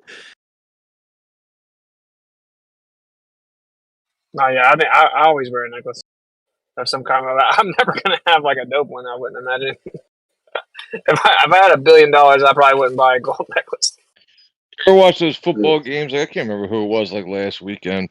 What do you get? He's getting like this fucking $100,000 chain ripped off his neck catching the ball. I'm just like, this fucking Yep. guy. Yeah, Unreal. but they'll tell you it's an investment. Like I know people that bought like certain rollies, they tripled in value in like a couple of years. I wonder it's if like you're that just guy wearing that it. caught the football like smells like Stetson or like Drakkar Noir. I wonder which one. I don't know, but he was jogging. I'm watching it flip and flop into his face right when he was like getting set up, and then it was like 2 plays later, it fell off him, and the ref went and picked it up and like threw it to him. It was just like embarrassing. It's like he was skinny little receiver, so it looked too big. Did you get your booster before or after watching the game? You know, fuck you guys and your hate of the NFL. Buddy, I played college football, man. I get it. Was it Die Slow yesterday? Said something the same type of shit. He said, "So you love watching rig sporting events? I do like watching it." Yeah. I'm not on the it's all rigged thing. Anyone that's played like pretty competitive sports knows how absurd it is to claim that the NFL is rigged play by play. It's just absolutely absurd to suggest that. Like maybe refs and stuff, right? And like maybe a quarterback throws a game every once in a while, right? Because like one holding call on 3rd and long on the game-winning drive changes the whole game, and no one ever notices it. They just talk about how it was a bad call or whatever. Yeah, well, right? like people do. Even people who are just completely naive will start saying this shit's rigged, but they'll watch it again next week. I'm just going to say maybe it's rigged, whatever, but play by play, it's not. Yeah, the refs can do whatever they want and change the game right away. They're 100% not rigged. I know people that play in the NFL, bro. Like, I just think it's ridiculous. If you've played football, just imagine the idea that that 22 people are all in on this orchestrated 300 play script, and you're supposed to juke a certain way, and you're supposed to fumble a ball a certain way, and make sure it falls towards the sideline, but then the guy can get it, and that's just ridiculous. There's a 0% chance that's real. I concur. Even though last Super Bowl looked a little rigged, definitely. Well, there are portions of it that you could rig. Like when Cam Newton lost to the Broncos and he fumbles the ball and like doesn't even try to get it. Doesn't even try to get the fumble. Right? Like stuff like that. Like the quarterback can do a lot. Can throw a ball straight to the other team, can fumble the ball. Like when he didn't hand it to Marshawn Lynch. Yeah, exactly, And he dude. threw the Exactly. fucking ball. Why would you do that? Marshawn Lynch with the fucking, oh my God. Dude, if you could pick one running back out of the whole NFL to have in that situation, it would be that guy. They threw his slant. Dude's a fucking maniac. Dude, and then like one of the routes that are like the highest percentage interceptions, a slant route, like it's that probably was scripted, honestly. Yeah, some of the stuff does look bad. Yeah. The Super Bowl last year, it's like it was the two teams, right? And it was a field in Arizona that apparently got rained out, and they painted the field with paint, so everybody's slipping in the whole game. And then the Chiefs came out like with a game plan and the cleats for like as if they were playing in the snow, even though the game's in Arizona. And then the Eagles come out like they're playing in Arizona, and with a whole passing plan. And it just looks You're set probably up. gonna Like hit. how did they know there was going to be a field that was painted and still wet during the Super Bowl? That shit was fucking retarded. With the best quarterback in the NFL on their team, they had a completely running game scripted. I was just gonna say that you're probably gonna hate me for this, but like I definitely stopped watching sports after I realized like it was vanity, and like it's like the gladiator games where we're in Rome and all that. Like we are, and I'm not gonna preach to the choir, but you guys know what I mean when I say that. It's just a big distraction, and on top of that, yeah, Then the granted, halftime some show. games are definitely rigged. There's like games that have been rigged for whatever reason, just like in boxing and everything else. But not the whole thing is not rigged, from the ground up. It's just parts of it that might, for monetary incentive or whatever reason, or maybe push from the networks or Yeah, whatever. Who knows, right? logically, why wouldn't it be rigged? You got millionaires who are sitting in the stands watching you and controlling your life. How would it not be influenced? I mean, Arizona Stadium has a roof on it. Right? They What the could have fuck? just Yeah, but closed it. the bigger influence is coming from Vegas, definitely. But my favorite thing about the Super Bowl, bro, is not the game; it's the halftime show and the commercials. Oh, But bro, yeah. what was it? It's Well, called the now the Superb halftime shows Owl, are bro. just satanic worship part, Yeah, man. that's what it is. I was like, Mom, I called it this last one. I'm like, Mom, bet you anything that she's going to be wearing red. You know why? You know why? Yeah, it's called the Superb Owl. So come on, Yeah, it was creepy. Super Bowl. Yeah. that's what Yeah, it it's was called, creepy. Yeah, I know. Super Bowl. Yeah, Super Bowl. Yeah, that's funny. bro. It's like so obvious. I mean, and then the Captain Hook children sing at halftime. Get out of here, dude. I don't know what year it was. Like this, maybe last year before, they had like 50 Cents Upside Down. Dr. Dre comes out and he looked like he didn't even want to do it, man. If you go and watch that one, he looked like he did not want to throw it up. So he throws up the devil sign, like rock on sign. And as soon as he throws that up, a swirling globe comes, like, a commercial comes on and it starts like taking it outer space on the globe. I was like, fuck it, man. Can't get a break. The NFL full of the Nephilim. Wow. It's like the NBA backwards is like Abenaki.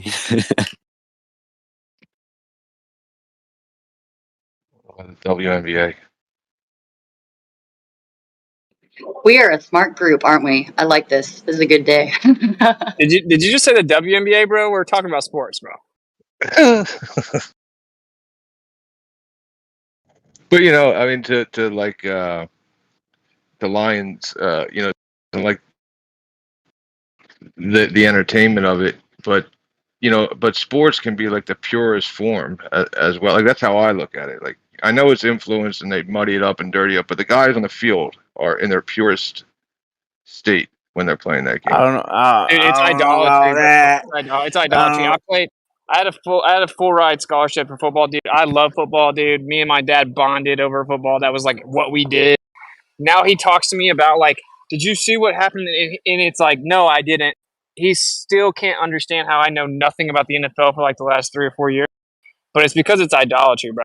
I used to do fantasy football, and I realized like, okay, this is pretty insane. The amount of time and energy invested into basically worshiping these players from all my friends it's highly suspect. I hate to be the guy that has to say that, but I mean, Is it all the 7 deadly sins, right? Are all 7 of them present in this whole, this whole ethos? We got usury, we got idolatry, we got gluttony for sure from the people that are there, at least, and then the fact that we are obsessing over it and you have snacks and what other ones are there besides like? Well, I guess they do it. They even insert the whole sexual thing in there. Yeah, Makia, because he said that they're in their purest form. I beg to differ. because a I lot do of those too. guys have roared it up to the Yep. gills. We got Well, there's the yeah, lying I thing. did bring that up also like the other day. Like if are they on something? I know they get drug tested, right? But like, what are they doing wrong? Are we eating something wrong? These guys fucking break their ankle walking to get a Gatorade. Like, what the fuck's going on with them? Hey, to try to contribute to your answer, you definitely got the lust with the cheerleaders. Boom. They're not Yeah. even that hot, I used dude. to I be a fucking watched competitive the camera cheerleader guy too, and falling so it girl. breaks my heart to see that. I'm like, I Yeah. didn't even learn the game until after I quit competitive cheerleading, and I'm glad that I didn't go on to do that. But I mean, I agree. It's like, where's your face through all that cake, man? Where's your face, lady? They literally do like stripper moves now. It just gets worse and worse. They're just some talented young ladies. Yeah, but I They don't know like if it. Like rap is really like little their. girls like to dance. Like they love to dance. Like you don't. oh man, dude, Nobody. if you don't stop. I'm just saying. Nobody trained my girls to want it. They just fucking don't stop dancing. They just want to dance. I was a trained Not dancer, and dancing's so cool. I have a bias, so I'm going to exit now. But yeah, it makes me upset to watch like cheerleaders that are on TV because they're not actually cheerleading. It's like it's very technical. It's very sport. I had like a 6-pack at like age 12. It was awesome.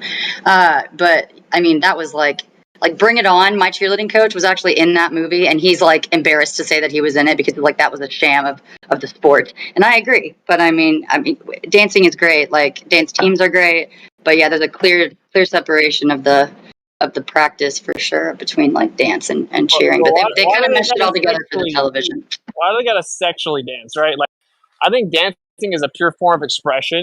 But dude, I'm gonna tell you, like, in my opinion, and dude, my family did this, so I mean, but like the whole put the little girls in pageants, put them in makeup, have them walk outside in the stage, and everyone look at, have them dancing in tight little spandex or little shorts or little skirts, and everyone cheer. That's just super suspect, you know. Like now, I look at all of that like just pedophilic conditioning.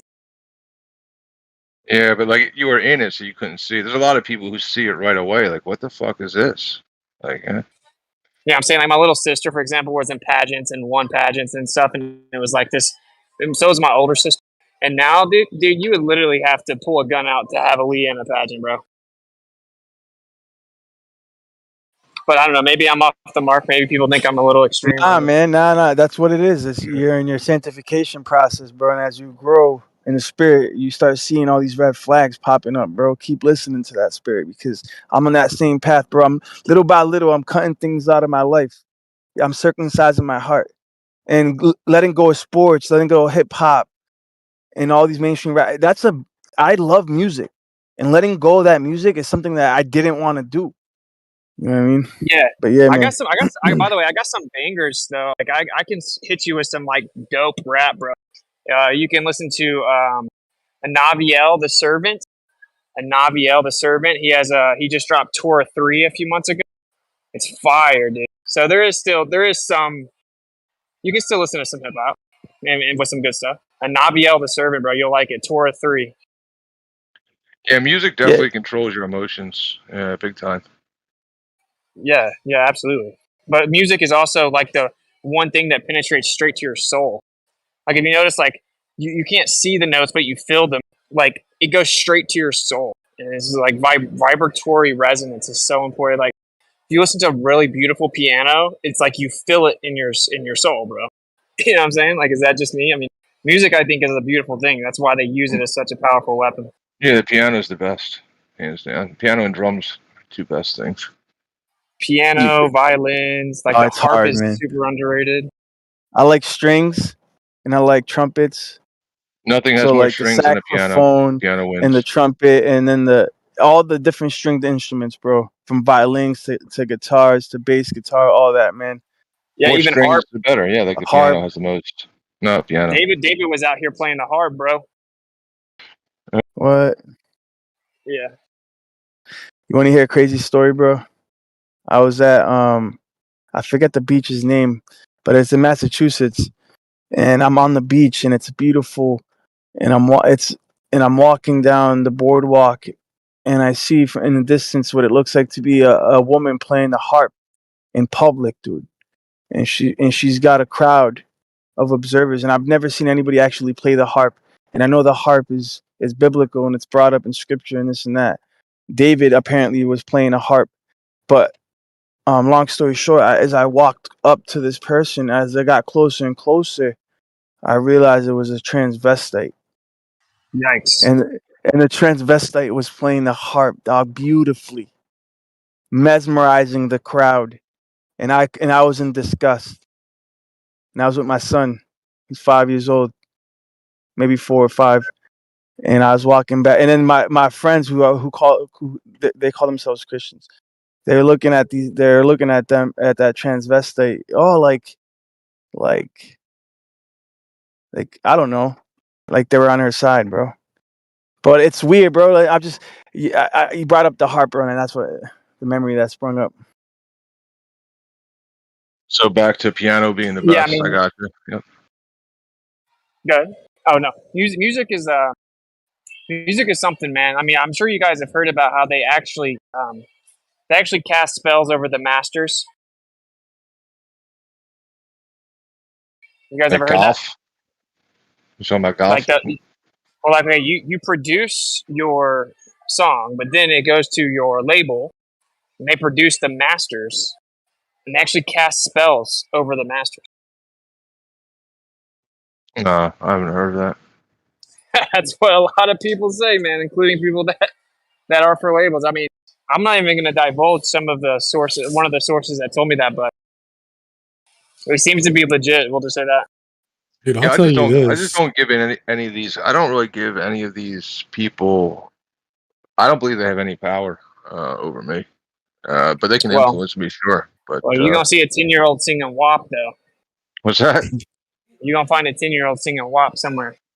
Oh yeah, no, for sure. Yeah, 100%. Yeah, I remember what was the fucking song I heard on the radio the one day, and I fucking recorded it and said it was like shake your leg or something, like do your stinky leg or some shit, right? And I hear it on That's the old, radio. yeah. I know it, but I don't listen to the fucking radio really like that, right? And I heard it the one day, and I was like, what the fuck? Is this a joke? I was like, this is a fucking joke. Do the stinky leg. Oh, so bad. I was like, what is this? I still remember I Bro, recorded that's it so and like old. fucking brought it to people. I was like, is this fucking real? They're like, oh yeah, all the kids love this shit. Dude, have you guys ever realized how stupid the music can be now? Like, even for it's been like 15, 20 years. Like shake that laffy taffy. Like what? Yo. Dude, peanut butter and jelly time? Yeah. Like I'm not gonna lie though. Like if we're talking about how music influences you and right, like if that Doja Cat or Cardi B or something gets on the radio, like I start thinking like, man, where the girls at? Like right away. I get you, man. I do. I feel you, man. I thought Cardi B was real quirky when she first came out and funny and kind of like, I don't know, comical and entertaining. But she's bad, man. Who did I Well, see? yeah, they're openly witches, bro. They're just witches. Sexy fucking witches. I'm saying they can capture me if that's what they're into. Blaze clueless.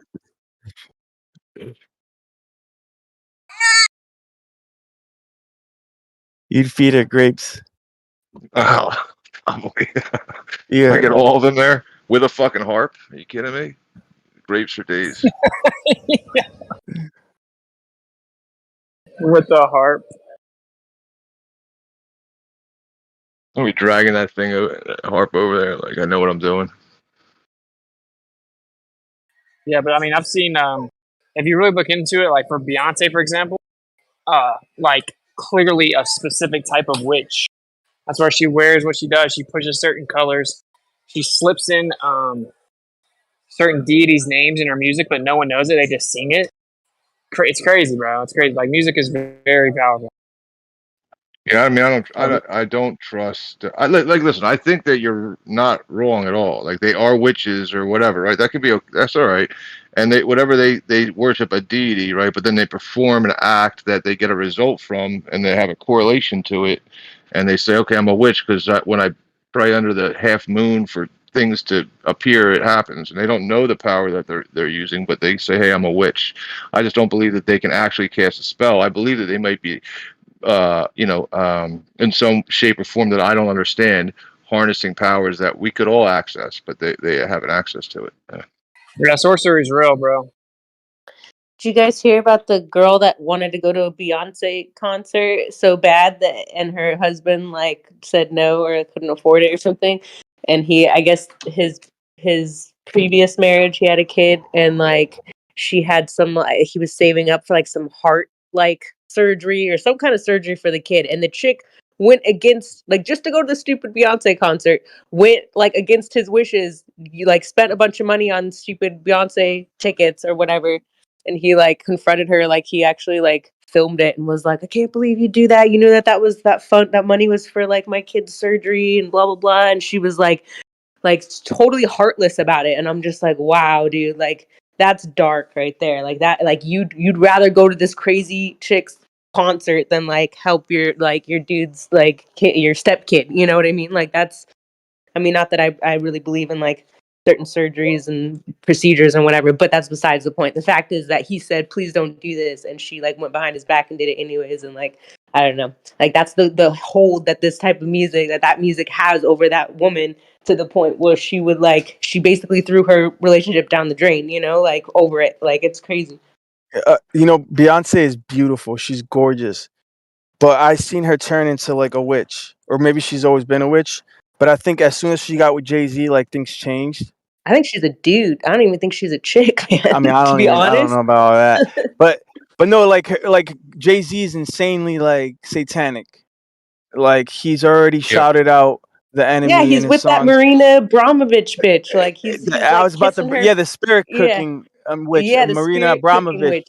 He's all about that chick. Yeah, no, When that he's song crazy. Picasso baby, I used to love that song until I realized like its actual significance. It's just like, bro, Jay-Z was not that good. How did he get rich? He did something. Yeah, I don't Called think he was. himself I never really Hova. liked his That's stuff. sketch. It's an acquired taste, I guess, because I was never into her music or his music. Like, I mean, even when I was into like, you know, mainstream hip hop stuff back in the day, like I still never really vibed with their stuff. So I don't know.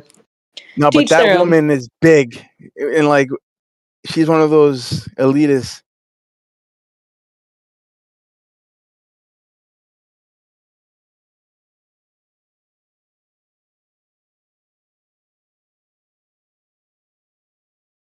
But yeah, I put some kind of like tangible responsibility behind it. What I mean is like whether frequencies or whatever can influence you. I would imagine that they would understand that the influence that that frequency has and make sure it's pronounced in their writing to have certain outcomes. Not exactly a spell, but a knowledge.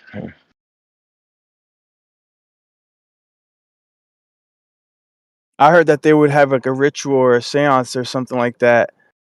I don't know if it was Universal. I don't know what record Why not? label Like it was. group building. Like what's wrong with group building? Nothing. Like when they would stamp out the album or whatever it is, the process. I don't know the exact process for the vinyls, but like they would literally have like a ritual when making the vinyl records. When right before printing the first one, that they would have like this ritual that they would do, and then they would start printing them. Correct. Yeah, the master process. Yeah. Yeah, but would I say like, hey, yeah, Whitsid and Lion just put a spell on my food because they prayed over it before we ate dinner? You know, I don't know what the Not the fuck they're same. doing. No. That would break it.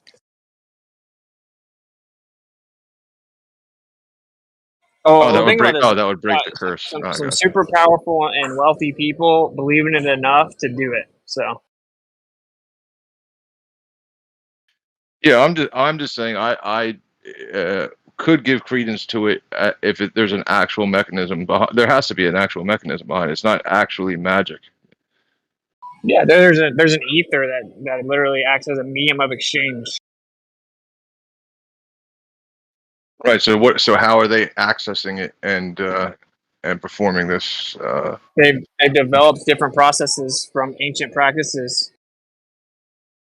Right. Like I said, I can get on board with that. Yeah, for sure. Yeah, but I wouldn't call it like they're a witch casting a spell. They're Kabbalists. These people are into the occult, man. Hermetic principles, all of it. But do you They believe that really like we believe. were? Yeah, go ahead. I guess. know that these people really have their own religions, bro, their own philosophies.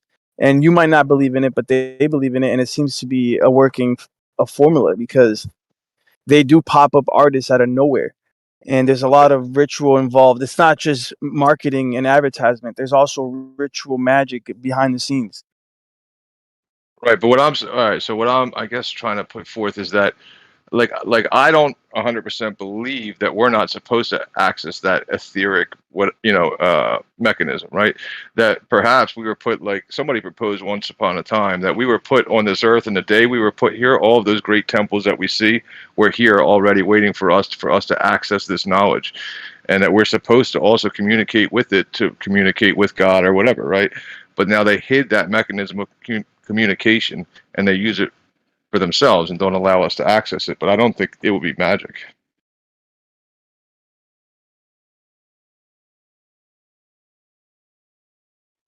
Like what I'm trying to get across is that whatever they're accessing, we can also access, and we probably should access it. But we have barriers to break down before we can even like admit that we should look for these things. I don't think temples constructed by God would look man-made. Well, I mean, that's your image of, like, that would be like the same comparison to say, well, I don't think that like humans made by God would look the way they do. But, well, like, I don't think that's a fair comparison.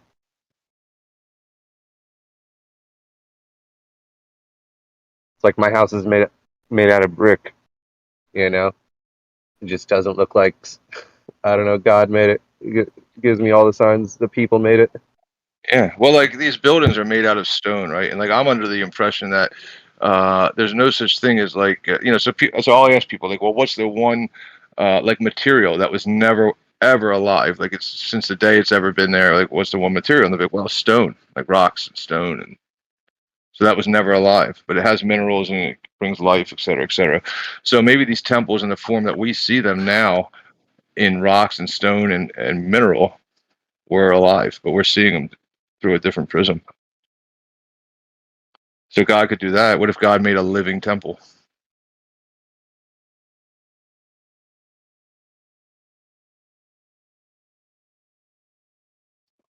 Yeah, see? Now God made the temple. Look at that. Yeah, I don't even know what you're saying. Like out of wood or something? Like out of like a what are you, Well, what are you saying? name something on Earth, right, that has never been alive. Like what's something that doesn't live or wasn't alive?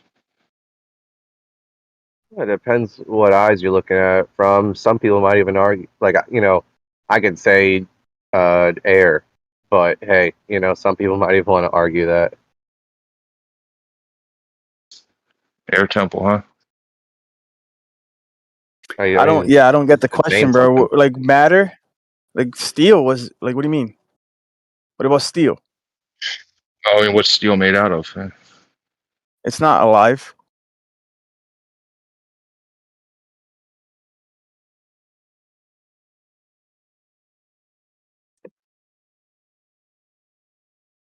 Well, that was my Water? point.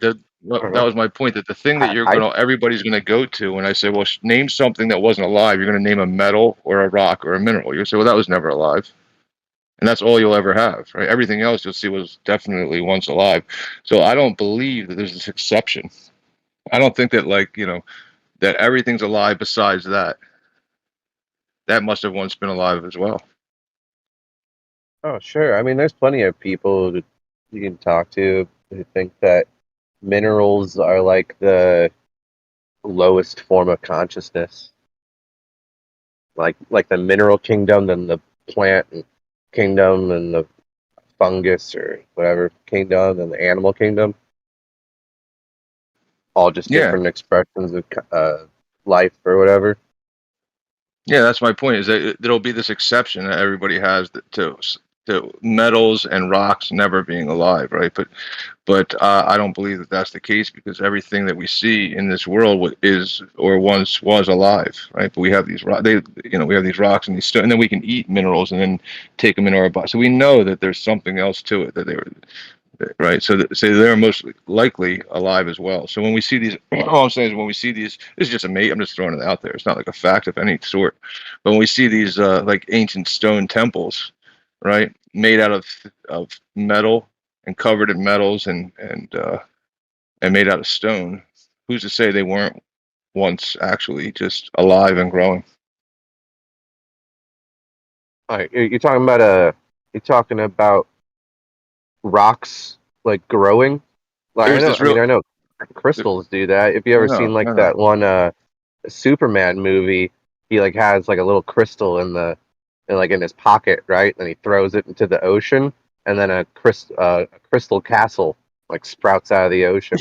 Yeah, And maybe. it Right, that's what. was like a little seed that he planted in the water, then like boom, a castle grew out of it. No, there was this really smart guy Yeah. yesterday who mentioned how organic material takes on a geometric structure. Can't remember his name. Yeah, I was gonna say that the only way I can rationalize what you're saying in the petrification process, like if an animal, like let's say a giant dragon, was submerged under an enormous amount of water and weight, and it petrified that thing with extreme pressures that would lead to the formation of crystals like rubies or diamonds, theoretically, or sapphires. Like there's an idea that's been presented, and I don't know if there's a lot of evidence to support it, but I've seen some circumstantial evidence supporting the idea that maybe like the heart of that animal would turn into a ruby under petrification processes, and that if you do find rubies in nature or sapphires, that they could potentially be part of living organisms that were petrified under enormous amounts of weight. Yeah. Well, let me. I guess that's not really what I'm. So what? But that's cool. Definitely cool, and maybe that's more reasonable. But what I was actually like picturing was the opposite. So like we find a crystal now, and we say, oh, it must have been smaller and grown into this bigger crystal. But who for and that's what we find. But let's just say we find something, right? And we say, okay, well, this uh we find some crystal in the ground, right? And we say must be what its original form always was. But truly, what it was is it used to be a tree, and then it just disintegrated, and the isotopes all disintegrate. Everything goes away, and what remains is now a geometric structure of a crystal, which was the inside supporting structure of a tree. So now we see these pyramids, right? And we're saying, okay, well, that must be what they were intended to be. But for all you know, it could be just the remnants of something deep inside of a living organism. So kind of like the reverse of the throwing a small crystal and watching it grow in the ocean with Superman. It's kind of the reverse of that. So do you imagine that like a butcher often finds this thing you're talking about inside of the animals he's cutting apart? Like what are you saying is inside of beings that would be left over when their flesh rots and the Great Pyramid is left behind, or something like that? Yeah, maybe something like that. I mean, we don't really find anything in the shape of a pyramid made out of stone inside of any animal we kill and eat. No, No, he right. said a Find them tree. lying around in the. He said a tree. Okay. Right. So all I'm saying is like we're seeing it as it is, right? And people come up with all these like theories, like, oh, look, it's 30 degrees to this, right? So who's to say they built it out of stone at all, right? Instead, they knew how to order structure, growing organic life. They knew how to order it to create a certain structure. For all we know, because like I said, what was the name of that Fundy, that guy that you were reciting the other day who studied the organic structures and their growth geometrically?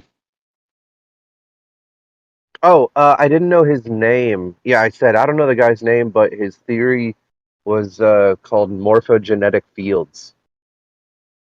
Someone said his name after that, but yeah, it's simple enough to Google. Whoever coined that term, I could do it for you right now if you want. No, I did it yesterday, and it was kind of interesting. Morphogenetic field, in early 20th century. Biology. Let's see. Where's the guy's name? Rupert Sheldrake did I just see that on my screen? Yeah. I guess Rupert Sheldrake. Yeah, that's right. Rupert Sheldrake. Yeah, but I mean, all that was just to say from the origins of it, right? Is that so? I'm not saying I even subscribe to it, but it doesn't mean there's nothing to it because, these all these structures that are assembled around the world that seem to align with each other, and with the sky and with an energy that's harnessable, right? Who's to say, I mean, if God, right? If it was God who put people on the earth, did they just have that knowledge? Were they given that knowledge? I mean, those are two options, but at some point it looks like they attained that knowledge. To sculpt trees into fancy shapes or something. Wait, what knowledge are you talking No, about? just regardless of that part of whether. All I was putting out there was the idea that we don't really know how they were built, right? So we can't even say that that's what their intention was. We can't even say that's that they're still in their original state. I mean, there's human beings carved into it, so it looks like that would be its state, right? So, but No, there's not. well, there's stuff. There's stuff carved into it. There's no hieroglyphics in the main the pyramids of Giza. Yeah, There's no hieroglyphics. that is true. No inscriptions, no hieroglyphics, no nothing except for some shitty graffiti inside some room. Yeah. I'm actually, yeah, that's maybe true. I'm not even really thinking of that. I'm thinking of the other one. I can't remember. It's the one where it goes spiraling down steps, right? And it's got these pointy buildings on it. That's the one I'm really thinking of. Something with an A, I think, the letter A. It's all good though, man. I mean, Hey, what's that one with the A? It's like in India or something. Aztecs. No, Aztec pyramid. Oh, I don't even know it's an A, but I think it's like India, or so it looks like Indian. I think it's like India, and it's got like these spiral towers on it, and then there's these steps that go like thousands of feet down, or like 100, 1,000 feet down. It's pretty cool looking. if you ever read the Emerald Tablets, they talk about under the Great Pyramid of Giza, if you believe it, and how credible the Emerald Tablets are. That's another story. But if you looked into it, it talks about there being like a passageway, bro. Like underneath the Great Pyramid, there's like more that extends into the earth, and that there's like this chamber at the bottom, possibly a tomb. I'm not sure, but I've seen mappings of it. Again, how credible these mappings are, I don't know, but uniformly, a lot of people believe that in Egypt there's a whole underground complex under the Sphinx, under the Great Pyramid of Giza. There's a whole bunch of underground stuff still to be uncovered. Yeah, and there's, I mean, even And like yeah. no, but in the Emerald Tablets, Thoth talks about there being like this, he went into the abyss from under the Great Pyramid, and somehow that there's like he himself went into the abyss through, there's like a portal, or I don't know how he did it, whether it was through sorcery or what. And who Thoth is debated. And was he a demigod? Was he this? Was he a regular person? I don't know. But in his testimony, he says that wherever he went, when he went into the abyss, that he seen basically like the Prince of Darkness and like the halls of, he says he calls it the halls of Amenti. Yeah, there you And go. in the halls of Amenti, he sees like this great abyss, which scripturally we know as the bottomless pit. And that there's like this Prince of Darkness that reigns over that area, and he himself, being a demigod, allegedly had reverence for this thing because it was like it must have been more powerful than he is. In that one book that a lot of people think is something special. I mean, it's definitely an expertly written book by a secret society member, but I mean, it was written, the one that most people consider the Emerald Tablets of Thoth, whoever. It's like from Yeah. it's like from like 50 years ago in the 70s or something. Titled the Emerald Tablets at though, and yeah, that might be where a lot of these ideas originate from. Uh, but I mean, the dude, but he's also written like other science fiction books. So it's like, how much does he mean what he says? Who is this guy? I don't know. I just man, Oh it really no, throws I a mean no. wrench into it There's all. a no. There's a long record of the Emerald Tablets going back to the 1st century. Yeah, but that's only like about 2 paragraphs long. Nah, You might man. not know the difference, man. There's 2 bodies of work called the Emerald Tablets. One of them is a well, it's not too long, but it's like a 5-hour read or whatever from the 70s, and then there's just a passage about as long as the Lord's Prayer, also called. That's the historical one that traces back as the earliest known record. It was some sort of Arabic scholar in the 1st century, Nah, and man. that's That's the a one that like deception. Isaac That's a Newton that's translated what. and Yeah. stuff like that. Yeah, yeah. That's a psyop, bro. Don't. That's what they want you to believe. But there's records going Hmm. back to Alexander the Great when he pillaged Egypt, discovering the tablets. That's when they were Hmm. first discovered. Was in the time of Alexander the Great. But listen, a lot of these. Historically, it's hard to prove these things. But if you just go to Wikipedia and you read what's on there, bro, that's what they're gonna tell you, bro. But you got to dig Sure. deeper, and you'll realize that actually the Emerald Tablets were known by the occult for a very long time, way before the 60s. Yeah, I know. There's a short passage that's cons- there's a short passage that you can read in many different translations that dates back to the 1st century, and that's the famous Emerald Tablet or the Emerald Tablets. That's all that we know is written or alleged to be written on them. But of course, we don't have the Emerald Tablets themselves. But the earliest known translation is in Arabic, and it's not a long it's not a book or anything. It's literally like 10 sentences. No, because Hermes Trismegistus is the same character, and there's a ton of Yeah, literature. yeah, Allegedly, but he's the none of author of. There's like 10 tablets, bro. But anyways, that's some more modern tech stuff. But there is like nah, all the man, nah. text. See, we're gonna There's differ all on the this. stuff. Sure, I mean, It's there's all because the we stuff come from. uh, Hold on. that We come from different okay, school of okay, thought, right? you yeah, sure, you want to shut it down. I'm just trying to tell you that uh well, if you want like a good place to start of like legit stuff, I'm pretty sure the collection is just called like the Hermetic Corpus. But you got to watch out for things that were written like 50 years ago that are just like on Absolutely, the bro. subject, but not from those times.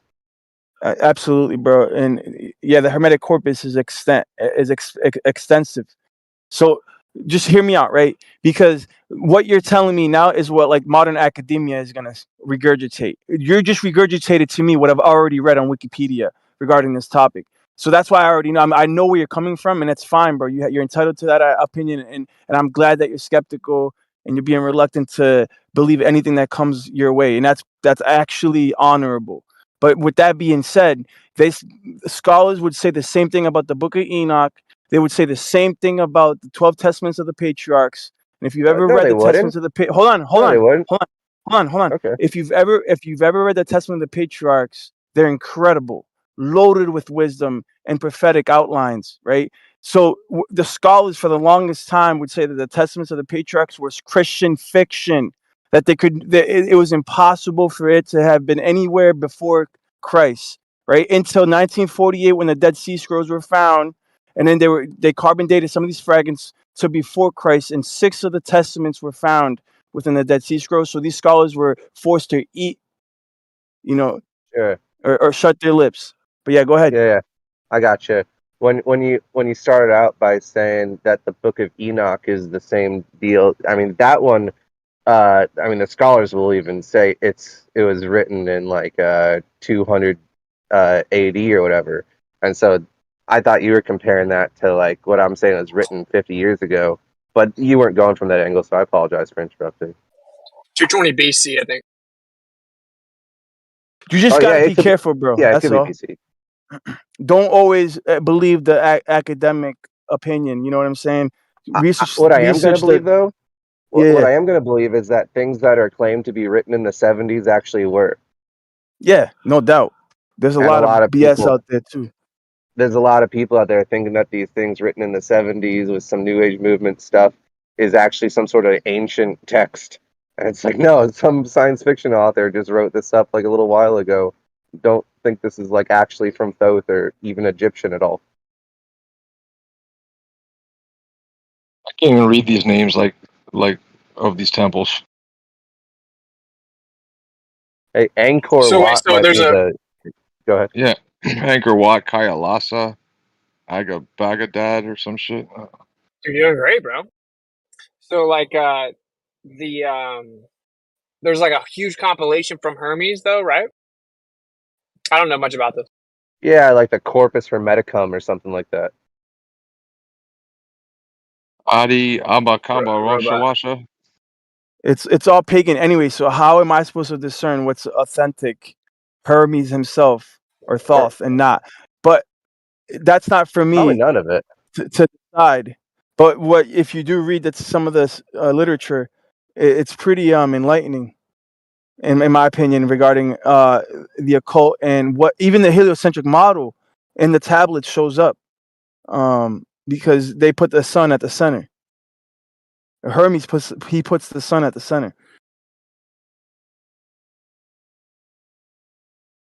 Yeah, that's a trip. The Like sun, the I do sun find gives it off a interesting lot of though. light. I feel like what Funny's saying is important, right? Because this does happen a lot, right? Where people even do that. Like if there's a book written that's attributed to that same name from the 70s, it's at least definitely important to know that. Like people do that with people go around talking about like all these texts, like the ones that Zechariah Hitchens supposedly translated, and they speak about them as if it's a fact, like his translation or his rendition.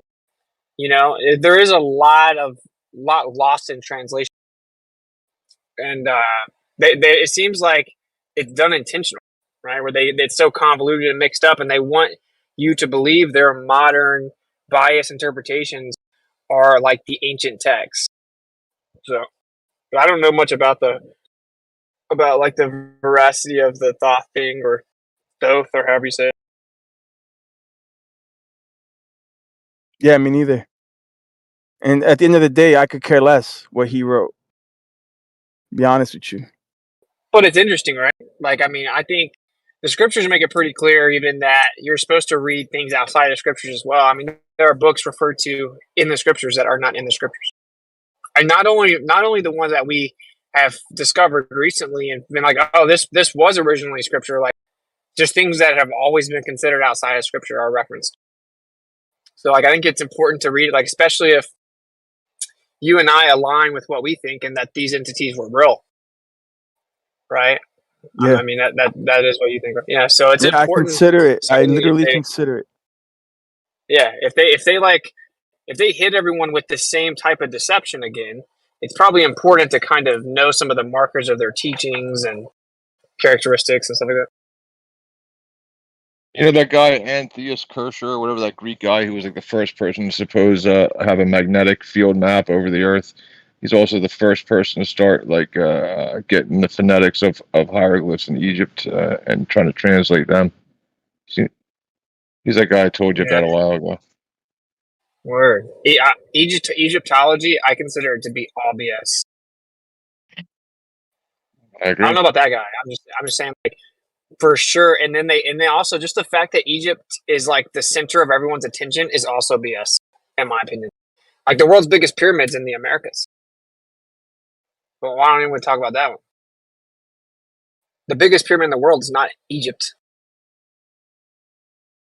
So yeah, No, that was what he did. about What that he one. did was he linked the hieroglyphs to every other language ever. He's like, this is how or whatever's here in Egypt is the same language that we all got going on here, and that was his like discovery. Oh, I got you. They're like all derivatives of that same base languages. I mean, I guess there's Yeah. like three base ones that are normally in this.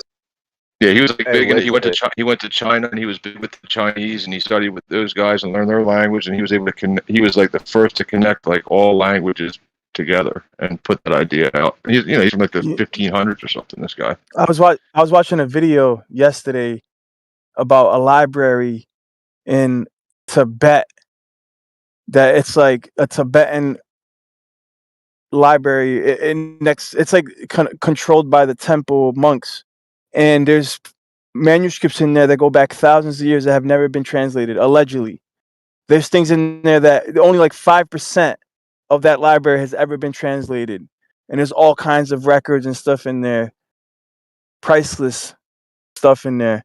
And there's libraries like that all around the world, like even in the Vatican and in India, like hidden records, hidden libraries. Even Yeah, bro. there's. Hey, Go ahead. no, I'm sorry. You go ahead. Oh yeah, real quick. So like, there's this a specific sect of Yahudim or Jews in India that literally are Indian, but they still they're, and I'm pretty sure that they're messianic, but they might differ. But either way, they have manuscripts in their library that were recently translated. One was credited to have been Gad the Seer by the Kohen Jews, and there's manuscripts like that being discovered still in Egypt and in Geniza and in Masada. Like they're starting to uncover all kinds of stuff.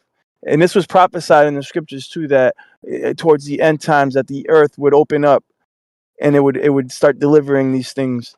And trust me, a lot of archaeology has been discovered recently and all kinds of stuff, bro. It's exciting times. This is a little bit out of left field, but you reminded me of this. So there's a Buddhist. He wrote his thesis in philosophy for Stanford on this flat Earth cosmology that had been removed from like the world's most famous Buddhist museum. So there's like a fully functional astronomical model from like the Buddhist train of thought. You guys ever heard of this? It's like so it's got Mount Meru in the center. It's a fully functioning flat Earth model. It's an astronomical model as well. You ever heard of it? And it's like super suppressed. And he writes his thesis about how it's super suppressed. Basically, they found out. So this one Buddhist in like the early 1900s, he found out, he was like, no, dude, Buddha was a flat earther, and ancient Buddhist cosmology is a flat Earth. And so the modern Buddhists, so that they don't have to say, oh, well, our religion's clearly wrong because we know it's not flat, they try to just suppress it and remove it and act like really they thought it was a ball all the time. Or then they say that Buddha just said it was flat because he wanted to relate to the people at the time, even though he knew everything and knew it wasn't flat, right? This guy got kind of triggered and he's like, no, that's not true. And so he kept on trying to force it into the museum, and they wouldn't let it in. And it's like the most complete archive of like ancient Buddhist scripts and stuff like that. And so then he kept on challenging one of the guys that was making a decision to a debate. And so then he expounded upon the cosmologies he had found and made a fully functioning astronomical model to debate that guy. And then they still refused to put it in the museum. And then this guy wrote his thesis about it. And you can only get like the first few pages of the thesis online. I tried to email and reach out to that dude. I couldn't get a response, but the guy that wrote the thesis, because I What's feel his like name? Post it. I want to read up on this dude too. yeah, I'll have to find it. I think Yeah, that sounds You can do it fascinating. later whenever you get a chance or whatever. Yeah, I would try to reach him on. I would try to reach him on academia.edu. A lot of people are getting on that now and exchanging papers and publishing papers, bro. I recommend that if you're a serious scholar, that even if you don't have a degree or a bachelor's degree or master's, regardless of your background, you can make an account on academia.edu, and if you know how to write, right, you can submit your own paperwork, your own studies, your own research. And there are academics that will read your stuff, bro. You just have to reach out to them. I've been in contact with people on there that I would Yeah. never expected would respond, and they do respond. Yeah, I'm convinced that Quora is either ChatGPT or just like one guy responding to every single question on there. They all talk the same.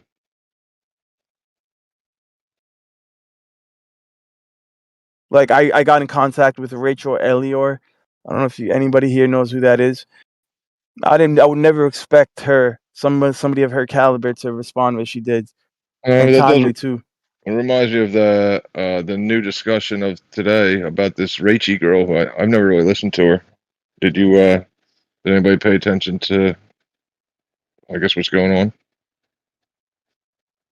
Nah, what are you talking about?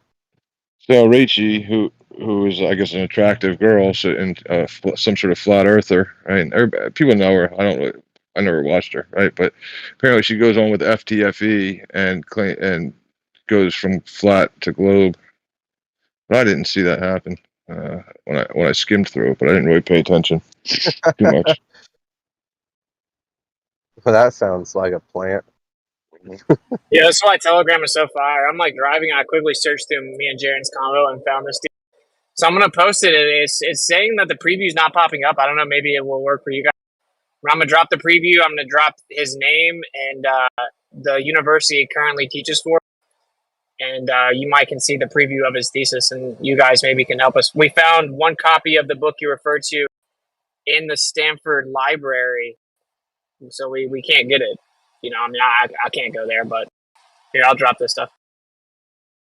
Yeah, funny. Like Rachie's a legit, like I guess, person in the conversation for a long time. I've just never subscribed to her because she's like Scottish or something, and I can't really understand her. So it's like, you know, but you know, she's like what I'm saying. She's a girl, so she has a following, like an attractive girl, so people usually follow that. You know, but anyhow, she according to a few people, she flipped, and it's like, you know, some kind of outrageous thing.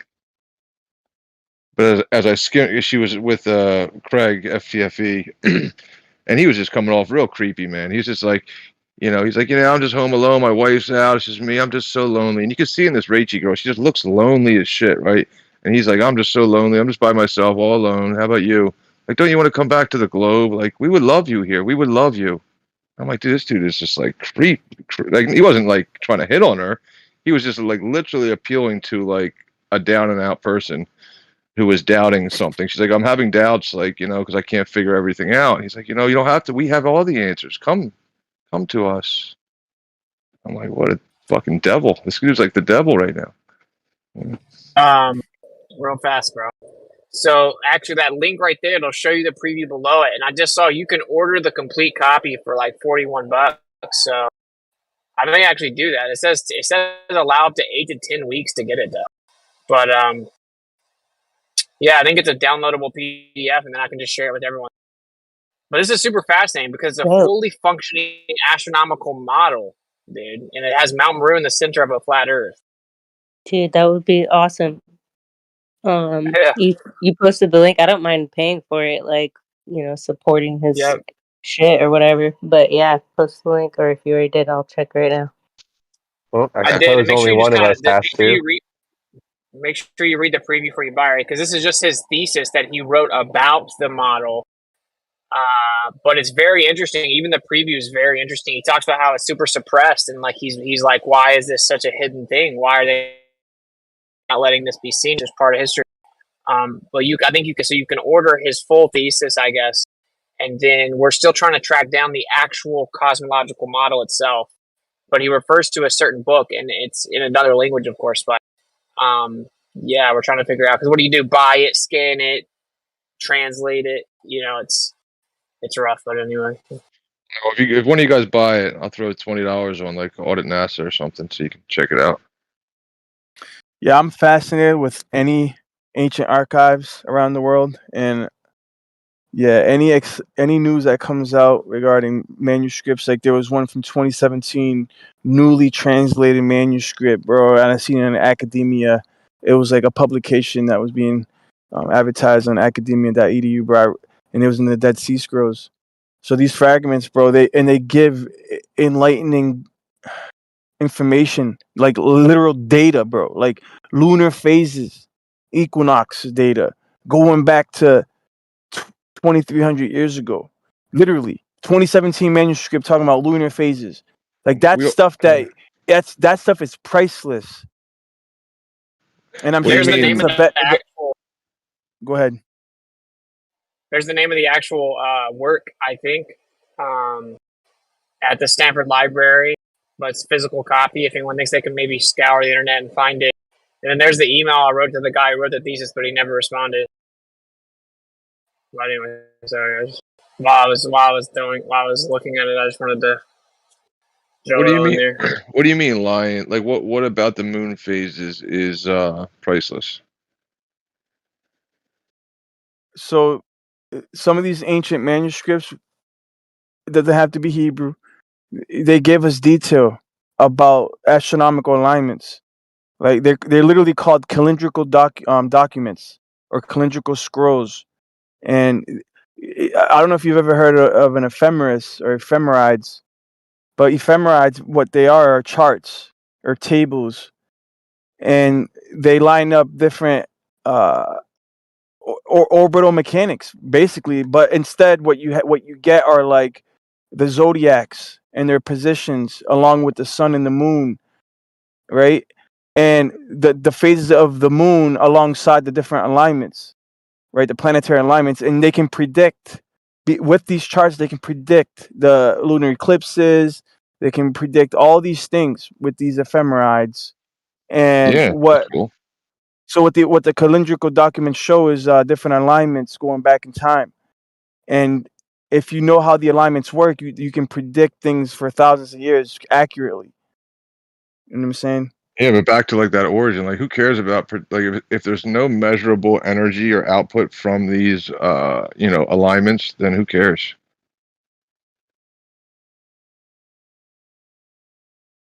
Just so we can say like my model's right. Also, I mean, I don't really mean like who cares. Well, I'll tell you I why. care because I care because I believe there is some kind of measurable Well, that's a good question, energy. right? But you have to understand. You know how people always ask you, well, these you can work out the math, right, and show your work. Make sure that you show your work. Well, the way to prove the model, and I'm not saying that as flat earthers we have a model to bring to the table, but if we did, the way to prove that model is to be able to reckon time. If you can reckon time and it lines up with your model, then that's how you can prove your model Yeah, is I get reckoning it. Do it. time. You Yeah, know what so I'm we just want saying? to do we just want to do what they did and steal somebody else's model, lie and say it's ours to give ourselves more credit and credibility. The thing is, like, their model, the heliocentric model, will never reckon time. Never. Because it's not, Was that it's wrong. It's what's reckon inherently wrong. time? What does that mean? Reckon time. Exactly. We'd have to go into a philosophical discussion what time is and if it's even possible to reckon time accurately Yeah, I'd have to without look it having up. I never even heard of the term before. Reckon y- time. right Like now. like pass the test of time. There's Does a it mean like disparity between figure out what time we're in? Like reckon time? Is that what you're saying? reckon time accurately, as in right now there's a disparity between clocks on Earth and the reckoning of the luminaries. They can't ever seem to calibrate time correctly to be in sync with the luminaries. They always That's have to fair. Yeah, that's intercalate. true. Even the Gregorian calendar, they had the best brainiacs come together to try to figure out a formula to be able to reckon time, and they still can't figure it out. Even 2023, they can't figure it out. That's a good point. Before I forget, so I wanted to ask if anybody's ever validated that the angular size of the sun does change size summer and winter, or is it just something that we see on stellariums? So it's probably true or something.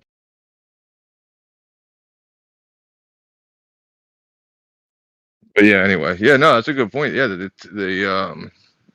well, it should be easy, right? You would think to synchronize, just watch and match it. You think it'd be easy?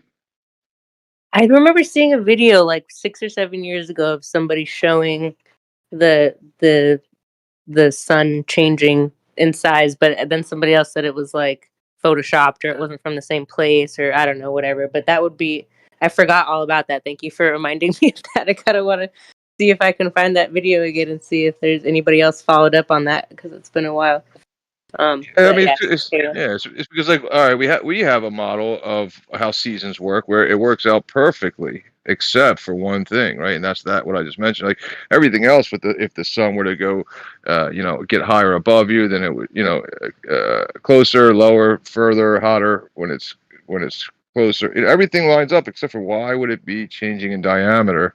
I mean, it could be a bunch of things. You could just say, okay, well, the atmosphere influences the sun when it's, further, whatever, right? Like it could be a bunch of stuff, but I don't even know if that's true. Like, should it be something we look into at all? I don't know. definitely look into it. I do remember hearing or seeing a video about that, so thank you for reminding me because now I kind of want to go digging on that again. Oh, true. Yeah, I don't mean don't look into that. I mean, should we even be trying to find excuses and reasons on what could be making the sun bigger in diameter, measurably from the flat ground when it's further away, if that's not even the case? Yeah. Yeah, no, you're right. I mean, if it's not the case and that was a fake video and that was just some like clickbait shit, then yeah, there's no sense in, but it would be interesting. Anybody that does have, is into like we should be taking pictures of the sun right now, wherever you're at, even if it's with some shitty phone or whatever, and like comparing it to winter. But I do think I remember hearing that that's a thing. So, but yeah, I did forget about that. So carry on.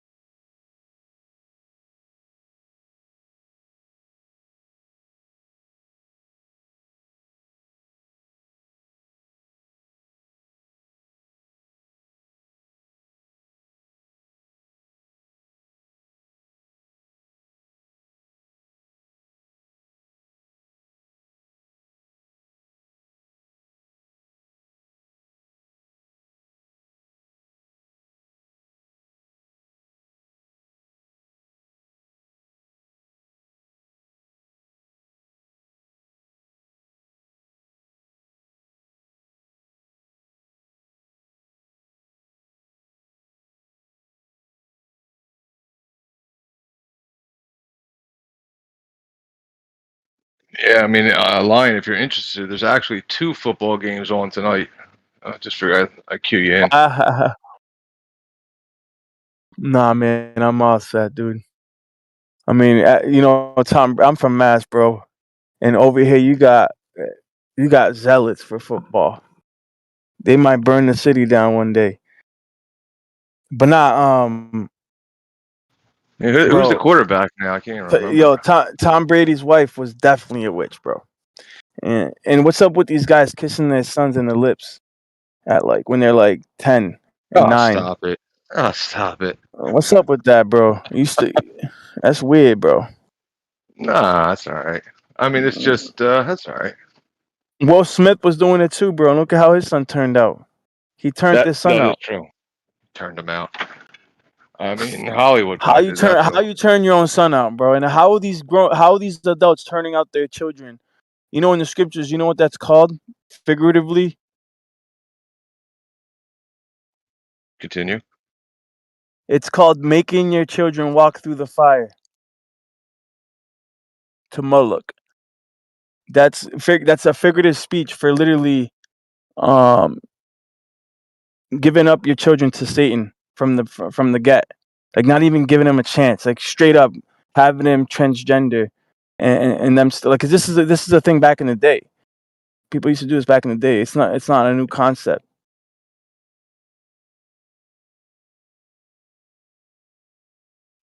I don't even know Yeah, how we got on this topic. I But feel the well Egyptians, because Tom Brady kisses his son. oh, that's right. So, but it made me think of Egypt because in the ancient Egyptian, if you look at their royalty, bro, they were very effeminate looking. They even wore makeup and eyeliner and stuff, and they had no facial hair. They would shave all their facial hair and probably their legs too, from what I understand. So they had a very feminist society. And in a lot of ways, America is compared to Egypt and Rome in the future. But anyways, so like they had this also the idea of a eunuch back then. You had eunuchs, and what a eunuch is kind of debated. But I've read a lot of different ideas from different scholars on the idea of what a eunuch was, and a eunuch was somebody who basically was either castrated voluntarily, like they voluntarily castrated themselves, or they were castrated against their will when they were children. And why would you do that? I don't know. You know, people are crazy. People do all kinds of stuff. But apparently, this was a tradition that the Egyptians would do, and other cultures in that area, Canaanite cultures. Oh, yeah, And I've thought about it. and what that would do is it would basically, it's like a puberty blocker, right? Because if you cut your testicles out and you castrate yourself before you hit puberty, you'll never go through puberty properly. So you're still retain your childlike state. You know what I mean, like your face, your facial structure, your jawline might never actually fully develop. You won't grow as much hair, and so there's a lot of motivations to do that. But one of the biggest drawbacks is how are you going to pass on your descendants? Yeah, I've heard those put forth before, those ideas about how you won't grow the facial hair and all that stuff. I mean, we can come up with ideas on why they could have done it. They should just. Well, no, a lot. What? This was a big tradition back in the day, but it was I mean, don't they just say, hey, this is why we're doing this? Or? No, it doesn't. It's debated. Yeah.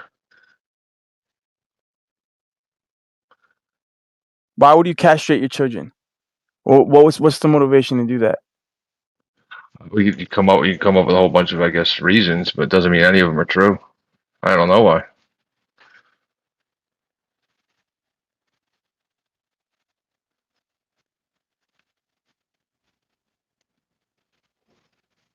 I mean, why do we do it to dogs?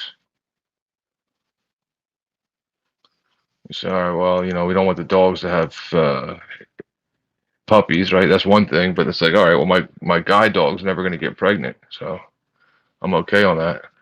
It's like, well, if you get him fixed, the dog, he's more well behaved, he's more docile.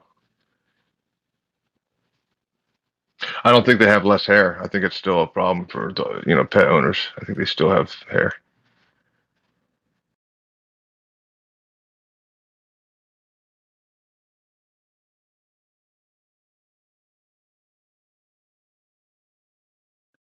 I mean, you could do it to remove sex from your life as just a hindrance to your true purpose. I don't know, Yeah, just brainstorming.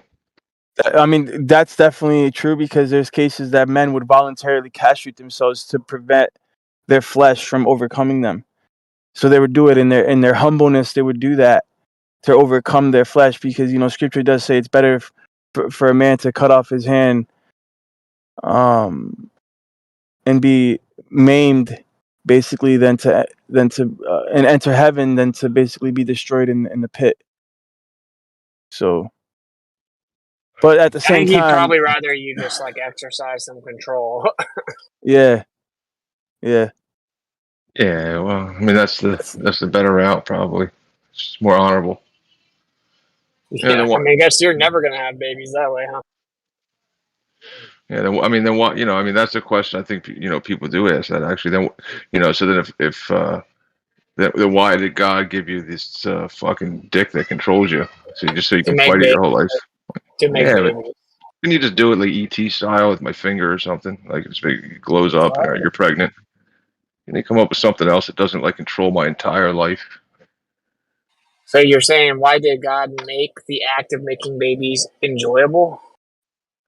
Yeah, but it's a little bit beyond enjoyable. It's like it consumes your life. I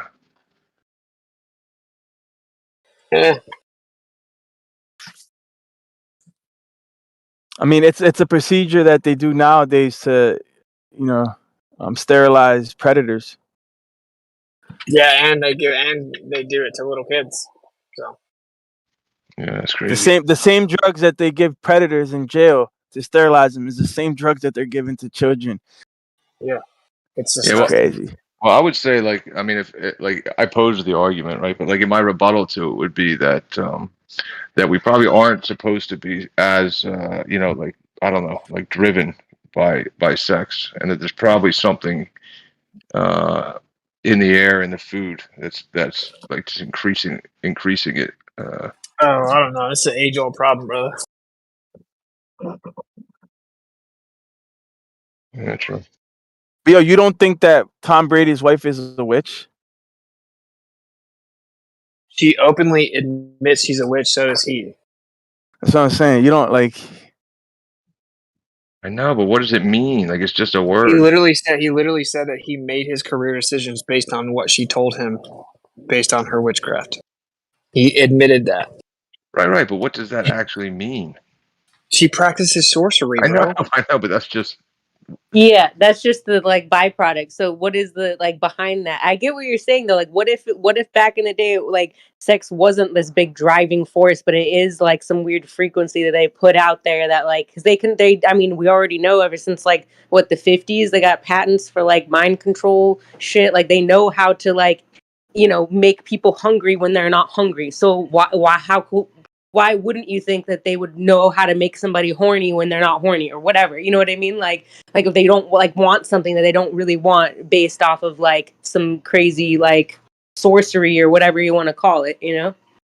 Well, I mean, I feel like they want us to not have sex, you know, because I mean No they're definitely way. trying to make sure we don't make babies. So No, they're trying to make I sure don't we know. I do will say make babies so that we kill them, and then we no. are I mean, soulless. well, I don't know because I guess the sexual degeneracy does benefit them. The perversion helps like the collapse of morality in society, but at the same time, they clearly don't want us to have babies. Maybe so that's why they just make us sterile, and then they promote sexual degeneracy and contraceptive at the same time.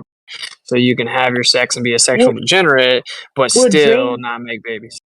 it drains your life force to yeah, I see what you're saying, like for sure. But I mean it like it definitely drains you. Like, I mean, think about like after you do it, like you're exhausted, you're hungry, you're not thinking about like conquering the world or doing any business ventures. You're like focused on like the very most simple basic like things for that time Yeah, being while you're like recovering or whatever. So like yeah, that's very true. Yeah, that's why they're pushing it on kids so young, because they're like, oh, if we can get these kids doing this stuff at a young age, then like they'll be so depleted of their own life energy that by the time they hit 18 years old, 19 years old or whatever, they'll just sign up for whatever program we tell them to sign up for and become like really good little zombies or whatever. yeah, that's a good point. That's why sperm retention is like an ancient practice for sure. So that's what I'm saying. I guess that's why they attack our fertility, and then they want us still having sex and draining our life force, but just not actually making life with it. I do have a theory that they use like people's sexual drive when it gets like kind of like out of control. They use like the sexual energy to start changing people. Like you know what I mean? Like not just to control you, but to actively change your responses towards things. Yeah, I feel like sex for women is much more mental. So I don't know that women can fully understand kind of like how it happens from a guy's perspective. It's like this physical testosterone like controlling you. It's like a little bit right. I think women might be, because for women it's more in the mind. Like I think women might be even more susceptible to like those forces that would use your like sexual drive as like a way in to change your responses Yeah, towards certain things. that makes sense. Yeah, like they'd be like they'd be more controlled via like mental manipulation. Like for example, like orgasms. It's been scientifically proven that like women's orgasms are based on their mind, 100% based on their mind. It isn't a specific physical thing that happens. It's like literally their mind, which is pretty crazy, right? I mean, I guess it's somewhat mental for men as well, but It's counterintuitive to say that a woman is hornier than a guy, but I think it's true. And also, scripturally, I mean, Eve was the one who lusted after the fruit. Technically, she did. She lusted after it. So women are prone to lust, bro. Even though yeah, but it's like a society kind mental of thing. but society kind of looks at men like men are the horny ones, right? But secretly, women are really the horny ones. But mentally, it's like mentally. And that's why also they push in my opinion, they push certain sexual acts that result in masculine submission. You know, like going down on girls, and now it's like migrated to like just disgust, like not just you get it, yeah, the other side. So Make it's sure you get your pooper checked by a doctor when you turn 35 or dude, there you go. 40 or 40. whatever. It's 40 now. It's 40 now, buddy. Disgusting, dude. He So needs to get all up in there. It's yeah, it's the only way you won't die. There's this Gotta really check for interesting. polyps. You guys Here's a saying really that's bad? I mean, I had a prostate exam done. It's the worst dentist appointment I ever went to. I bet you liked it, bro. That's good. Did you get his That's number funny. afterwards? It wasn't that bad, guys. I swear.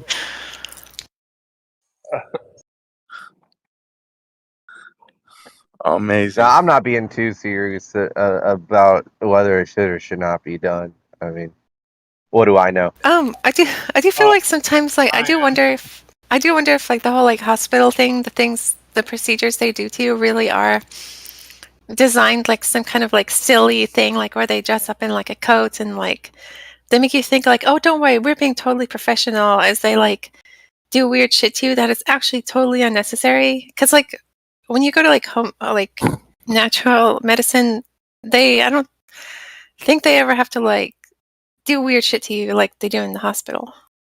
Yeah, I agree with that 100%. Like, they don't need to like, and I wonder too, do they ever tell any of the people that they're like, when they're looking up these people's poopers and stuff, like, oh, you got some parasites up here, you might want to do a parasite cleanse? Like, that's never a thing in like the mainstream world. Like nobody that I've ever talked to that's like that goes and gets regular doctor checkups has ever been told that they should do a parasite cleanse. But that's like a normal thing for every other country. Like even in Mexico, like that's like an annual thing. Like the whole family does like parasite cleanses together because it's like such a common thing, and everybody just like, you know. But what, people here don't get parasites? No, they don't. They know that the parasites actually drain your you know, your nutrients, and they don't want us healthy. So of course they're not going to tell you to do the one thing that like is going to actually make you feel better, you know, because they want you feeling like shit. So everybody out there should do a parasite cleanse at least once a year, every 6 months, like wormwood, clove, and what's the other one? They make like a combination, like a parasite cleanse tincture that's got the 3 of them that will attack the parasite in like every form or whatever. And you know, taking raw You got an garlic will instruction kill. manual? What?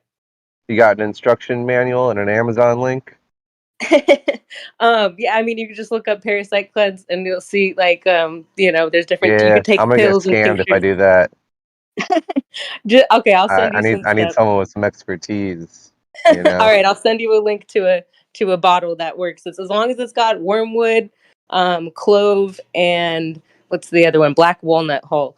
I'm actually making my own black walnut hull tincture right now because we got a black walnut tree in the back that so that's pretty cool. I'll be eventually that's starting to pretty make my awesome. own.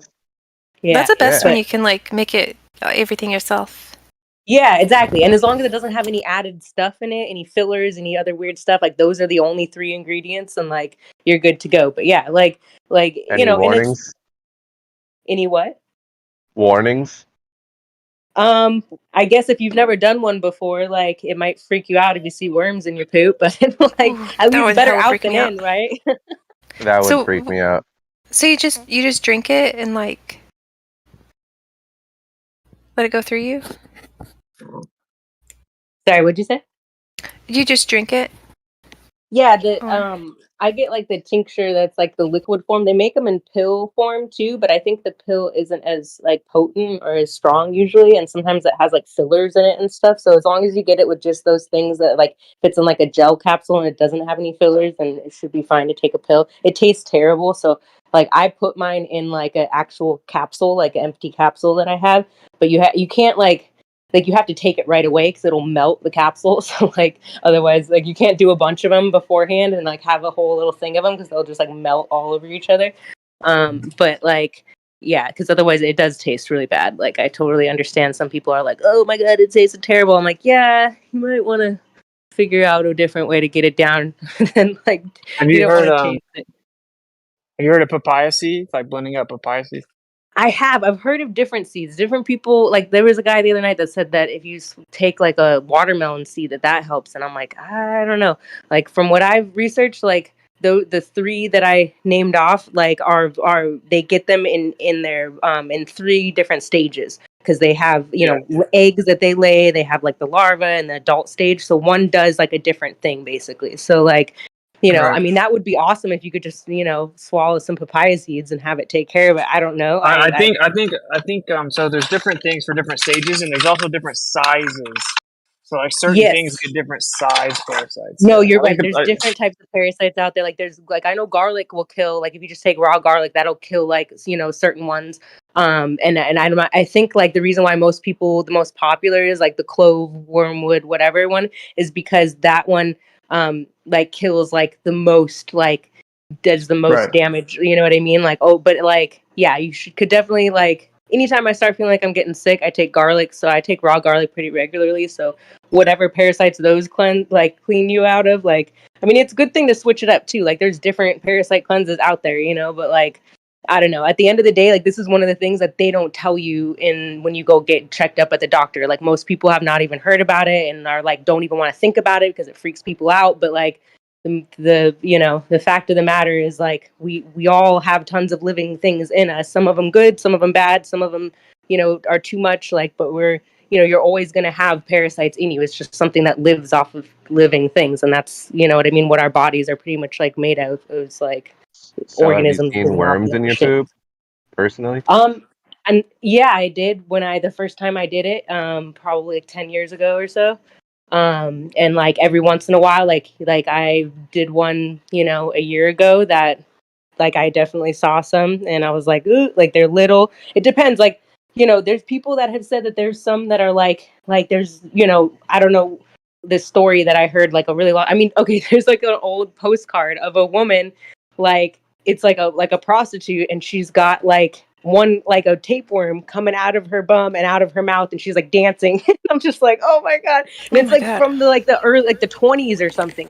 And it's like, but it's like basically, this something that they've known for a long time. And especially, so there's this really interesting, I'll post it. It's an interesting video about how turpentine supposedly like, cured this guy of being gay or whatever. Like he was gay and then he like did a parasite cleanse and then he wasn't gay anymore after that. Yeah. And it was, so there's this whole like theory that like, Well, that's real though. That's real. One of the strongest things I know against parasites, besides chlorine dioxide, is potassium iodide.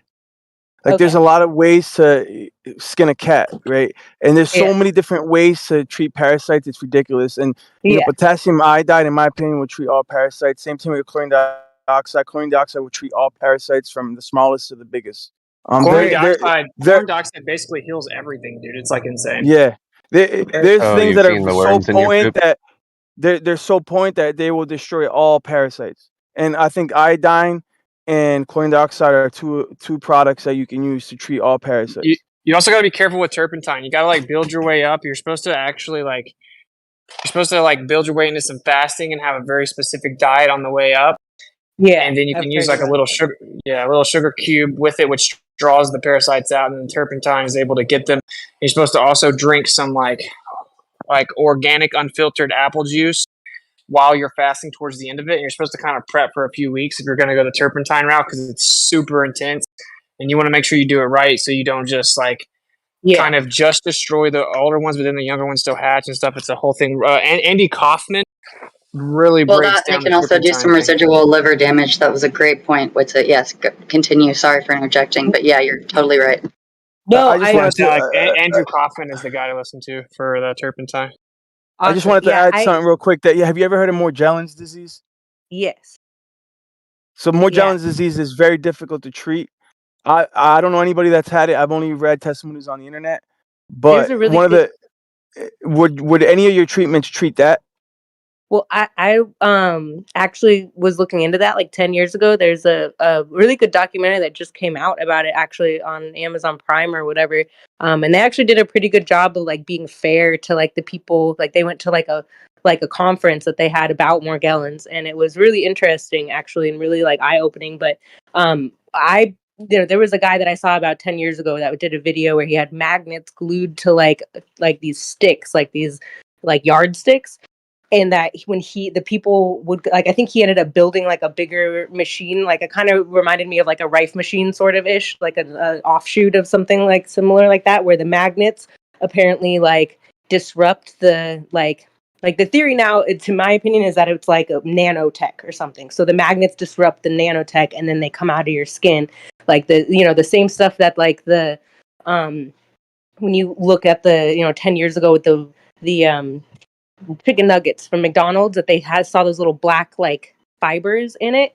Like that's what people were getting out of their skin. So I was curious if some of those people ate a lot of McDonald's or ate a lot of fast food or whatever. That's actually what made me stop eating fast food back then.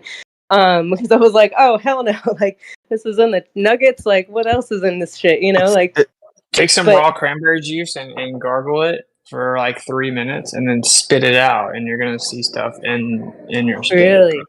Yeah. Really? That's interesting. Yeah, the turpentine, I've heard mixed stuff about it. Like I heard like it's just distilled pine needles or something, right? Like it's from pine, like it's not It's like sap. I thought Yeah, it's the sap. sap. Okay. Really? That's all turpentine is? I thought it was that's some what, crazy chemical. that's what I thought too. And I'm like, dude, maybe they've been like, maybe they've been pumping these ideas into us about turpentine Well, this whole time because Yeah, know, but like that's what's so shocking when you start getting into all this stuff, and you're like, yeah, like so when people like are saying, "Oh, you can use turpentine to like cure things," it sounds crazy. it sounds You crazy, know? and they designed it that way, right? Yeah, and it sounds like people are giving like dangerous advice, and then you learn what it really is, and then Yeah, it's not such a big reality deal. just And you're like, falls oh, apart. I'd be down with some turpentine now that I know it's freaking pine sap. Like, okay. Well, but just to be clear though, there's different kinds of turpentine. So there is a chemical there's chemical turpentine that's really toxic. You don't ever want to that's the stuff. So yeah, that's- you obviously want to distill your own. You don't want to go and like buy Yeah. turpentine from the store and Is it the yeah, stuff I already they use or you like have in to get painting? it's like the plant spirit turpentine in particular, meaning it's like the sap and the parts of the tree that are all distilled. So it's basically like one of the most, it's like the main, almost like the way honey, it's almost like that form of the tree, like that deepest kind of dense layer of just the extracted medicine directly from that. And then it is the reason that the turpentine term is similar is because that's like a state of the matter, is that turpentonic state. And so so it has to be made from the actual plant medicine of the sap to actually be the real deal medicine one. So I actually went down this rabbit hole about turpentine not that long ago, and then like found out that the natives used to chew on like sap from the tree, and they called it gum. And it just it was interesting because I'm like, oh, is that what gum? Like they took gum, they changed it into like this horrible toxic thing that you should never chew. Aspartame. Yeah, but like apparently like that was a thing back in the day. People would chew on pieces of like, certain specific pieces of like bark or sap or whatever, and they called it gum, and it was like actually like beneficial, and it helped your gums and it helps your teeth and it helps like that could have been the reason why some of them never had to brush their teeth, is because they like chewed on this like whatever form of turpentine or whatever. And like it could also be like anti-parasitic, like because there's parasites in gums and everything. But I also worry about some of these, how you were saying that one, like I forget what it was, but that wipes out everything or whatever, like you said, chlorine something, I don't even want to repeat Chlorine dioxide. Thank you. So like the thing is though, is that you don't really necessarily want to wipe out everything, like because there is some like there's good beneficial bacteria that you need in your gut, so you want to be careful not to just completely like wipe out your entire gut. Like if you have healthy gut flora, like that's Absolutely. scary at the same time, you know what I mean? No, yeah. So here. I was going to say, hold on, real quick. The gum, just real quick. The gum you were talking about, that's what the spirits is made from. It's gum spirits. Got it. Okay, so that's why like, that tied in, because I couldn't remember. I started looking into it, and me and my friend were like, "Wait a second, gum!" And then we went down this whole rabbit hole about gum and how they tried to like, how they take everything like cigarettes, and they took some tobacco and changed it into this toxic thing. Like they did the same thing with gum. It started out being this medicinal thing that they changed into like, But anyways, sorry. Carry on with whoever was about to talk. If you get into the flesh of the pine tree, some of the pines, some people call it the native bubble gum. And, just under the bark, you'll have the flesh. And then, right next to the wood, you'll have this it is like bubble gum. I mean, the texture and everything. and that's That's what you pop in awesome. your mouth, and that's bubble gum. Now, sassafras also can be used as that. I don't know if you guys mentioned it can be like a cleanser, like a toothbrush or whatever. But also with the parasites, the wormwood, the black walnut, the garlic, the sassafras. There's so many different things. But the pine oil alone used to be a major export from North Carolina, and so yeah, the pine oil and all these things, all these resources used to be like major exports for different reasons. But if you look in a drugstore, you might see 100% pine oil will be called a stiptidine or a stiptidine, and what that's for is cuts, abrasions, bug bites, all of those different things. Yeah, so they get these things and they give them a different name, but it's just 100% oil from a tree. Wow, that's interesting. Thank you for that. I did not know that. I knew an African who's like 58 years old or like around his 60s who had immaculate teeth, completely immaculate, perfect teeth, white, sparkling teeth. And me, being half his age, I've had a lot of work done in my mouth, $7,000 of work done. And this guy has never had any work done. And I'm like, what the hell? And then he showed me how he chews on this bark. And I don't know what it is now. I wish I would have remembered. But like you guys are saying, he's an immigrant, but he chews on this bark that keeps his oral hygiene immaculate.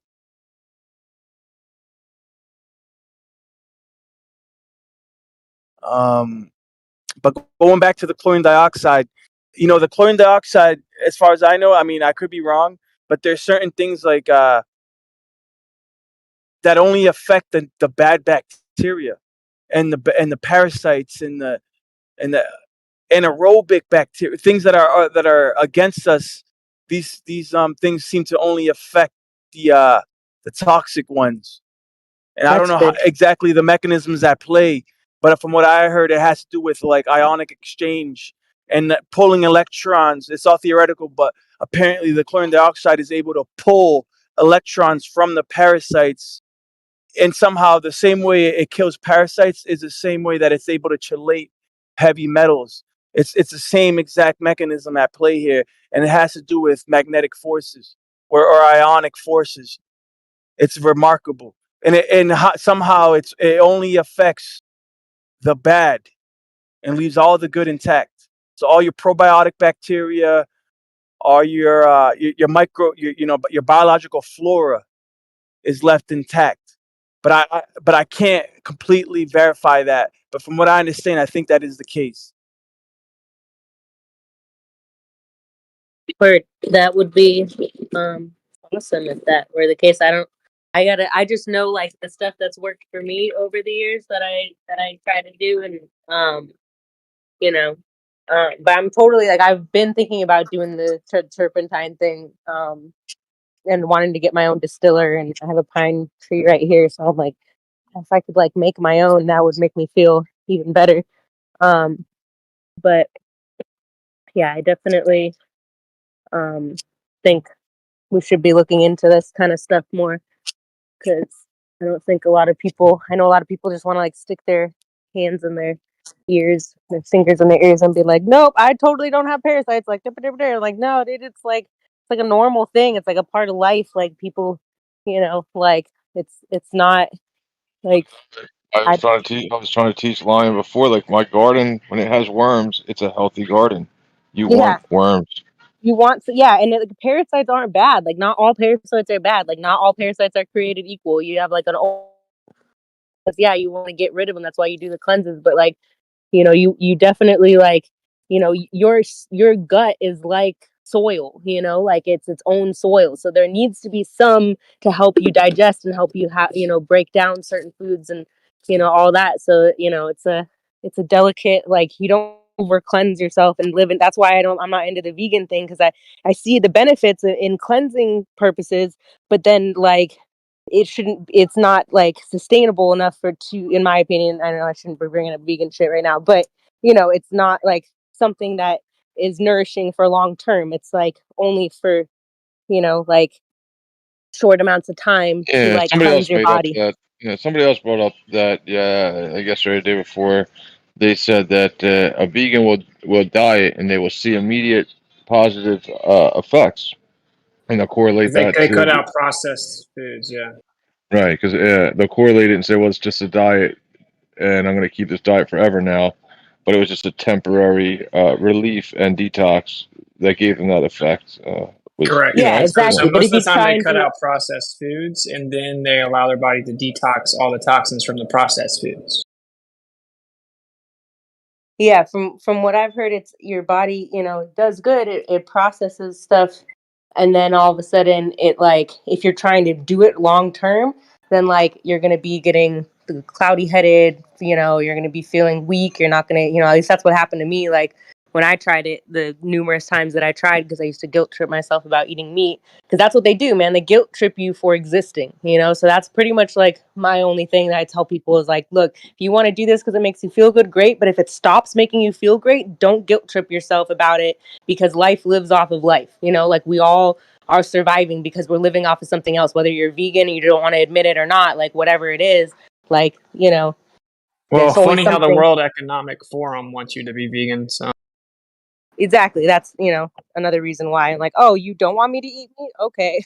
Like, I'm going straight to the farmer. Like, dude, I tried veganism for like 6 weeks. And when I first did it, dude, I had way more energy. Like I would wake up way more energized. I felt way better. But then after like 6 weeks, I started getting these little bumps on me and I started not feeling very good. So like I saw a turnaround in just 6 weeks. So I think I wasn't eating the best all the time, and I was eating so much stuff because we were on tour on the road. And so when I did the vegan thing, it like helped cleanse me out. yeah. But like But it's within not just good for six long weeks, term. yeah, Yeah, dude, I started I feeling think bad. mine was, I wouldn't even last a month. I tried this for like years, where I would like literally do like a month, and then after about like 4 weeks, I would be like so like exhausted feeling, and just so like I would literally crave like a burger or a steak or something, like it was, I don't know, it's crazy. Like, and to each their own. Maybe some people are like just fine, but for me, it wasn't working. Well, people try to tell me I didn't do it right, and I'm like, dude, I'm with like a 10-year-old virgin. I mean, I mean, Jesus, a 10-year-old like veteran, vegan, right? And so McToon. like, We got him. We got him, McToon. yeah, clip it. But like, so like, I knew all the little tricks, right? I mean, we did. It was like top tier veganism, bro. Nutritional yeast, everything, the bowls, all of it. And it doesn't work, bro. I'm just saying, like, it doesn't work. And you eat fruit and like good meat and honey and like garlic, and you feel way better. Well, and they say to like supplement, right? Like if you're not, you're doing it right if you're supplementing all this stuff. But like in nature, like people wouldn't be supplementing. And what are the supplements made of? A lot of the times the supplements are derived from animal products. Like, are you eating animal products in pill form and like telling yourself that you're vegan? Or like, how does that even work? I don't know. Yeah, and then the whole moral argument falls on its face too, because mass production of these crops you get at Whole Foods just kills so much life. It's just so funny. I don't Yeah. know. For me, like what was such the red pill though, dude? Because like I'm willing to try like anything, and so he made a bunch of arguments that were somewhat compelling. I'm like, whatever, I'll try it. But dude, the World Economic Forum is literally suggesting that everyone be vegan, and the only meat you eat is like man-made meat now. And if Yes. that And doesn't like tell you one all you need to pound. know, And I from what I remember, was 1 pound per family per week is what they want to try and like cut people down to. Which for people who are like on the carnivore thing, like that's like 1 day of food, not a week. You know what I mean? Like they're really trying to like pull some crazy yeah, shit with one that. pound, dude. I ate a pound for dinner last night. Exactly, that's what I'm saying. Like most people that, especially if you're doing the carnivore thing, like I don't know, it's wild. Like to each their own. I personally I don't like it. I don't think it's a good thing. I think it's a good thing It's because it got people off of the whole eating fast food, but Processed then your foods, yeah. body starts cannibalizing itself. it's crazy though, because if you don't know like anything like that we're talking about, and you go to like a lot of recipe sites, because I was recently at a recipe site where like it said that like overnight oats was like healthy and a 10 out of 10, and then there was this meal that was like ground beef and eggs, and it said it was healthy at like a 2 out of 10. And so Wow. so like yeah, if you're the kind of person who like you believe that, you'd be like, oh, let me eat the healthiest. Let me eat the 10 out of 10s. Dude, Yeah. last You can have night I cooked. I think I was telling Kai this too. Like, okay, last night I took a pound of ground beef. I cooked it and I put a ton of butter in there, and then I put a ton of raw cheese in there, and then I was like, put honey on it. And I'm like, dude, the average person would think this is so unhealthy. You know, like how much butter I put in here, and it's like the best meal ever. So like, it's such a deception, Dude, and it tastes hollandaise amazing. sauce. What's raw Hollandaise is like cheese? Raw, just like made with unpasteurized raw milk. Ah, gotcha. That's it's got way more flavor. It's way better. Raw cheese is Way like better. so. Well, and like Yeah. if you have any lactose problems, you actually won't have lactose intolerant problems if you drink raw milk or eat raw cheese. Like I've actually witnessed it with Yeah. 3 people that I actually know in the real world where they were like, raw wait, cheese is. Sorry. no, you're good. Go ahead. Raw cheese is actually easy to get, by the way. So like the thing that you're gonna have trouble getting is the raw milk. Like, but the raw cheese, you can get raw cheese at freaking like Whole Foods. Like they'll have unpasteurized raw cheese there. But if you want to get the raw milk, you know, have fun. What do you think? You're What do you gonna think have to about find like it. the raw milk they sell at Sprouts? Well, they don't. I don't know. They don't. Unless you're in California, they don't sell raw milk. They sell raw kefir. Oh, okay. Yeah, Because they I don't have I am like. in California because I don't yet like have a dairy farm. You know, what I mean, I get meat from the farmers market, but like I get raw milk from Sprouts, and there's like Oh, 2 so yeah. So brands. the raw is it the raw farm? Yeah, and they do have Raw like farm raw. is good. They do have like raw butter and stuff. Because Yeah, they do. you're lucky, bro, because Yeah. they can only sell like the raw butter and the raw farm, the raw milk from raw farm in Cali. It's like the But one thing California is doing right. yeah, no, I did a lot of research, and raw farm is legit from my understanding. So I would say you're good. You should go It's to real. realmilk.com and they have a milk finder and you can Yeah. literally put in your zip code and it has the whole country like all like now there's a ton like 10 years ago there was barely anybody on that site but now there's like Oh, okay. tons of farmers and you can find Yeah. goat milk, you can find cow milk, you can find eggs like you could and they all like know either sell meat themselves or know people that sell meat so like if you pretty much anything that you need like go to this site, find the farm closest to you and like you know, you'll be able to buy directly from Don't let her them. mislead you. It's not Yeah. rawmilk.com. It's real milk. It- Real milk. It's realmilk.com. And what's so cool though, Didn't once I you say go that? meet one I thought I local said real milk, realmilk.com. You probably did. yeah, I do it. Once you find like the first local person you find, they're gonna know all the connects. So like you just have to go meet someone that's pretty based and talk to them. Like I just did this year, and they knew. Oh well, this is where we get our 100% grass fed, grass finished, no hormone beef. You know they have it, but you can go straight to the source here. Here's the honey, the raw, legit honey, no glyphosate over here. Here's like she knew where everything was because she's based. So if you just like meet someone, they'll hook you up on everything you need. You know. Check this out. You know how easy it is to make cheese out of goat milk? And goat milk is like one of the easiest to digest milk for humans. So Yeah, just you know, get just get some lemon and squeeze some lemon out on the milk. And there you go. You made your cheese. Well, one of the classic ways, yeah, because there's like the rennet, which is the compound in the cheese that is used for the enzymatic process to make it into the cheese. And the real ancient way, like the animal rennet, is when they would harvest the animal, they would take the stomach and they would hang it up. And all of that beneficial bacteria in the stomach would ferment and create this material that was on the inside of the stomach, which was incredibly rich in these enzymes.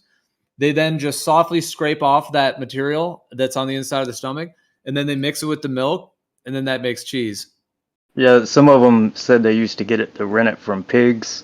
So a lot of people wouldn't eat certain kind of cheeses. But with goat milk, all you need is a lemon, bro.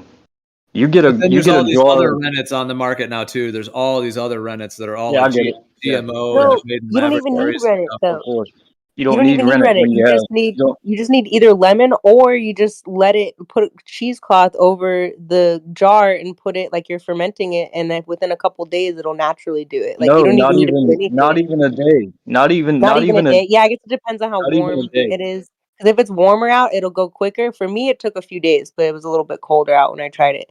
But yeah, like you don't even need to add anything to it. It naturally turns itself into it if you just give it time and space and put it in a dark place and put a cheesecloth over the top of it. Like it's pretty amazing, Yep. actually. And take the skim off the top and make some butter. Because Yeah, like so back when I was first getting into like raw milk, it was like over 10 years ago, but at first I was kind of like even like afraid to drink it, you know, but like the more I drink it, like I was like, okay, I'm okay, and I started like feeling good. And I found a recipe like cuz I had some raw goat's milk to make feta. And I was really like shocked by what it said to do because it was just like leave it out to ferment for like a week. And because you know you do that with like supermarket milk and it'll go like putrid and be like deadly, but like you do it Yeah. with like a raw milk and it already has all this Well, like yeah, bacteria that'll like naturally ferment it.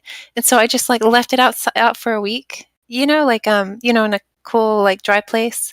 And yeah, then I was like so scared to try it, you know, yeah, because of it just course. went against like everything I knew about milk. But I All did, your Yeah. and like programming, yeah. yeah, when it gets to my programming. But like sure enough, it was like actually feta, and I was just like, I can't believe it. It's like Right? And it it just just does blew it my itself, so you don't mind. even have to do Yeah. anything to it. Feta Dude, and cheese. well, and the one thing, Feta cheese. Hey, sorry, I just hmm want, real quick. I go. just want to say, hold on, real quick.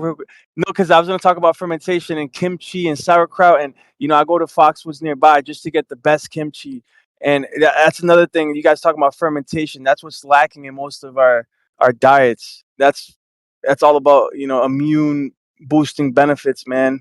But yeah, Yeah, I go was ahead. just gonna Yeah, and say you can make yogurt naturally from raw milk. It's the best. yeah, I agree, 100%. There and the one thing that they tell you is the unhealthy part of raw milk, the bacteria. I forget what it's called. I can't remember right now, Oh, but it's the like some lactobacilli. no, no, It's like that no, it's something.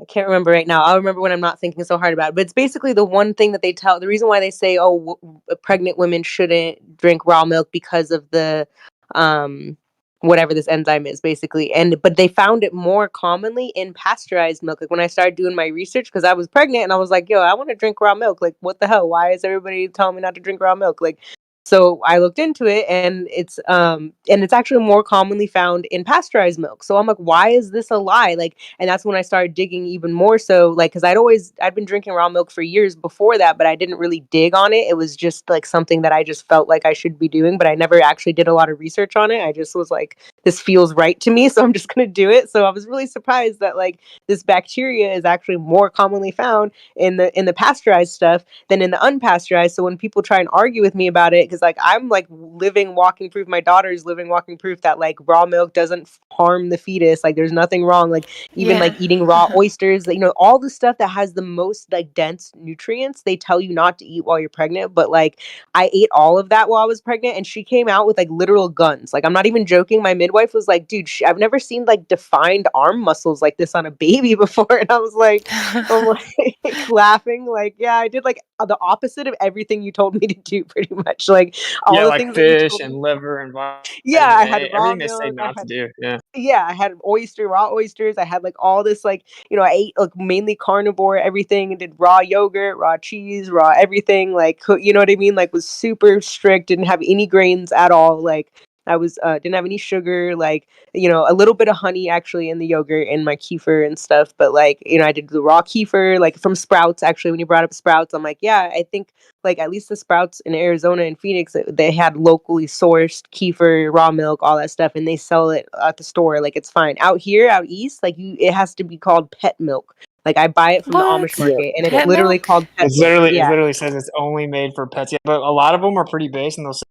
per Florida law or whatever, we have to yeah. call this pet. Yeah, for pet consumption. Yeah, exactly. That's like their loophole to be able to sell it. Otherwise, like in Yeah. Wisconsin, which is like the biggest milk producing state in the country, like I lived there and was in Green Bay for a few months, and for like 9 months, I think. And I had to go drive to this little old lady because like it was illegal to sell unless you went to the farm. But most people aren't going to drive out to a farm like super far away to get the milk. So this guy would come with his like super like beat up looking, like it looks super suspect. Like any normie would be like, I'm not buying milk out of that thing. There was like this huge like metal jug in like a in like a huge vat basically that was in like a broken down looking van. And like you bring your jar and like fill it up, and this little old lady who was like 90 let him just come sell out of her house basically. And she was so hold on. Wait, hold on, give me 1 second. I gotta put okay, well I gotta put laundry. Sorry, hold on 1 second. Baby, I'll be back in 2 seconds. Okay, well we'll keep your food on then. Sorry. So, anyways, basically, she was super gangster. She was like this awesome old lady that was like, I don't care if they throw me in the pokey, like this is bullshit. Like she was totally like, you should be able to buy and sell raw milk. Like this is crazy. But yeah, that's where I would get my milk every week, and there would be a line of people. Sometimes there'd be like 30 people in line, like trying. I'd be talking to the people like waiting in line to get their milk and yogurt and butter. He sold all kinds of stuff. It was awesome. But yeah, at least in California, that's the one thing that they do have going for them. In California and Arizona and Utah, you can buy milk, no problem, like from the store. And yeah. I think California is kind of weird like that. How sometimes you do have, because in San Francisco, even before like the 5G thing, there were a bunch of people protesting like years ago, protesting them putting up transmitters and stuff. It's just interesting how on some of the health stuff, like you do have like a large group of people. I mean, not too large. I don't know how big, but like like some people are aware of what you need to be healthy.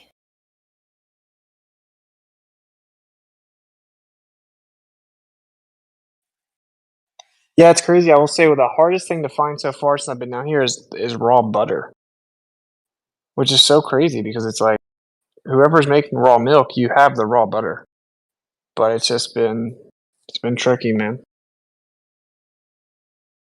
Yeah, that's tough. Where do you get your raw milk? There's a local store down the street. Butter? Yeah, sources it locally. Wiggly Wiggly. Have you tried to No, dude, it's literally like a place you go to buy like chicken coops and stuff. They just have a fridge with some milk and like elderberry and stuff. I remember my friend told me there was an actual place called the Piggly Wiggly. I thought he was lying to me.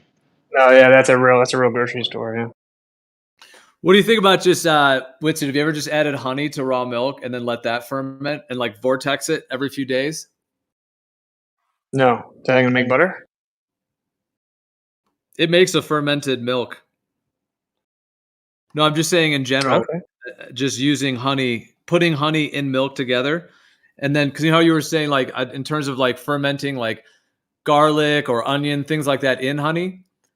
But to add honey with the raw milk and all the beneficial bacteria, if you then like add honey to raw milk and then like vortex it, I think really does help. And then like mix it together by vortexing it, and then the more vortexing, the better. And then eventually it will create its own like fermented milk type of like a honey. It's like a honey fermented milk. I remembered the name of the bacteria. It's called Listeria or some shit. Sorry, I didn't mean to interrupt. Oh, I just remembered what it was. So Listeria is most commonly found in pasteurized, not unpasteurized. So anybody that tries to tell you that, they're full of shit. And then I read that if anything, like because if the bad bacteria gets into pasteurized milk, it just has this free open environment full of sugar with no competition. But if it gets into raw milk, it has to compete with all the other bacteria in there. So even if it does get into it, it's still less dangerous because and I think they staged something back in the day too. I think back in like when the whole Louis Pasteur thing was going on, I think there was like something where they basically made a bunch of milk. They sold a bunch of raw milk that had gone like warm and was not kept like to temperature, and then people did actually get sick. So like it is important to keep it, which is weird because it comes out warm. So like that, I guess that's why they started. But if you want to keep it for like multiple days or whatever, and that's what they claimed happened. Why Whole Foods stopped selling it for a while, like years ago, because I think the same thing happened. Like one of their trucks like the refrigeration thing went out in the truck, and then they sold a bunch of like raw milk that had like, you know, gotten warm or whatever. But it's weird because you can drink like, you know, like if you just let the milk get warm and do its thing, then it turns into other things, and it doesn't ever get to a point, I thought, where, you know, maybe that was Well, just a lie or a story that they told. I don't know, yeah, but like, yeah, there's truth to fermentation going wrong. yeah. And somebody was warning Witsit the other day because he brought up the garlic and how you can ferment it in a mason jar. And it's Oh, interesting the because botulism thing. yeah, but it's interesting because that's the same way that you burp anything, like when you store vegetables or even when you cure marijuana, you put them in mason jars, and over the curing process, you have to make sure that you burp the jar, make sure that you have the equal amount of air, because it's a delicate process. Even buds, the curing process, you can ruin a whole batch, because just the curing process where you have to burp the jars, you let the jars, you closed it prematurely without opening it, and there's too much moisture, and you didn't let the moisture evaporate, and then you let it cure wrong, and then you end up with mold and all kinds of, yeah, it goes Or if bad, it you goes rancid.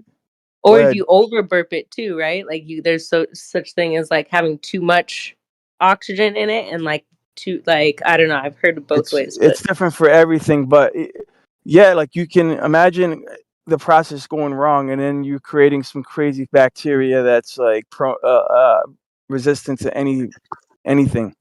You know what I mean? Yeah, it does seem good. Like from my experience, to always let it breathe some. Ideally, have you ever had those types of bottles? It's like glass bottles, and they have kind of like a plastic cap, but it's kind of yeah, it's like a pop over cap that you have to like pull the little thing around the outside, you know, and it's like a pop on, pop off.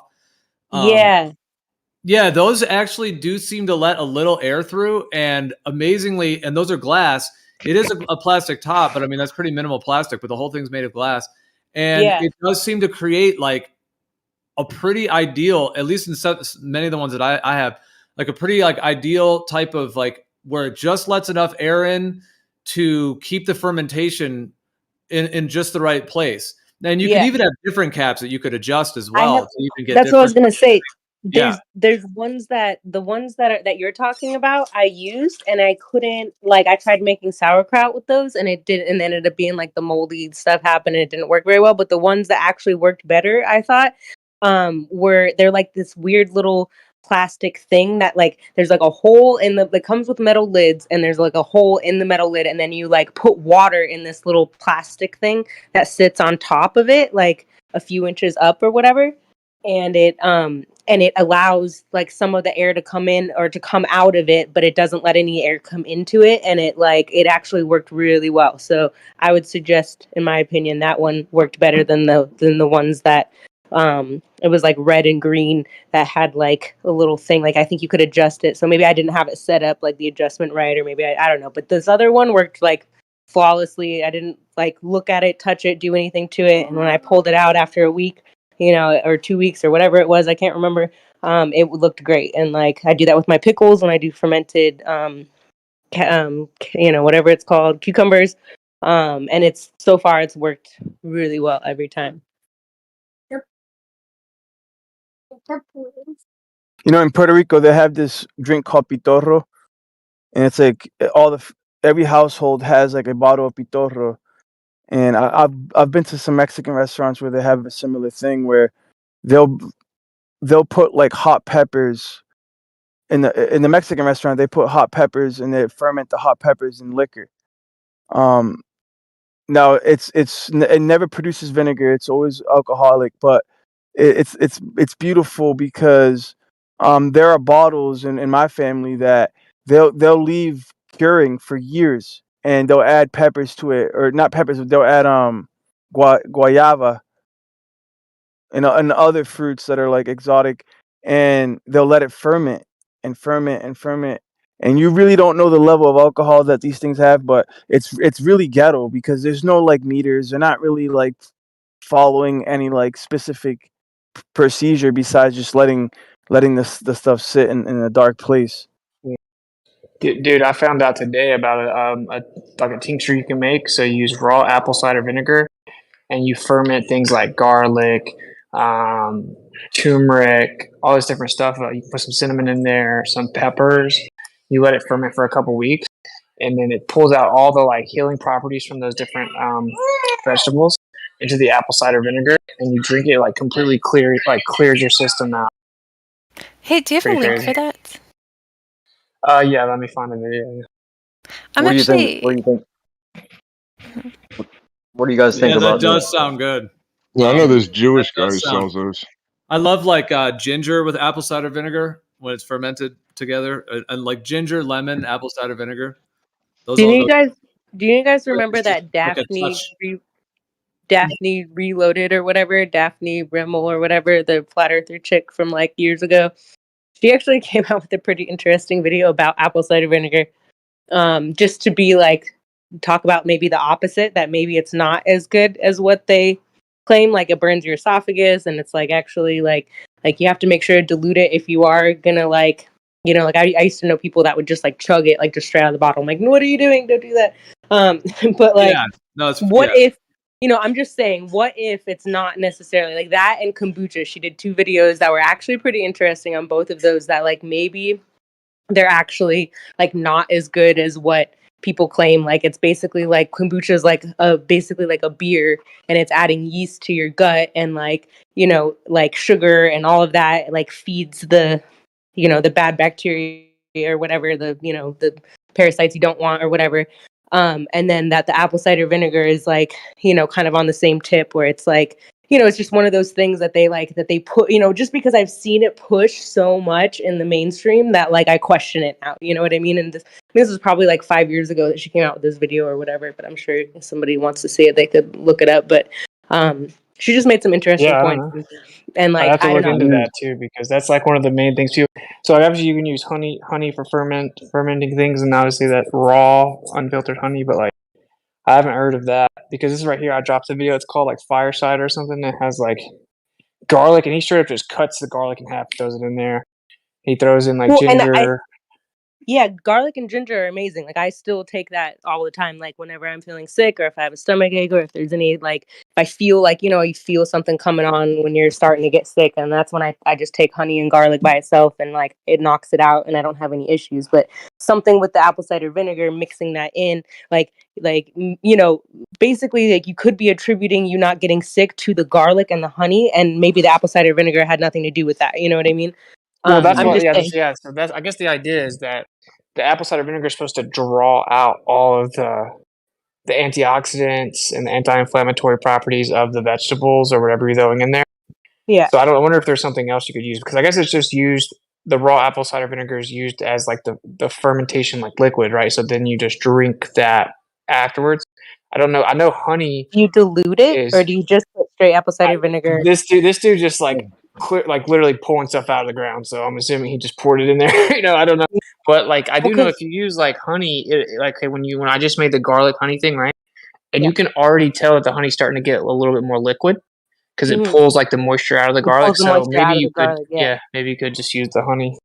Well, Can that's you what, guys like, hear I me? have friends like that used to do that. They would put just garlic cloves in honey, and then when they were feeling sick, they would pull out a clove out of that and take that, and they would be fine or whatever. But Yeah, yeah. like I just made some. I'm gonna take a picture of it. It's fire.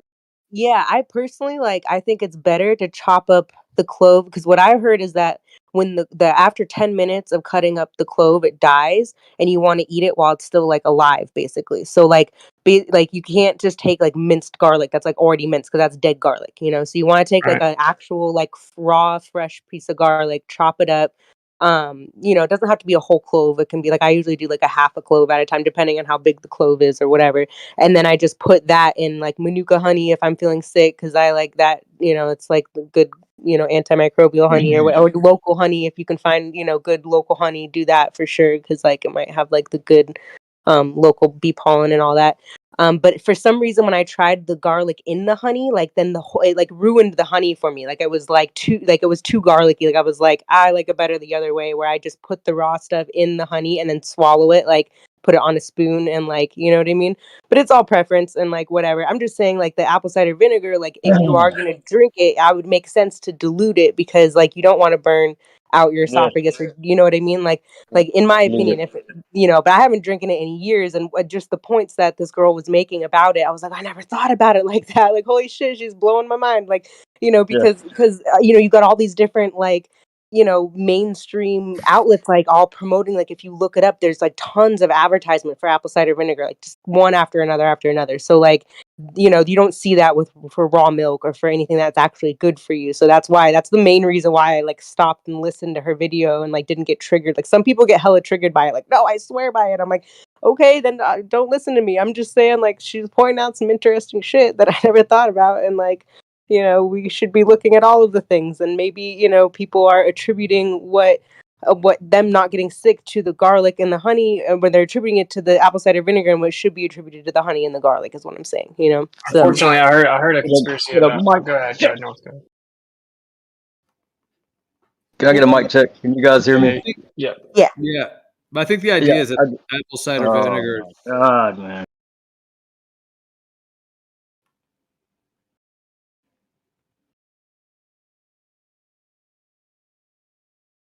Was North trying to talk? Was that who it was? Yeah, he listened.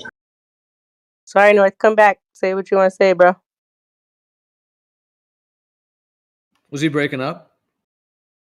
I think everyone just started talking at the same time, or a couple people started talking at the same time. I don't know. It got pretty chaotic for a moment there. Yeah. Hey, when you put the garlic into this honey, like, do you still have, like, how do you prepare the garlic?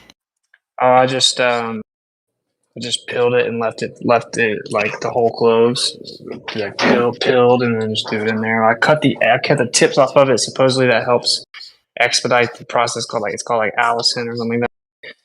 I don't know, but I mean, this is the first time I've ever done it, so I'm not an expert, that's for sure. But I just peeled it open and then threw it in there. Put some raw honey on it. With water, or is it pure honey?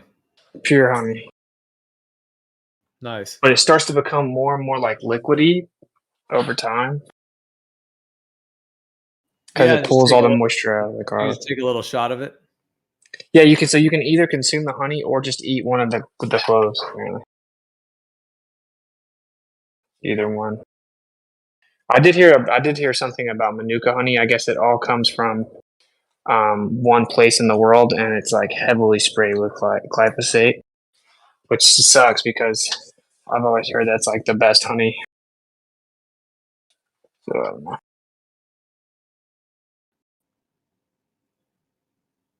Dude, this video, I do have some thoughts on that as well, but this video you posted of the fire cider is absolutely fire, dude. This is unbelievable. Yeah. It looks dope, doesn't it? Serious. Oh my God. Yeah.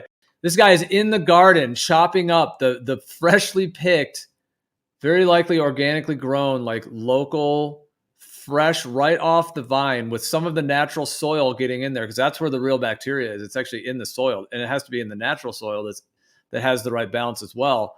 But he's putting so many things in here, dude, and you could even add like in the Chinese medicine, you could put like astragalus. There's all kinds of different herbs you could add as well. Burdock root. There's so many different things. Yes. The one he made is pretty amazing too. Oh my God. And then just making a ferment of that. He added flowers as well. Those are really high in like quercetin, the quercetin, which goes with vitamin C, or quercetin, however it's pronounced, quercetin. Anyways, that is like they sell it in supplements, like expensive and all that, and they extract it from like soybeans. But like the flowers actually have the highest amount of quercetin in them, which is the thing that's really good for our eyes. Yeah, it's cool too because you can tell it's like when he carotenoids. drinks at the end. When he drinks at the end, you can tell it's like real intense. It probably does like really clear you out. That's why it's called fire cider.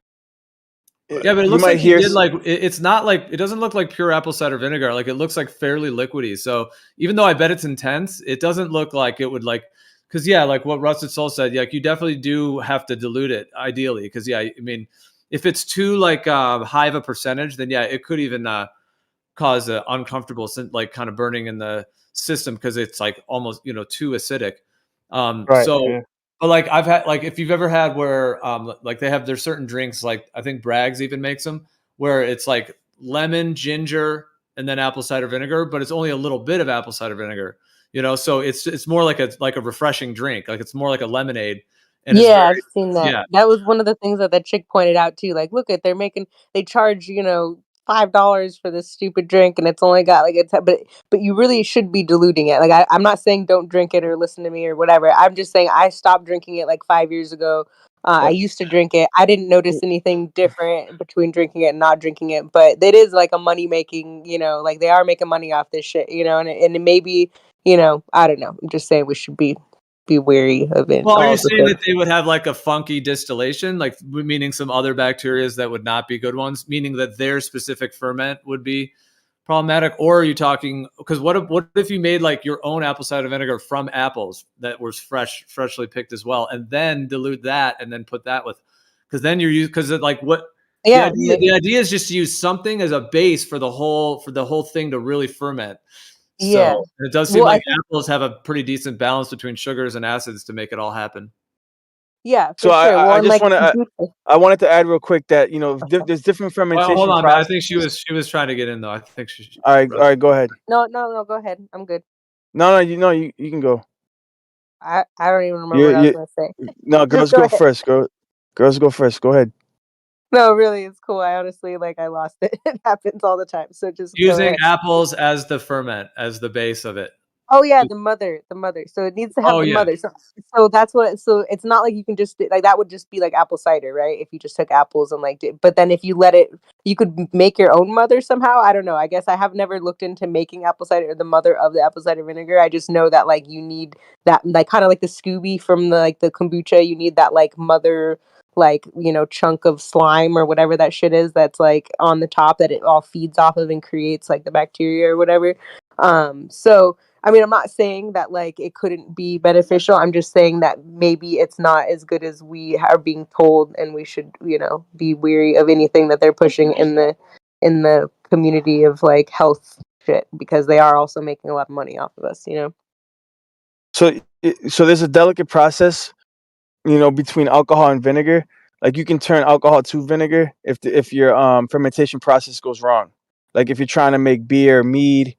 Mead is interesting because you can use bananas and honey and make mead, and it's incredible. It's a beer, and I think it came from the Irish, if I'm not mistaken.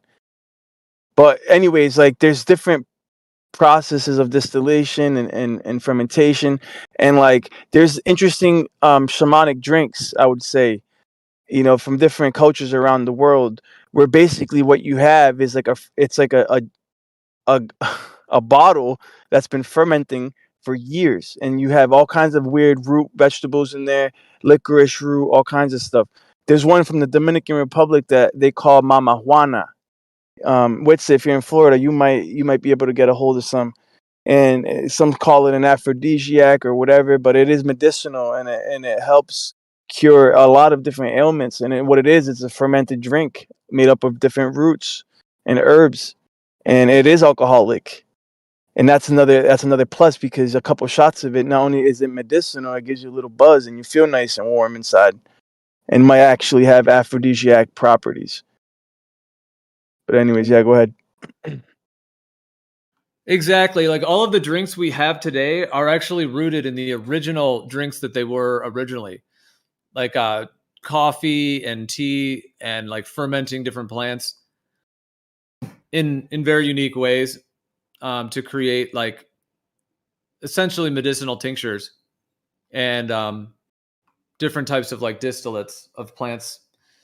Like root beer, for example, is rooted in a medicinal drink that uses the licorice and other plants to create the flavor.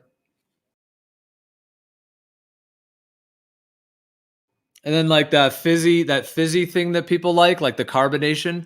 People like to have carbonated sodas or lemonades, things like that. All the whole carbonation thing, and even carbonated water, is because in nature, like spring water, when it comes fresh out of the spring, some of them are actually naturally carbonated. So it's a sign of that state of the water, and so they're trying to recreate it by kind of re-adding carbon, dioxide, in order to try to create the actual sparkling water or other fizzy drinks. But the whole fizzy drinks and sodas, the fact that people like that, because it has the carbonation and it has those flavors, is because those were the fermented drinks, using like the naturally fermented drinks, using like vegetables and herbs and plants in actual nature. And they have that kind of, especially if you make them with spring water as well. Like if you make them with fresh carbonated spring water and you add that to like an herbal blend that you already have, or you could even just use that as the starting water, and then you're getting both of those qualities. So that kind of like, and then you could even add honey and different things to these to make them taste good as well. Some of them might taste like more medicinal though, but yeah, you could also have them like flavored with like different honey or certain ones that you could actually, they're actually quite tasty, and they have that kind of almost like soda-like quality, but it's actually a medicine. It's like a fermented, almost yogurt-like, kind of kombucha-like, etc. Like there's overlaps with all of that, but that can be done and has been done with plants and herbs since the dawn of time. And I think now it's all kind of been twisted into the whole synthetic version of it now that we see in like sodas, which are just like crazy chemicals mixed with like synthetic carbonation with some like tap water. Or nowadays they're probably doing distilled or reverse osmosis, but still it's pretty much just RO tap water.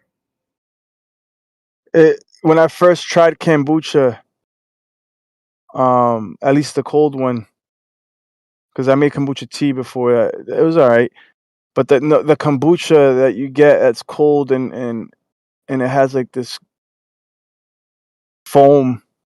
I don't know what they call it, but it's an acquired taste, because when I first tried it, it reminded me of vinegar, and I was like I didn't really like it. But then I just I knew it was good for me, so I kept drinking it. Now I like it and I crave it. I really like it. So that I The think that's the grape one argument too. she was making, is that like most people are grossed out by it, and that's like you basically drinking some weird like parasite you're not supposed to have, and then the more that you drink it, the more you want it because the more you're putting in your body. I'm just Yeah, doing like the devil's advocate from the opposite side, like whatever. I posted the two yeah. videos I from her, noticed and that though. because But that's like true. I I thought it noticed was that. gross too, and I only drank like a tiny bit, and I was like, ugh. And then I started making my own. Like 10 years ago, I was making it for friends. I was making it for, and they drank it more than I did. I barely even like. I happened to get like a free Scooby from my friend who was like, yo, this thing is like birthing. Like it births a new Scooby like every time you do it or whatever. So I had like a fat stack of them, and they just keep like reproducing, by like every batch that you do or whatever. So mine ended up being like several inches thick. Like it was literally like the strongest kombucha, probably. Like I don't know. So I mean, I fell for it. Like I was into it for years, and I haven't had it now for probably at least like 6 years or whatever. But I don't know. Like I it was in my phase of like doing the whole vegan thing and trying to be like healthy and this and that. But I felt like that when I was trying that hard to be that healthy, like still wasn't healthy. I still wasn't feeling great. I still wasn't like, I still would crave steak. And since I started my whole, carnivore, like side of things, like I feel like I don't feel like I need to be looking for something. Like I feel like I found it. You know what I mean? Like put holiday sauce on literally like everything. Like it's literally just butter and egg yolks. Like that to me is like the carnivore thing is like as far as like people saying, oh well, don't you get bored eating certain things? Like, well, if you're making different sauces, you're making like raw cheese based sauces, and you're making you can kind of switch it up, and I don't just stick with one type of meat or like whatever. But and I do eat some vegetables here and there. I'll eat like mushrooms and berries and yogurt and stuff like that. But for the most part, when you take the food out of being like instead of thinking of food in a foodie way, like think of it more of like this is fuel for my body so I can have like my optimal like functioning brain sort of thing. You know what I mean? Like that's pretty much how I look at it. But I haven't messed with apple cider vinegar or kombucha in years, and I feel healthy as shit. So I don't like now, like back years ago I would have been like, oh yeah, drink the apple cider vinegar, yeah, drink the kombucha, do that, do this. Like, I spent all this money on stupid kombucha, and that's why I started making it, because I'm like, dude, I gotta find a way to make this cheaper for me because it's expensive. And it is a lot cheaper to make it, and I'm not trying to like discount it because I don't really know, but I think it's interesting to hear other sides of it, that maybe it's not all that it's cracked up to be. And I don't know, just saying. And if North is out there listening, sorry buddy, come back. We're not trying Hey, to. Gio, I heard you say something about RO. What would be your suggestion for water? What? Because there's such a debate about the water. Oh yeah, I know it's a huge topic. I just want to say everything you just said right there, Rusted, was spot on. Yeah, I really agree. It's very logical, absolutely, to want to know all of the components of the full connection to the source. Yeah.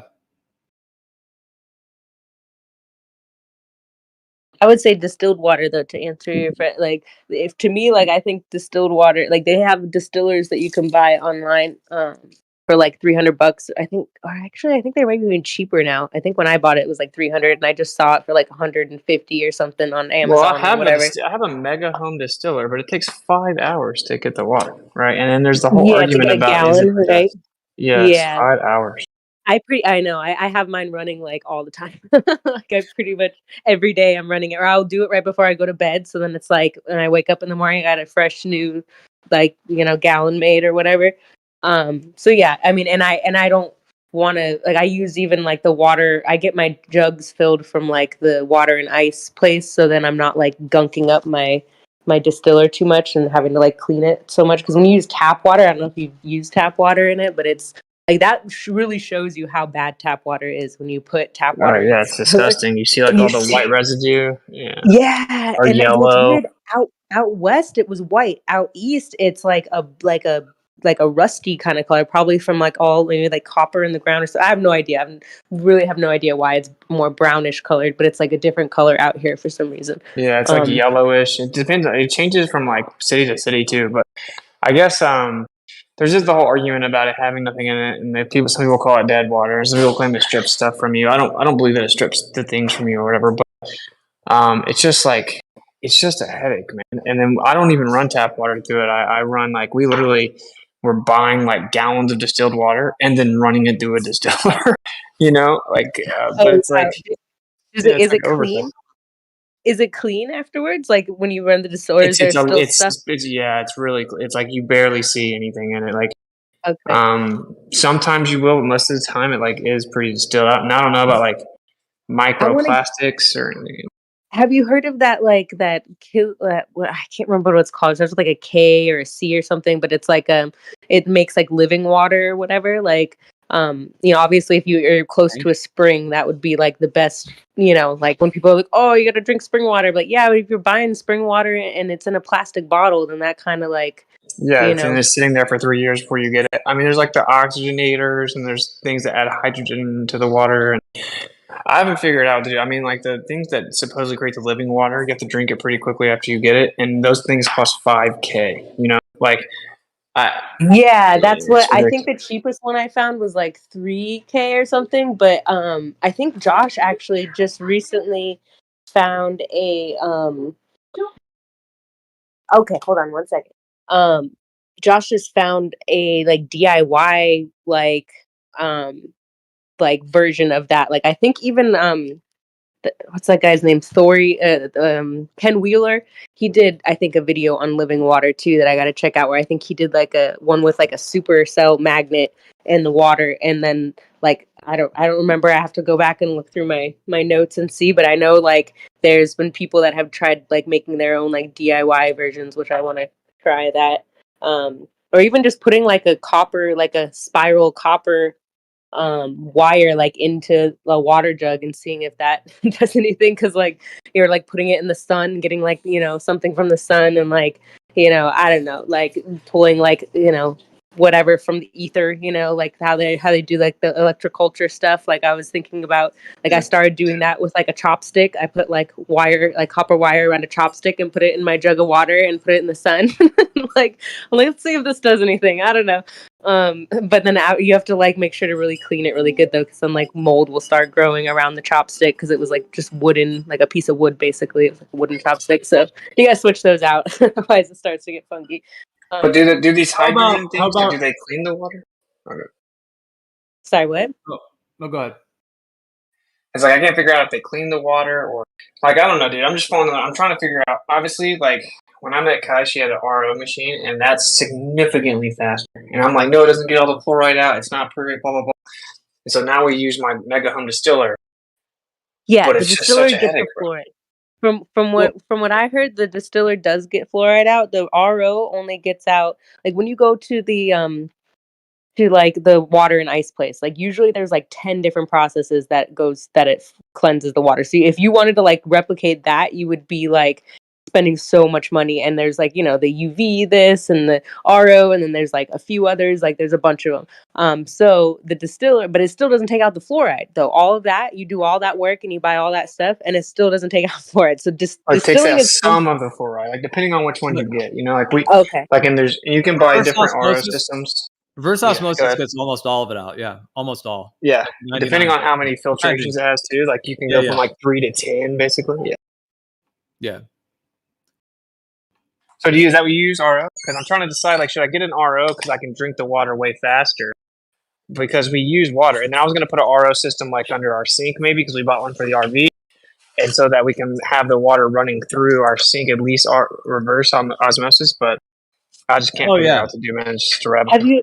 Have you ever tried RO? Those are very convenient.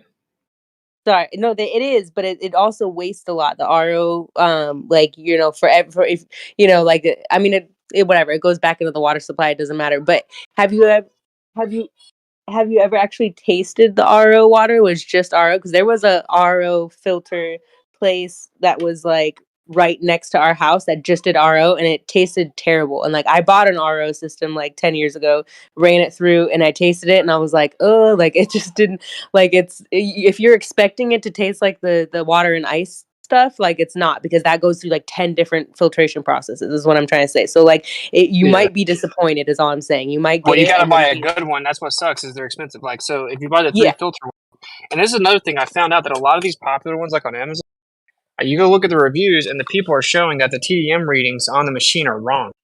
You know, so like they're saying that it's like 9 or 12 and it's actually 47. And Well, you I can don't know, build dude, your it's own. all- Yeah, you can also build your own or get one custom that actually has a TDS meter right on it and it has a pressure. So what I'll say, bro, like in terms of water, like over the years, there's definitely a very interesting like entire category of everything in terms of health and then different types of filtrations and everything. I think there is something to natural water that either comes from the Earth's surface or from a spring that nothing can match because it's like a crystalline structure that only nature can make. And that crystalline structure, that as unadulterated as possible, is the perfect like liquid for the body in that sense. And spring water actually is in some cases only used on occasion because the main water that they used to be able to drink was from like surface water, you know, like scooping it from the top layer, which means it's already come fresh out of the spring and then it's already gone down all the little vortices over all the rocks and collected minerals, vortexing and falling down, and then it finally settles somewhere, and then that is then utilized. The definition of a liquid is that it's not a crystalline structure, by the way. It's like it comes fresh out of the earth filters it, and then it settles in some place that still is somewhat moving water. And then if you scoop that water off the top, that is like, but of course in today's world, the toxins in the environment are, you know, so that would arguably be risky to just go drinking land water. But springs likely can still be pure because they're coming from so deep in the earth, as long as it's a real spring, like an actual real spring, because there's tons of fake springs. That's the whole thing as well. And then between I'm in a great place for the springs. Sorry. Oh no! Wait, there's fake springs? Sorry. Yeah, man-made springs. I'm in Florida, and there's tons of springs, right? I mean, David Avocado is all about the spring water. He actually created a website. I think it's called like Find a Spring, and it finds them near you, freshwater springs. But like, I don't know how feasible that is for me to go down to a spring and fill up jugs all the time. You know, like, I mean, I'm just trying to figure out the best reasonable option. Well, and if it's even a real spring and if it's a legit one and it's not contaminated, because yeah, it is hard to find like real spring water because real spring water is actually coming from very, very deep within the earth that's been filtered through the entire system. But there's tons of other waters that are like more land-based and they claim that they're spring, but they're not actually spring. So yeah, like getting one on findaspring.com, yeah, dude, it's still pretty much the wild, wild west when it comes to that. But there are some areas that have some. I know there's one actually. There's some that also have been tested for pesticides and stuff too. So. Well, so there's Mountain Valley water, right? And they claim that that is good spring water from my research, and they even sell it in glass.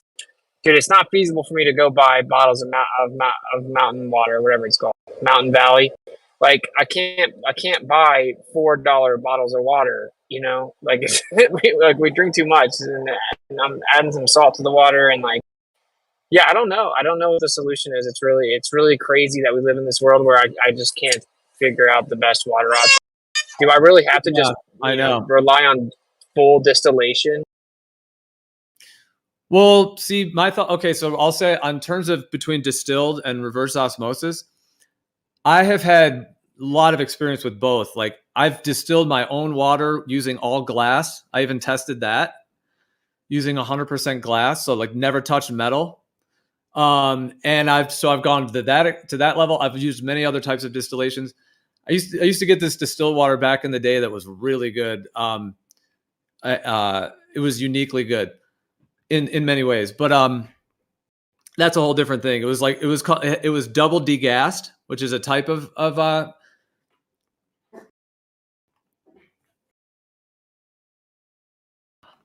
it's a type of distillation is double degassing, which it goes through like a deeper process to remove the gases, like the volatile organic compounds, because volatile organic compounds can still exist in distilled water. It goes through the vapor. Wow. Okay, so you said you've had a long history of comparing RO with distillation. Like, what would kind of be your take at this point? Yeah, so I would say this. Reverse osmosis is so basically like, yeah, it uses like carbon filters, and then there's like this membrane, which is what they call like the RO membrane. These membranes are made by like Dow Chemical, you know? So, I mean, that's who, like literally the people who make the actual RO membranes are those total big, companies like Dow Chemical or whatever. And those are like the best ones actually. And those are really all that's available as well. Like nobody really, as far as I know, makes like an independent RO membrane. But I do kind of just question that in general because it's made by those big chemical companies, what that even is.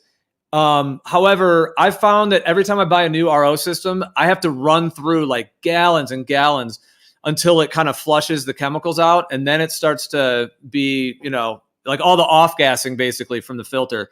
So whenever I get a new RO system, you have to run tons of water through it to kind of degas it essentially. But you can also recycle it. Like that's a whole nother thing. You can run RO through multiple times. That's a whole nother thing to purify it more. But anyway, so the membrane that is kind of made by those like big chemical type companies and whatnot, like Dow Chemical and all that. Anyways, but if you have like a really good system, so you have like the carbon filters and then the RO membrane, and there's different types of RO membranes. There's also some that have like less wastewater as well. Like that they have like zero waste ROs now actually, but they work a little bit differently and they're more expensive. But anyways, but the key to RO is the pressure at which so what they call it, what's it called? It's called like a base pressure or something. What it is it's the pressure that the water is hitting the membrane. So after all your filters, after everything, right before it goes into the membrane, I always have a meter right there that will detect what the actual pressure is at that point. So I can dial it in and actually change my pressure. So you got to have like the best way to like control this is to have a booster pump. Always have an RO with a booster pump. Even like usually they say that you need a booster pump if you have like well water and you don't have high enough pressure or something like that. But they also don't really even it's like maybe they don't even let you know as much. It's harder to find the information.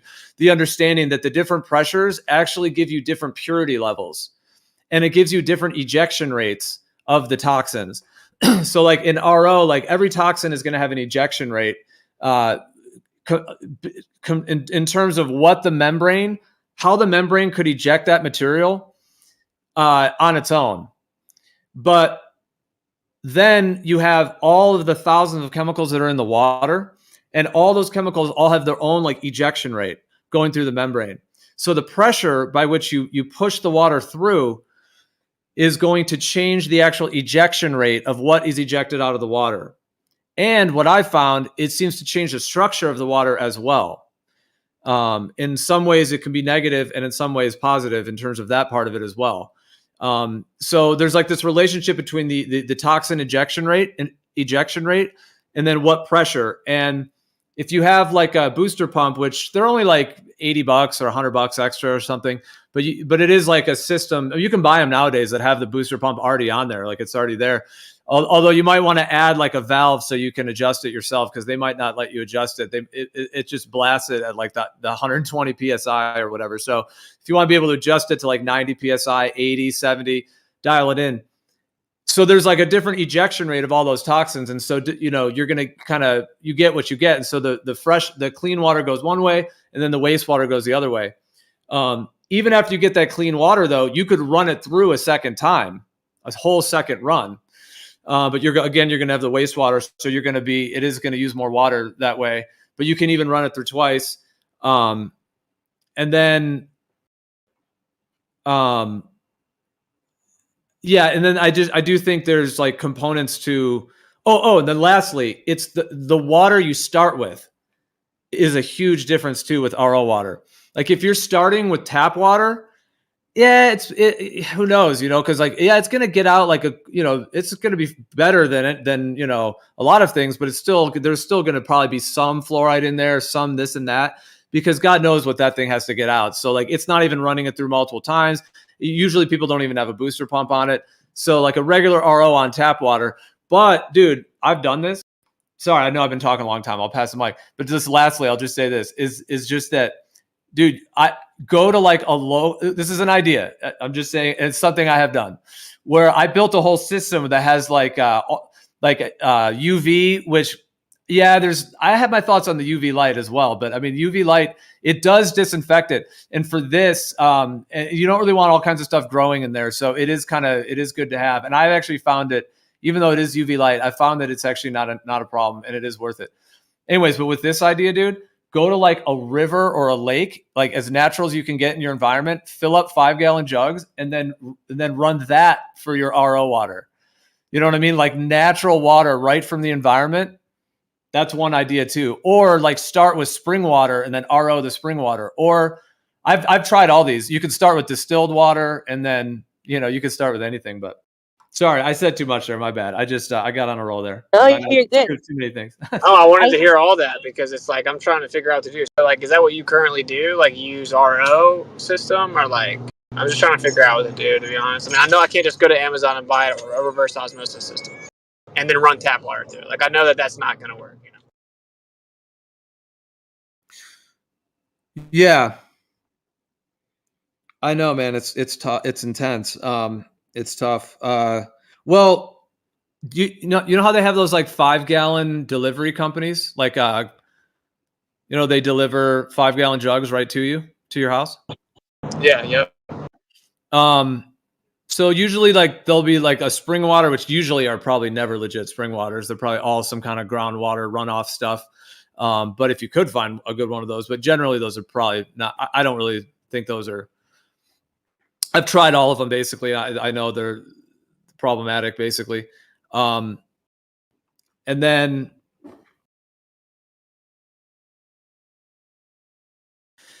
they might have like a distilled option as well, where you can get it 5-gallon of distilled, and then they might even have like an RO option as well. But if you like, even like starting with their spring water, like that's an option too. Like it depends on how much time and energy you want to put into it. But you know, if you got like just like, you know, 5-gallon jugs delivered every week of whatever like their spring water is, even if it's just like Culligan spring water, that's probably a better starting water than tap water, because at least it's not like chemically treated. Probably it's from some runoff somewhere, but at least it's like somewhat natural water probably. And then RO that. But to do that, you definitely got to have the booster pump. Then you got to have a little setup. I've done these setups, so I mean I could like share what I've done as well at some point. But where you can basically just like put the tube into a 5-gallon and then turn on your booster pump and it ROs that whole thing, that whole 5-gallon. And then you just have your other spout where it's coming out and you can fill your jug with it. and all that. Do you get rainwater there? Do you get a decent amount of rainwater? Because I noticed I started using rainwater in my distiller instead of like tap water, and that works pretty good. But I don't know in Florida how much rain you guys get or whatever.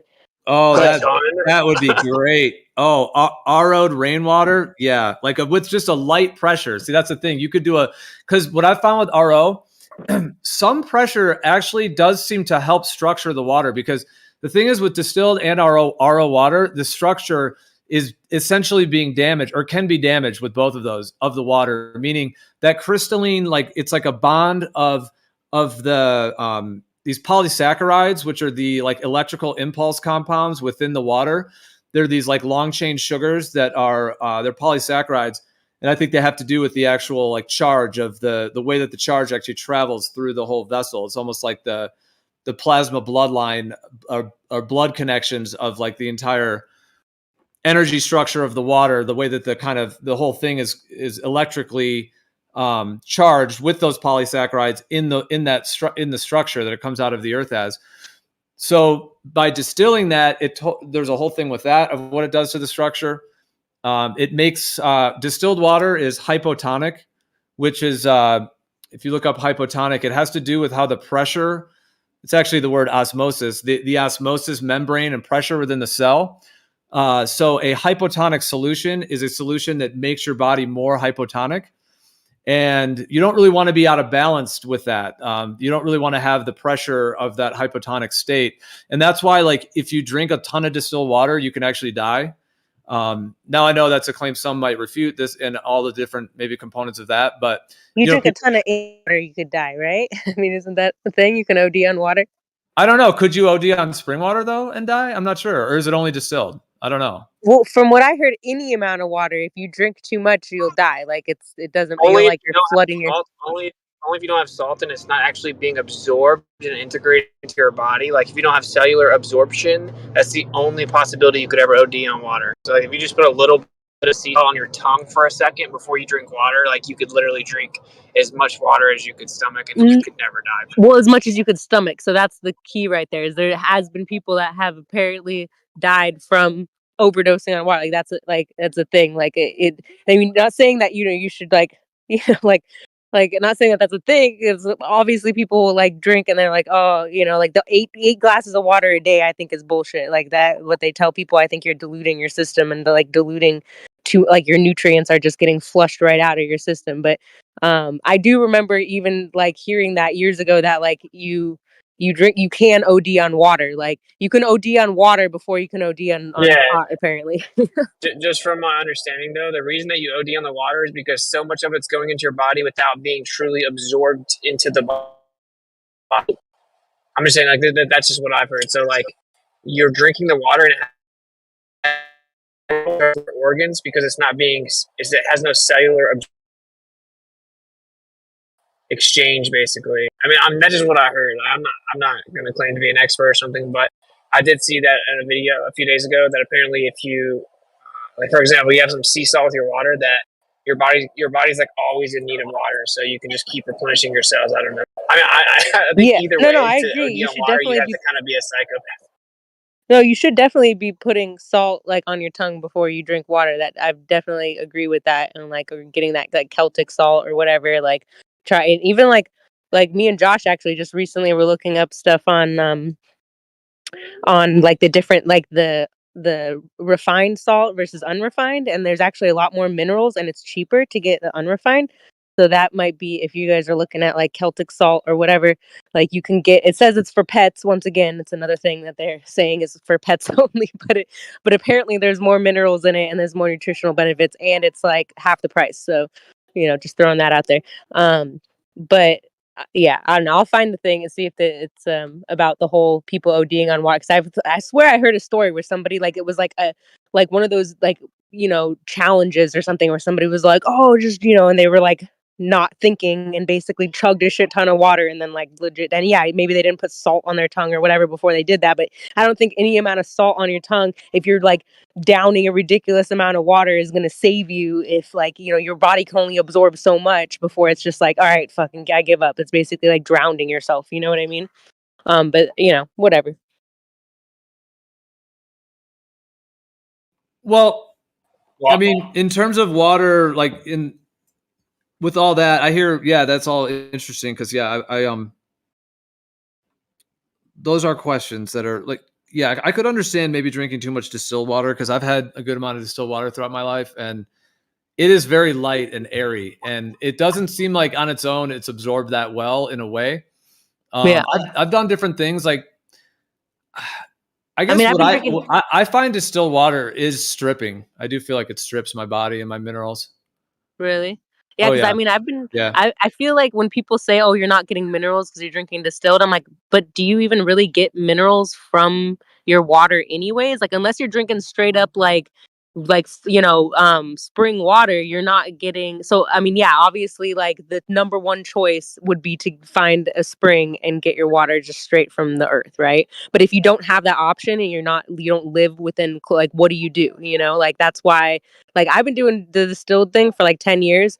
I feel great. Like I feel like, I feel like you get your minerals from the food and from like, actual like salt and like good quality salt, and that's where I feel Can I like get next? what? No, I was just calling next after you. Oh, yeah, go for it. Well, I'm although done. she was responding to what I kind of connected what I was Yeah, saying, but do your thing. well, let me think what it was. Oh, yeah. Oh, real quick. Okay, one thing that you said. So I agree that even like natural spring water, like generally is more of like trace minerals rather than any actual like bulk minerals. So it's not like nutritional level minerals. It's just sort of like the trace minerals. So I agree, like that we don't necessarily need to get the minerals all from the water, and that food really is the source for the bulk of all of those. But what I've found is that with distilled water, and I've tried so many different types over the years in different ways, and there are ways to mitigate the effect, but like the idea that distilled water is like it's very caustic because when it evaporates like that, it goes into this more frantic kind of disassociated state, and then when it comes back down and resettles, it's kind of still in that like isolated state. And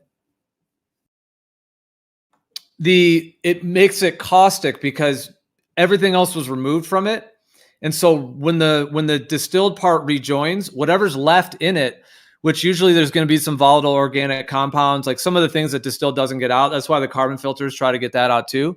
But it's basically going to be those things that are going to be bound like in this kind of almost unnatural way with this like caustic kind of like a lower, it's like a lower pH.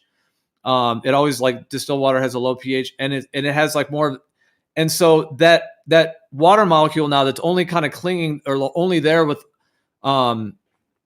like whatever the toxins are, as it were, that water structure, I should say, not really molecule, because that's not really. I mean, that term has multiple usages, but anyways, I'm just saying that creates like a caustic state, and that caustic state, what it's trying to do is to just grab onto the minerals to get back in balance.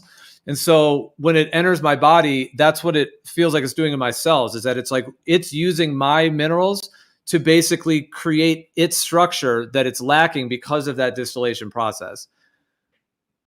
And so to me, it does seem to create this like stripping component of the minerals in the cells, like continually, rather than the idea that just that the minerals are not in it, that it has that effect on my body for me. I'm just saying that. Yeah. I'm not, No, I feel you. I mean, I personally like years ago kind of cut back on drinking so much. I went from drinking like tons of water to like just not only drinking when I was thirsty and trying to drink raw milk over water just because I felt like there was more nutrients in it. And like even since I started doing that, I feel better. But like, Hold on, that doesn't mean hold on. wait, Hold on, wait, no, because I was no, supposed hold to on. go Let next. her finish. Let her finish though. You can go All next. right. it'll be like 2 seconds and then I gotta go like do All dinner right. shit with the Well, she's family and moving stuff. on to milk now, so that's why I was like, all right, go ahead. No, I'm not moving on to milk. I was just saying that I drink more milk than I do drink water sometimes. You know what I mean? Or like about equal amounts or whatever. Like I try not to like I feel like water dilutes your body in general. But if I had like one of those living water machines, like what are your thoughts on the living water machines? Do you think that those are worth like $4,000, or do you think there's a way to do like a DIY version? Or like have you looked into that at all? Which one? Like the Kangans or? Yeah, that's what they're called. Thank you. I couldn't remember the name of it. I was like, what the hell is the name? Kangen. Yeah. Yeah, I'm familiar with those. I have tried water from them. I'm aware of them. A lot of their technology is like somewhat proprietary, so kind of hard to know all of what it's doing. I don't think those are really going to like purify the water in any way. Like if there's like tons of fluoride or chlorine or heavy metals, that's You have not to put going clean to. water into it. It's more to like Yeah. put a like not electrolytes, but like electricity into the water sort of thing and make it like living. But you want to put good water in it. Is basically what you're saying. Well, I've never really been into those machines enough to like I've never really owned one or like used one regularly. I've just kind of tried them, when I've been out places, like I have sipped them. So I guess, and then I have read like a little bit about what they claim, but like I said, from the research I've done on it, my memory was that when I really got into researching it, it got to a point where it was just proprietary, like how the technology actually worked. So then I could never really know. But I have my reservations about it. Yeah. Just in Word. general, intuitively. Yeah. And just I one more wouldn't really thing, and be then into I'm it. done. So you basically do like RO, like a few different processes of RO, right? And then do you have any other ones that you do also like regularly, or just to kind of answer what's his name, what's it was asking, right? Because he was trying to figure out like what you do, like what would be a good avenue for him. So you do the RO and run it through a few times, and then do you do any other processes other than that? No, I'm not really doing that currently. Actually, with the RO, I have done projects like that in the past where I've set up systems like that, and I have done that in a lot of different ways. I'm able to get a spring water that's from Mount Shasta, and Nice. it does seem to be like an actual legit spring water, meaning it is truly coming from what seems to be the deep, like the depths in that way, and it has a really good mineral balance, and it comes from Mount Shasta as well, which is a very potent area. And then I'm able to get it in glass as well. So because that's a natural spring water in that sense, and I'm able to get that currently, and so I try to get a lot of hydration from things like raw milk, and fruits are very hydrating, and also raw meat is actually incredibly hydrating.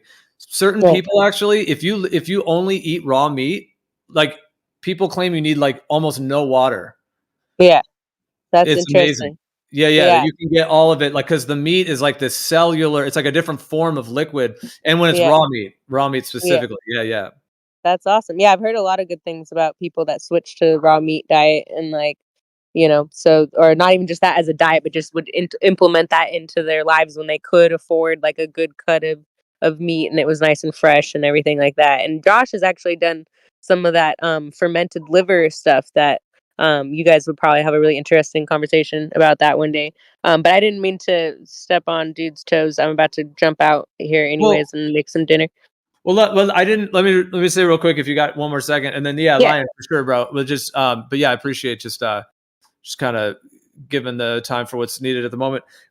So I was just gonna say, okay, what I would just say to in terms of what you would with the distilled water versus RO or what to do. I mean, I would say it's a tough situation in today's world. It really is. Like there may not even be like one simple solution for everyone. Like if someone had a local spring that was like you could even test it or know that it was really good pure water and real spring water, then yeah, that would be great. But you would have to either go collect it, and it would have to continually be a good source. That would be like ideal. But then yeah, I know all these other like products out there that claim to be spring water. It's tough. Like literally over 98% of them are just not even real spring water. It's amazing. There's only very few that are even like a real spring at all. So a lot of them are different well waters and surface waters, and all of that. So to even find like a real spring water, but anyways, in terms of like with filtration, yeah, like I guess I would just say RO and distilled all have some positives and some negatives, and it is a lot to weigh and to consider, and maybe everyone may have like different kind of like I don't know if there is like a one size fits all for it because they're just different. Like for It example, depends on your situation, right? yeah, like distilled water is way more pure, and so that has a certain benefit there. Like there's no there's no fluoride in the distilled, but it also could be stripping you of your minerals. So you might want to like up your mineral intake or like your other nutritional like intake if you're going to be doing distilled, right? Or something like that. Yeah, and then there's ways to like remineralize it, like adding a little couple drops of lemon, or you know what is a really interesting one is seawater, like RO'd seawater, reverse osmosis seawater. That one is amazing. It's Where? I will say I've had it, yes, where it's called desalination. So they desalinate it and then they RO it from the ocean. It's really good RO water because it's a little salty. It's a little salty. You know how adding a little salt to water is good. It's Yeah. like RO water. It's a little salty, and in that case, they don't do it. The ones I've had, they don't do it at like a super high pressure, and so it's a pretty like. Because the thing about RO that's good, like a little bit of pressure pushing it through the membrane seems to actually help restructure it. And even if you add like a little vortex in the cable or in the line that makes it vortex like that. Ooh, that's a good idea. Do like a copper vortex coming out of the thing like that. Like what's that one guy that does like the copper spiral stuff with his shovel? It's like and it's supposed to help the soil, and like that people start doing that with water, and that could make like a living water, I guess, right? If you put it in a spiral, and then I don't know. But yeah, I feel bad because what's his name wanted to talk, so I'm gonna stop talking now. But thank you for responding to all that. Have like a tube of quartz crystal with a spiral copper wire or copper tube going through it, all surrounded by quartz. Dude, we should like have like a group project where we like we all like make some like blueprint and try our own versions of it and like test the shit out. It'd be awesome. Yo, I have a million versions of this. There's unlimited things you could do. You could put them in a pyramid with the crystals, or you could just play a frequency, or you could just do a pyramid with the frequency. Like there's just endless frequency. Like you could just do so many things. I'm down. Sounds good. So yeah, this actually. So to segue to what I was gonna say, like I think people OD or they overdo it when it comes to water. Like I personally have multiple different systems. I have a reverse osmosis system. I have a regular system, and typically I don't even use my reverse osmosis anymore. I find the same that distilled water or RO water does strip you of essential nutrients. I mean, that's what water does. Water is a natural solvent, and the less ppms, like like distilled water has zero particulates in it, right? Almost Or it'll zero. have or sometimes Very it'll have yeah. like 5 parts per million, which is basically like, yeah, in terms of the large pieces of stuff in it, yeah, you're right. It is like almost zero. And you can even like double distill it or triple distill it.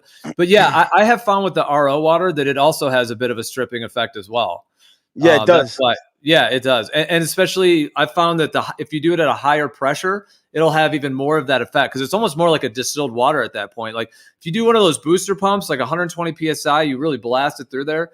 It is going to be almost like a distilled water. It's going to almost have more of that quality to it. Whereas most of the ones are much lower pressure. So like city water might only be like 50 or something, 50, 60, you know?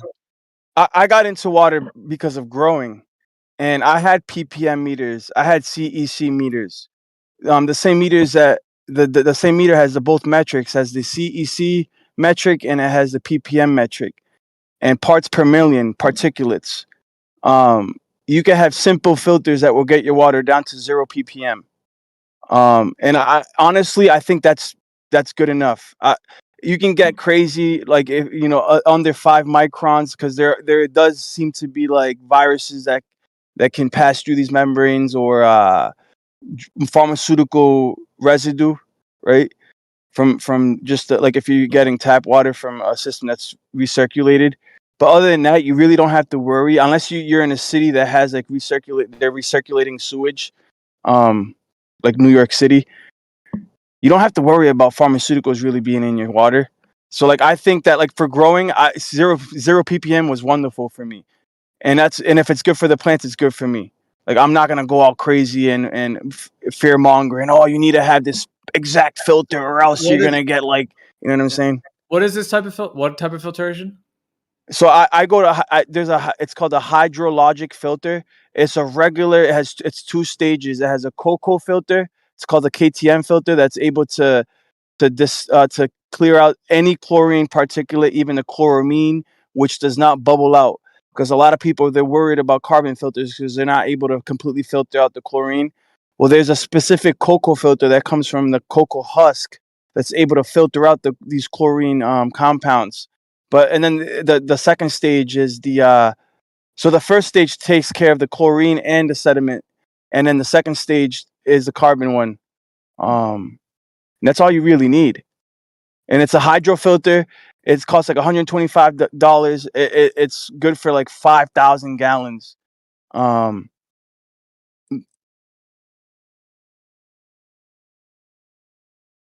But you know what CEC is? If you're talking Cation about, exchange. I mean, what type are you talking about? Yeah, I'll post the link. I'll show you the one I have. DI water, deionized. That can get pretty low ppms, but you need to either do deionization or distillation to get that low, or RO. You couldn't. No, go you with can zero get zero.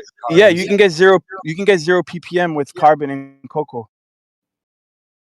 That's what I'm trying to say. Like, people go all out with these filters. They really don't need to, unless you're in a specific city that does recirculate the water. Like in my town, there's a local reservoir nearby. Most cities have local natural reservoirs. It's not recycled. Okay, so I guess you'd have to let me know which one you're talking about. You're talking about a filter that only uses carbon that gets to 0 ppm. That's something I've never heard of.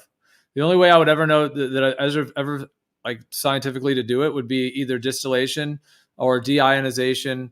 And there's other like severe forms of types of filtration that can be done too, like all kinds of other things. Yeah, man. In terms of like other types of. Well, you've got distillation. You know, deionization. That's a bit of a strange one, but yeah, that one does get it pretty pure. No, I'm not But you familiar need to with like that distill specific it technology. to get it that low. But You can't I even- just want to. You can't even really get distilled water to 0. It's usually a couple ppms. I mean, I've gotten it to 0 ppms, but the water supply that I'm getting, it like from the tap only reads like 60 ppm from the tap. Right, and that's unusual because most taps are like 300, 400 ppm, 250, and 60 ppm is already low. And then you pass it through a 2-stage process. I get it down to 0 ppm. It might fluctuate between 1 and 2, but it's around 0. You live in the city? Could you hold on? Could you let me know or post whatever that one is, because it may be using DI. So can we do you remember which one it was? Yeah, Maybe a so DI. it's hydrologic and it's made for growers, and it's very efficient. It's cheap compared to like other models that you get for human consumption. These specific filters are made for plants, for hydro. I use it for drinking myself. I find it more economical than they the look like an RO company, basically. Yeah. Is this hydrologicsystems.com? Hydrologic purification systems? Yeah. I just went there and I see all of these. I'm familiar with these like commercial RO systems. So this is reverse osmosis. That's why it's getting it down to low ppm. Yeah, I have that one, but it has 2 settings on it. You can pass it through the reverse osmosis stage or not. You can change the knob, and then I have another one that's strictly just carbon and cocoa, and it's able to filter out very low particulate. I'm telling you, very, very low, under 5 ppm. Well, could you? I've seen it read 0 ppm. Could you send that or just show me which one that is? Because my understanding is that the only way to get it down would be to either distill it or deionize it or do reverse osmosis on it and start with a water that's low ppm to begin with, or run it through multiple times. Because if you keep running water through an RO, like whatever the purified water you get out of it, you literally have that be the feed water and you just keep running it through itself. You could do it that way too, which is what they do. That's why like that hydrologic company, right on their website, on the front page, they have these like, that's why they have all those tubes. Here, I'll post this image. So I got both these models. But See, like the minerals, all those that's tubes crazy. is for the surface area, so they can run it through those membranes. How much do those things cost? Oh yeah. Oh yeah. How much do they cost? But I was gonna say the minerals that are found Expensive. in water aren't even bioavailable. In my opinion, they're really not. But they do serve a purpose because we know water is dynamic, and the minerals do serve a purpose because they help control the ionic exchange. So the whole idea about That's water right. being osmotic. That's Wait, what that's this the is the technical one. term. This is the one. This is it. What? You just posted it. Yeah. Yeah, that's Those are the reverse two models. osmosis. Yeah. I'm aware. But I'm telling you that the other model that's up top has the KDF 85 catalytic carbon filter, and it has a cocoa filter attachment. It's like an extra $20. That right there will get it just as low, and it's not using reverse catalytic. What'd you osmosis. say? It's not catalytic carbon. And Catalytic. that's what it says. It says KDF 85 catalytic carbon filter. That's what it's called. No, it's not catalytic though. But it does something. KDF. It's KDF carbon filter, which Yeah, how much do those cost? KDF is like a material that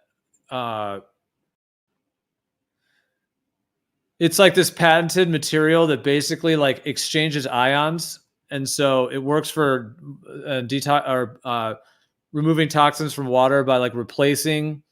In their model, that's how they're claiming it's working. Meaning, like if you like, it's in like most of the shower filters these days. If you buy like a shower filter, the reason that thing actually can remove the chlorine, because if you're in like a regular city place and the chlorine's, there's full on chlorinated city water, and you want to stop showering in chlorine and all that vapor and stuff. If you buy like just a basic kind of shower filter, they'll usually have the KDF material. Some of them are just KDF. Other ones might have added carbon and stuff too. But just by adding that to the shower filter, it's not going to remove every toxin or anything like that, but the material in it somehow works that when the chlorinated water comes in, like the chlorine is like sequestered, and then another ion, which is like a salt ion, is released. So it's doing like a transfer of the chlorine. It's saying, hey, chlorine in, but all right, I'll just put a salt going out. That's kind of just a neutral thing. Now, it actually can be kind of noticeable, that little salt nature to it, but after you kind of break it in, it seems fine. But anyways, those things can actually remove like a large majority, if not all of the chlorine from like just regular chlorinated tap water. So it is an impressive material. So I think that's why it's able and to then do that. what you posted is basically an RO. It's an RO with KDF, which is that material or that substance. You know what? So yeah, it's RO plus KDF. Right? KDF. You know what catalytic carbon is, right? It's specifically for water filters and residential use in water filter treatment systems. It helps absorb and dissolve impurities. Catalytic carbon.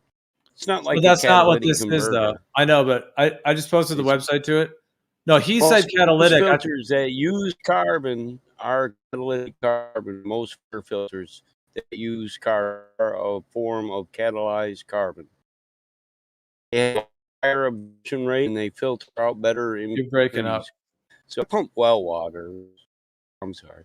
I pump well water, so I know a little bit about filters too. But you guys are getting all off into pH levels and conversions and chemical conditions. This is interesting. I find it.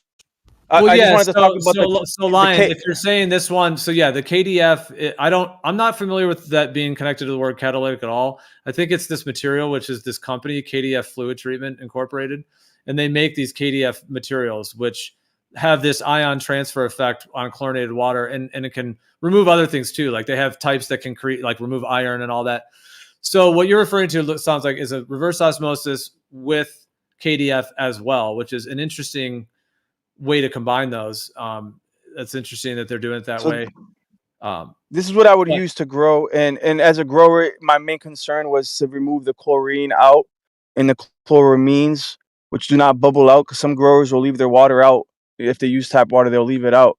But if you do filter your water with just regular carbon, a lot of times you can't filter out the chlorine. But this material is able to filter out the chlorine and things smaller. So it's able to bring the ppms down really low, bro, compared to just regular carbon. Now it's not going to be perfect, like you're saying. It's not going to be completely 0.00, but then you're getting you know what I mean. You're becoming a hyper paranoid if you're worried about the 0.0002% or whatever. You know what I'm saying?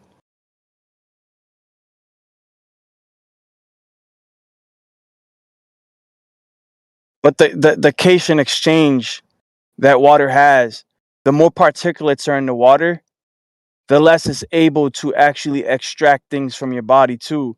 So there's like a delicate balance. Like if there's no minerals, it's going to be extremely caustic, or not caustic, osmotic, and it can strip minerals from you. But there's a balance. I don't know what balance that would be, but there is a balance to where you can get benefits from it and not have it strip you completely. And that's why if you do add salt and you're in a competition and you're binge drinking water, you want to make sure that you're not because if you just drink distilled water, you're gonna die, because it's gonna basically extract all your electrolytes. You need electrolytes to survive. Anyways.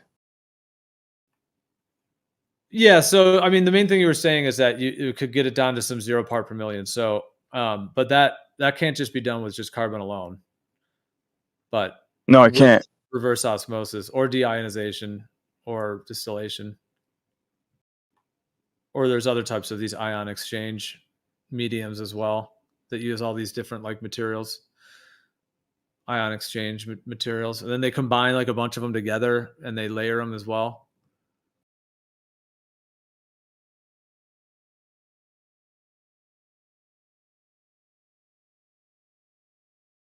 But the cation exchange is interesting, because that's, once you start looking into that stuff, bro, that's how chlorine dioxide works. That's how fulvic acid works. It has to do with ionic exchange and stripping, pulling certain charges from parasites, from viruses, and in the process killing that parasite, because you're pulling a charge from it that essentially makes its energy just go to zero. I don't know exactly how it works, but it has to do with the ionic exchange. But it's all theoretical, because we don't really know what's going on at the atomic level, right? They just have these models of like electrons being pulled.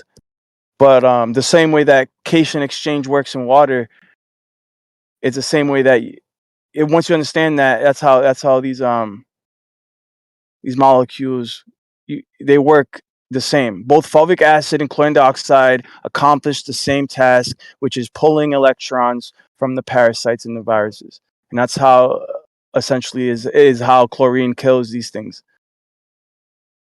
in my opinion. I mean, that's what, from the research that I've done.